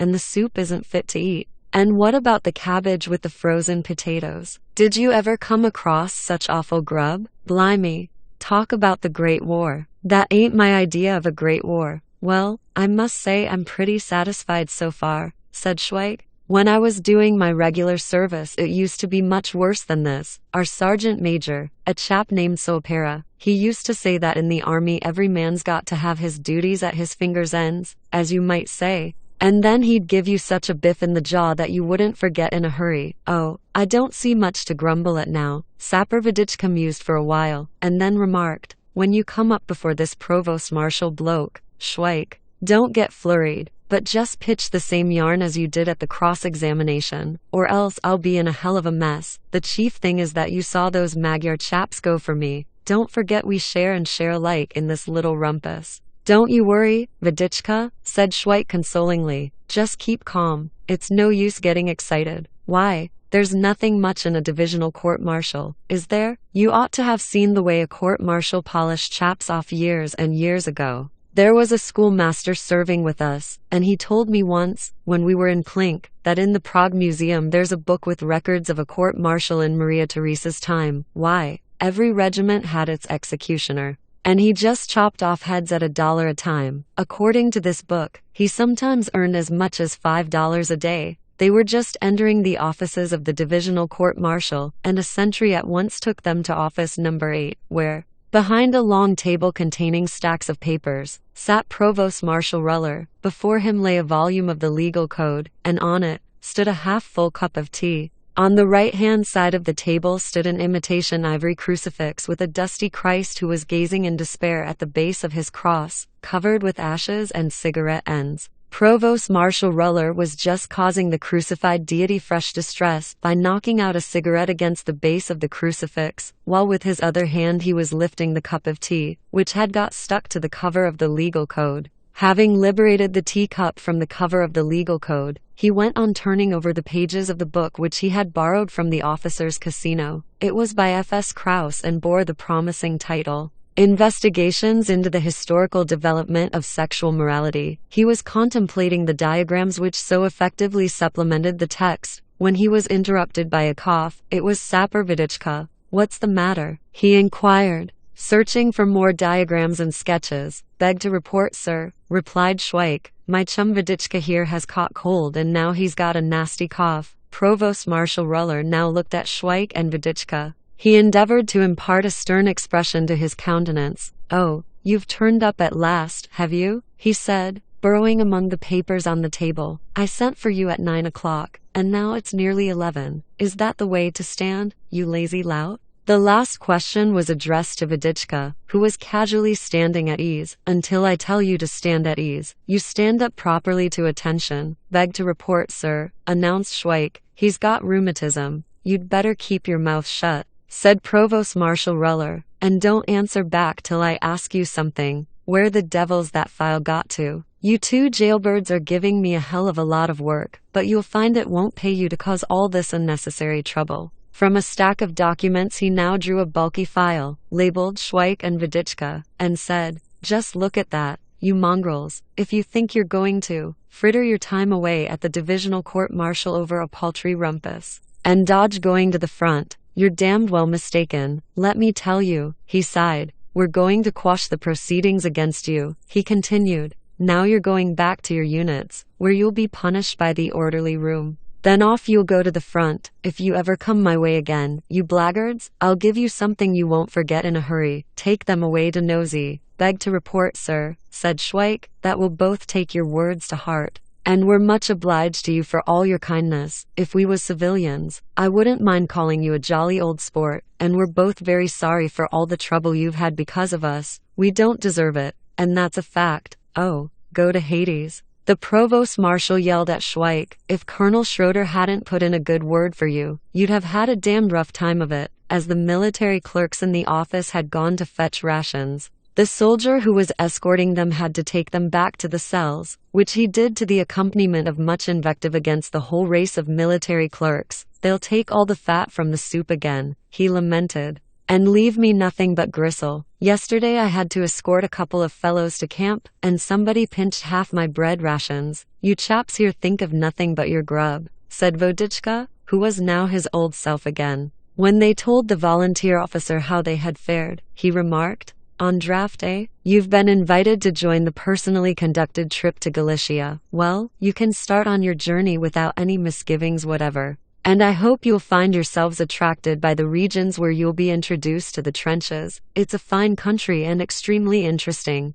You'll feel quite at home there. The wide and valuable experiences of our glorious army while retreating from Galicia on its first trip will certainly prove useful when the program of the second trip is being arranged. Follow your noses straight into Russia, and fire all your cartridges into the air for sheer joy of living." In the office they settled everything promptly. A sergeant major, his mouth still greasy from his recent meal, handed Schweik and Lukash their papers with an exceedingly solemn expression. He also took advantage of the opportunity of delivering a speech, in which he made a special appeal to their soldierly spirit. His remarks were liberally embellished with elegant terms of abuse in his native Polish dialect. The time now came for Schweik and Lukash to take leave of each other. Schweik said, "Well, when the war's over, come and give me a look up. You'll find me in the flagon every evening at 6 o'clock. "You bet I will," replied Lukash. They parted, and when there was a distance of several yards between them, Schweik shouted,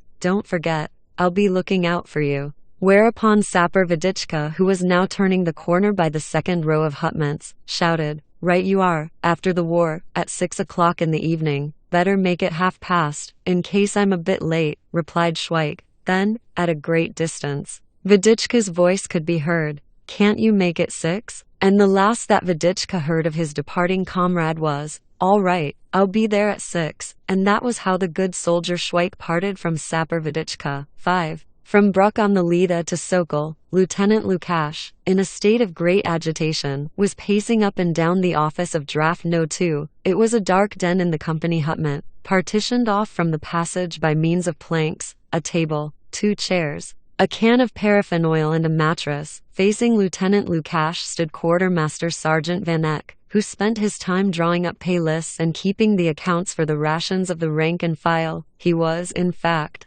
the finance minister of the whole company, and he spent the entire day in that dark little den, which was also where he slept at night. By the door stood a fat infantryman with a long thick beard. This was Balloon, the lieutenant's new orderly, who in civil life was a miller. "Well, you've chosen a fine Batman for me, I must say," said Lieutenant Lukash to the quartermaster sergeant. "Thanks very much for the pleasant surprise. The first day I sent him to the officers' mess for my lunch, and he ate half of it. Begging your pardon, sir, but I spilled it," said the bearded giant. "All right, then you spilled it. You might have spilled some soup or some gravy, but you couldn't have spilled the roast meat. The piece you brought me was about big enough to cover my fingernail. And what did you do with the pudding?"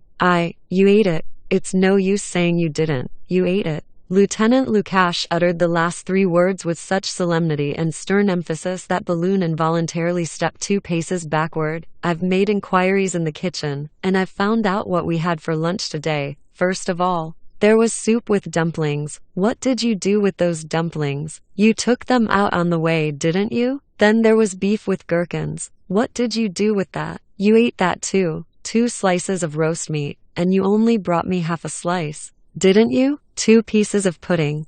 Where's that gone to? You gobbled it up, you greedy hog you. Come on, what did you do with that pudding? What's that? You dropped it in the mud? You damned liar. Can you show me the place where it's lying in the mud? What's that? A dog came up and ran away with it before you could stop him. For 2 pins I'd give you such a bloody good hiding that your own mother wouldn't know you. You'd try to make a fool of me in the bargain, eh? You low-down skunk, you. Do you know who saw you? Quartermaster Sergeant Van Eck here. He came to me and said, "Beg to report, sir, Balloun's eating your lunch." The greedy hog. I was looking out of the window and saw him stuffing himself as if he hadn't eaten anything for a week. Look here, Sergeant, really you might have found something better for me than this lousy fellow. Beg to report, sir. Balloon seemed to be the most satisfactory man on our draft. He's such a thick-headed idiot that he forgets all his drill as soon as he's taught it. And if we was to let him handle a rifle, he'd only do some more damage. The last time he was practicing musketry with blank cartridges, he nearly shot the next man's eye out. I thought he'd be all right as an orderly, at any rate, and eat up an officer's lunch, said Lieutenant Lukash, as if his own issue of rations wasn't enough for him. I suppose you'll tell me now that you're hungry. Eh? Beg to report, sir, I'm properly hungry. If anyone's got any bread left over from his rations, I buy it from him for cigarettes, and even then it don't seem enough somehow. It's just the way I'm made. Just when I think I can't eat anymore, I feel as if I'd got nothing inside me. If I see somebody eating, or just smell food, my inside comes over all empty like, why, when I feel like that, I could chew up nails. Beg to report, sir, I made 1 application to receive a double issue of rations, and I went before the MO at Budapest, but he gave me medicine and duty and ordered them to give me nothing all day but a small bowl of plain soup. I'll teach you to be hungry, you impudent lout, he says. Just you come here again, he says, and you'll be as thin as a rake before you get away again. As soon as I see anything that's good to eat, it just makes my mouth water. I can't help it, sir. Beg to report, sir, I'd take it as a great favor if you'd let me have a double issue of rations. If it's not meat, something else'll do. Some pudding, potatoes, dumplings, a little gravy, it all helps to keep you going. Well, of all the bloody impudence, remarked Lieutenant Lukash. Sergeant, have you ever come across a soldier with as much confounded cheek as this fellow? He eats my lunch, and then on top of that, wants me to let him get a double issue of rations. I'll see that you get a thundering big belly ache for this, my fine fellow. Now then, Sergeant, he continued, turning to Quartermaster Sergeant Van Eck, you take this man to Corporal Weidenhofer and tell him to tie him up for 2 hours near the cookhouse door, until the rations of stew are issued this evening. He's to tie him up properly, so that he can only just stand on tiptoe, and so that he can see the stew cooking in the saucepan, and tell him to keep the blighter tied up while the stew rations are being issued in the cookhouse, so that it'll make his mouth water like a hungry tyke sniffing outside a butcher's shop, and tell them to let someone else have his rations. Very good, sir. Come along, Balloon. When they were on their way out,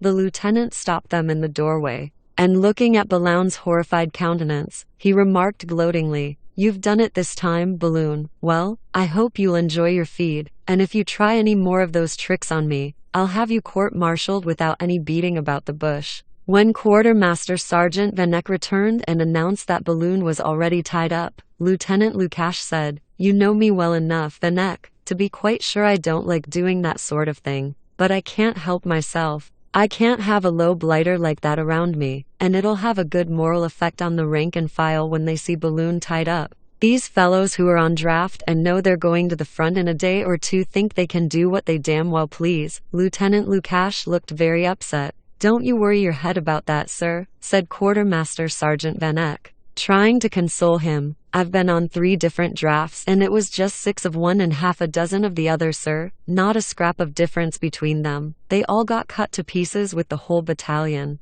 And then what was left of us had to be reorganized. The worst of the lot was the 9th. Every man jack of them was taken prisoner, NCOs and company commander and all, and I'd have been taken as well. Only I just happened to have gone to fetch the company's regular issue of rum, and that's what saved me. It strikes me, remarked Lieutenant Lukash, that you're a bit of a boozer. But don't imagine that the next time we go into action you'll just happen to have gone to fetch an issue of rum. As soon as I spotted your red nose, I had you sized up all right. That's from the Carpathians, sir, when we got our rations, up there. They were always cold. The trenches were in the snow. We wasn't allowed to make fires, and rum was the only thing we had to keep us going. And if it hadn't been for me, it would have been like in the other companies, where they hadn't got any rum and the men were frozen. The rum gave all of us red noses. The only drawback was that orders came from the battalion that only men with red noses were to be sent out on patrol duty. Well,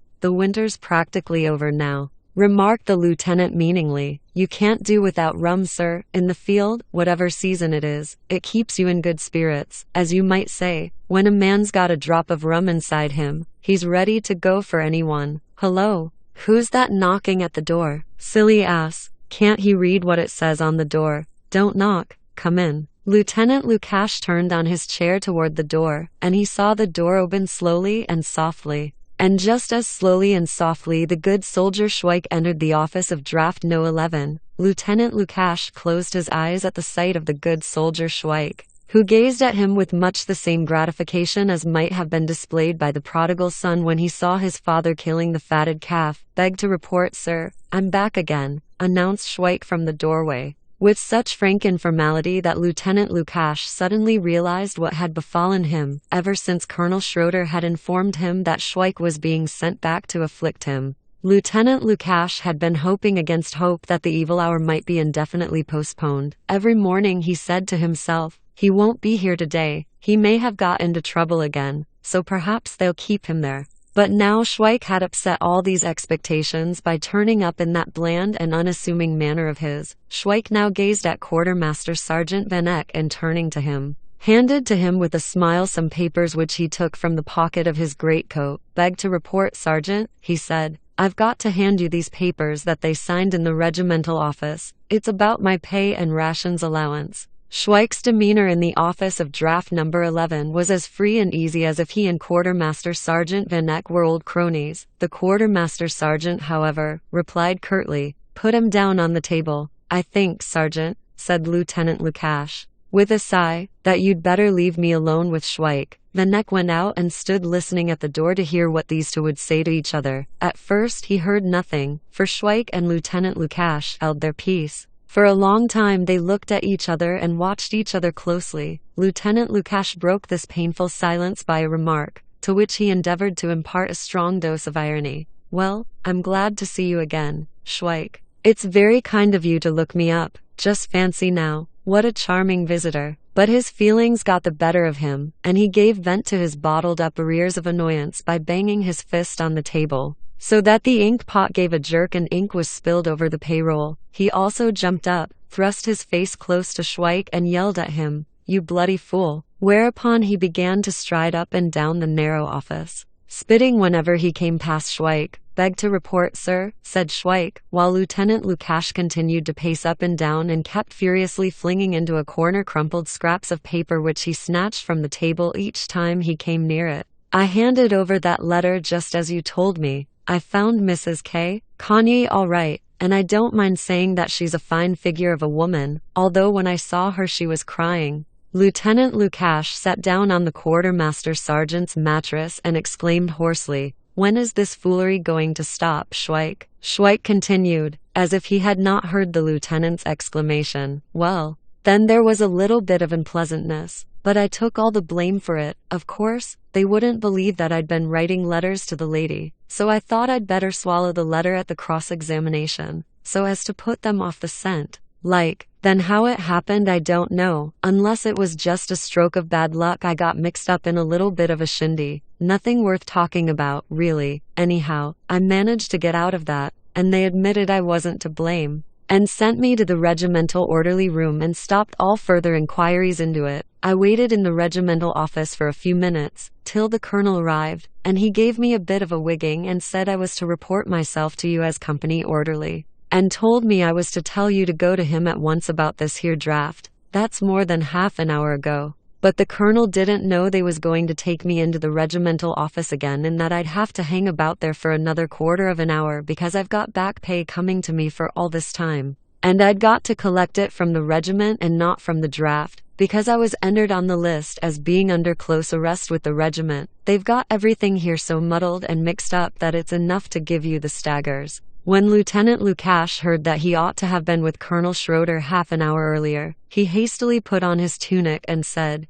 "You've done me another good turn, Schweik." He said it in such an utterly dejected and despairing tone that Schweik endeavored to console him with a kindly word, which he addressed to Lieutenant Lukash as he was dashing out of the doorway. "The colonel don't mind waiting, sir. He ain't got anything to do anyhow." Shortly after the lieutenant had departed, Quartermaster Sergeant Vanek came in. Schweik was sitting on a chair and throwing pieces of coal into the small iron stove, the flap of which was open. The stove smoked and stank, and Schweik continued his amusement, without perceiving the quartermaster sergeant, who watched Schweik for a while, but then suddenly kicked the flap to, and told Schweik to clear out. "Sorry, Sergeant," said Schweik with dignity, "but let me tell you that I can't obey your order, much as I'd like to, because I'm under higher authority. You see, Sergeant, it's like this," he added, with a touch of pride. "I'm company orderly, Colonel Schroeder. He arranged for me to be attached to draft number 11 with Lieutenant Lukash, who I used to be Batman to, but owing to my natural gumption, as you might say, I've been promoted to orderly. Me and the lieutenant are quite old pals. What was you in civil life,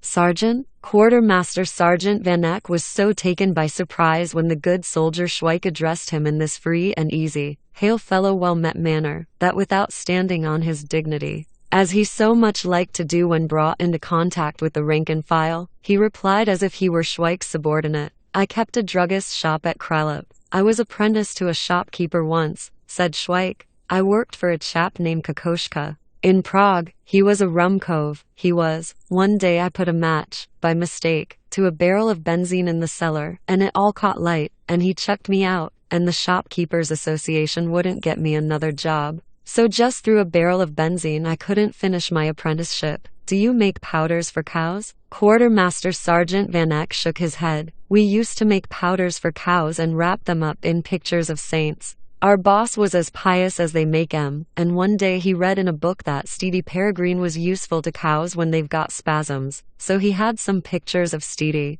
Peregrine printed somewhere at Smichow and had them consecrated at the Emaus monastery for 200 gulden, and then we wrapped them up in the packets of our powders for cows. You mixed the powder in warm water, and made the cow drink it out of a bucket, while you recited a little prayer to Steedy Peregrine that had been made up by Mr. Tauken, our shopman. You see, when these pictures of Steedy Peregrine had been printed, there had to be a little prayer of some sort on the other side. So in the evening old Kokoschka sent for Mr. Tauken and told him he'd got to make up a prayer to go on the picture for the cow's powders, and he'd got to have it ready when he came to the shop the next morning, so as it could be sent to the printers. It was wanted in a hurry because the cows was waiting for this little prayer. It was a case of take it or leave it, as you might say. If he made a good job of it, he'd have a gulden in hard cash, and if he didn't, he'd have a fortnight's notice. Well, Mr. Tauken sat up all night in a regular sweat, and when he came to open the shop in the morning he looked absolutely washed out, and he hadn't written a line. In fact, he'd forgotten the name of the saint who made the powders to the cows good. And then our handyman Ferdinand helped him out of the fix. He was a smart chap, he was. He just said, "Let's have a squint at it," and then Mr. Tauken sent for some beer. But before I was back again with the beer, Ferdinand had finished writing half of the prayer. It went like this: "Here I come from the skies so blue, and I bring good news to you. Whether you're a cow, a calf or a bull, you can't do without a packet full of Kokoschka's powders if you're queer. They'll make your spasms disappear." Then when he'd had a drink and properly wetted his whistle, he finished it off in double quick time, and very nice it was, too. "This was invented by Steedy Peregrine, and a packet costs you only 1 and 9. Steedy Peregrine. Keep our cattle from harm. They like your powders because they act like a charm. The grateful farmers all sing your praises. Oh, Steedy Peregrine, protect our cows from woe." Afterward, When Mr. Kokoschka arrived, Mr. Tauken went with him into the counting house, and when he came out again, he showed us 2 gulden instead of the one that he'd been promised, and he wanted to go halves with Ferdinand, but when Ferdinand saw the 2 gulden, filthy lucre, as they call it, got the better of him, he said he wanted the lot or nothing at all, so Mr. Tauken gave him nothing at all, and kept the 2 gulden for himself. And he took me into the stock room and gave me a smack on the jaw and said I'd get a few dozen more like that if I ever told anyone it wasn't him who made up the prayer and wrote it down, and if Ferdinand was to go and complain to the boss about it, I was to say that Ferdinand was a liar. I had to swear I'd do what he said, in front of a keg of vinegar, but our handyman he got his own back over those cow powders. We used to mix them in large crates in the loft. And so he got together a lot of mouse droppings and mixed them into the powders. Then he went and collected horse dung in the streets, dried it at home, powdered it up in a mortar and put that into the cow powders too, along with the picture of Steety Peregrine. And that wasn't enough for him. He went up into the loft where those crates were and took down his trousers and the telephone rang. The quartermaster sergeant clutched hastily at the receiver and then flung it down again, saying fretfully, I've got to go to the regimental office. I don't like the look of that. At such short notice, Schweik was alone again. Presently the telephone rang again. Schweik picked up the receiver. Vanek? He's gone to the regimental office. Who's here? The orderly of draft number 11. Who's that speaking? The orderly of draft number 12. Pleased to know you. What's my name? Schweik. And yours? Braun. You don't happen to have a relative named Braun at Carlin, a hatter? You haven't. You don't know him? I don't know him either, but I once rode past his shop in a tram and the name just caught my eye. Any news? Not as far as I know. When are we off? I never heard we were going off anywhere. Where to? To the front, of course. You chump. That's the first I've heard about it. You're a fine orderly. Don't you know that your lieutenant went to see the colonel? Oh yes. The colonel invited him. What difference does that make? Anyway, he went to see the colonel. And so did our lieutenant and the one from the 13th draft. I was just telephoning to his orderly. I don't like the look of all this running about. And don't you know whether the chaps in the band are packing up? I don't know damn all about anything. Oh, come off it. You ain't so soft as all that. Has your quartermaster sergeant been given his orders yet? How many chaps have you got in your company? I don't know. You blithering idiot. Do you think I'm going to bite your head off, or what? The man at the telephone could be heard saying to some third person, Here, Franta, take the other receiver and you'll hear what a bloody fool of an orderly the nth draft has got. Hello, are you asleep, or what? Come along. Answer up when a chap asks you a civil question. Can't you? You don't know damn all? Rats. That be blowed for a yarn. Didn't your quartermaster sergeant say anything about drawing the issue of tin stuff? What? You never talk to him about things like that? You blithering ass. You don't care a damn one way or the other. There was a noise of laughter. You must have a tile loose somewhere. When you do get to know anything, telephone to the 12th draft. You perishing imbecile. Where are you from? Prague. You ought to be a bit quicker in the uptake then. Oh, yes. There's something else. When did your quartermaster sergeant go to the office? He was called away a little while ago. Well, why couldn't you have said so before? Ours went a little while ago too. There's something in the wind. Have you had a word with the service corps? No.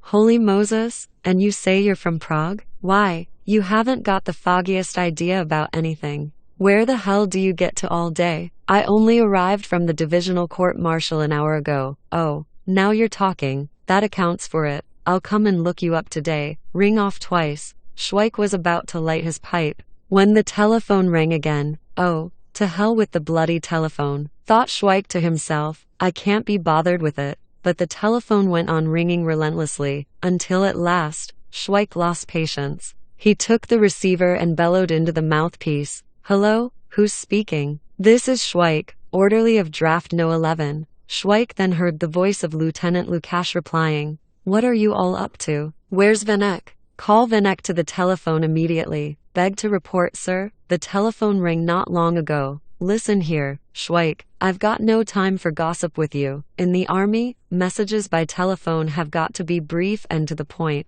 And when you're telephoning, drop all that beg to report stuff. Now I'm asking you whether you've got Vanek there. He's to come to the telephone immediately. Beg to report, sir, I haven't got him here. He was called away a little while ago to the regimental office, hardly a quarter of an hour ago. Look here, Schweik, I'll settle up with you when I come back. Can't you be brief? Now pay close attention to what I'm telling you. Do you understand clearly what I'm saying? Don't make the excuse afterward that there was a buzzing noise in the telephone. Now then, immediately, as soon as you hang up the receiver. There was a pause, then the telephone rang again. Schweik picked up the receiver and was swamped by a flood of abuse. You bloody, blithering, thick-headed, misbegotten booby. You infernal jackass. You lout. You skunk. You hooligan. What the hell are you up to? Why have you rung off? Beg to report, sir. You said I was to hang up the receiver. I'll be back home in an hour's time, Schweik, and I'll make it hot for you. Now pull yourself together, and go and fetch a Sergeant Fuchs.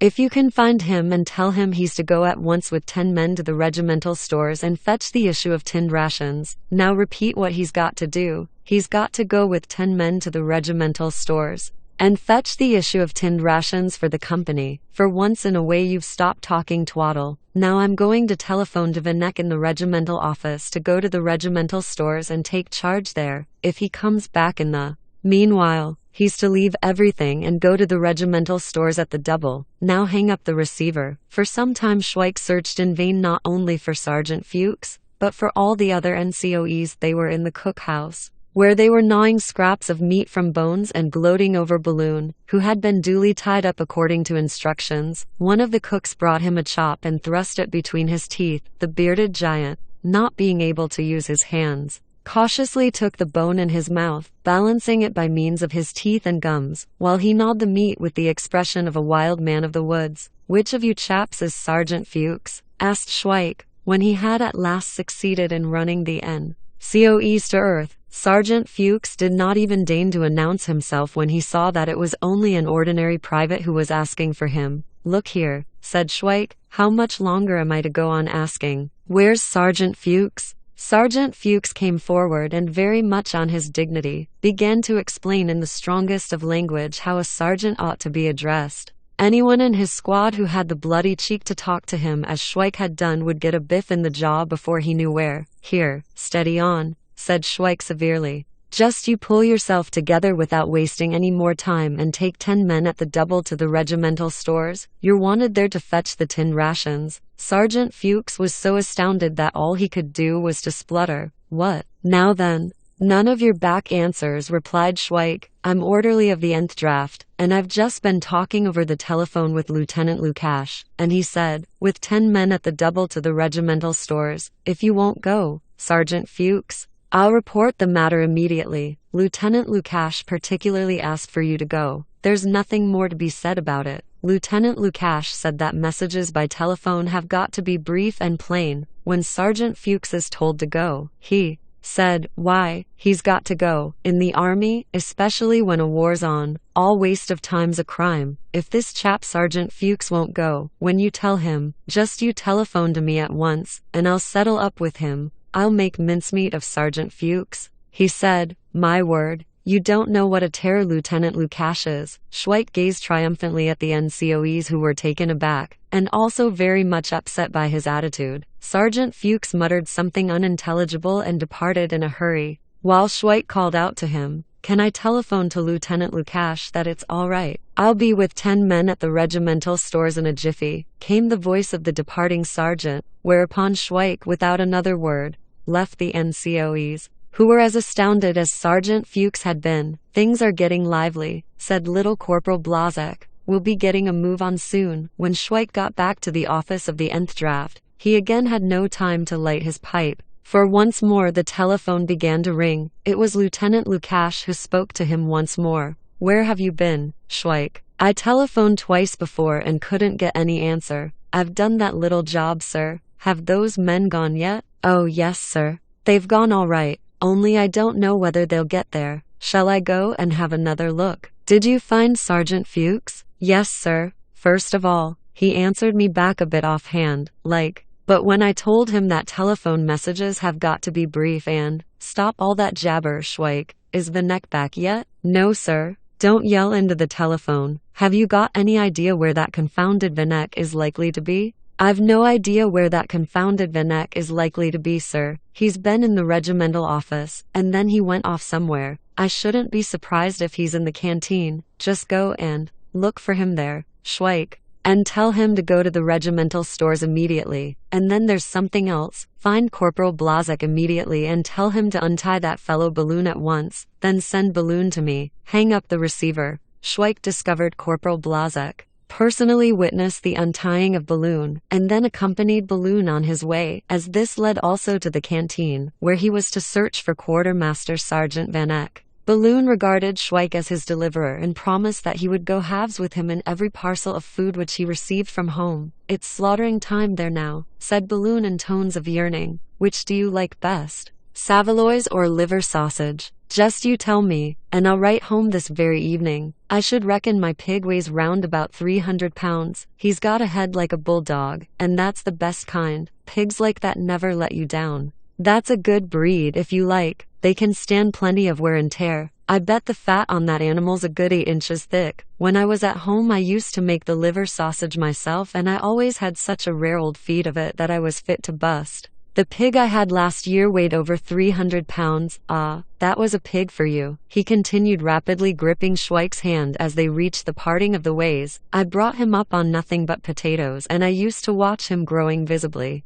As you might almost say, I put the ham into brine, and I tell you, a nice slice taken from the brine and fried with potato dumplings, soaked in pork dripping and some greens on top of it. That's a fair treat, and after a good blowout of that sort, you wash it down with a nice glass or two of beer. But the wars put a stop to all that. The bearded Balloon sighed deeply and departed to the colonel's office, while Schweik made his way to the canteen through an old avenue of tall linden trees. Quartermaster Sergeant Vanek was sitting at his ease in the canteen, and telling a staff sergeant major how much he was able to make before the war by selling enamel and varnish. But the staff sergeant major was no longer his usual self. That afternoon an estate owner from Parjabas, whose son was in camp, had been there and had tipped him handsomely, besides standing treat in the town the whole afternoon. He was now very listless and woebegone, because he had lost his appetite. He was not even aware what they were talking about, and did not take the slightest notice of the quartermaster sergeant's remarks on the subject of enamel and varnish. He was engrossed in his own meditations and was mumbling something about a local train which went from Treban to Powermov and back, when Schweik entered.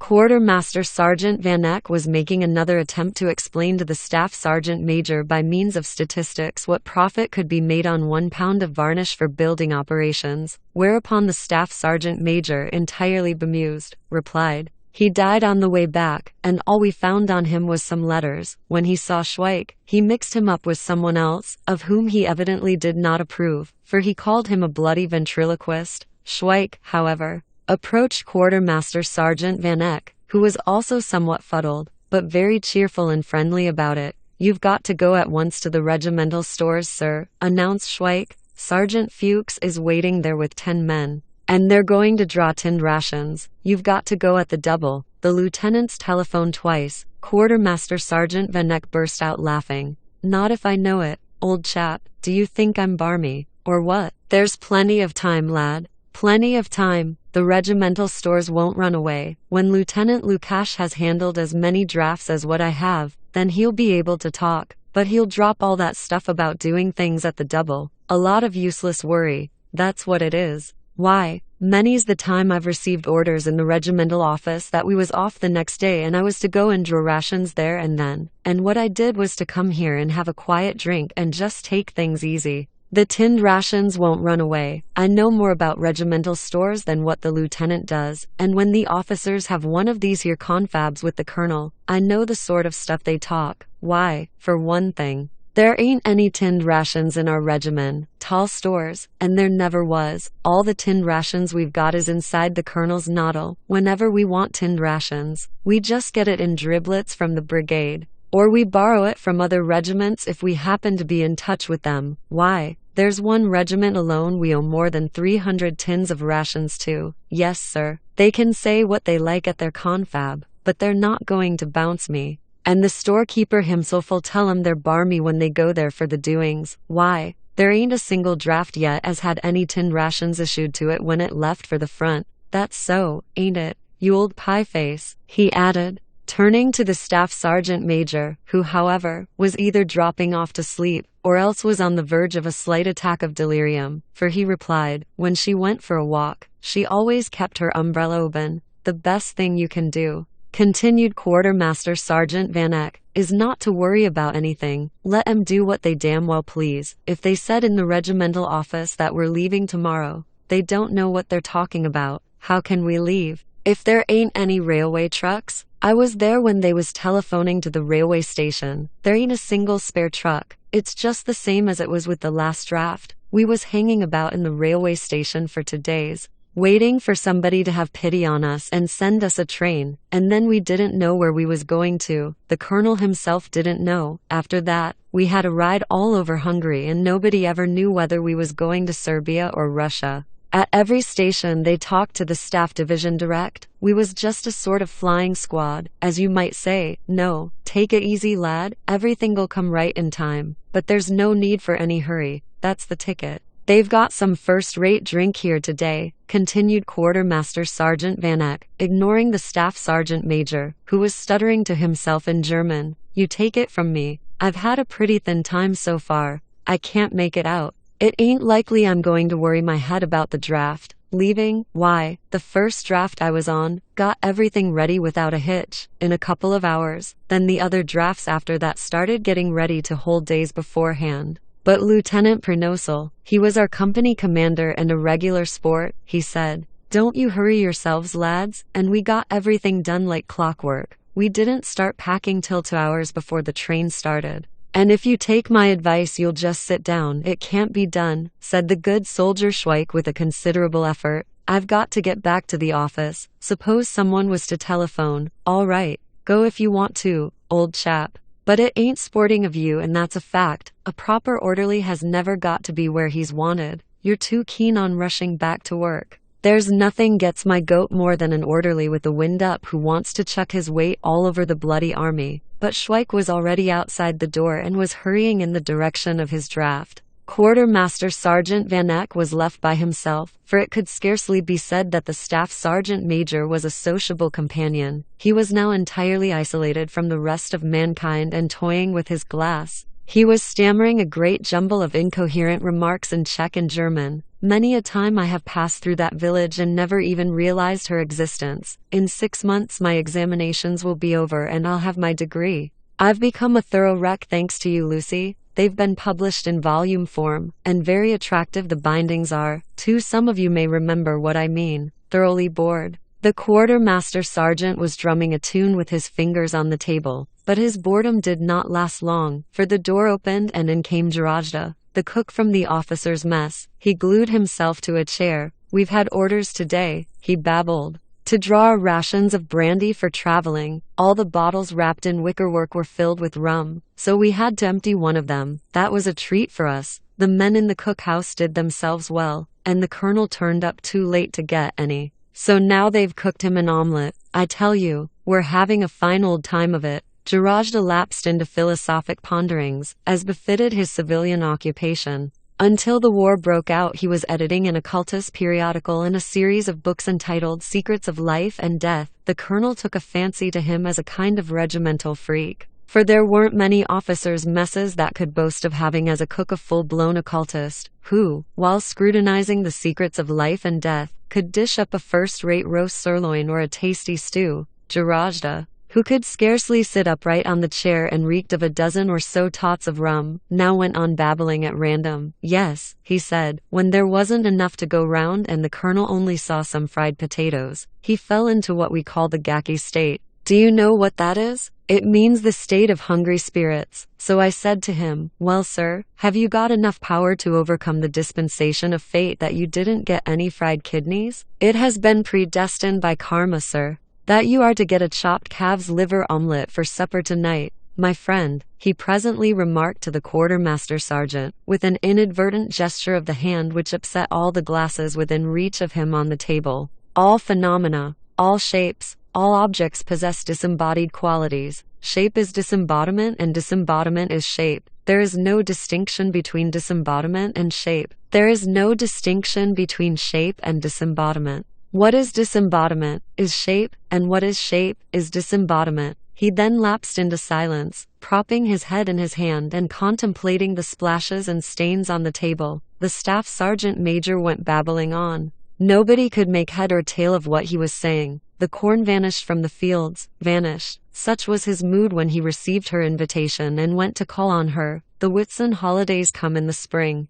Quartermaster Sergeant Van Eck was still drumming on the table. From time to time he took a pull at his glass and remembered that 10 men with a sergeant were waiting for him at the regimental stores. When he thought of this, he smiled to himself and waved his hand airily. When, at a late hour, he returned to the office of draft number 11, he found Schweik at the telephone. Shape is disembodiment, and disembodiment is shape, he murmured, and crawled, fully dressed, onto his mattress, where he immediately fell fast asleep. But Schweik continued to sit by the telephone, because 2 hours previously Lieutenant Lukash had telephoned that he was still conferring with the colonel. But he had forgotten to tell him that he need not wait at the telephone any longer. Then Sergeant Fuchs telephoned to say that he had been waiting with 10 men for hours and hours, but the quartermaster sergeant hadn't turned up. Not only that, but the regimental stores were locked. At last he'd given it up as a lost job, and the 10 men, one by one, had gone back to their huts. From time to time Schweik amused himself by taking the receiver and listening in. The telephone was a new patent which had just been introduced into the army, and the advantage of it was that other people's conversations could be heard quite distinctly all along the line. The Army Service Corps was slinging the artillery. The engineers were breathing fire and slaughter upon the postal department. The School of Musketry was snarling at the machine gun section, and Schweik still sat at the telephone. The deliberations with the colonel were prolonged still further. Colonel Schroeder was expounding the latest theories of field service, with special reference to trench mortars. He talked on and on, about how 2 months earlier the front had been lower down and more to the east, about the importance of precise communication between the various units, about poison gases, about anti-aircraft, about the rationing of troops in the trenches, and then he went on to discuss the conditions inside the army. He let himself go on the subject of the relationship between officers and rank and file, between rank and file and NCOEs, and desertion to the enemy at the front, which led him to point out that 50% of the Czech troops were of doubtful loyalty. The majority of the officers were wondering when the silly old buffer was going to stop his chatter, but Colonel Schroeder prated on and on and on about the new duties of the new drafts, about the regimental officers who had fallen, about zeppelins, about barbed wire entanglements, about the military oath. While he was on the latter subject, Lieutenant Lukash remembered that the whole draft had taken the oath except Schweik, who had been absent from divisional headquarters, and suddenly he burst out laughing. It was a kind of hysterical laughter which had an infectious influence among several of the officers sitting near him, and as a result it attracted the attention of the colonel, who was just about to discuss the experience gained during the retreat of the German troops in the Ardennes. He got the whole subject mixed up and then remarked, "Gentlemen, this is no laughing matter." They then all proceeded to the officers' club, because Colonel Schroeder had rung up brigade headquarters on the telephone. Schweik was dozing by the telephone when it started ringing and woke him up. "Hello," he heard. "Regimental office speaking." "Hello," he answered. "This is draft no 11. Don't hang up," he heard a voice saying. "Take a pencil and take this message down. Draft no 11. This was followed by a number of sentences in a queer muddle, because drafts knows 12 and 13 chimed in and the message got completely lost in the medley of sounds. Schweik could not understand a word of it, but at last there was a slight lull and Schweik heard, "Hello, hello. Now read it over and don't hang up." "Read what over?" "The message, of course, you jackass." "What message?" "Ye gods, are you deaf, or what?" "The message I just dictated to you, you bloody fool." "I couldn't hear it," somebody kept interrupting. "You blithering idiot. Do you think I've got nothing else to do but to listen to your drivel? Are you going to take the message down or not? Have you got pencil and paper?" "What's that?" "You haven't, you thick-headed lout you. I've got to wait till you find some. Christ, what an army. Now then, how much longer are you going to be? Oh, you've got everything ready, have you? So you've managed to pull yourself together at last. I suppose you had to change your uniform for this job. Now listen to me. Draft number 11. Got that? Repeat it. Draft no 11. Company commander? Got that? Repeat it. Zur Besprechung morgen. Ready? Repeat it. Zur Besprechung morgen. Nunor. Underschrift. Do you know what underschrift is, you chump? It means signature. Repeat it. Nunor. Underschrift. Do you know what underschrift is, you chump? It means signature. You blithering idiot. Signature. Colonel Schroeder. Fathead. Got that? Repeat it. Colonel Schroeder. Fathead. All right, you swab. Who received the message? Me. Good God.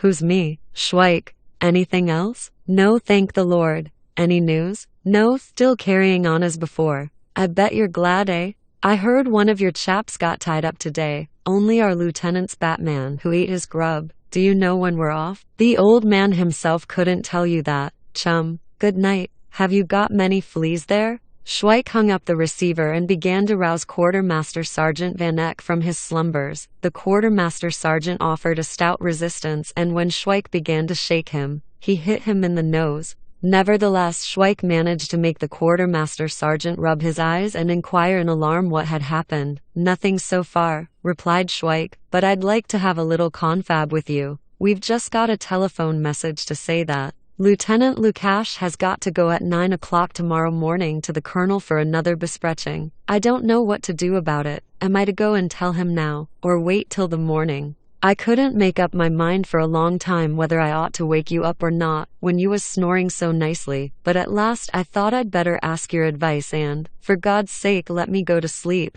moaned Quartermaster Sergeant Van Eck, with a tremendous yawn. Go there in the morning, and don't wake me up. He turned over on the other side and fell fast asleep immediately. Schweik went back to the telephone, sat down and began to doze at the table. The telephone bell woke him up. Hello? Is that draft number 11? Yes, it is. Who's speaking? Draft number 13. Hello. What do you make the time? I can't get onto the exchange. It seems to me I ought to have been relieved before this. Our clock's not going. Then you're in the same fix as we are. Do you know when we're starting? Haven't you been speaking to the regimental office? They're like us. They don't know damn all. Now then, none of that bad language. Have you drawn your tinned rations? Our chaps went to fetch them, but they didn't bring anything back. The regimental stores were closed. Our chaps never brought anything back either. It's a false alarm if you ask me. Where do you think we're going to? Russia. I got an idea it's Serbia. Well, we shall know the worst when we get to Budapest. If they shunt us off to the right, that means Serbia, and if it's to the left, we're bound for Russia. I hear our pay's going to be raised. How many of you are there at the telephone? What? All by yourself? Give it a miss then, and go to bed. They've just come to relieve me. Well, pleasant dreams. And Schweik once more dropped quietly off to sleep, without hanging up the receiver, so that nobody could disturb his slum, hers. And the telephonist in the regimental office used much strong language at not being able to get through to draft no. 11 with a new message that by 12 the next morning the regimental officer was to be informed how many men had not yet been inoculated against typhus. Meanwhile, Lieutenant Lukash was still in the officers' club with the MO1 Chancellor, who, sitting astride a chair, kept hitting the floor with a billiard cue at regular intervals, and delivering himself of such remarks as these: the wounded, on whatever side they may be, must receive proper attention. The cost of the medicine and nursing which they receive must be defrayed by the other side. Wounded prisoners are to be sent back under protection and guarantee from the generals, or else exchanged, but they can then continue on active service. While expounding these and similar principles relating to the treatment of the wounded in warfare, Dr. Chancellor had already smashed 2 billiard cues, and he was still in the thick of his recital. Lieutenant Lukash drank the rest of his black coffee and went home, where he discovered Balloon busy frying some salami in a small pot over the lieutenant's spirit stove. Sorry, sir, stammered Balloon.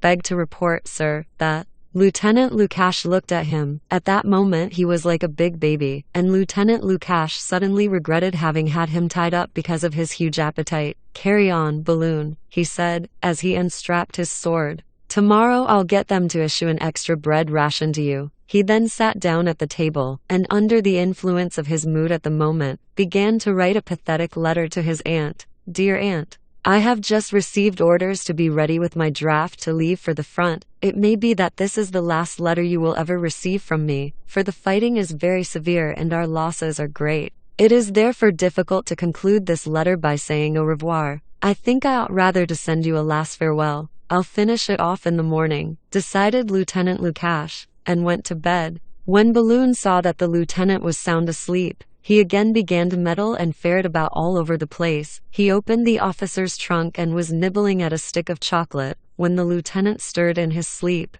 He started up in alarm and hastily put the chocolate back. For a while he lay low and then he stealthily peeped at what the lieutenant had been writing. He read it through and was deeply touched, especially by the reference to a last farewell. He lay down on his straw mattress by the doorway. Amid thoughts of home and the slaughter of pigs there, he dropped off into an uneasy sleep. He dreamt that he was held before a court-martial for taking a piece of meat from the cookhouse. And then he saw himself hanging on one of the lime trees in the avenue which led through the camp at Barracks on the Leda. When Schweik woke up with the awakening morning which arrived with the smell of coffee essence boiling in all the company cookhouses, he mechanically hung up the receiver, as if he had just finished talking on the telephone, and started off on a short morning stroll through the office. He hummed a tune to himself with such gusto that Quartermaster Sergeant Vanek woke up and inquired what time it was. They sounded the reveille a little while ago. Then I won't get up till I've had some coffee, decided the Quartermaster Sergeant,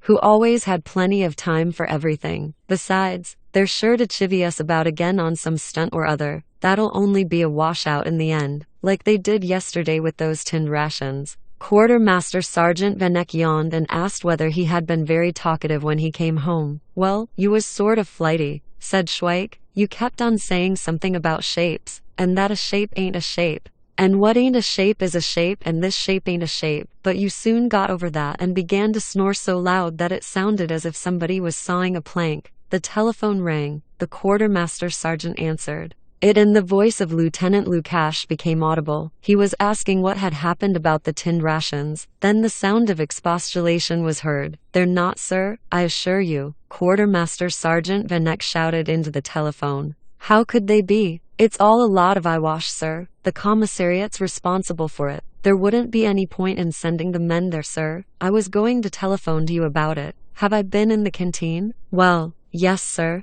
as a matter of fact. I did drop in there for a bit. No, sir, I'm quite sober. What's Schweik doing? He's here, sir. Shall I call him? Schweik, you're wanted on the telephone, said the Quartermaster Sergeant and added in low tones. If he asks you what I was like when I got home, tell him I was okay. Schweik at the telephone. Beg to report, sir. This is Schweik. Look here, Schweik, what's all this about those tin rations? Is it all right? No, sir. There ain't a trace of 'em. Now then, Schweik, I want you to report yourself to me every morning as long as we're in camp, and you'll keep near me until we start. What were you doing last night? I was at the telephone all night, sir. Any news? Yes, sir. Now then, Schweik, don't start talking twaddle. Did anyone report anything of any importance? Yes, sir, but not till 9 o'clock, and I didn't want to disturb you, sir. Far from it. Well, for God's sake, tell me what it was. A message, sir. Eh, what's that? I've got it written down, sir. Receive a message. Who's there? Got it? Read it. Something like that, sir. Good God, Schweik, you're a devil of a nuisance. Tell me what the message was, or I'll give you a damn good hiding when I get at you. Now then. What is it? Another besprechen with the colonel, sir, this morning at 9 o'clock. I was going to wake you up in the night, but then I changed my mind. I should think so too. You'd better not have the cheek TC drag me out of bed when the morning'll do. Another besprechen. To hell with it. Call Vanek to the telephone. Quartermaster Sergeant Vanek at the telephone. Quartermaster Sergeant Vanek, sir. Vanek. Find me another Batman at once. That hound Balloon has eaten up all my chocolate. Are you to tie him up? No. We'll send him to the medical corps. A hefty chap like that ought to be all right for carrying wounded out of the front line trenches. I'll send him to you now. Get that settled in the regimental office and then go back to your company at once. Do you think we're starting soon? There's no hurry, sir. When the 9th draft was supposed to start, they kept us messing about for 4 days. It was just the same with the 8th. With the 10th it was a bit better. In the morning we had our kit all ready. At 12 o'clock we got orders to start, and we were off in the evening. The only thing was that afterward they chased us all over Hungary and didn't know which hole on which front we were to be stuffed into. Since Lieutenant Lukash had been commanding the 11th draft, he had spent much time in endeavoring to reconcile conflicting opinions. He therefore said, "Yes, possibly, quite so, quite. So you don't think we're starting today? We've got a bespreching with the colonel at 9 o'clock, by the way. Get me a list, let's see now." "A list of what?" "Oh, yes, a list of the NCOEs with their length of service, then the company rations, a list of men according to nationality." "Yes, that as well, but before you do anything else, send me a new Batman." "What's Ensign Pleschner doing today?" "Inspecting the men's kit, accounts. I'll come and sign them after the rations have been served out. Don't let anybody go into the town." "What about the camp canteen?" "For an hour after rations, call Schweik." "Schweik, you'll stay at the telephone until further notice." "Beg to report, sir, I haven't drunk any coffee yet." "Then go and fetch your coffee and stay there in the office till I call you." "Do you know what an orderly is?" "A chap who runs about, sir." "Well, you've got to stop where you are till I call you. Tell Vanek he's got to find me another Batman." "Schweik, hello. Where are you?" "Here, sir. They've just brought my coffee." "Schweik, hello. I can hear, sir. My coffee's quite cold." "You've got a good idea of what a Batman is. Just you look him over and then let me know what sort of a chap he is." Hang up the receiver. As Quartermaster Sergeant Vanek sat sipping his black coffee, into which he had poured rum from a bottle labeled ink for the sake of caution, he looked at Schweik and said, "This lieutenant of ours didn't half yell into the telephone. I understood every word. You must know him pretty well by now, I should think." "You bet I do," replied Schweik. "Why, we're as thick as thieves." "Oh, yes, we've been through a lot together. They've tried over and over again to separate us, but we've always managed to get together again. He relies on me for every blessed thing.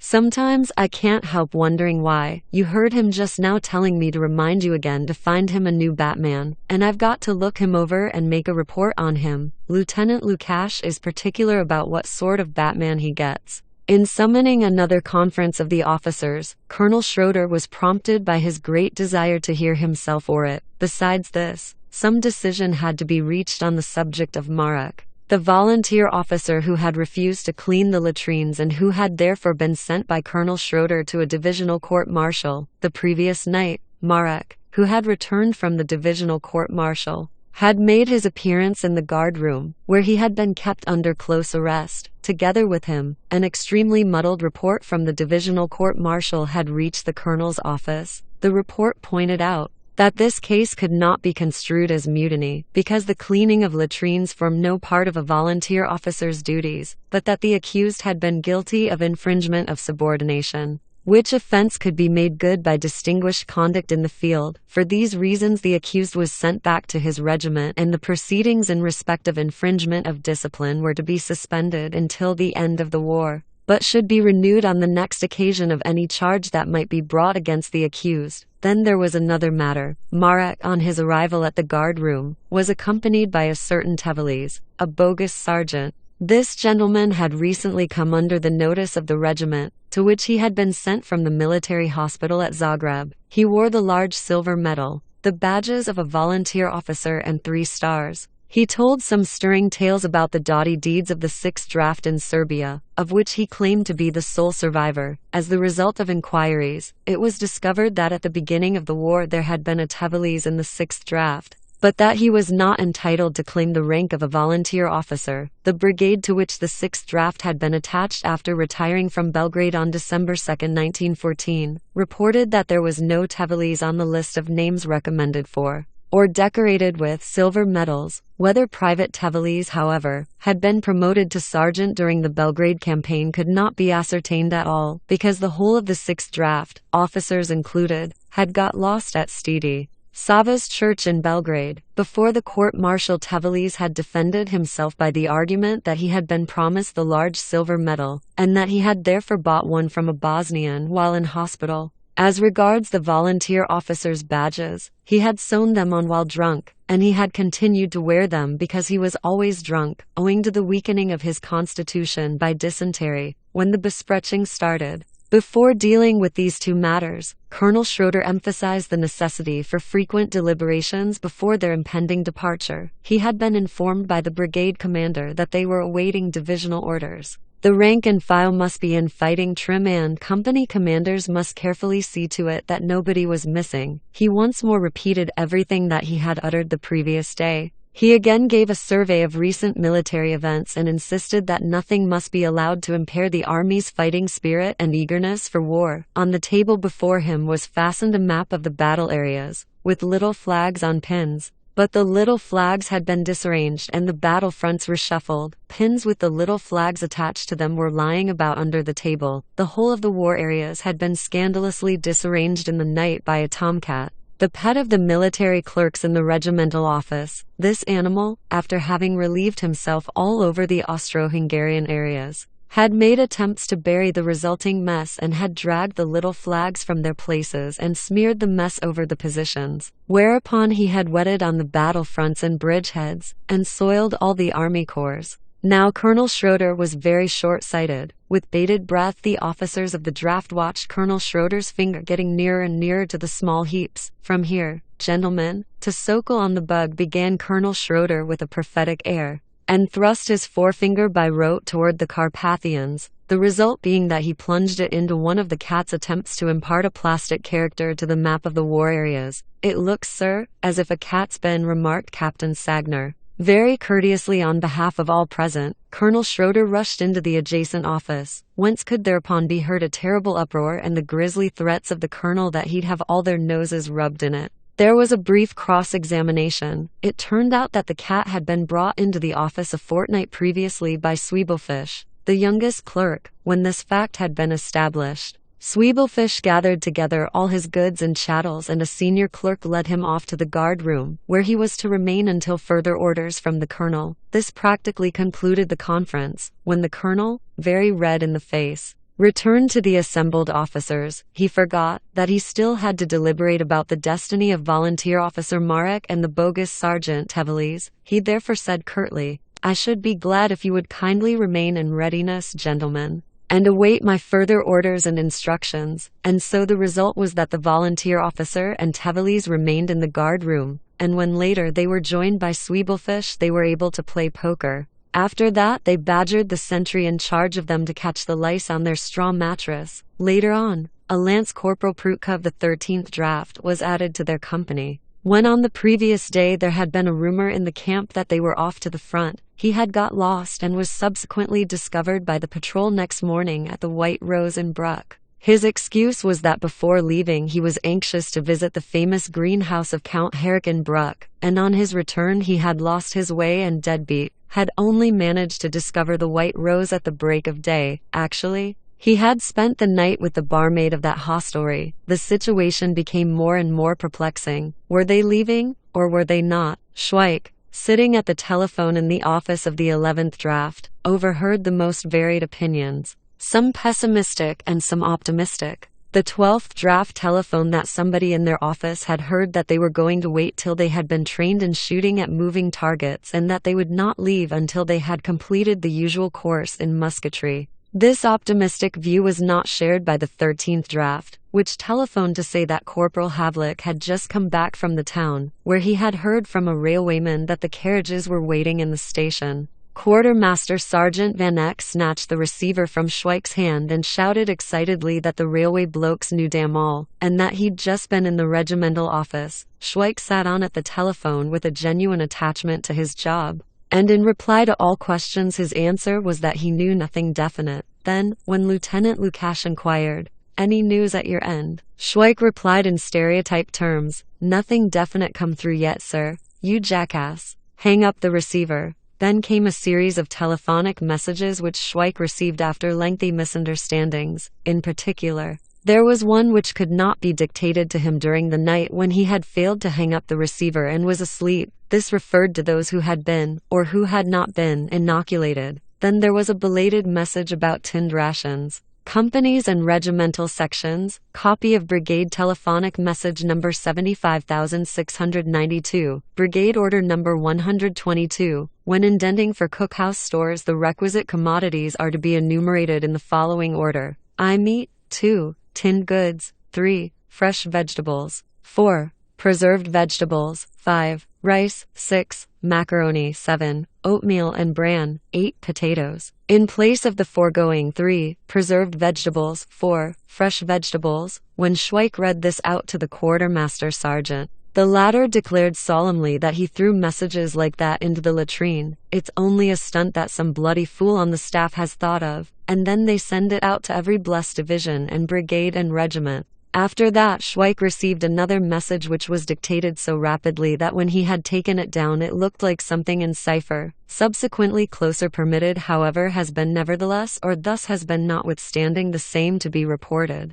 That's all a lot of useless bunk, said Quartermaster Sergeant Van Eck, when Schweik, vastly astonished at what he had written, read it aloud 3 times in succession. It's all damn nonsense. Christ knows what they think they're up to. Of course, it may be in cipher, but that's not our job. Chuck it away. You're about right, Sergeant, said Schweik. If I was to report to the lieutenant that he's got to subsequently closer permitted, however, has been nevertheless, or thus has been notwithstanding the same to be reported, I don't mind betting he wouldn't like it. Some people are terribly touchy, continued Schweik, plunging into reminiscence again. I remember once I was riding in a tram, and at one of the stopping places a chap named Novotny got in. As soon as I spotted him, I went over and joined him and started telling him we both came from the same town, but he started shouting he didn't know me and told me to go away and not to bother him. So then I started explaining to him how when I was a little boy I used to visit their house with my mother, whose name was Antonia, and my father's name was Prokop,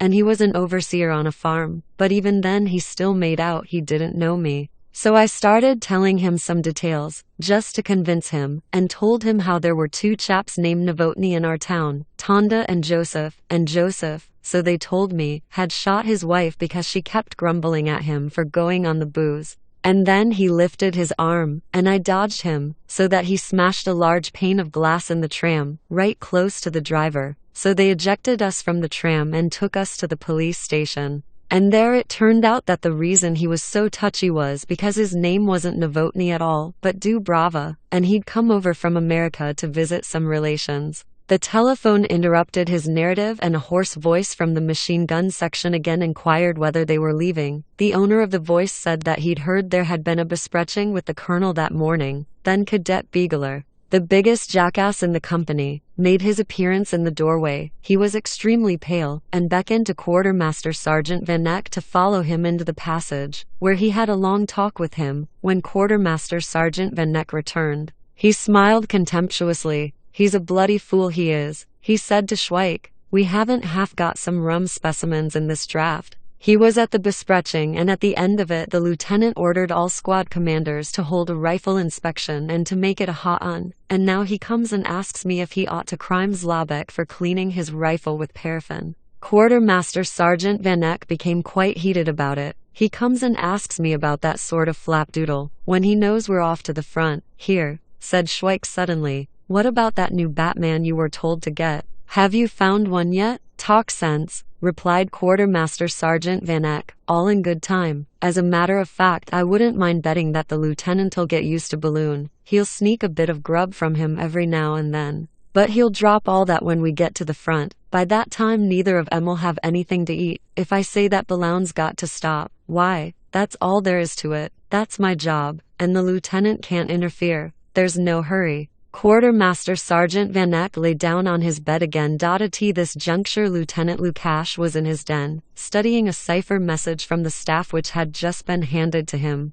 together with instructions how to decode it and secret orders in cipher about the direction in which the draft was to proceed to the Galician frontier. 72171 to 384752 I2 I35 equals Mazzini, 89 to 3757 to 82 equals Rob, 443 to 1 to 38721735 minus 8922 minus 3, 5 equals Comarum. 7 to 82-9299-310-275-7881-298-475-79 to 9 equals Budapest. As he decoded this rigmarole, Lieutenant Lukash sighed and exclaimed, "To hell with it all. Book I. 1. Across Hungary. At last the moment came for them all to be crammed into a railway truck in the proportion of 42 men to 8 horses. The horses, it must be said, traveled more comfortably than the men, because they could sleep in a standing posture. Not that it mattered. The important thing was that the military train was conveying to Galicia a fresh batch of mortals who had been hounded to the shambles. On the whole, however, they felt rather relieved. Once the train had started,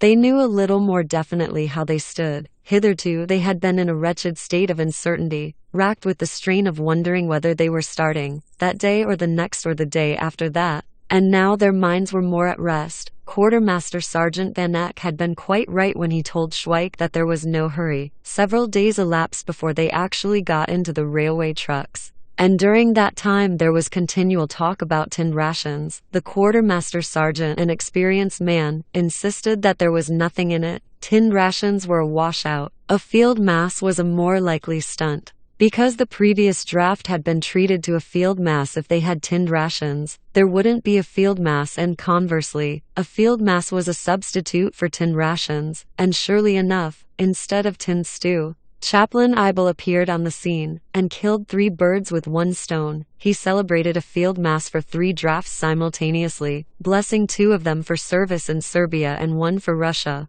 On this occasion he delivered an impassioned address, containing material which he had obviously derived from military calendars. It was such a stirring address that when they were on their way to Mosony, Schweik, who was with Quartermaster Sergeant Van Eck in a truck arranged as an improvised office, remembered the chaplain's peroration and said to the quartermaster sergeant, "It'll be a fair treat," like the chaplain said. When the day is sinking toward evening and the sun with its golden rays sets behind the mountains and on the battlefield will be heard, like he said, the last breath of the dying and the groaning of wounded men and the wailing of the population. When their cottages are burning above their heads, there's nothing I enjoy more than to hear people talking good, thoroughgoing, out-and-out flapdoodle. Quartermaster Sergeant Van Eck nodded. It was a damn nice heart-to-heart talk. "It was a fine bit of speechifying," said Schweik, "and I shan't forget it in a hurry. After the war I'll tell all my pals at the Flagon about it." When the chaplain was well on the job, he'd got his legs so wide apart that I was afraid he'd slip and fall on top of the altar and bump his noodle against the monstrance. He was just telling us such a nice bit from the history of an army, about how the fire was mingled with the flush of eventide, and the barns were burning on the battlefield, just as if he'd seen it all. And on the very same day Chaplain Ibel was already in Vienna and was narrating to another draft the edifying story to which Schweik referred and which had pleased him so much that he had described it as good, thoroughgoing, out-and-out flapdoodle. Then Schweik began to discuss the famous army orders, which had been read to them before they had entered the railway trucks. One was signed by Franz Joseph and the other by the Archduke Joseph Ferdinand, Commander-in-Chief of the Eastern Army. They both referred to the events at the Dukla Pass on April 3, 1915, when 2 battalions of the 28th Regiment, officers and men, went over to the Russians. Amid the strains of the regimental band, the 2 orders, which were read to them in a trembling voice, ran as follows. Army Order of April 17, 1915. It is with profound distress that I order the Imperial Royal Infantry Regiment No. 28 to be effaced from my army for cowardice and treachery. The regimental colors will be removed from the dishonored regiment and placed in the military museum. From today onward, the regiment, which was morally corrupted by its home surroundings when it marched to the field, ceases to exist. Franz Joseph I. Order of Archduke Joseph Ferdinand. During this campaign the Czech troops have proved disappointing, especially in the recent hostilities. They have been particularly remiss in defending positions in which they had been entrenched for a considerable time, and the enemy has frequently taken advantage of this to establish contact and relations with worthless elements in the midst of these troops. Thousandfold shame, disgrace and contempt upon those infamous scoundrels who have betrayed their emperor and their country, and besmirched not only the honor of the renowned banners of our glorious and gallant army, but also the honor of the nation to which they belong. Sooner or later they will be overtaken by the bullet or the rope of the executioner. It is the duty of every single Czech soldier, who has any vestige of honor left in him, to denounce to his commander any such scoundrel, mischief-maker and traitor. If he does not do so, he himself is a traitor and a scoundrel. This order is to be read to all men belonging to the Czech regiments. The Imperial Royal Regiment No. 28, by a decree of our Emperor, has already been obliterated from our army, and all deserters from the regiment who are taken prisoner will expiate with their blood the heinous crime they have committed. They read that to us a bit late, said Schweik to Quartermaster Sergeant Van Eck. I'm surprised they've only just read it to us, when the Emperor had it already on April 17th. It looks as if they'd got some reasons of their own for not reading it to us there and then. If I was the Emperor, I'd kick up a row at having my orders shoved on one side like that. If I was to make an order on April 17th, why, it'd have to be read to every blessed regiment on April 17th, even if hell was to freeze. In the staff carriage, where the officers of the draft were assembled, there had been a curious hush from the very beginning of the journey. The majority of the officers were engrossed in a German book, bound in cloth and entitled The Sins of the Fathers, by Ludwig Ganghofer. They were all simultaneously absorbed in the perusal of page 161. Captain Sagner, the battalion commander, stood by the window, holding the same book, and his copy also was open at page 161. He gazed at the landscape and wondered how he could best explain to them in the most intelligible manner what they were to do with the book, for it was a strictly confidential affair. Meanwhile, the officers were wondering whether Colonel Schroeder had now gone completely and irrevocably mad. Of course, they knew he had been a bit cracked for some time past, but they had not expected that the final seizure would be so sudden. Before the departure of the train, he arranged a final bespreching at which he informed them that they each were entitled to a copy of The Sins of the Fathers, by Ludwig Ganghofer, and that he had ordered the books to be taken to the battalion office. Gentlemen, he said with a terribly mysterious expression on his face, whatever you do, don't forget page 161. They had pored over page 161, but could make nothing of it except that a lady named Martha approached a desk, from which she extracted the acting version of a play and in a loud voice expressed the view that the public must sympathize with the hero of it. Then on the same page appeared a gentleman called Albert, who kept trying to crack jokes which, detached from the earlier part of the story, appeared to be such drivel that Lieutenant Lukash, in his annoyance, bit through his cigarette holder. The old boy's daft, was the general view. It's all up with him. Now he'll be transferred to the War Office. When Captain Sagner had arranged everything carefully in his mind, he left his place by the window. He was not excessively gifted as an instructor, and so it took him a long time before he had devised the scheme of a lecture on the significance of page 161. He began his lecture with the word gentleman, just as the colonel did, although before they had entered the train he had addressed the other officers as comrades. Gentlemen, he began,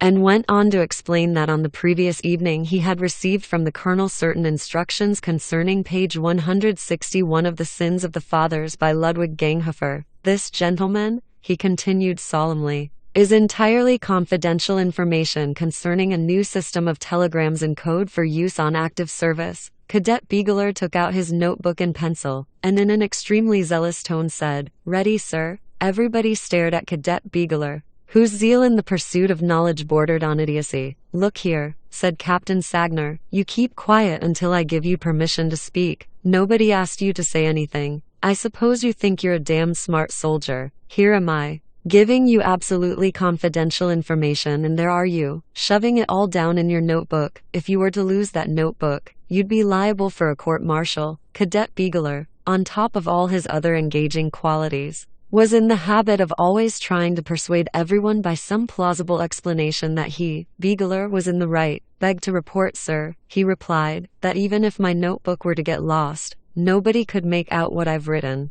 I take down everything in shorthand and nobody could read my abbreviations. I use an English system of shorthand." Everybody gazed at him with contempt. Captain Sagner dismissed the matter with a wave of his hand, and continued his lecture. "I have already referred to the new method of sending telegrams in code on active service. You may have found it difficult to understand why you were recommended to study page 161 of The Sins of the Fathers, by Ludwig Ganghofer, but that, gentlemen, contains the key to the new code which has been introduced as the result of new instructions of the Army Corps to which we are attached. As you may be aware, there are many codes in use for sending important messages in the field. The latest which we have adopted is the method of supplemented numerals. Thus, you can now dispense with the codes which were served out to you last week by the regimental staff, and the instructions for deciphering them. Archduke Albrecht's system, murmured the assiduous Biegler to himself. 8 9 to 2 equals R. Adopted from Grenfeld's method, the new system is very simple, went on Captain Sagner. Supposing, for example, we are to receive this order, on Hill 228 direct machine gun fire to the left. We receive, gentlemen, the following telegram. Thing with us that we look in the promised which Martha you which anxious then we Martha we the we thanks well end we promised really think idea quite prevails voice last as I say. It's extremely simple. No superfluous complications. From the staff by telephone to the battalion, from the battalion by telephone to the company. When the commander has received this code telegram, he deciphers it in the following way. He takes the sins of the fathers, opens it at page 161, and begins from the top to look for the word thing on the opposite page 160. Now then, gentlemen, the word thing occurs first on page 160 and forms the 52nd word, taking sentence by sentence. Very well. On the opposite page 161, he discovers the 52nd letter from the top. Kindly notice that this letter is O. The next word in the telegram is with. That is the 7th word on page 160, corresponding to the 7th letter on page 161, which is N. That gives us on, and so we continue, till we've deciphered the order. On Hill 228 direct machine gun fire to the left. It's very ingenious, gentlemen, and very simple. And it absolutely can't be deciphered without the key which is The Sins of the Fathers by Ludwig Ganghofer, page 161. They all gazed glumly at the fateful page and lapsed into anxious thought. For a while there was silence, till suddenly Cadet Beagler shouted in great alarm, "Beg to report, sir, God Almighty, there's something wrong," and indeed, it was extremely puzzling, however much they tried. Nobody except Captain Sagner discovered on page 160 the words corresponding to the letters on the opposite page 161 which supplied the key. "Gentlemen," stammered Captain Sagner, when he had convinced himself that Cadet Beagler's desperate oratory was in accordance with the facts of the case, "what can have happened? In my copy of The Sins of the Fathers it's there all right, and in yours it isn't. I beg your pardon, sir."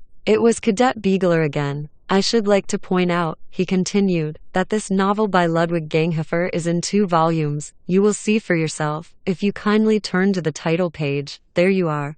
Novel in 2 volumes, it says. We've got volume 1, and you've got volume 2, explained the thoroughgoing Beagler. It is therefore obvious that our pages 160 and 161 do not correspond to yours. We've got something quite different. In your case the first word of the decoded telegram should be on, and we make ours bow." It was now quite clear to everyone that Beagler was not such a fool as they thought. "I received volume 2 from brigade headquarters," said Captain Sagner. "So there must be some mistake. It looks as if they got things mixed up at brigade headquarters." Cadet Beagler gazed round triumphantly, while Captain Sagner continued, "It's a queer business, gentlemen. Some of the people in the brigade office are of very limited intelligence. I should like to point out it was again the unwearied Beagler who was anxious to display his wisdom that matters of a strictly confidential character ought not to pass from divisional headquarters through the brigade office. A message affecting the most secret affairs of an army corps should be notified by a strictly confidential circular only to commanders of parts of divisions and brigades, and of regiments.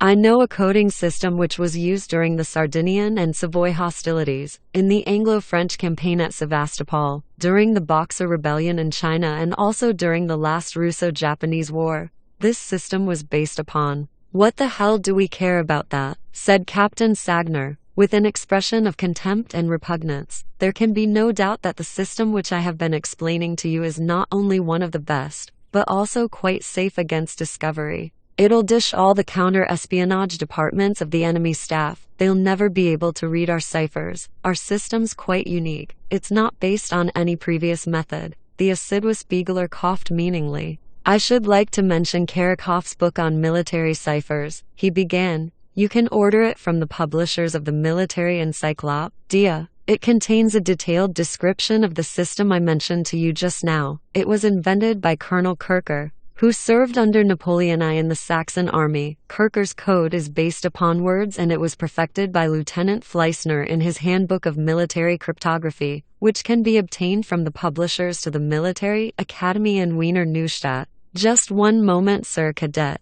Beagler dived into his case and produced the book he had been talking about. He continued. Fleissner quotes the same example as the one that's been given us. Here you are. You can see for yourselves. Telegram.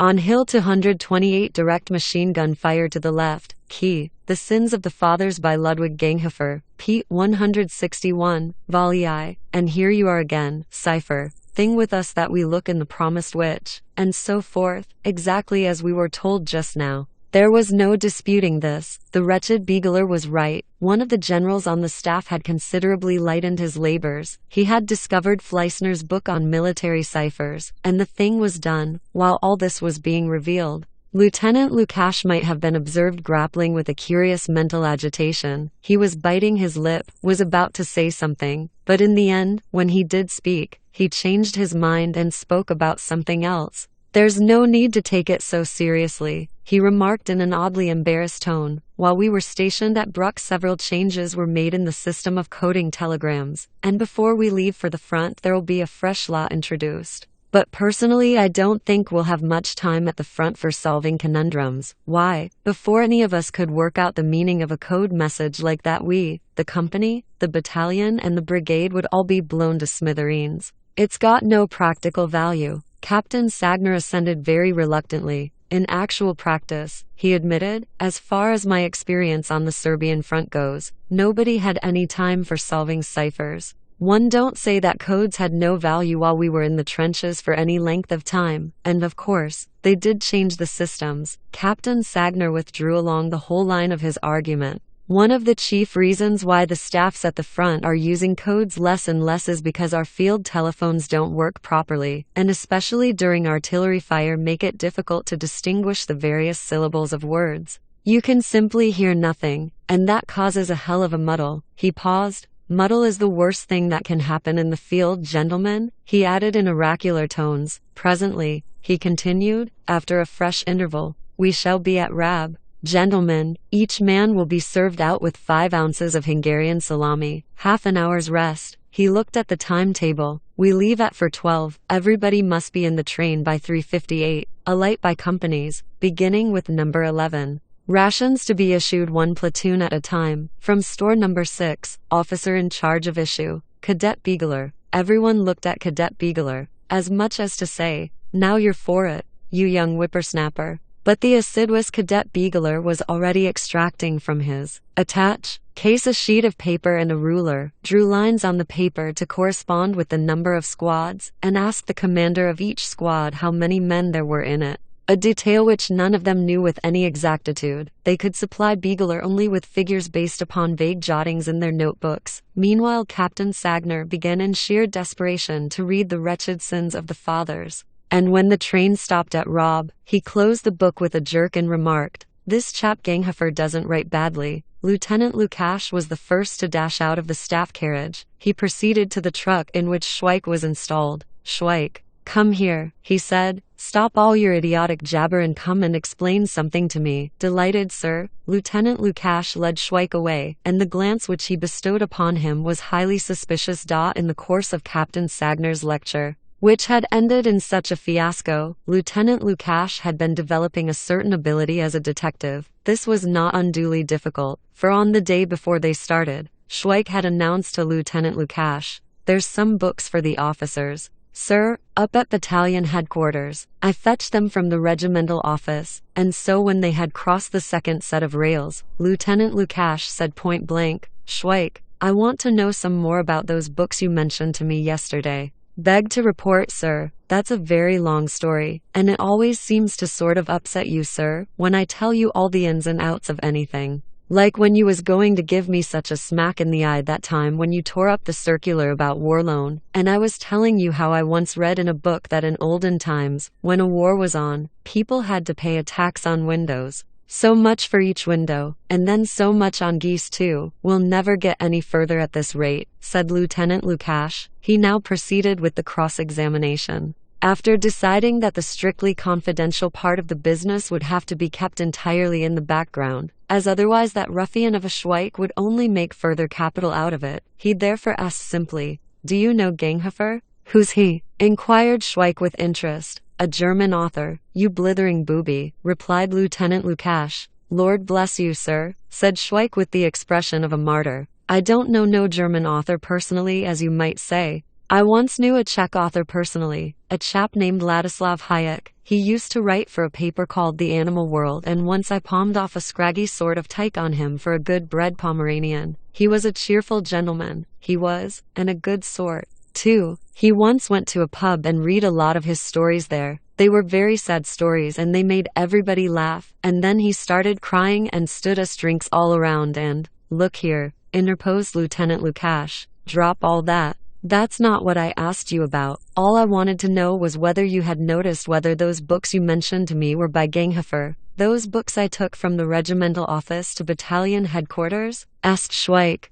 Oh, yes. They were written by the fellow that you wanted to know whether I knew or not. I got a message by telephone direct from the regimental office. You see, sir, it was like this. They wanted to send these here books to the battalion office. But everyone there was away, orderly officers and all, because they had to be in the canteen when they're off to the front, and nobody knows whether they'll ever get another chance of going to the canteen. Well, sir, there they all were, drinking for all they was worth, and I couldn't get hold of any of them by telephone, and as you told me to stay at the telephone until Chudowski was sent to relieve me, I stuck to my post and waited till it was my turn. The regimental office kept kicking up a row because they couldn't get any answer, and so they couldn't pass on the message that the draft office was to fetch some books for the officers of the whole company. Well, sir, you told me that things have got to be done promptly in wartime, so I telephoned to the regimental office and said I'd fetch those books myself and take them to the battalion office.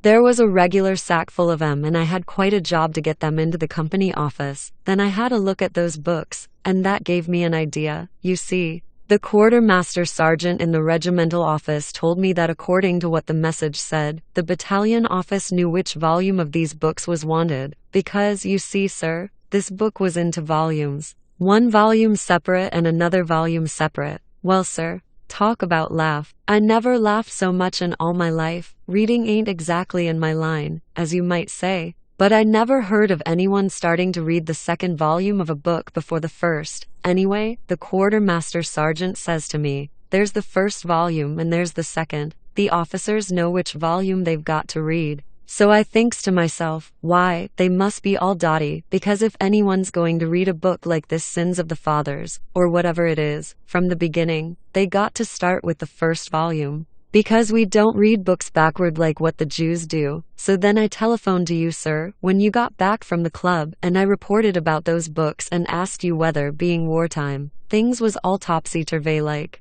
and books had got to be read backward. The second volume first and the first volume afterward, and you told me I was a silly chump if I didn't even know that the Lord's Prayer began with Our Father and wound up with Amen. Are you feeling queer, sir? Asked Schweik with concern, when Lieutenant Lukash turned pale and clutched at the step of a locomotive tender. His countenance, white as a sheet, showed no trace of wrath, but there was something of sheer despair in his expression. No, Schweik. That's all right. Get on with your story. Well, sir, as I was saying, continued Schweik in honeyed tones, that's what I thought too. Once I bought one of these thrillers all about the bloodthirsty bandit of the Bocconi forest, and the first part was missing, so I had to guess how it started. So you see, even in a tale like that, all about a bloodthirsty bandit, you can't do without the beginning, so it didn't take me long to see that there was no need for the officers to start reading volume I afterward. What with one thing and another, it struck me that there was something very funny about those books. I knew that officers don't do much reading anyway, and now with the war on and all that. Oh, stop talking twaddle, Schweik, groaned Lieutenant Lukash. Well, sir, I at once telephoned to ask you whether you wanted the 2 volumes at one go. And you told me, the same as you did just now, to stop talking twaddle, and did I think that they were going to lug a lot of extra books about with them, so I thought that if you felt that way about it, the other officers would too. And then I asked our quartermaster sergeant Vanek, because he's had some experience of the front, and he said that the officers seemed to think that the war was a sort of damn picnic, taking a regular library with them as if they was going away for their summer holidays. He said there was no time for reading, because they was always on the run. Well, after that, I thought I'd better get your opinion again. So I telephoned to ask you what I was to do about those books, and you said that once I got something into my silly fat head, I never let go of it until I got a smack across the jaw. So then, sir, I only took the first volume of this tale to the battalion office and I left the rest in our company office. My idea was that when the officers have read the first volume, they could have the second volume served out to them, like in a lending library. But suddenly the order came that we was leaving, and a message was sent all over the battalion that the rest of the books was to go into the regimental stores. Schweik paused, and then continued. They've got all sorts of stuff in those stores, sir. Why, there's the top hat belonging to the choir master at Budapest, the one he wore when he joined the regiment. Look here, Schweik, said Lieutenant Lukash, with a deep sigh. Let me tell you that you can't realize the amount of harm you've done. I'm sick of calling you an idiot. In fact, what you are is beyond words. If I call you an idiot, it's downright flattery. That's what it is. What you've just done is so appalling that the worst offenses you've perpetrated since I've known you are angelic deeds in comparison. If you only knew, Schweik, what you've done, but you'll never realize it. And if at any time anything should be said about those books, don't you dare to breathe a word about what I said to you when I telephoned with regard to the second volume. If anything's ever said about the first and second volumes and how the mistake arose, you take no notice. You've heard nothing, you know nothing, you can remember nothing. And if you get me mixed up in it, why I'll— Lieutenant Lukash paused, as if shaken by throes of fever. And Schweik took advantage of this brief silence to ask innocently, beg to report, sir, but I don't see why I should never know what I've done wrong. I hope you don't mind me saying so, sir, but it's only because I could avoid doing it another time. They do say that we learn by our mistakes, just like a man I used to know, Adamek his name was, and he used to work in an iron foundry, and one day he drank some spirits of salt by mistake, and he got no further with this modern instance. For Lieutenant Lukash interrupted him. Oh, shut up, you ghastly jackass. I'm not going to waste time talking to you. Get back into your truck and tell Balloon that when we reach Budapest he's to bring me a roll in that liver paste that's at the bottom of my box, wrapped up in silver paper. Then, tell Vanek that he's a thick-headed lout. 3 times I've asked him to let me have the exact number of men. Today, when I needed the figures, I had to use the old list from last week. Right you are, sir, barked Schweik, and departed slowly to his truck. Lieutenant Lukash walked to and fro on the tracks and thought to himself, I ought to have given him a few smacks in the jaw, and instead of that I talked to him as if we were old friends. Schweik entered the railway truck with great solemnity. He had quite a high opinion of himself. It was not an everyday occurrence for him to do something so appalling that he could never be allowed to discover what it was. Sergeant, said Schweik, when he was sitting in his place again, it strikes me that Lieutenant Lukash is in a jolly good temper today. He told me to tell you that you're a thick-headed lout because he's asked you 3 times to let him know the number of men in the company. God Almighty, said Quartermaster Sergeant Vanek, flaring up. I'll make it hot for those bloody sergeants. Is it my fault if they're too damned lazy to let me know the number of men in their squads? How the hell can I be expected to guess how many men there are?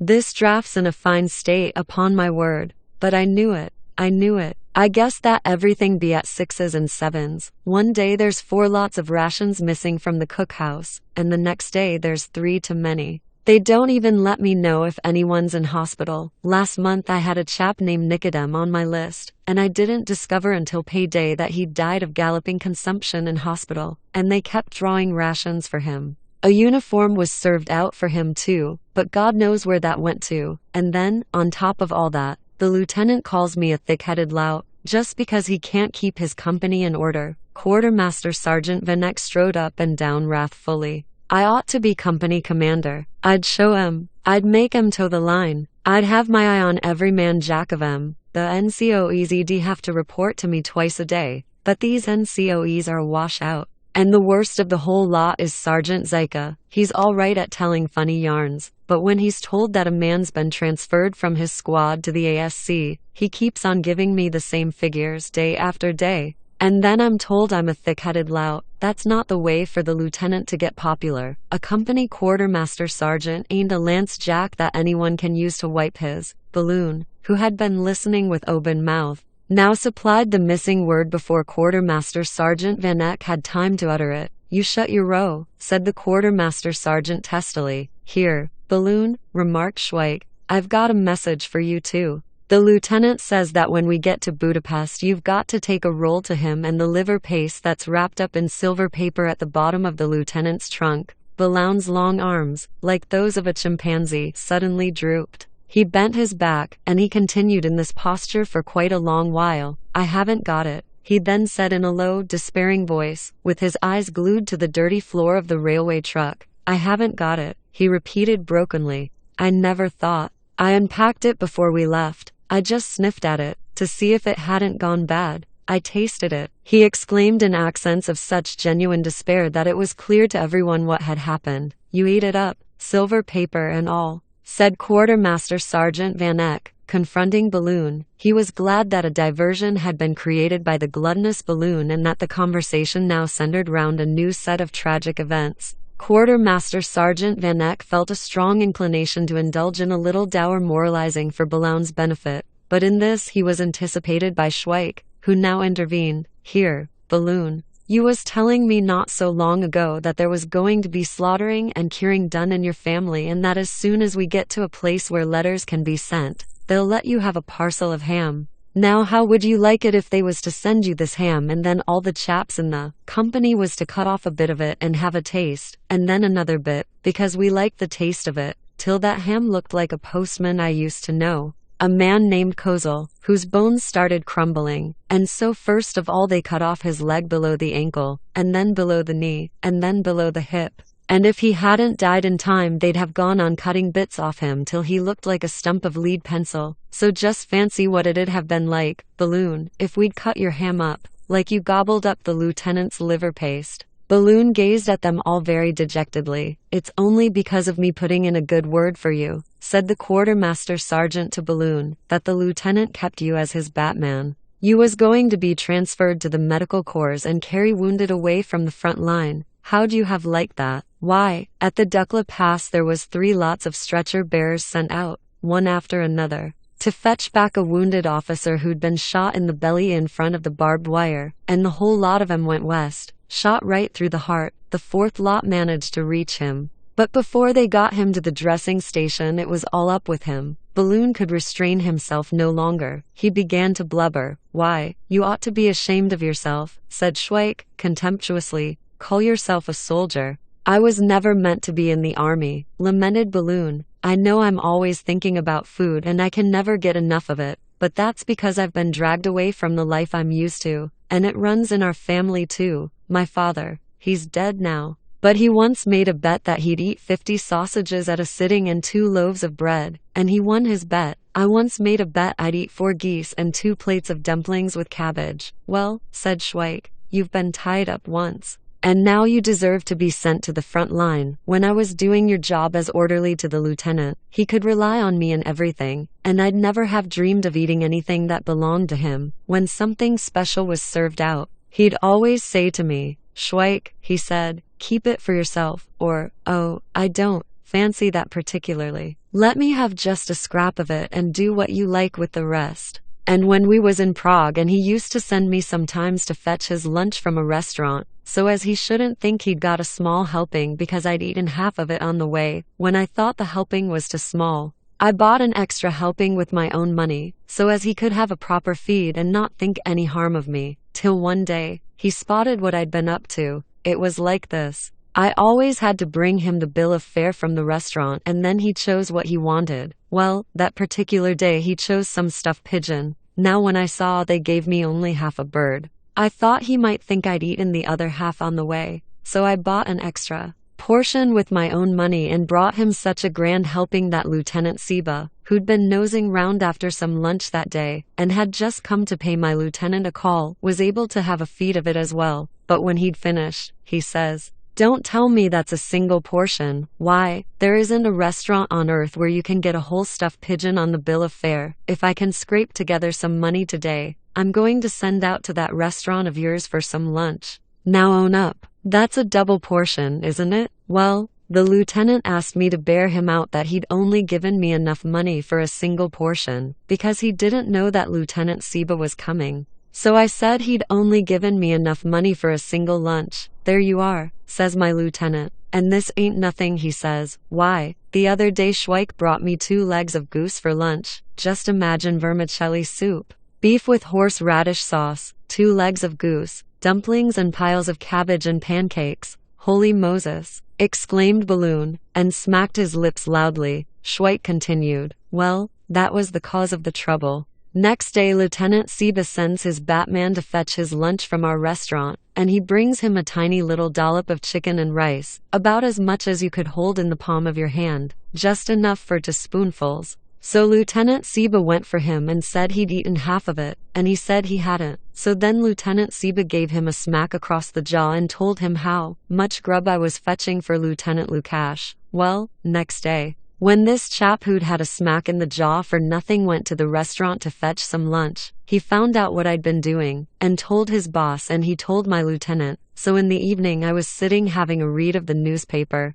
all about the reports of the enemy staffs from the front, when my lieutenant comes in, as white as a sheet he was, and asks me point blank how many of those double portions I'd paid for out of my own pocket. And he said he knew all about it and it wasn't any use for me to deny it, and he'd always thought I was a jackass, but he'd never supposed I was as dotty as all that. He said I'd disgraced him so much that he felt like first blowing my brains out and then his own. Well, sir, I says to him, the first day I came to you, you said that every Batman was a crook and a rotter, and they was giving such small portions in that restaurant, that you'd be bound to think that I was rotter enough to sneak your grub. Lord help us, murmured Balloon, and bent down toward the lieutenant's box, which he took into the background. Then, continued Schweik, Lieutenant Lukash began to search in all his pockets, but he couldn't find anything, so he fetches out his silver watch and gives it to me. He was quite overcome, as you might say. Look here, Schweik, he said,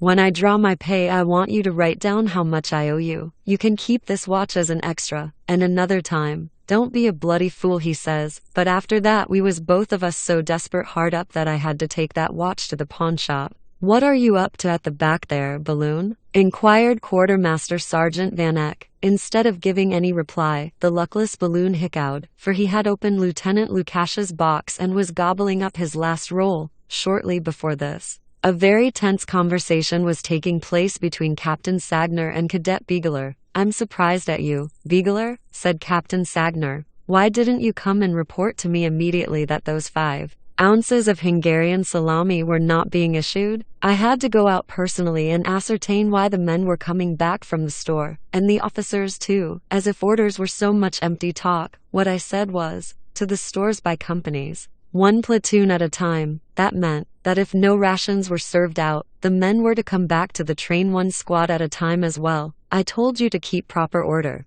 but you just let things slide. I suppose the fact is you were glad you didn't have to worry your head about counting out the rations of salami. Beg to report, sir, that instead of salami, the men received 2 picture postcards each. And Cadet Beegler presented the battalion commander with 2 specimens of these postcards, which had been issued by the War Records Department in Vienna, at the head of which was General Voinovich. On one side was a caricature of a Russian soldier, a Russian peasant with a shaggy beard who was being embraced by a skeleton. Underneath were the words, "The day upon which perfidious Russia is snuffed out will be a day of relief for our whole monarchy." The other postcard emanated from the German Empire. It was a gift from the Germans to the Austro-Hungarian warriors. On top was the motto Viribus Unitas, and underneath it a picture of Sir Edward Grey hanging on a gallows, with an Austrian and a German soldier blithely at the salute below. This was accompanied by a poem from Greins's book The Iron Fist. The witticisms were described by the German papers as being so many strokes from a lash, full of rollicking humor and irrepressible wit.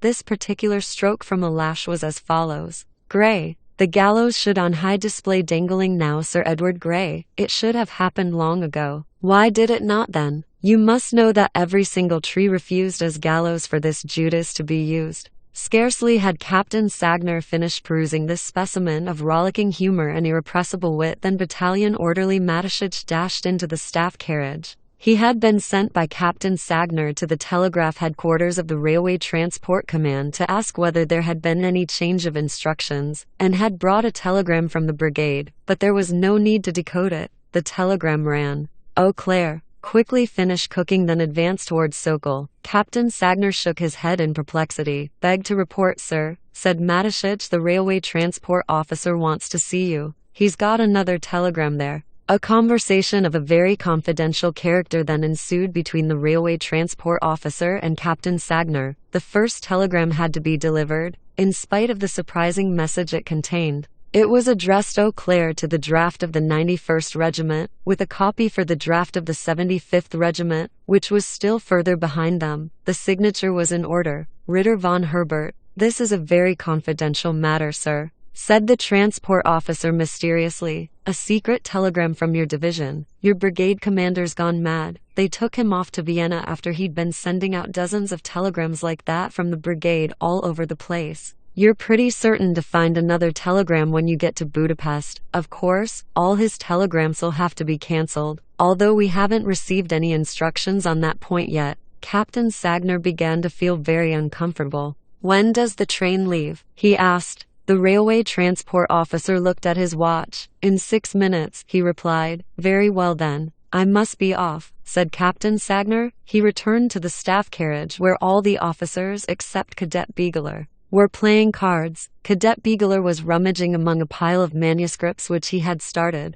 all dealing with various aspects of the war, for he had ambitions to distinguish himself, not only on the battlefield, but also as a literary wizard. His literary efforts had promising titles, but he had got no further with them. They included the following: Character of the troops in the Great War, Who began the war, The policy of Austria-Hungary and the birth of the Great War, Observations on War, Popular lecture on the outbreak of the Great War, Reflections on politics and war, Austria-Hungary's Day of Glory, Slavonic imperialism and the Great War, War documents, Documents bearing on the history of the Great War, Diary of the Great War, Daily Survey of the Great War, Our Dynasty in the Great War, The Nations of the Austro-Hungarian Monarchy in Arms, My Experiences in the Great War, Chronicle of my war campaign, How Austria-Hungary's enemies wage war, Whose is the victory, Our officers and our men, Noteworthy deeds of my soldiers, Prom the epic of the Great War, On the battle tumult, Book of Austro-Hungarian heroes, The Iron Brigade, Collection of my letters from the front, Handbook for troops in the field, Days of struggle and days of victory, What I saw and experienced in the field, in the trenches. The officer tells his story, enemy airplanes and our infantry, after the battle, our artillery, faithful sons of our country, and even though all demons ranged themselves against us, war, defensive and offensive, blood and iron, victory or death, our heroes in captivity. Captain Sagner inspected all these things and asked Cadet Begeler what he thought he was up to. Cadet Begeler replied with genuine gusto that each of these titles denoted a book which he was going to write. So many titles, so many books. If I should get killed at the front, sir, he said, I should like to leave some sort of memorial behind me. In this I am inspired by the example of the German professor, Udo Kraft. He was born in 1870, but volunteered for the army and was killed on August 22, 1914, at Anley. Before his death he published a book called How to Die for the Kaiser,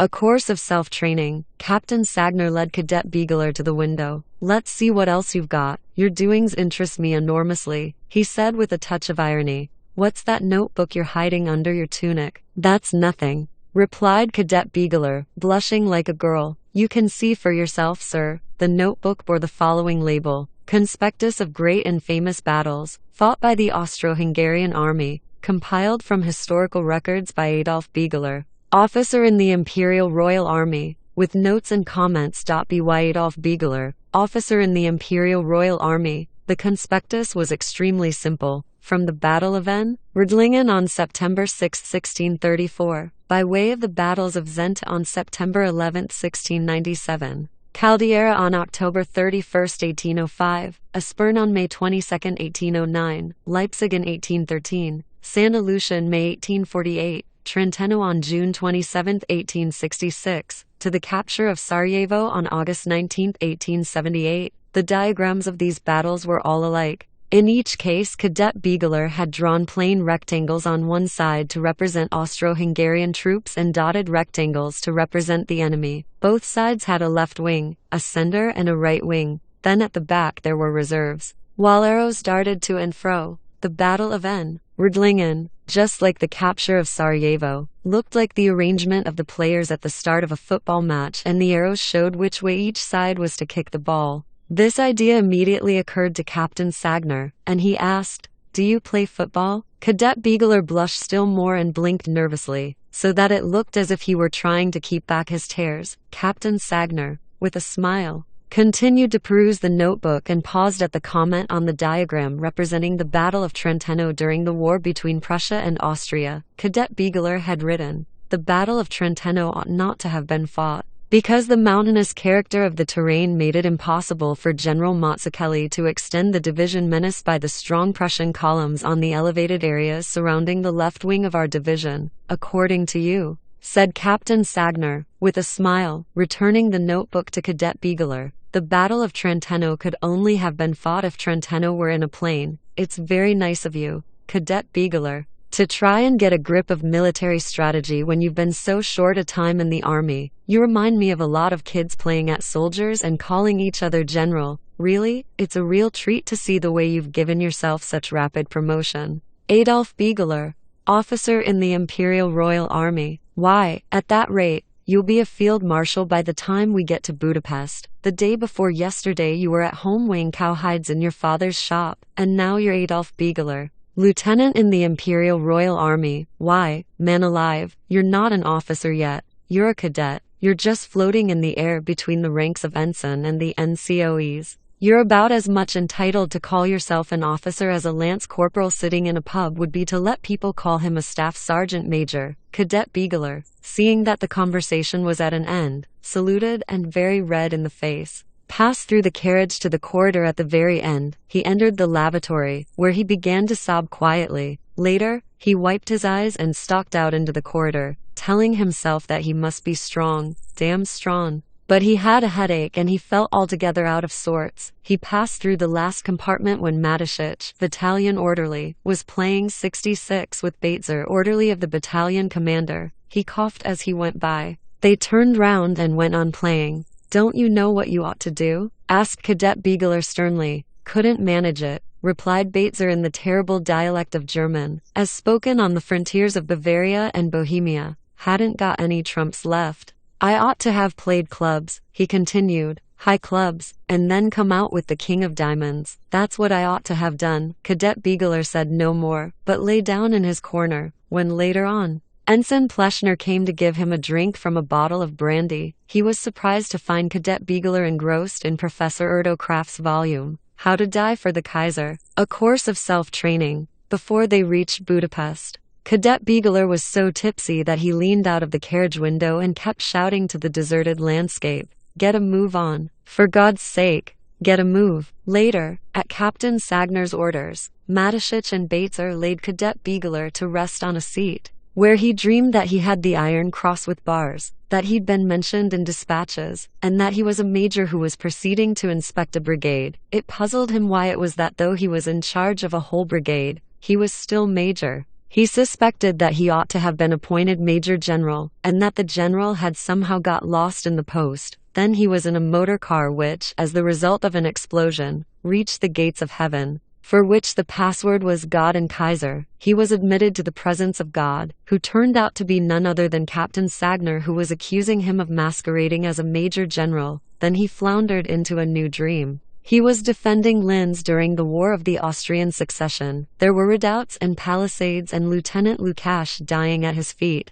Lieutenant Lukash was saying something very pathetic and complimentary to him when he felt a bullet strike him so that he could no longer sit on his horse. He fell through space and landed on the floor of the railway carriage. Baitzer and Matisic lifted him up and put him back on his seat. Then Matisic went to Captain Sagner and reported that strange things had been happening to Cadet Bigler. "I don't think it's the brandy that's upset him," he said. "It's more likely to be cholera. He's been drinking water at all the railway stations. I saw him at Mosony. Cholera doesn't come on as quickly as all that. Go and ask the doctor to have a look at him." The doctor who was attached to the battalion was a war doctor named Welfer. He had studied medicine at various universities of Austria-Hungary, and had walked all kinds of hospitals. But he had never taken his degree for the simple reason that there was a clause in his uncle's will by which a fixed annual amount was to be paid by the remaining heirs to Friedrich Welfer, medical student, until the said Friedrich Welfer received his doctor's diploma. As the fixed annual amount was about 4 times greater than the pay of a house physician, Friedrich Welfer, medical student, exerted himself honestly to stave off, to as remote a period as possible, the award of a medical diploma. But when the war broke out, it dealt Friedrich Welfer a treacherous blow from behind. He was taken by the scruff of his neck and shoved into the army, whereupon one of the heirs, who was in the War Office, arranged for the worthy Friedrich Welfer to be awarded a war doctor's degree. This was done in writing. He received a number of questions to answer, and he answered them all with the stereotype formula rats. 3 days later he was informed that he had been awarded a doctor's diploma. He was detailed to a military hospital, and with a bad grace he went. After a while it was discovered that he treated military patients with extreme indulgence, keeping them in hospital as long as possible. His principle was, what's it matter if they stay in hospital or get killed in the trenches? May as well let 'em die in hospital as in the fighting line. It was then that Dr. Welfer was sent off with the nth draft to the front. Captain Sagner, of course, felt vastly superior to this ex-medical student, and when Dr. Welfer came back from his examination of Cadet Begeler, he did not even condescend to notice him, but continued his conversation with Lieutenant Lukash on the subject of watermelons. Dr. Welfer, however, came up and said with a smile, "There's nothing wrong with him. Young gentlemen who aspire in the course of time to become army officers and who brag of their expert knowledge of strategy really ought to be told that it's dangerous to eat up at a sitting a whole parcel of lollipops which their mama has sent them. Cadet Begeler, so he informed me, has managed to put away 30 cream puffs since we left Bruck. It reminds me of that verse in Schiller, who said the, look here, doctor." Captain Sagner interrupted him. "Schiller be blowed. What's up with Cadet Begeler?" Dr. Welfer again smiled. "Cadet Begeler, your aspirant for military rank, has had a slight bodily mishap. It isn't cholera and it isn't dysentery. What with his 30 cream puffs and rather more brandy than he's used to, well, as I say, a slight bodily mishap. So it's nothing serious then?" asked Captain Sagner. All the same, if the news of it were to get about, Lieutenant Lukash stood up and said to Captain Sagner, "A damn fine platoon commander for you. I wouldn't take him as a gift. I pulled him round a bit," continued Dr. Welfer, with the same irritating smile. "The battalion commander will do the rest. I'm going to have him sent to hospital. I'll issue a certificate that he's got dysentery. A severe case of dysentery. Isolation. Cadet Begeler will be taken to the disinfection hut." Captain Sagner turned to his friend Lieutenant Lukash and said in a strictly official voice, "Cadet Begeler of your company has been taken ill with dysentery and will remain at Budapest for treatment," and thus it came about that the dauntless Cadet Begeler was conveyed to the military isolation hospital at UJ Buda. His trousers got lost amid the alarums and excursions of the World War. *2.at Budapest.at The railway station in Budapest. Matisic brought Captain Sagner a telegram from the command, sent by the wretched brigade commander who had been taken to a sanatorium. It was eau claire and identical with the one delivered at the previous station. "Finish cooking promptly and advance on Sokol." To it was added, "Assign Army Service Corps to Eastern Group. Reconnoitering work to be discontinued. Draft number 13 to build bridge over River Bug." Further particulars in newspapers. Captain Sagner at once proceeded to the railway transport headquarters. He was received by a fat little major with a friendly smile. "This brigade general of yours has been up to fine old pranks," he said, chuckling with gusto. "I had to deliver the drivel to you because we haven't yet had any instructions from the division that his telegrams are to be kept back. Yesterday the 14th draft of the 75th Regiment passed through here and the battalion commander had a telegram to say he was to issue 6 crowns extra pay to each man as a bonus for Perzimi L. And also that of these 6 crowns 2 were to be deposited here in the office as subscription to war loan. From what I hear on good authority, your brigade general has got GPI, according to regimental orders, sir. said Captain Sagner to the railway transport officer. We are to proceed to G.D.L. Each man is to be given 5 ounces of Emmentaler cheese here. At the last stopping place they were to receive 5 ounces of Hungarian salami, but they got nothing.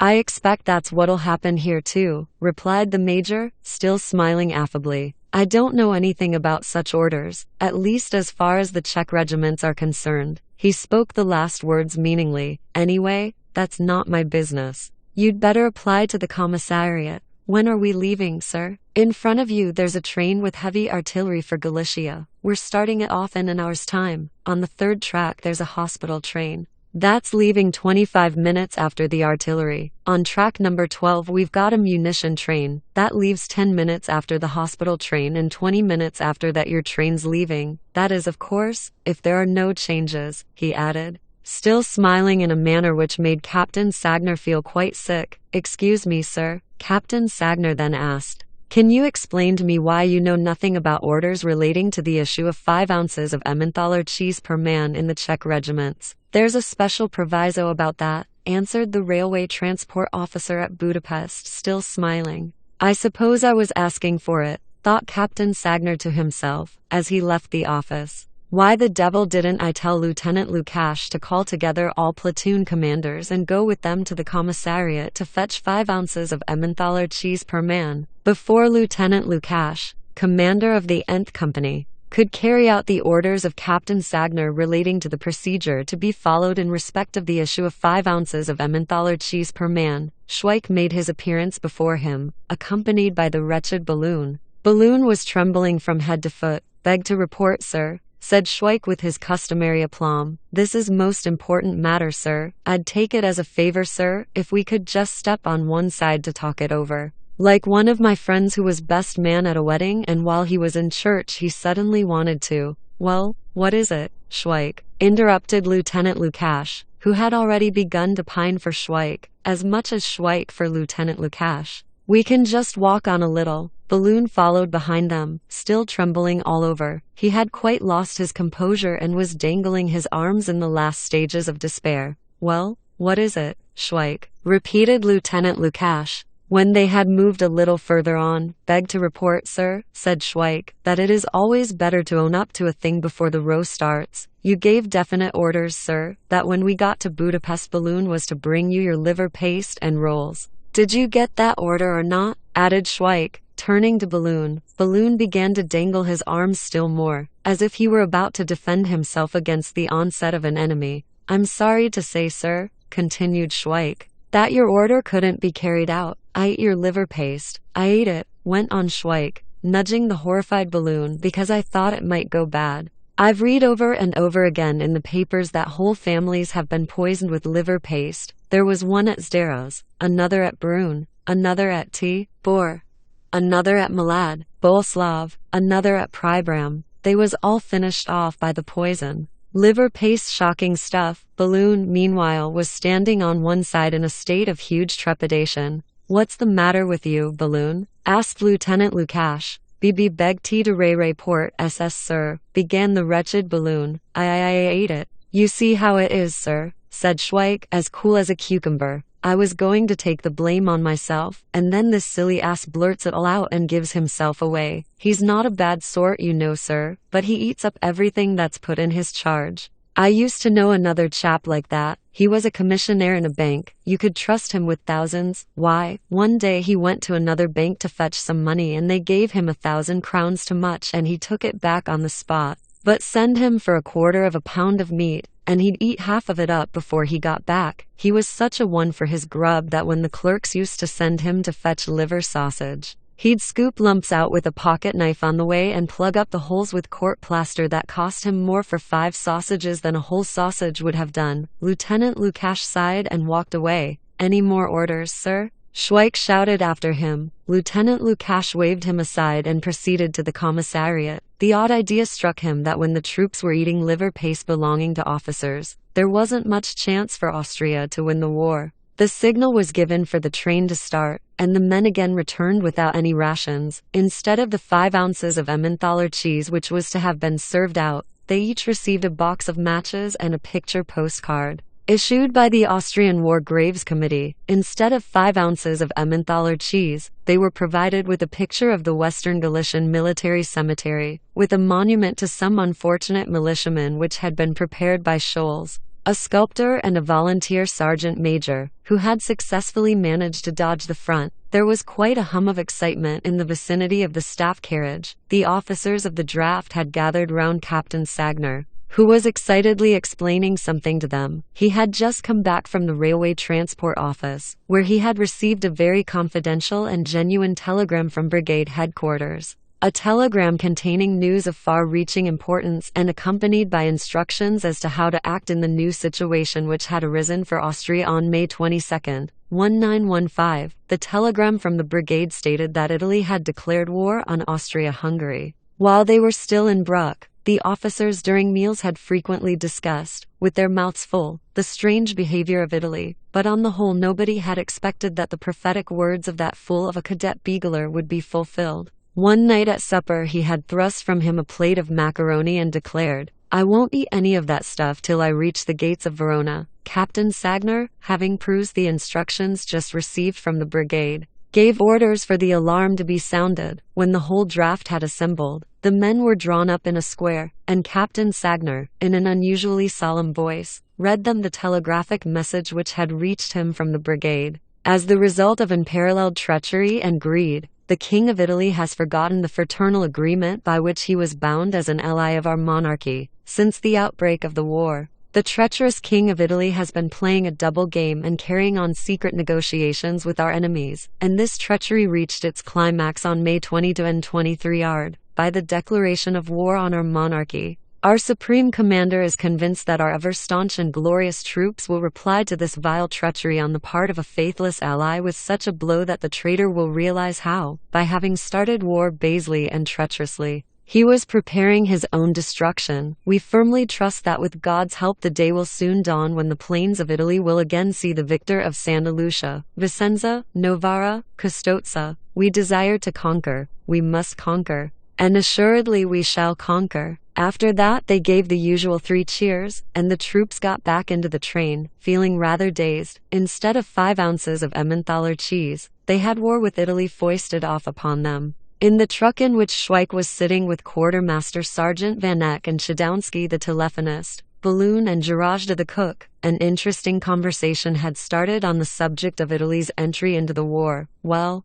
now that we've got another war," remarked Schweik, "now that we've got one more enemy and a new front, we'll have to be more economical with the ammunition. The more kids there are in a family, the more canes are needed. That's what old Cho Vanek used to say. He lived at Model and he used to wallop all the kids in the neighborhood at a flat rate, as they say. All I'm afraid of is," said Balloon with great concern, "that this Italian business is going to mean smaller rations." Quartermaster Sergeant Vanek reflected and then said gravely, "It's bound to, because now it'll take us a bit longer to win the war. What we want now," declared Schweik, "is another chap like Radetzky. He knew his way about in those parts and how to catch the Italians napping and what places to bombard and from what side to do it. It's an easy enough job to get into a place, anybody can manage that, but getting out again, that's how a man shows if he's good at soldiering or not. When you find your way in, you've got to know everything that's going on all round you, or else all of a sudden you'll find your numbers up and you're in what they call a catastrophe."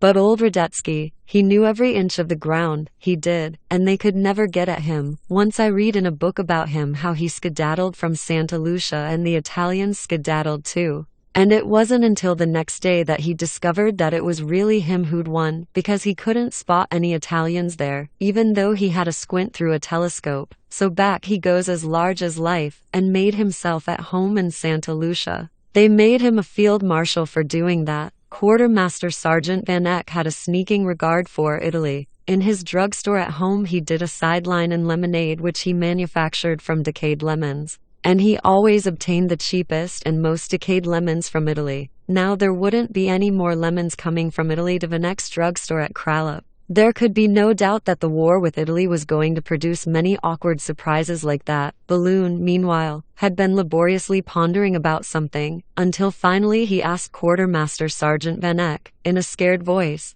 "Then you think, Sergeant, that all along of this war with Italy we're going to have smaller rations served out. You bet we are, replied Quartermaster Sergeant Van Eck. God almighty, exclaimed Balloon, sinking his head in his hands and squatting glumly in a corner. This definitely concluded the debate on Italy.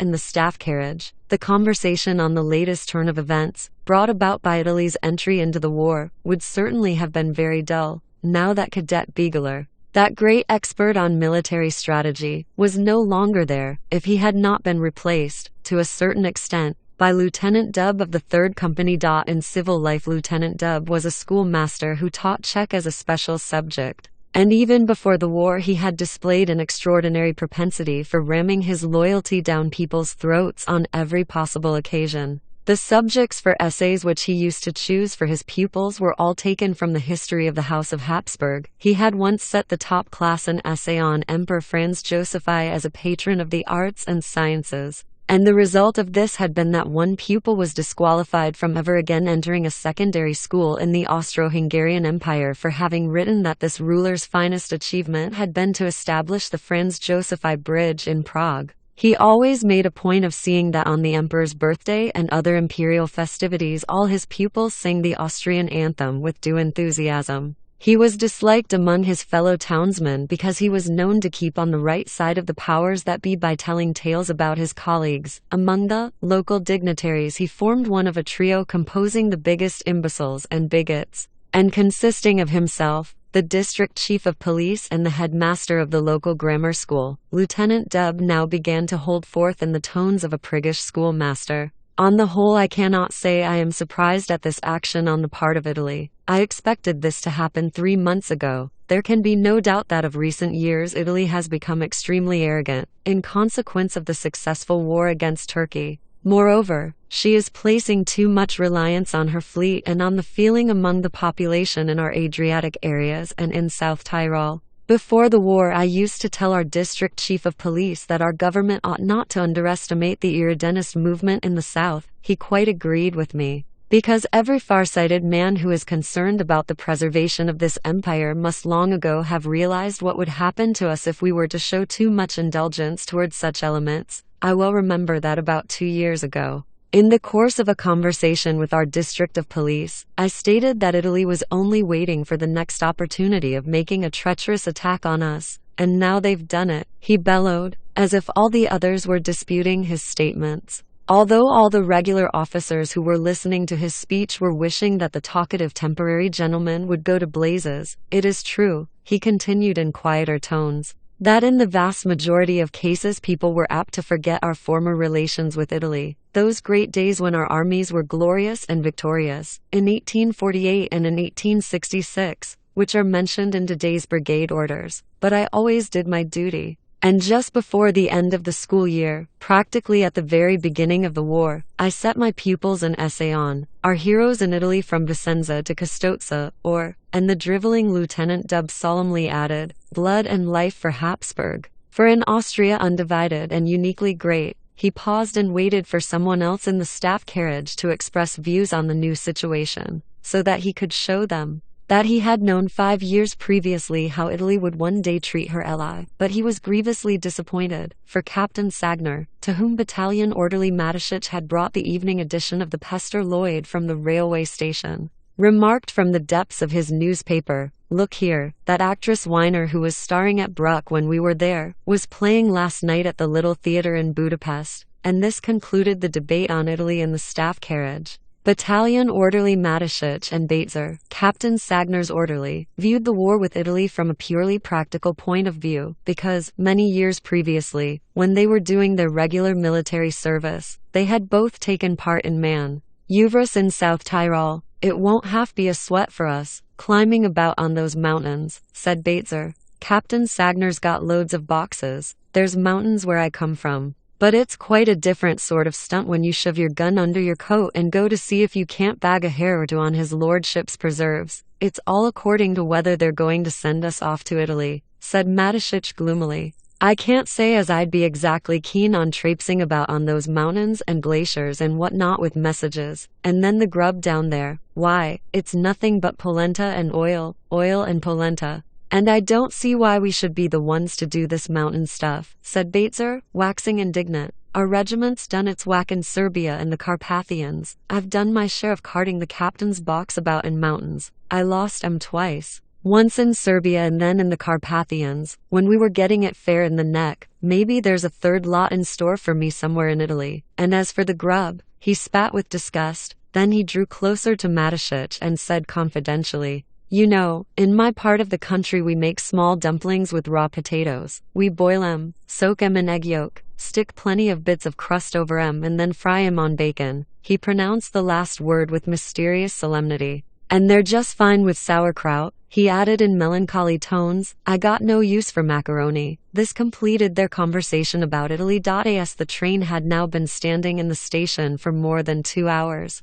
The occupants of the other trucks believed to a man that the train was going to be turned round and sent to Italy. This was suggested by a number of queer things that had been happening to the echelon. All the men had again been chivied out of the trucks. There had been a sanitary inspector with a disinfecting committee which had come and liberally sprinkled all the trucks with Lysol, a proceeding which met with great disapproval, especially in the trucks containing bread rations. But orders are orders. The sanitation committee had issued orders to disinfect all trucks of echelon 728, and so they stolidly squirted Lysol over quantities of bread rations and bags of rice. This alone showed that something special was going to happen. After that, everybody was chivied back into the trucks, because an aged general had come to inspect the echelon. Schweik, who was standing in the back ranks, remarked to Quartermaster Sergeant Vanek on the subject of this worthy, "There's an old perisher for you." And the old perisher trotted along the ranks, accompanied by Captain Sagner, and stopped in front of a young recruit. Apparently by way of encouraging the rank and file as a whole, he asked where the young recruit came from,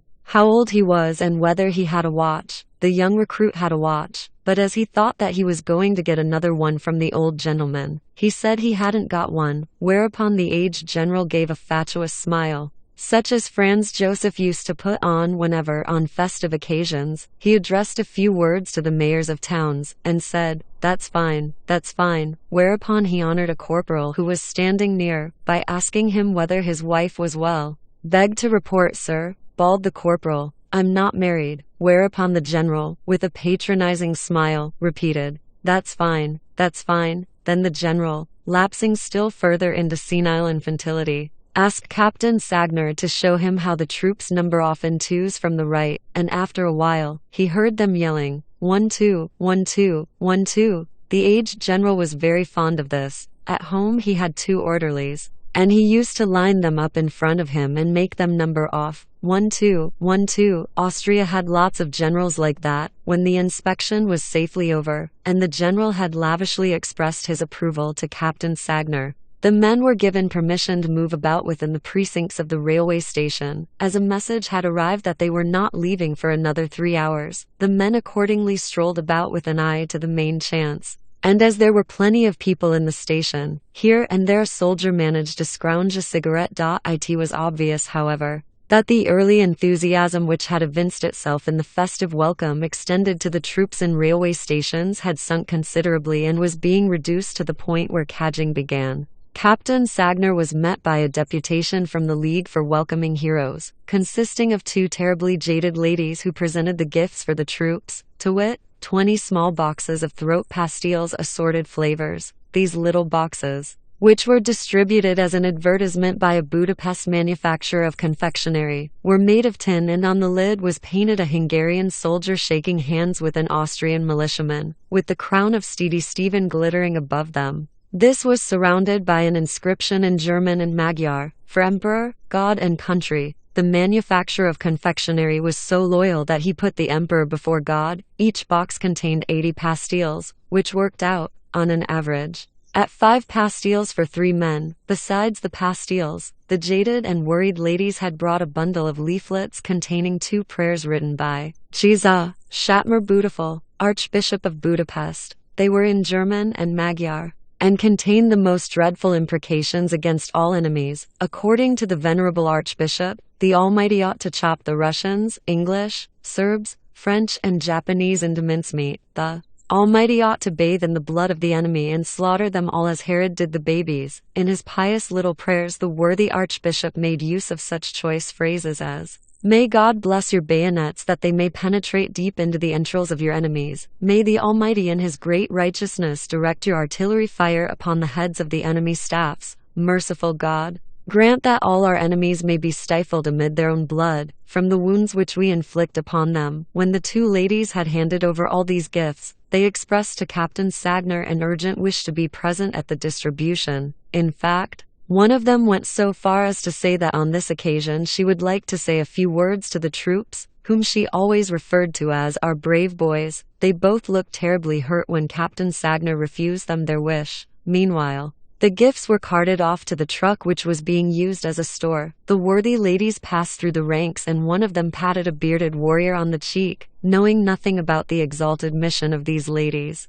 the warrior remarked to his comrades after their departure, "There's a couple of brazen old tarts for you. Fancy those ugly, flat-footed old geezers having the sauce to try and get off with soldiers." The station was in a regular hubbub. The Italian complication had caused a certain amount of panic. 2 echelons of artillery had been held up and sent to Styria. There was also an echelon of Bosnians who for some unknown reason had been left there for 2 days and completely overlooked. They had not drawn any rations for 2 days and were now going about the streets of Budapest, begging for bread. At last the draft of the 91st Regiment was again got together and went back into the trucks, but after a while, Matisic, the battalion orderly, came back from the railway transport office with the news that they were not starting for another 3 hours. Accordingly, the men who had just been collected were again let out of the trucks. Then, just before the train started, Lieutenant Dub entered the staff carriage in a very agitated state and asked Captain Sagner to have Schweik put under arrest immediately. Lieutenant Dub, who had been notorious as a talebearer among his fellow teachers, was fond of having conversations with soldiers, with the idea of getting at their opinions and also so that he could explain to them didactically why they were fighting and for what they were fighting. While strolling round, he caught sight of Schweik standing near a lamp post behind the station buildings, and examining with interest the poster of some charitable war lottery. This poster depicted an Austrian soldier impaling a scared and bearded Cossack against a wall. Lieutenant Dub tapped Schweik on the shoulder and asked him how he liked it. "Beg to report, sir," replied Schweik, "it's a lot of rot. I've seen plenty of footling placards in my time, but I've never seen any flapdoodle as bad as that before." "What is it you don't like about it?" asked Lieutenant Dub. "Well, sir, first of all, I don't like the way the soldier is handling the bayonet that he's been trusted with, and all. Why, he'll smash it against the wall like that, and besides, there's no need for him to do it anyhow, because the Russians put his hands up. He's a prisoner and you got to treat prisoners properly. Fair's fair. When all's said and done, that chap'll cop out for what he's doing."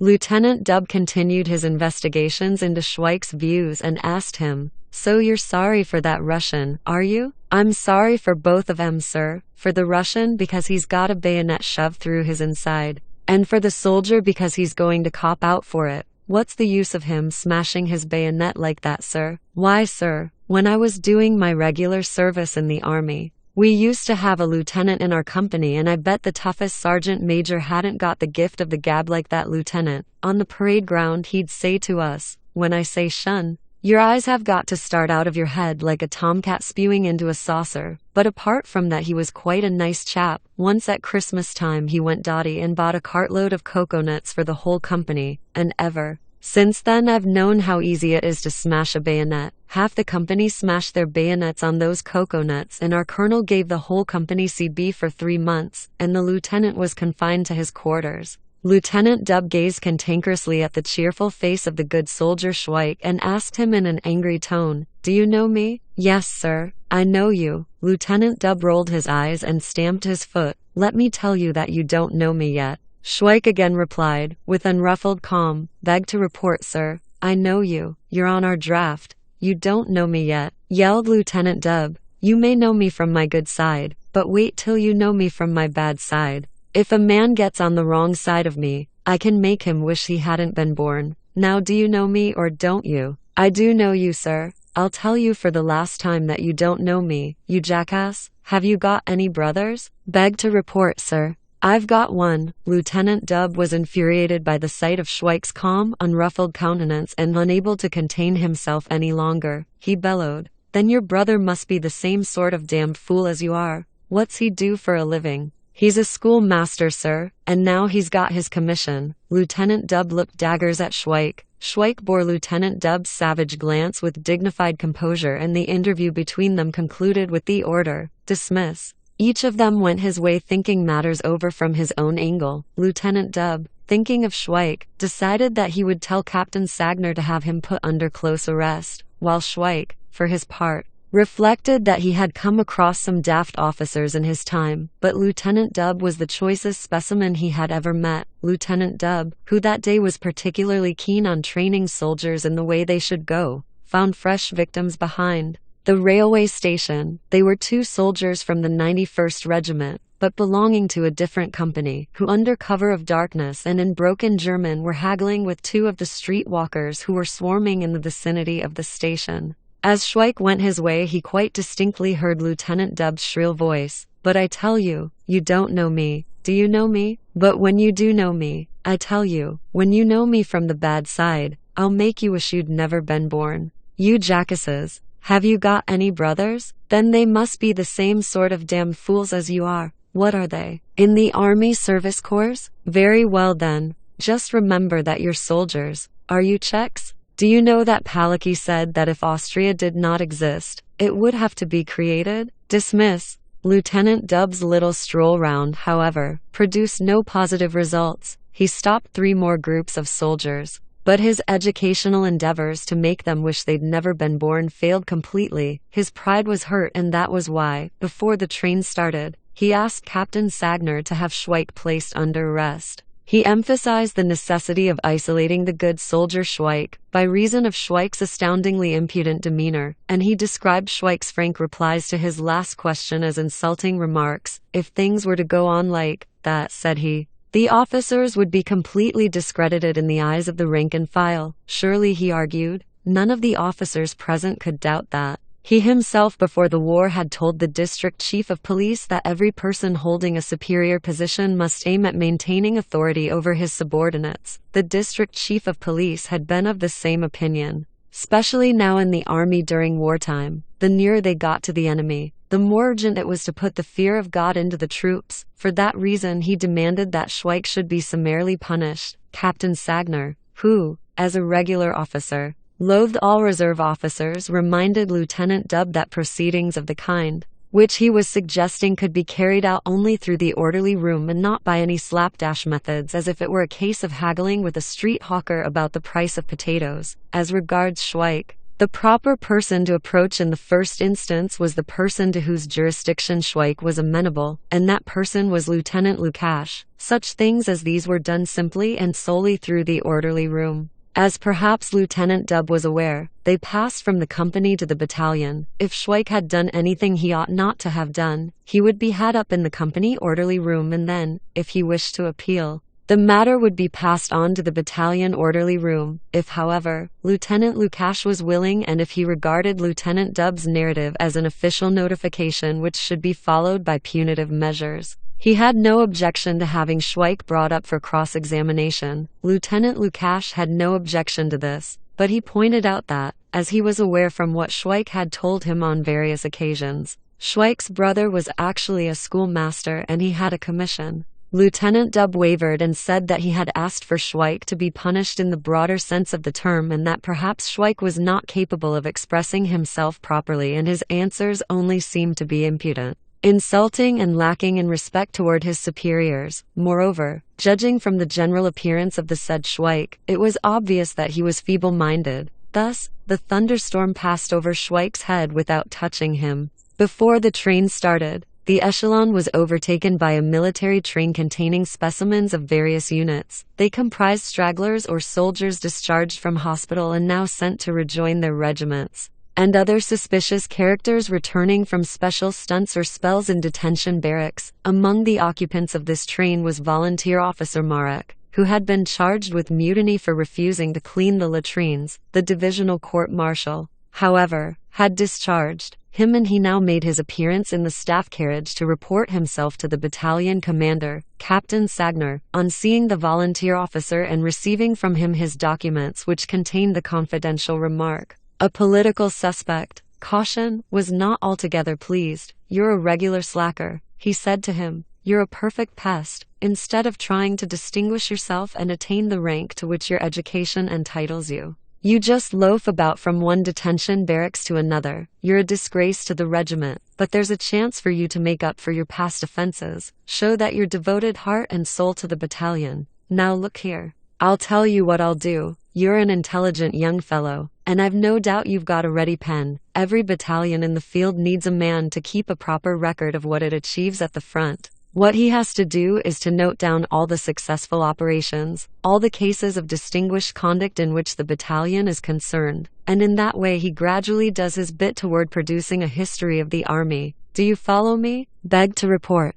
"Sir, yes, sir. It'll be a labor of love for me to place on record the gallant deeds of our battalion, especially now that the offensive is in full blast and the battalion is going into the thick of it. You will be attached to the battalion staff," continued Captain Sagner, "and you will keep an account of who is proposed for decorations, and then we will supply you with particulars which will enable you to record the marches testifying to the dauntless spirit and rigid discipline of the battalion. It's not an easy task, but I hope you've got enough powers of observation to give our battalion a better show than any other unit can put up, if I supply you with the proper hints. I'll send a telegram to Regimental headquarters to say that I've appointed you keeper of the battalion records. Now report yourself to Quartermaster Sergeant Vanek of the Nth Company, so that he can make room for you in the carriage. And tell him to come to me." Captain Sagner then had a brief talk to Quartermaster Sergeant Vanek. He merely reminded him that the keeper of the battalion records, Volunteer Officer Marek, would be in the same truck with Schweik. "I may as well tell you that this fellow Marek is a political suspect. Of course, that doesn't mean much today. Lots of people are supposed to be that. But if he should start any talk of that kind, you know what I mean. Just jump on him at once so that I shan't have the unpleasant job of inquiring into it. Just tell him to drop all that sort of talk and that'll be all right. But I don't want you to come running to me. Tell him off, but do it in a friendly way. A little coaxing like that is always better than a lot of idiotic speechifying. Anyhow, I don't want to hear anything about it, because you see what I mean. That's the sort of thing that spreads all over a battalion." When Quartermaster Sergeant Vanek got back, he took Marek on one side and said to him, "Look here, old chap, you're a suspicious character. Not that I care, but be careful what you say in front of Chudowski, the chap at the telephone." Scarcely had he said this than Chudowski came staggering in and threw his arms round the quartermaster sergeant's neck. In a drunken voice he yelled, "We'll always stick together. Anything I hear in the telephone I'll come and tell you right away. A fat lot I care about their damned secrets." Shortly afterward the order came that they were leaving in a quarter of an hour. As nobody would believe this, it came about that, in spite of all precautions, a certain number strayed away somewhere or other. When the train did start, 18 men were missing, among them Sergeant Nautical of the 12th Draft, who, long after the train had vanished beyond Isatarxa, was squabbling in a small shrubbery behind the station with a street walker who was demanding 5 crowns for services rendered. 3. From Hatvan to the frontiers of Galicia, while the battalion, which was to reap military glory, was being transported by railway as far as Lahore in eastern Galicia, whence it was to proceed on foot to the front. The truck containing Schweik and the volunteer officer was again the scene of more or less treasonable conversations. And on a smaller scale the same sort of thing was happening in the other trucks. Indeed, even in the staff carriage there was a certain amount of discontent because at Fuses a bony an army order had been received, by which the wine rations served out to the officers were to be reduced by 1/4 of a pint. Of course, the rank and file had not been forgotten, and their sago rations had been reduced by 1/3 of an ounce per man, which was all the more mysterious because nobody had ever seen any sago in the army. At Fuses a bony also, where it was intended to cook some stew, the discovery was made that one company had lost its field kitchen. Inquiries showed that the luckless field kitchen had never left Bruck and that it was still probably standing, chill and deserted, somewhere behind hut number 186. The fact was that the cookhouse staff belonging to this field kitchen had been locked up in the main guardroom for disorderly conduct in the town. on the day before departure, and they had so arranged it that they were still under lock and key when their draft was traveling through Hungary. The company minus its field kitchen was accordingly assigned to another field kitchen. And this caused a slight disagreement, because among the men from both companies who were put onto potato scraping fatigue duties arose a controversy when one lot declared that they were not such damned fools as to work their guts out for the others. In the end, however, it turned out that the cooking of this stew was really only a sort of maneuver, so that by the time the troops were cooking stew in the field face to face with the enemy, they could get used to receiving the sudden order, "As you were." Whereupon the stew would be thrown away and nobody would even get a taste of it. So when the stew was about to be served out, the order came for the troops to return to their trucks, and off they went to Miskolc. No stew was served out there, because a train with Russian trucks was standing in the station and the men were therefore not allowed out. Fantastic rumors now began to spread among the troops that the stew would not be served out until they left the train in Galicia once and for all, when it would be decided that the stew was rancid and unfit for consumption, whereupon it would be thrown away. They then took the stew with them to Tisha L.K. and Zambov, and when nobody expected that the stew would be served out, the train stopped at Avaros near Sataril usually, where a fire was lit. The stew was warmed up and at last, duly distributed. The station was crammed with people. 2 munition trains were to be sent off first, and after them 2 echelons of artillery, as well as a train with pontoon divisions. Behind the station, some Hungarian hussars were amusing themselves at the expense of 2 Polish Jews from whom they had filched a hamper of brandy, and now instead of paying them, they were affably smacking their faces. This was evidently regarded as quite the thing to do, because their captain was standing close by and looking on with a broad smile, while behind the station depot a few other Hungarian hussars were putting their hands up the petticoats of the dark-eyed daughters of the Jews who were being castigated. There was also a train with an aircraft division. On another set of rails could be seen trucks containing airplanes and guns, but in a very damaged state. These were the remains of aircraft which had been shot down and the shattered barrels of howitzers. While all the new material was being taken up to the front, these remnants of bygone glory were being conveyed inland for repairs and reconstruction. Lieutenant Dubb, however, was explaining to the troops who had assembled round the damaged guns and aeroplanes that this was war booty. He noticed, too, that a little further on Schweik was standing in another group and holding forth about something. He drew near and heard Schweik's hearty voice. "You can take it how you like, it can't be anything but war booty. It may look a bit rum at first, when you read Imperial Royal Artillery Division on a gun carriage.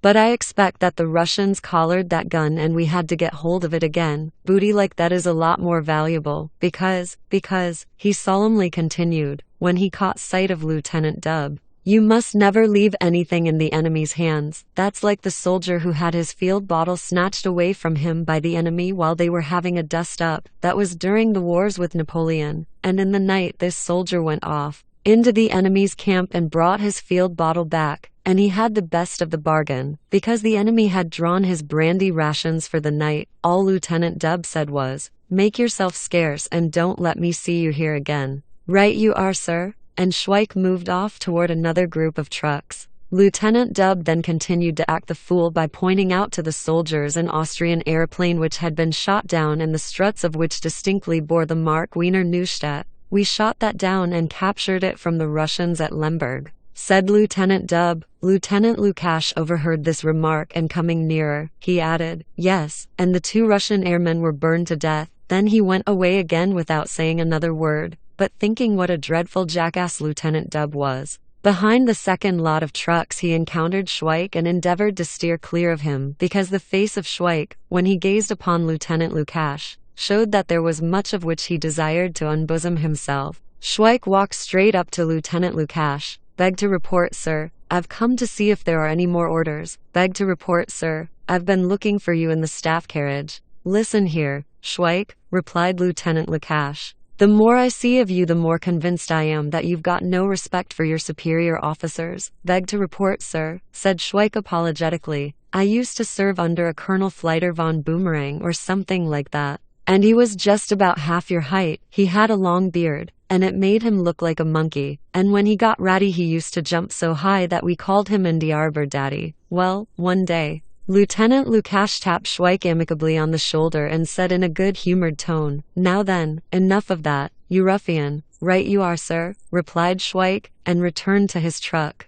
After midnight the train jogged on toward Ladovic and Trebisov, where the Veterans Association had turned out to welcome it, as they were under the mistaken impression that it was the 14th draft of the Hungarian militia, which had passed through the station in the night. The veterans had certainly drunk a drop too much, and when they yelled, "Isten almig akir," they woke up the whole echelon. Some of the more conscientious among them leaned out of the windows of the trucks and replied, "Go to blazes, Elgin," whereupon the veterans yelled till the windows rattled, "Elgin, Elgin a Tisangietic regimenti." 5 minutes later the train was approaching. Here could be seen plain traces of the fighting which had occurred when the Russians were marching into the valley of the Tisza. Primitive trenches flanked the hillsides, with here and there the remains of a burned farm, and where this was surrounded by a hastily constructed shanty, it showed that the inhabitants had returned. Later, toward noon, when they reached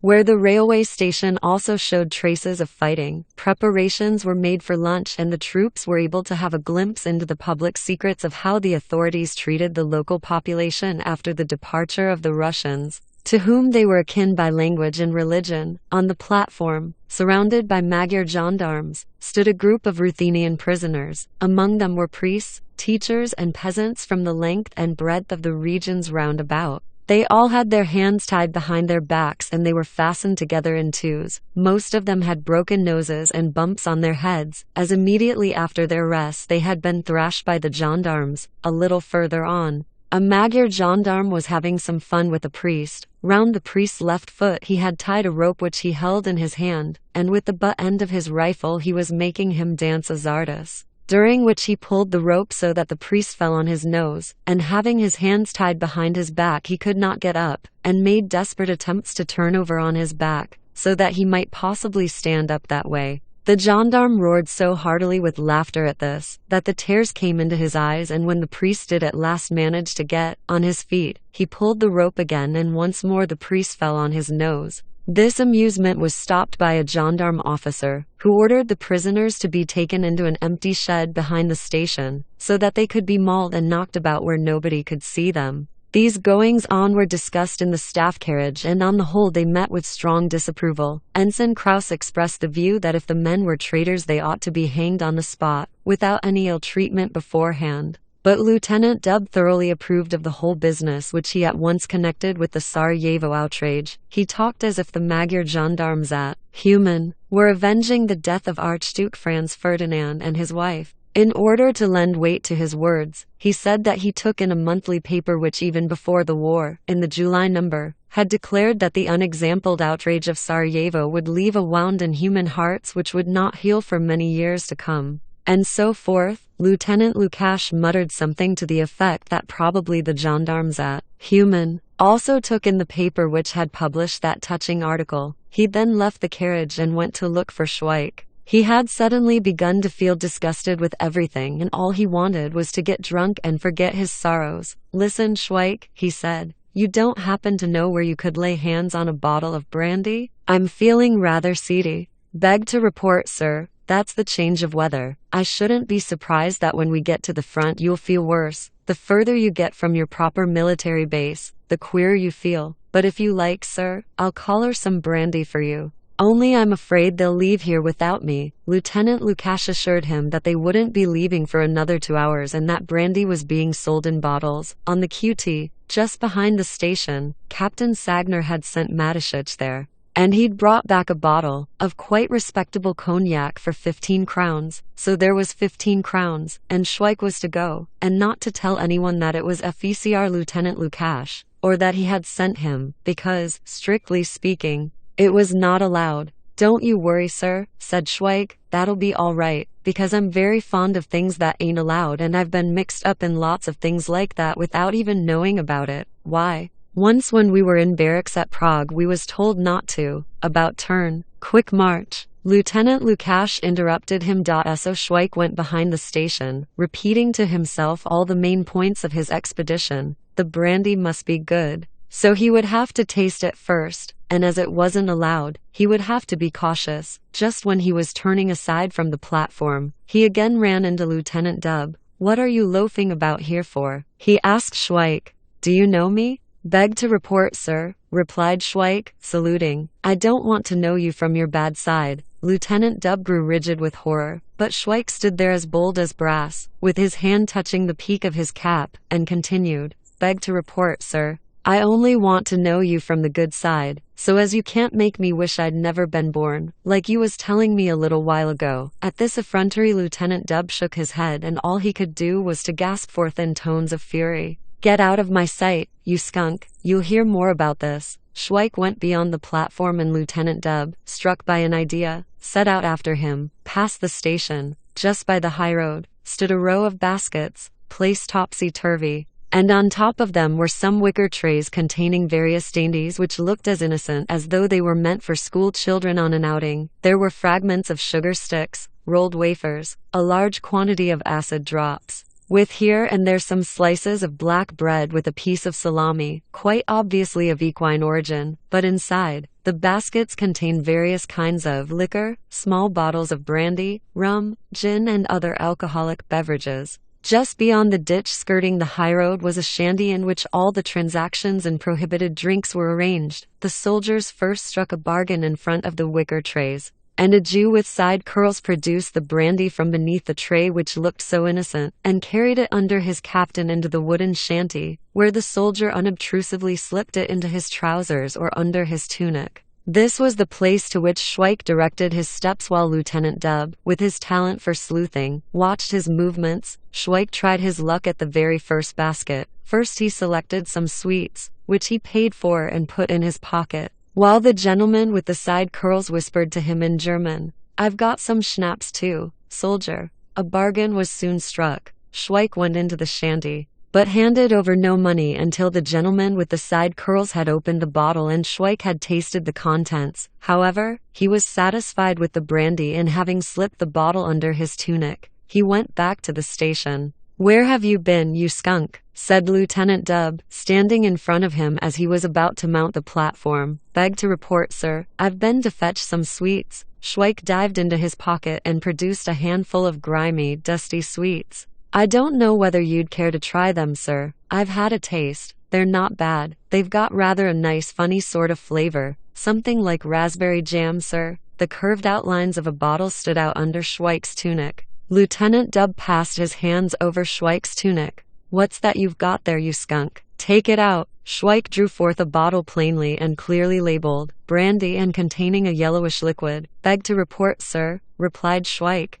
quite undaunted. "I pumped a little drinking water into this empty brandy bottle. I've still got a shocking thirst from that stew we had yesterday. But you see, sir, the water from that pump is a bit yellow. I expect it's the sort of water that's got iron in it. That kind of water's very healthy and it does you good, if you're as thirsty as all that." "Schweik," said Lieutenant Dub with a diabolical smile, "then have a drink, but take a good swig at it. Drink up the whole lot at one go." Lieutenant Dub rather fancied that he was successfully piling up the agony. At last, he thought, he had driven Schweik into a corner. His forecast of events was that Schweik would drink a few gulps and would then give in, whereupon he, Lieutenant Dub, would triumph over him and say, "Give me that bottle and let me have a drink of it. I'm thirsty as well." And he pictured gleefully to himself how discomfited Schweik would be at that terrible moment, and then the various species of trouble into which he would be landed as a result. Schweik uncorked the bottle, raised it to his lips, and gulp by gulp the contents vanished down his throat. Lieutenant Dub was dumbfounded. Before his very eyes Schweik drank up the whole bottle without turning a hair. He then threw the empty bottle across the road into a pond, spat and said, as if he had just put away a bottle of lemonade, "Beg to report, sir, that water really does sort of taste of iron. I used to know a chap who kept a pub near Prague, and he used to make a drink that tasted of iron for the summer trippers, by throwing old horseshoes into the well. I'll give you old horseshoes, you ruffian. You come and show me the well where you got that water from. It's just a few steps from here, sir, right behind that wooden hut. You go on in front, you skunk, so that I can see whether you can march properly in step. It's really most curious," thought Lieutenant Dub to himself, "but upon my word this wretched fellow seems quite all right." Schweik went on in front, commending himself to the will of God, but he had a sort of inkling that there would be a well behind the hut, and so he was not surprised to find that there was one. In fact, there was a pump as well, and when they reached it, Schweik moved the pump handle up and down, whereupon out flowed some yellowish water, so that Schweik was able to announce with all due solemnity, "Here's the water that tastes of iron, sir." At this juncture, the man with the side curls, now very much scared, came up, and Schweik told him in German to bring a glass. As the lieutenant wanted to have a drink, Lieutenant Dub was so flabbergasted that he drank up the whole glass of water, which left in his mouth a flavor of horse urine and liquid manure, and quite dazed by what had happened to him, he gave the Jew with the side curls a 5-crown note and turning to Schweik, said, "What are you hanging about here for? Get back to your right place." 5 minutes later Schweik made his appearance in the staff carriage, and mysteriously beckoned to Lieutenant Lukash to come outside. He then said to him, "Beg to report, sir, that in 5 minutes, or 10 at the most, I shall be as tight as a lord, but I'm going to lay down in my truck, so perhaps you wouldn't mind, sir, not calling me for another 3 hours and not giving me any orders until I've slept it off. There's nothing wrong with me, only I got nabbed by Lieutenant Dub, and I told him it was water. So I had to drink up the whole bottle of brandy right under his nose so as to prove to him that it was water. There's nothing wrong, sir. I never gave the game away, like you told me, and I was on my guard. But now I beg to report, sir, that I can feel my legs beginning to wobble. Of course, sir, I can stand liquor all right, because when I was with Mr. Katz, get out of it, you hog, shouted Lieutenant Lukash. But he was not really angry with Schweik. On the other hand, his dislike of Lieutenant Dub was 100% greater than before. Schweik crept cautiously into his truck, and as he lay down on his greatcoat and valise, he said to Quartermaster Sergeant Van Neck and the rest, "Here's a chap who for once in a way has got tight and doesn't want to be woke up." With these words he rolled over on his side and began to snore. The vapors which he now began to exhale soon made their presence felt, and Jarajda, the cook, sniffing the atmosphere in the truck, remarked, "My God, what a stink of brandy." Marek, the volunteer officer who at last, after all his tribulations, had managed to get a job as keeper of battalion records, was seated at the folding table. He was preparing an advance and reserve stock of heroic deeds for the battalion, and it was plain that this peep into the future was causing him much amusement. Quartermaster Sergeant Van Neck looked on with interest at the volunteer officer who, with a broad grin, was writing busily. Presently, he stood up and looked over the shoulder of the volunteer officer, who began to explain matters to him. "This is no end of a lark, laying up stocks of history for the battalion. The chief thing is to go about the job in a systematic way. There's got to be system in the whole business." "A systematic system," remarked Quartermaster Sergeant Van Eck, with a more or less contemptuous smile. "Yes," said the volunteer officer in an offhand tone, "a systematic system for writing the history of the battalion. It's no use coming out with great victories right at the very start. The whole thing's got to take its course gradually and according to a definite plan. One battalion can't win the war right off. The important thing for a painstaking historian like me to do is first of all to draw up a general scheme of the victories we're going to win. For example, this is where I describe how our battalion, about 2 months from now, nearly crosses the Russian frontier, which is strongly guarded, let us say, by some regiments of Don Cossacks, while a number of enemy divisions are about to surround us by a flanking movement. At first sight, it looks as if our battalion's done for and that they'll make mincemeat of us. But then Captain Sagner issues this order to the battalion: "It is not God's will that we should perish here. Let us retreat." So our battalion takes to its heels. But the enemy division, which has now surrounded us, sees that we're really chasing after them, and so they begin to take fright and skedaddle, so that without firing a shot they get captured by our reserves. That's where the history of our battalion really begins. From quite a trifling event, if I may speak prophetically, Sergeant, matters of great moment develop. Our battalion passes from victory to victory. It'll be interesting to see how our battalion takes the enemy by surprise while they're asleep. Each man in the battalion will pick one of the enemy and with all his might will shove his bayonet through his chest. The bayonets, with their well-ground edges, will slide in as if they were cutting butter, and only here and there you'll hear a rib cracking. The bodies of the sleeping enemy will twitch. Their eyes, horrified but already sightless, will bulge. they will make gurgling noises and then grow rigid. Blood and foam will appear on the lips of the sleeping enemy, and that will end the whole business. Our battalion will score a victory, or it'll be even better, say, in about 3 months' time, when our battalion captures the Tsar. But we'll talk about that later on, Sergeant. In the meanwhile, I must lay in a stock of little incidents giving proof of unexampled bravery. Thus, I'll write about the dog self-sacrifice of our men when they are studded with bits of hand grenade. And then, through the explosion of an enemy mine, one of our sergeants, say of the 12th or 13th Company, will have his head blown off. And by the way, continued Marek, with a gesture indicating sudden remembrance, I nearly forgot to tell you, Sergeant, to get me a list of all the NCOEs. Tell me the name of one of the sergeant majors in the 12th Company. Hauska? Very well then, Hauska's going to have his head blown off by this mine. His head will fly off, but his body will go on walking for another few yards. He'll take aim and shoot down an enemy airplane. Of course, the royal family will have to arrange a special evening party in their own home to celebrate exploits of that kind, quite a select affair, to be held in the apartment next to the emperor's bedroom. The place will be lit up with candles only, because, as I expect you know, electric light is unpopular in court circles, on account of our aged monarch's prejudice against short circuits. The festivities in honor of our battalion will begin at 6 p.m. At that hour the grandchildren of His Royal Highness will be in bed, and after the Emperor has proposed a toast to our draft, a few words will be said by the Archduchess Marie Valerie, who will refer to you, Sergeant, in terms of approval. I tell you, Austria's got lots and lots of battalions, but ours is the only one that'll distinguish itself to that extent. Of course, from the notes I have made, it is evident that our battalion will suffer severe and irretrievable losses, because a battalion without any dead can hardly be called a battalion. A fresh article will have to be written about our losses. Victories are all very well in their way, and I've got about 42 of them on tap now, but the history of the battalion has got to be something more than a string of dry facts about victories. So as I say, there's got to be plenty of losses as well. For instance, Sergeant,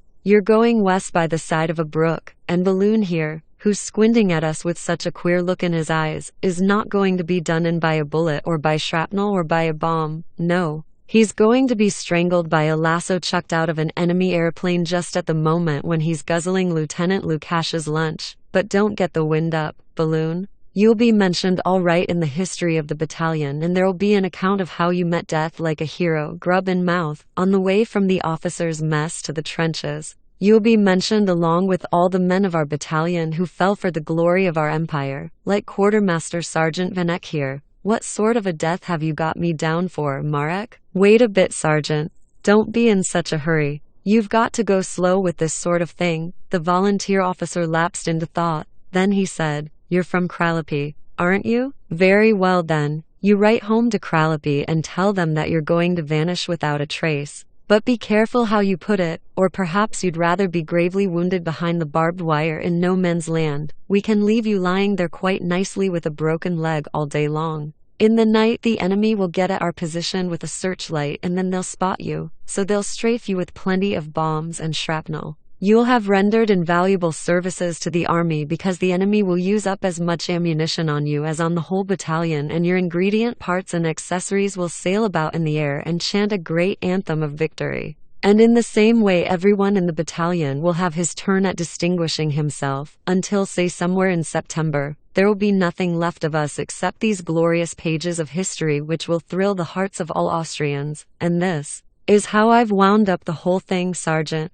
All honor to the memory of the fallen. Their love for our monarchy is the holiest love, for it culminates in death. Let their names, for example, Vanek, be uttered with awe. And they who were most closely affected by the loss of their breadwinners, let them proudly dry their tears, for they who fell were the heroes of our battalion. Chudowski the telephonist and Jirajda the cook were listening with bated breath to the volunteer officer's account of the projected history of the battalion. Gather round, gentlemen, said the volunteer officer, turning over his collection of jottings. I've got you all down. Here we are. Page 15. Telephonist Chudowski fell on September 3rd, side by side with Jirajda the battalion cook. Just listen here to what I've written about you. Unexampled heroism. The former, at the risk of his life, protected the telephone wires in his bomb-proof shelter, remaining there at the telephone for 3 days without being relieved. The latter, seeing the menace from the enemy on the flank, hurled himself on the enemy with a cauldron of boiling soap,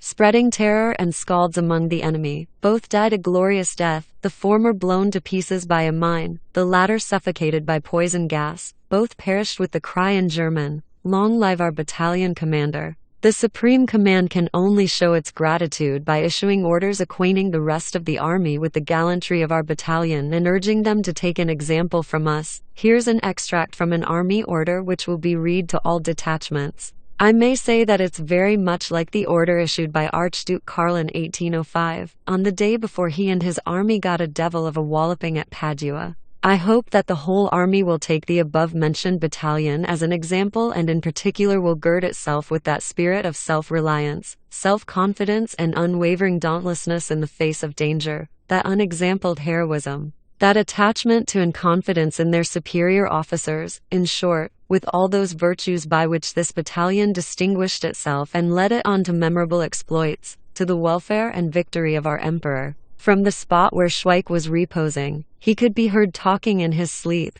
"You're quite right, Mrs. Muller. There's lots of people who looks like each other. At Kralupy there used to be a man named Jarosz who made water pumps, and he was the very image of a watchmaker at Parjabis named Lejansel, and he again was as like another fellow named Pisker at Gisen. And the whole lot of 'em couldn't be told apart from the corpse of a stranger who was found in a pond, all rotting away, just near the railway line at Newhouse." Snores were now heard, and then, so they all had to pay a whopping big fine. "And tomorrow, Mrs. Muller, I want you to cook me some noodles." At this point Schweik rolled over onto the other side and went on snoring, while Jarajda and the volunteer officer started an argument on the future life. While they were arguing about reincarnation and lizards and infusions, Lieutenant Dub popped his head in at the door, which was ajar. "Is Schweik here?" he asked. "Beg to report, sir. He's asleep," replied the volunteer officer. "When I ask for him, it's your business to pull yourself together and fetch him."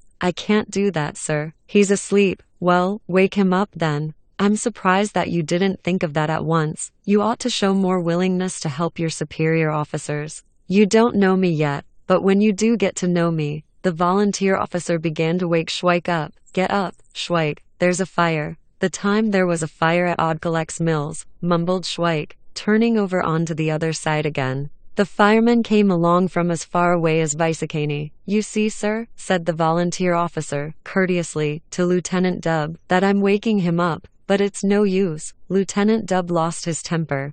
"What's your name?" "Marek? Oh yes. You're the volunteer officer who spends all his time under close arrest, aren't you?" "Yes, sir. I've done all my training as a volunteer officer more or less in Clink, but since being discharged by the divisional court, martial, where my innocence was established beyond the slightest doubt, I've reverted to my former rank and been appointed keeper of the battalion records." "You won't be that long," yelled Lieutenant Dub, very red in the face. "I'll see to that." "I wish to be reported to the orderly room, sir," said the volunteer officer solemnly. "Don't trifle with me," said Lieutenant Dub. "I'll give you orderly room. We'll meet again before long, and then you'll be damned sorry for yourself, because you don't know me yet. But you will." Lieutenant Dub went out wrathfully, and in his annoyance he quite forgot that only a few moments previously he had fully intended to call Schweik to say to him, "Breathe on me." As a final method of establishing Schweik's unlawful alcoholism, he did not remember this until half an hour afterward, and it was then too late, because in the meanwhile the rank and file had been served out with an issue of black coffee with rum.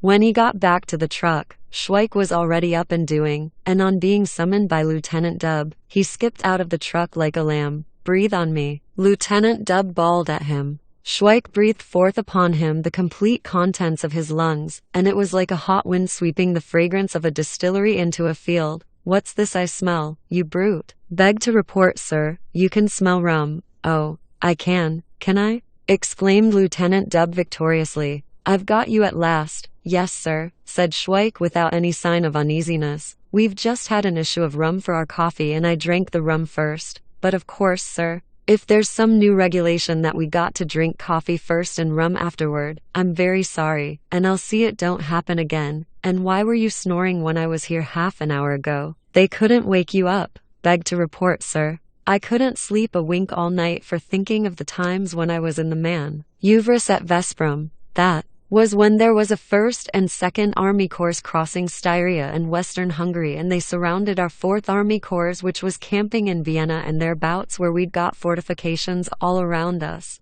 But they managed to outflank us and got to the bridge that the pioneers had built from the right bank of the Danube. We was supposed to start an offensive and be backed up by some troops from the north, and then, later on, by some more from the south. From Vosek, in the orders we read that a 3rd Army Corps was coming to help us so as we shouldn't be cut to pieces between Lake Balaton and Pressburg when we started our big push against the 2nd Army Corps, but it wasn't any use. Just when we was winning, they sounded the retreat, and it was the chaps with the white bands round their caps who won. Lieutenant Dub, without saying another word, shook his head with perplexity and departed. But he immediately came back again and said to Schweik, "Just remember, all of you, that the time will come when I'll make you squeal for mercy." That was all he could manage, and he then returned to the staff carriage. He felt the need to hear himself talk, and he therefore said to Captain Sagner in a confidential, free and easy tone, "I say, Captain, what's your opinion about?" "Excuse me a moment," said Captain Sagner, and got out of the carriage.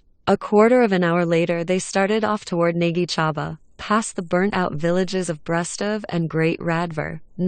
They could now see that they were getting into the thick of it. The slopes of the Carpathians were scored with trenches, which stretched from valley to valley, and on both sides there were large shell holes, across the streams flowing into the Lahore, the upper course of which was skirted by the railway. They could see the new bridges which had been built and the charred beams of the old ones. The whole valley had been gouged and scooped out, and the trampled state of the ground made it look as if hosts of gigantic moles had been toiling there. At the edges of the shell holes there were tattered shreds of Austrian uniforms which had been uncovered by downpours of rain. Behind Nagychaba, on a charred old fir tree, in the tangle of the branches, hung the boot of an Austrian infantryman, with a piece of shinbone left in it. The forests without foliage or pine needles, the trees without tops, and the isolated farms riddled with shot bore witness to the havoc which had been wrought by the artillery fire. The train moved slowly forward along embankments which had been newly built, so that the whole battalion was able to feast its eyes on the joys of war, and by scanning the military cemeteries with their white crosses,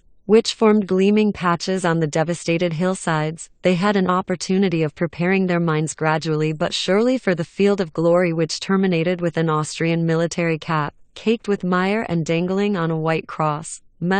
Laberge was the stopping place behind a shattered, burnt-out railway station from the sooty walls of which twisted girders projected. A new long timber hut, which had been hastily constructed in place of the burnt station, was covered with placards bearing the inscription, "Subscribed to the Austrian War Loan" in various languages. Another long hut contained a Red Cross center from which emerged two nurses with a fat doctor, who, for their amusement, imitated various animal noises and made unsuccessful attempts to grunt. At the bottom of the railway embankment lay a broken field kitchen. Schweik pointed it out to Balloon and said, "Look at that, Balloon, and see what's in store for us before very long." They were just going to issue the rations when a shell came across and upset the old apple cart. "This is a shocking business," lamented Balloon. "I never thought anything of that sort was in store for me." The men were informed that a meal would be served beyond Palota in the Lubka Pass, and the battalion quartermaster sergeant major, accompanied by the company cooks and Lieutenant Kajtham, with 4 men as a patrol, proceeded into the parish of Mechi.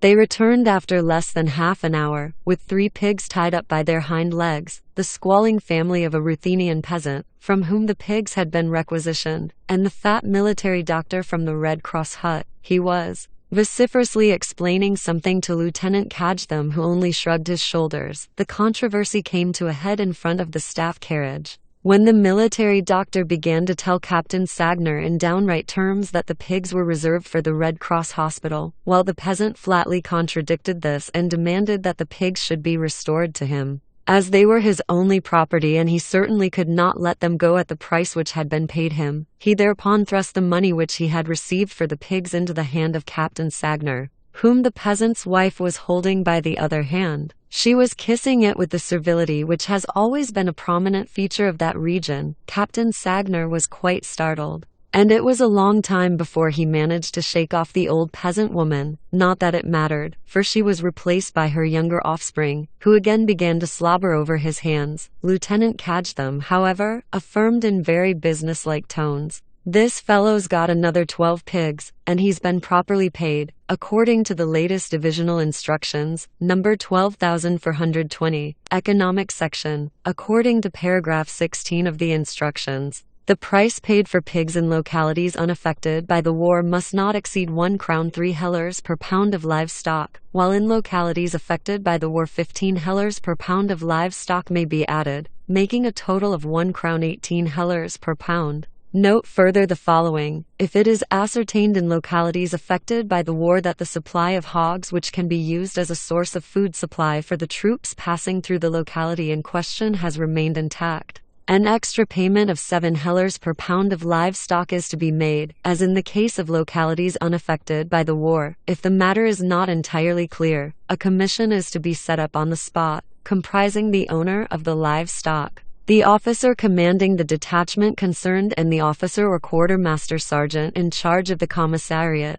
Lieutenant Kajdem read all this from a copy of the divisional orders which he always carried about with him. And he practically knew by heart that in the zone of hostilities the regulation price per pound of carrots was increased to 15.5 hellers, and the price of 1 pound of cauliflowers for the officers' mess in the same zone was increased to 95 hellers. The gentlemen in Vienna who had drawn up these schedules seemed to imagine that the zone of hostilities was a land flowing with carrots and cauliflowers. But Lieutenant Kajdem read his piece to the excited peasant in German and then asked him whether he understood it. When the peasant shook his head, he bellowed at him, "Do you want a commission then?" The peasant understood only the word commission, wherefore he nodded, and while his hogs were dragged off to the field kitchen for execution, he was surrounded by soldiers with fixed bayonets, who had been detailed for the requisitioning. And the commission proceeded to his farm to ascertain whether he was to get 1 crown 18 hellers per pound or only 1 crown 3 hellers, but scarcely had they set foot on the road leading to the village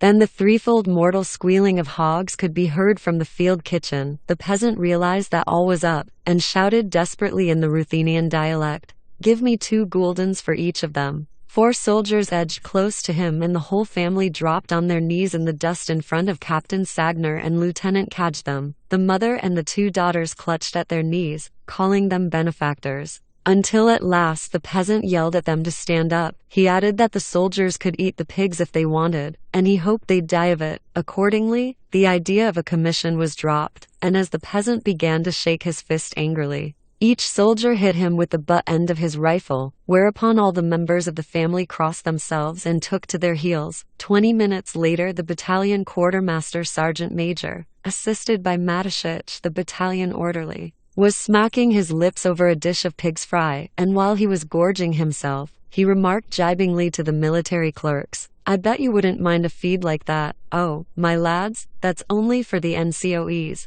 the livers and lights for the cooks, brains and breast for the quartermaster sergeant major, and double rations for the clerks from what the rank and file ought to get." Captain Sagner had already issued instructions as regards the officers' mess: roast pork with savory sauce, pick out the best meat and see it isn't too fat. And so it came about that when the rank and file received their rations in the Lubka Pass, each man discovered 2 tiny morsels of meat in his soup, and those who had been born under an unluckier star discovered only a piece of skin. On the other hand, the clerks' mouths shone greasily and the stretcher bearers puffed with fullness, while all around this divine plenty could be seen the unremoved traces of recent fighting. The whole place was littered with cartridge cases, empty tins, shreds of Russian, Austrian, and German uniforms, parts of broken vehicles, long, blood-stained strips of gauze and cotton wool which had been used for bandages. A shell which had not burst had hit an old pine tree near the former railway station, of which only a heap of ruins remained. Fragments of shells were scattered everywhere, and it was evident that corpses of soldiers had been buried in the immediate vicinity, because there was a terrible stench of putrefaction, and on all sides lay lumps of human excrement emanating from all the nations of Austria, Germany, and Russia. A half-smashed cistern, the wooden hut of a railway watchman, and in fact, everything which had any walls, was riddled like a sieve with rifle bullets. This spectacle of military delights was rendered even more complete by clouds of smoke which were rising from behind a hill nearby, as if a whole village were burning there. This was where they were burning the cholera and dysentery huts. To the great joy of those gentlemen who were concerned with the establishment of a hospital under the patronage of Archduchess Marie, and who had filled their pockets by presenting accounts for non-existent cholera and dysentery huts. Now one row of huts was being removed for all the rest, and amid the stench of burning palaces the whole swindle of the Archduchess's patronage was rising heavenward. Behind the railway station on a rock the Germans had already hastened to set up a monument to the fallen Brandenburgers, with the inscription, "To the heroes of Lubka Pass," and a huge German eagle, carved in bronze.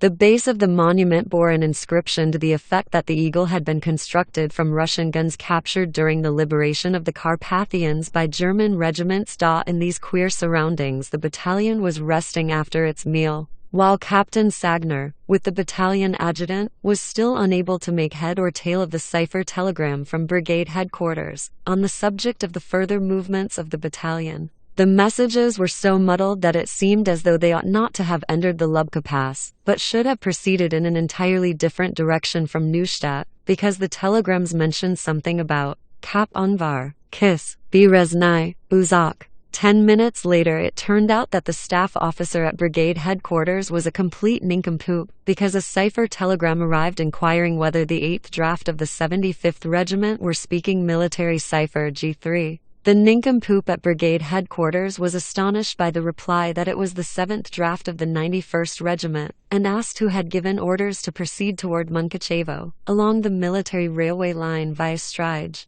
when the proper route was through the Lubka Pass via Sanic into Galicia. The nincompoop was staggered to learn that they were telegraphing from the Lubka Pass, and send a cipher message, route unchanged, via Lubka Pass to Sanic, where further instructions. When Captain Sagner returned to the staff carriage, a debate ensued on the muddle-headedness of the Austrian authorities, and hints were dropped that if it were not for the Germans, the Eastern Army group would be entirely at 6s and 7s. Lieutenant Dub thereupon proceeded to defend the Austrian muddle-headedness and came out with some twaddle to the effect that the region in which they had arrived was considerably devastated by the recent hostilities and it had therefore not yet been possible to restore the line to proper working order. All the officers looked at him pityingly, as much as to say, "It's not his fault that he's dotty." Finding that his views met with no contradiction, Lieutenant Dub went on jabbering about the magnificent impression which the battered landscape made upon him, for it bore testimony, he said, to the formidable character of our army's iron grip.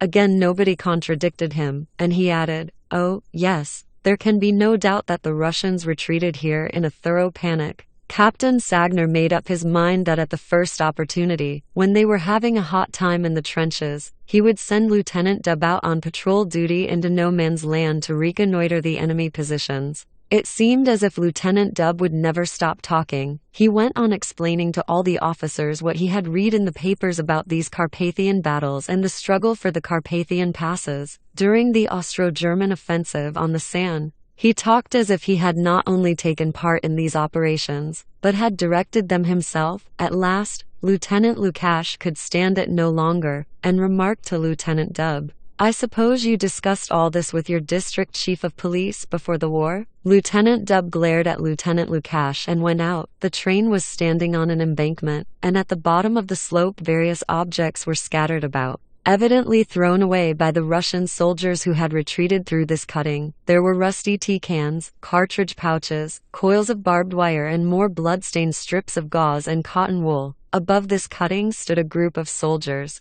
and Lieutenant Dub was not slow to perceive Schweik was among them, explaining something to the rest. Accordingly he went there. "What's the matter here?" inquired Lieutenant Dub sternly, coming to a standstill right in front of Schweik. "Beg to report, sir," replied Schweik on behalf of all. "We're having a look." "Having a look at what?" shouted Lieutenant Dub. "Beg to report, sir, we're having a look down below into the cutting." "And who gave you permission to do that?" "Beg to report, sir, we're carrying out the orders of Colonel Schlager, who was our CO at Bruck, when he said goodbye to us, when we were leaving for the battlefield, as he said in his farewell speech. He said we was to have a good look at the places where there'd been any fighting, so as we could see how the fighting was done, and find out anything that might be useful for us to know." And now we can see in that ditch all the things a soldier has to chuck away when he's doing a bunk. Beg to report, sir, it shows us what a mug's game it is for a soldier to cart all sorts of useless junk about with him.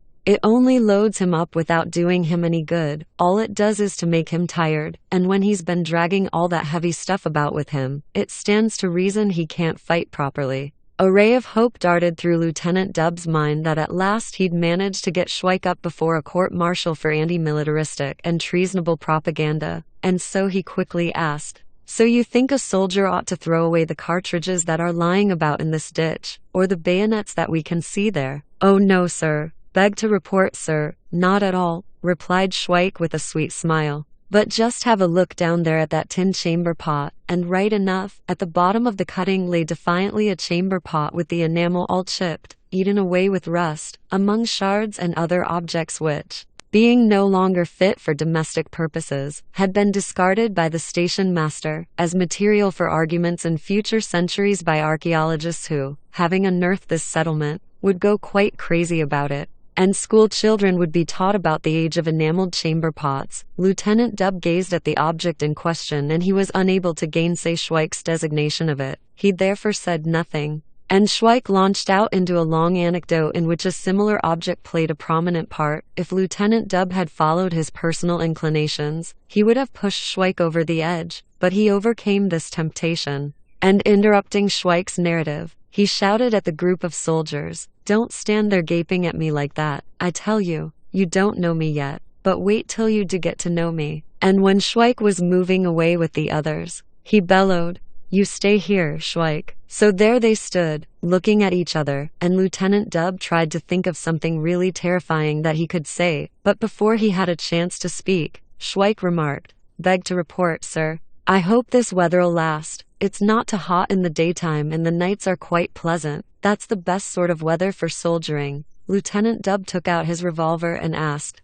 "Do you know what that is?" "Beg to report, sir, yes, sir. Lieutenant Lukash has got one just like that." "Then just you remember, my fine fellow," said Lieutenant Dubb in solemn and dignified tones, "that something extremely unpleasant will happen to you, if you keep carrying on this propaganda of yours." And he departed, repeating to himself, "Yes, that's the best way to put it to him, propaganda. That's the word I wanted, propaganda." Before Schweik got back into his truck, he walked up and down a little longer, muttering to himself, "Well, I'm blessed if I know what sort of a label ought to be shoved on him." But before he had finished his stroll, Schweik had devised a suitable designation for Lieutenant Dubb, "Bloody Old Bellyacre," after which discovery he returned to his truck. Half an hour later they continued their journey towards Sanic. When they got beyond Shana, they again began to see small military cemeteries in the valleys. Below Shana there was a stone crucifix with a headless Christ, the head having been shot away during the bombardment of the railway line. The train now began to move at express speed as it pounded along down the valley towards Sanic.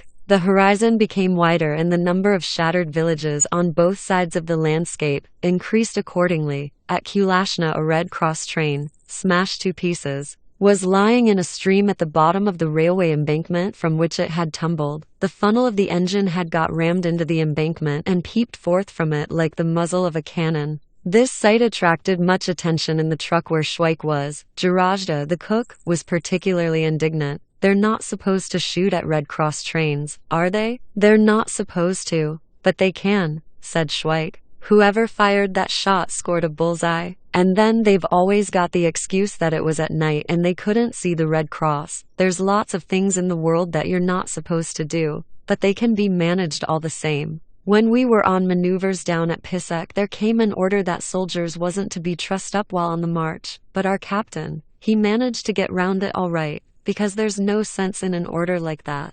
And it stands to reason that if a soldier's trussed up, he can't march. Well, our captain, the way he managed it was, when a soldier was trussed up, he just had him shoved in an army service lorry, and there you are. So you see there's lots of things you're not supposed to do, but you can do them all the same, as long as you set about it with a will, so to speak." "My friends," said the volunteer officer, who had been busily taking notes, "every cloud has a silver lining. This Red Cross train which has been blown up, half burned, and thrown over the embankment will enrich the glorious annals of our battalion by yet another heroic exploit of the future. I can imagine. Say somewhere about September 16th, which is the date I've got noted down, that a few simple, untutored soldiers, under the leadership of a corporal, from each company of our battalion, will volunteer to put out of action an enemy armored train which is firing upon us and preventing us from crossing the river. These gallant fellows will fulfill their purpose disguised as peasants. What's this I see? Exclaimed the volunteer officer, suddenly breaking off his narrative and staring at his notes. How on earth did our Quartermaster Sergeant Vanek manage to get into this little affair? Just listen, Sergeant, he continued, turning to Quartermaster Sergeant Vanek, to the nice things I say about you in the history of the battalion. I rather fancy I mentioned you before, but this is altogether on a better and bigger scale. And raising his voice, the volunteer officer read, Heroic death of Quartermaster Sergeant Vanek. Among those who volunteered for the daring exploit of putting the enemy armored train out of action was Quartermaster Sergeant Vanek, who, like the rest, was disguised in peasant attire. He was stunned by the explosion which ensued, and when he came to, he saw himself surrounded by the enemy, who immediately conveyed him to their divisional headquarters where, with death staring him in the face, he refused to give any information about the strength of our army. As he was in disguise, he was condemned to death as a spy. It had been originally intended to hang him, but in view of his rank, this was commuted to execution by shooting. The sentence was at once carried out by the wall of a cemetery, and the gallant Quartermaster Sergeant Vanek insisted that he should not be blindfolded. When asked whether he had any special wish, he replied, Send my last greeting to my battalion and tell them that I die fully persuaded that they will pass on from victory to victory. Also let Captain Sagner know that according to the latest brigade orders the daily ration of tin meat is increased to 2.5 pieces of meat per man. Thus died Quartermaster Sergeant Vanek, who by the last words he uttered caused at panic among the enemy, who had supposed that by preventing us from crossing the river, they would cut us off from our supply centers, reduce us rapidly to starvation, and thus cause demoralization in our ranks. The composure with which he looked death in the face is attested by the circumstance that before his execution he played nap with the enemy staff officers. Give my winnings to the Russian Red Cross, he said, with the barrels of the rifles right in front of him. This nobility of character moved to tears the military representatives who witnessed his execution. I hope you don't mind, Sergeant, continued the volunteer officer, the liberty I've taken with your winnings. I was wondering whether they oughtn't to be handed over to the Austrian Red Cross, but finally I decided that from a humanitarian point of view it didn't really matter, as long as they were given for a charitable purpose. Poor old Vanek, remarked Schweik. He might have left his cash to the Prague Municipal Soup Kitchen, but perhaps it's just as well he didn't, because the mayor might have spent it on liver sausage for himself. Yes, they all do their bit of scrounging, said Chudowski, the telephone operator, and there's more of it goes on in the Red Cross than anywhere else, affirmed with bitter emphasis Jarajda the cook. I knew a chap at Bruck who used to do the cooking for the messes there, and he said that the matron and the head nurses used to send home bags and bags of sherry and chocolate. That's the destiny of man. All of us pass through countless changes in the course of an endless life, and sooner or later, at definite periods of our activity, we all have to do our turn at scrounging. I've been through that particular period myself. Jarajda, cook and occultist, took a bottle of brandy from his haversack. Here we have, he said, opening the bottle, irrefutable proof of my assertion. I took it from the officers' mess before we left.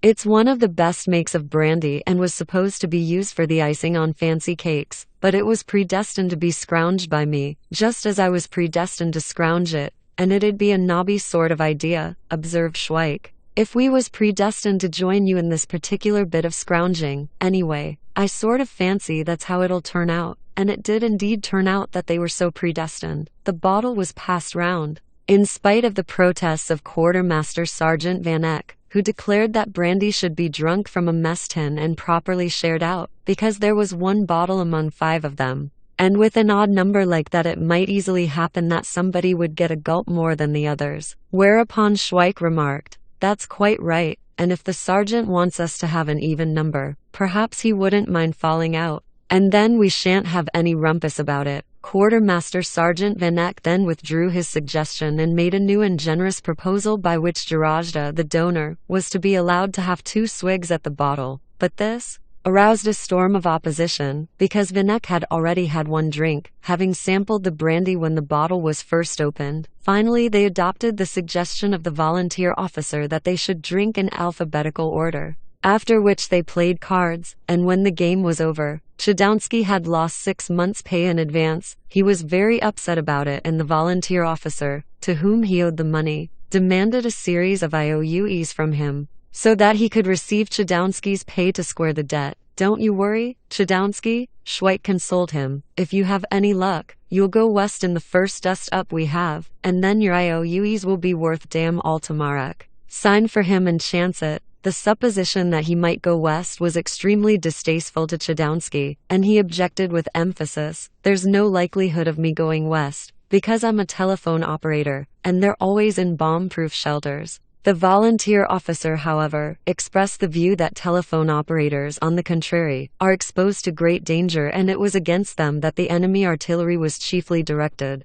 No telephone operator, he said, was safe in his bomb-proof shelter. Even if he was at a depth of 30 feet underground, the enemy artillery would spot him just the same. The telephone operators were being wiped out wholesale, and the best proof of it was that when they had left Bruck, the 28th course for telephone operators was just being started. Chudowski looked very down in the mouth, and seeing his woebegone expression, Schweik said to him affably, "You've been properly taken in," and the volunteer officer said, "Let's see what I've got you down for in my notes on the history of the battalion." "Ah, here we are." Chudowski, telephone operator, buried by a mine, telephoned from his living tomb to the staff, "I die congratulating my battalion on its victory." "You ought to be satisfied with that," said Schweik. "What more do you want? Do you remember that telephone operator on the Titanic who kept telephoning into the kitchen while the boat was sinking and asking them when lunch would be ready?" "Well, it's all the same to me," said the volunteer officer. "If you like, I'll make Chudowski say, as he breathes his last,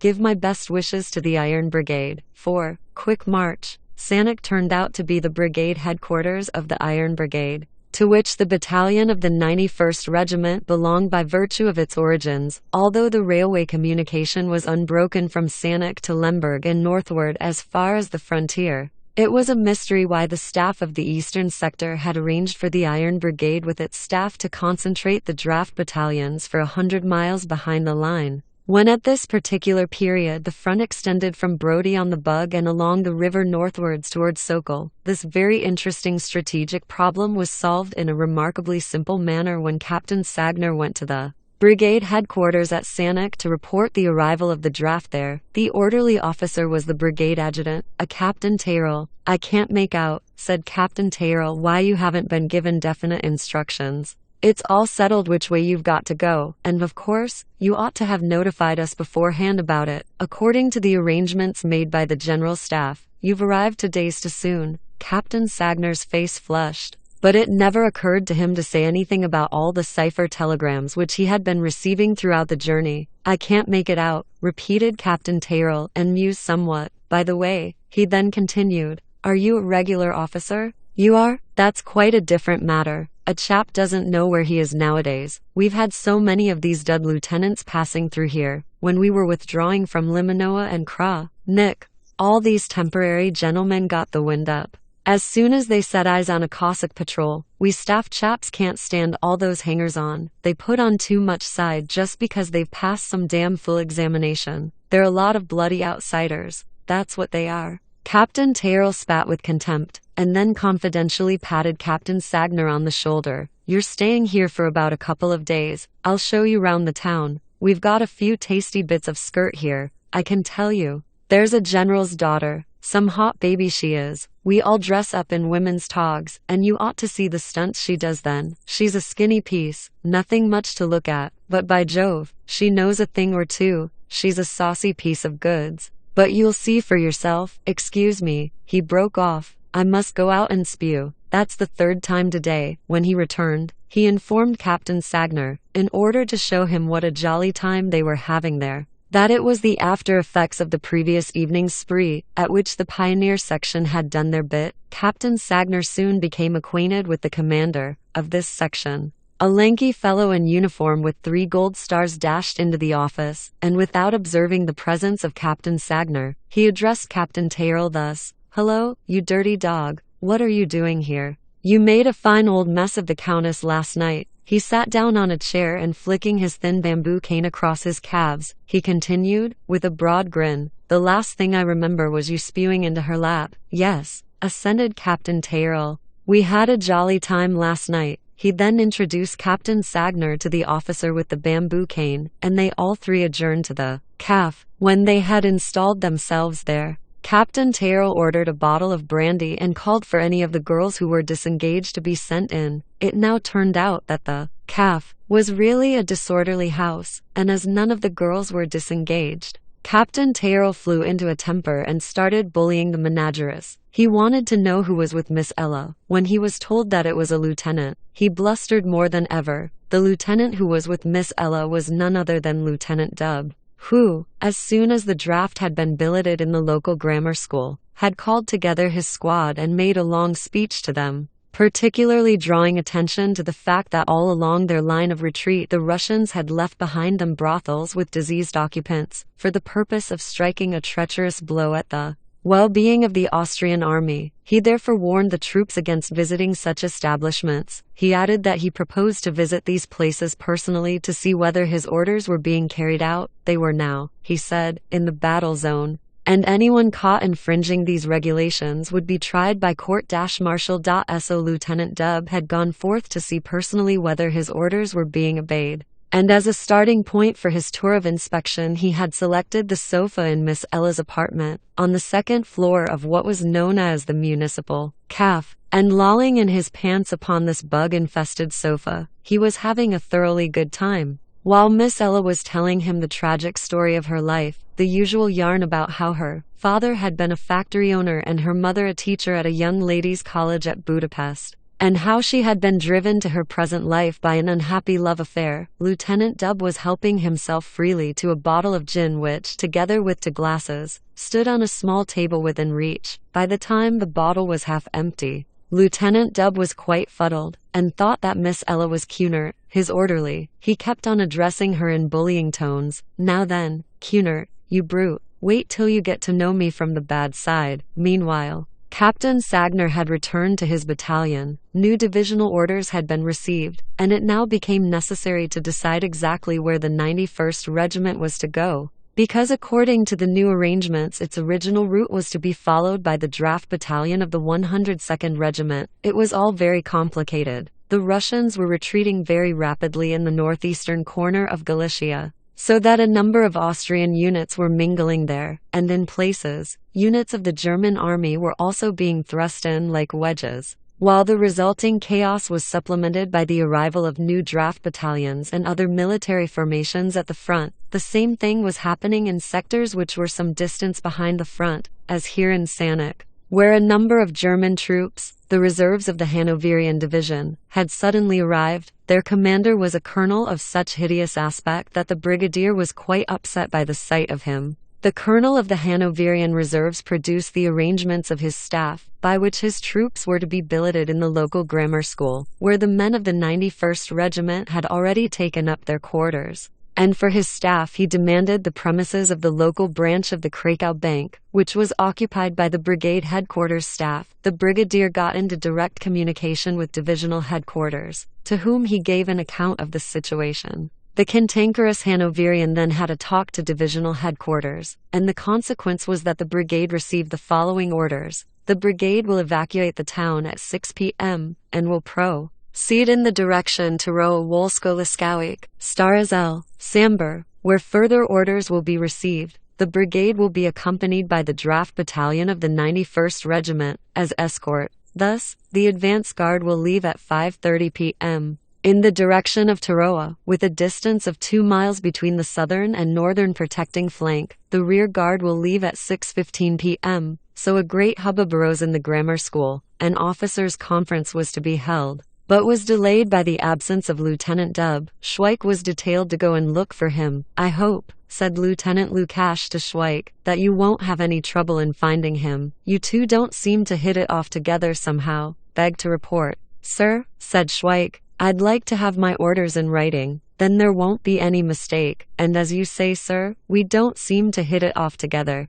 While Lieutenant Lukash was jotting down on a leaf torn from his notebook a few words to the effect that Lieutenant Dub was to proceed immediately to the grammar school for the conference, Schweik continued, "Yes, sir, you can safely leave it to me. Like you always can. I'll find him all right, because the troops have been told that brothels are out of bounds, and he's sure to be in one to make sure that none of the chaps in his company are anxious for a court-martial. Which is what he generally threatens them with. He told his company himself that he was going to search every blessed brothel in the town, and if he copped anyone, they'd get to know him from his bad side and they'd be sorry for it. And as a matter of fact, I know where he is. He's in that calf, just opposite, because all his company watched him, to see where he'd go first. The municipal calf, the establishment to which Schweik referred, was divided into two parts. Visitors who did not wish to pass through the calf itself could go round to the back of the premises, where an elderly lady who was basking in the sun would extend a polyglot invitation in German,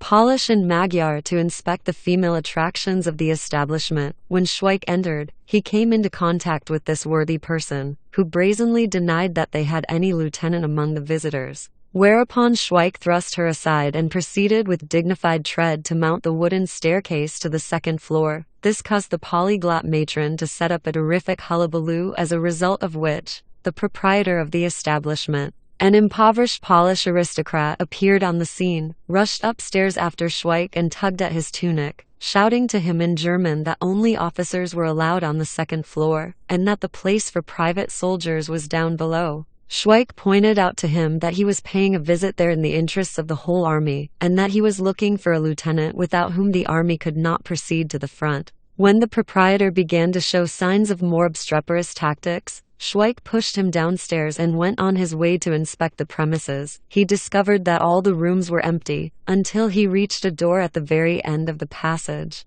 In reply to his knock, he heard, first of all, Miss Ella's voice raised in squeaky protest, followed by the gruff voice of Lieutenant Dub, who, perhaps imagining that he was still in his quarters in camp, spluttered, "Come in." Schweik went up to the sofa, and handing Lieutenant Dub the leaf torn from the notebook of Lieutenant Lukash, he said, with a sideway glance at the articles of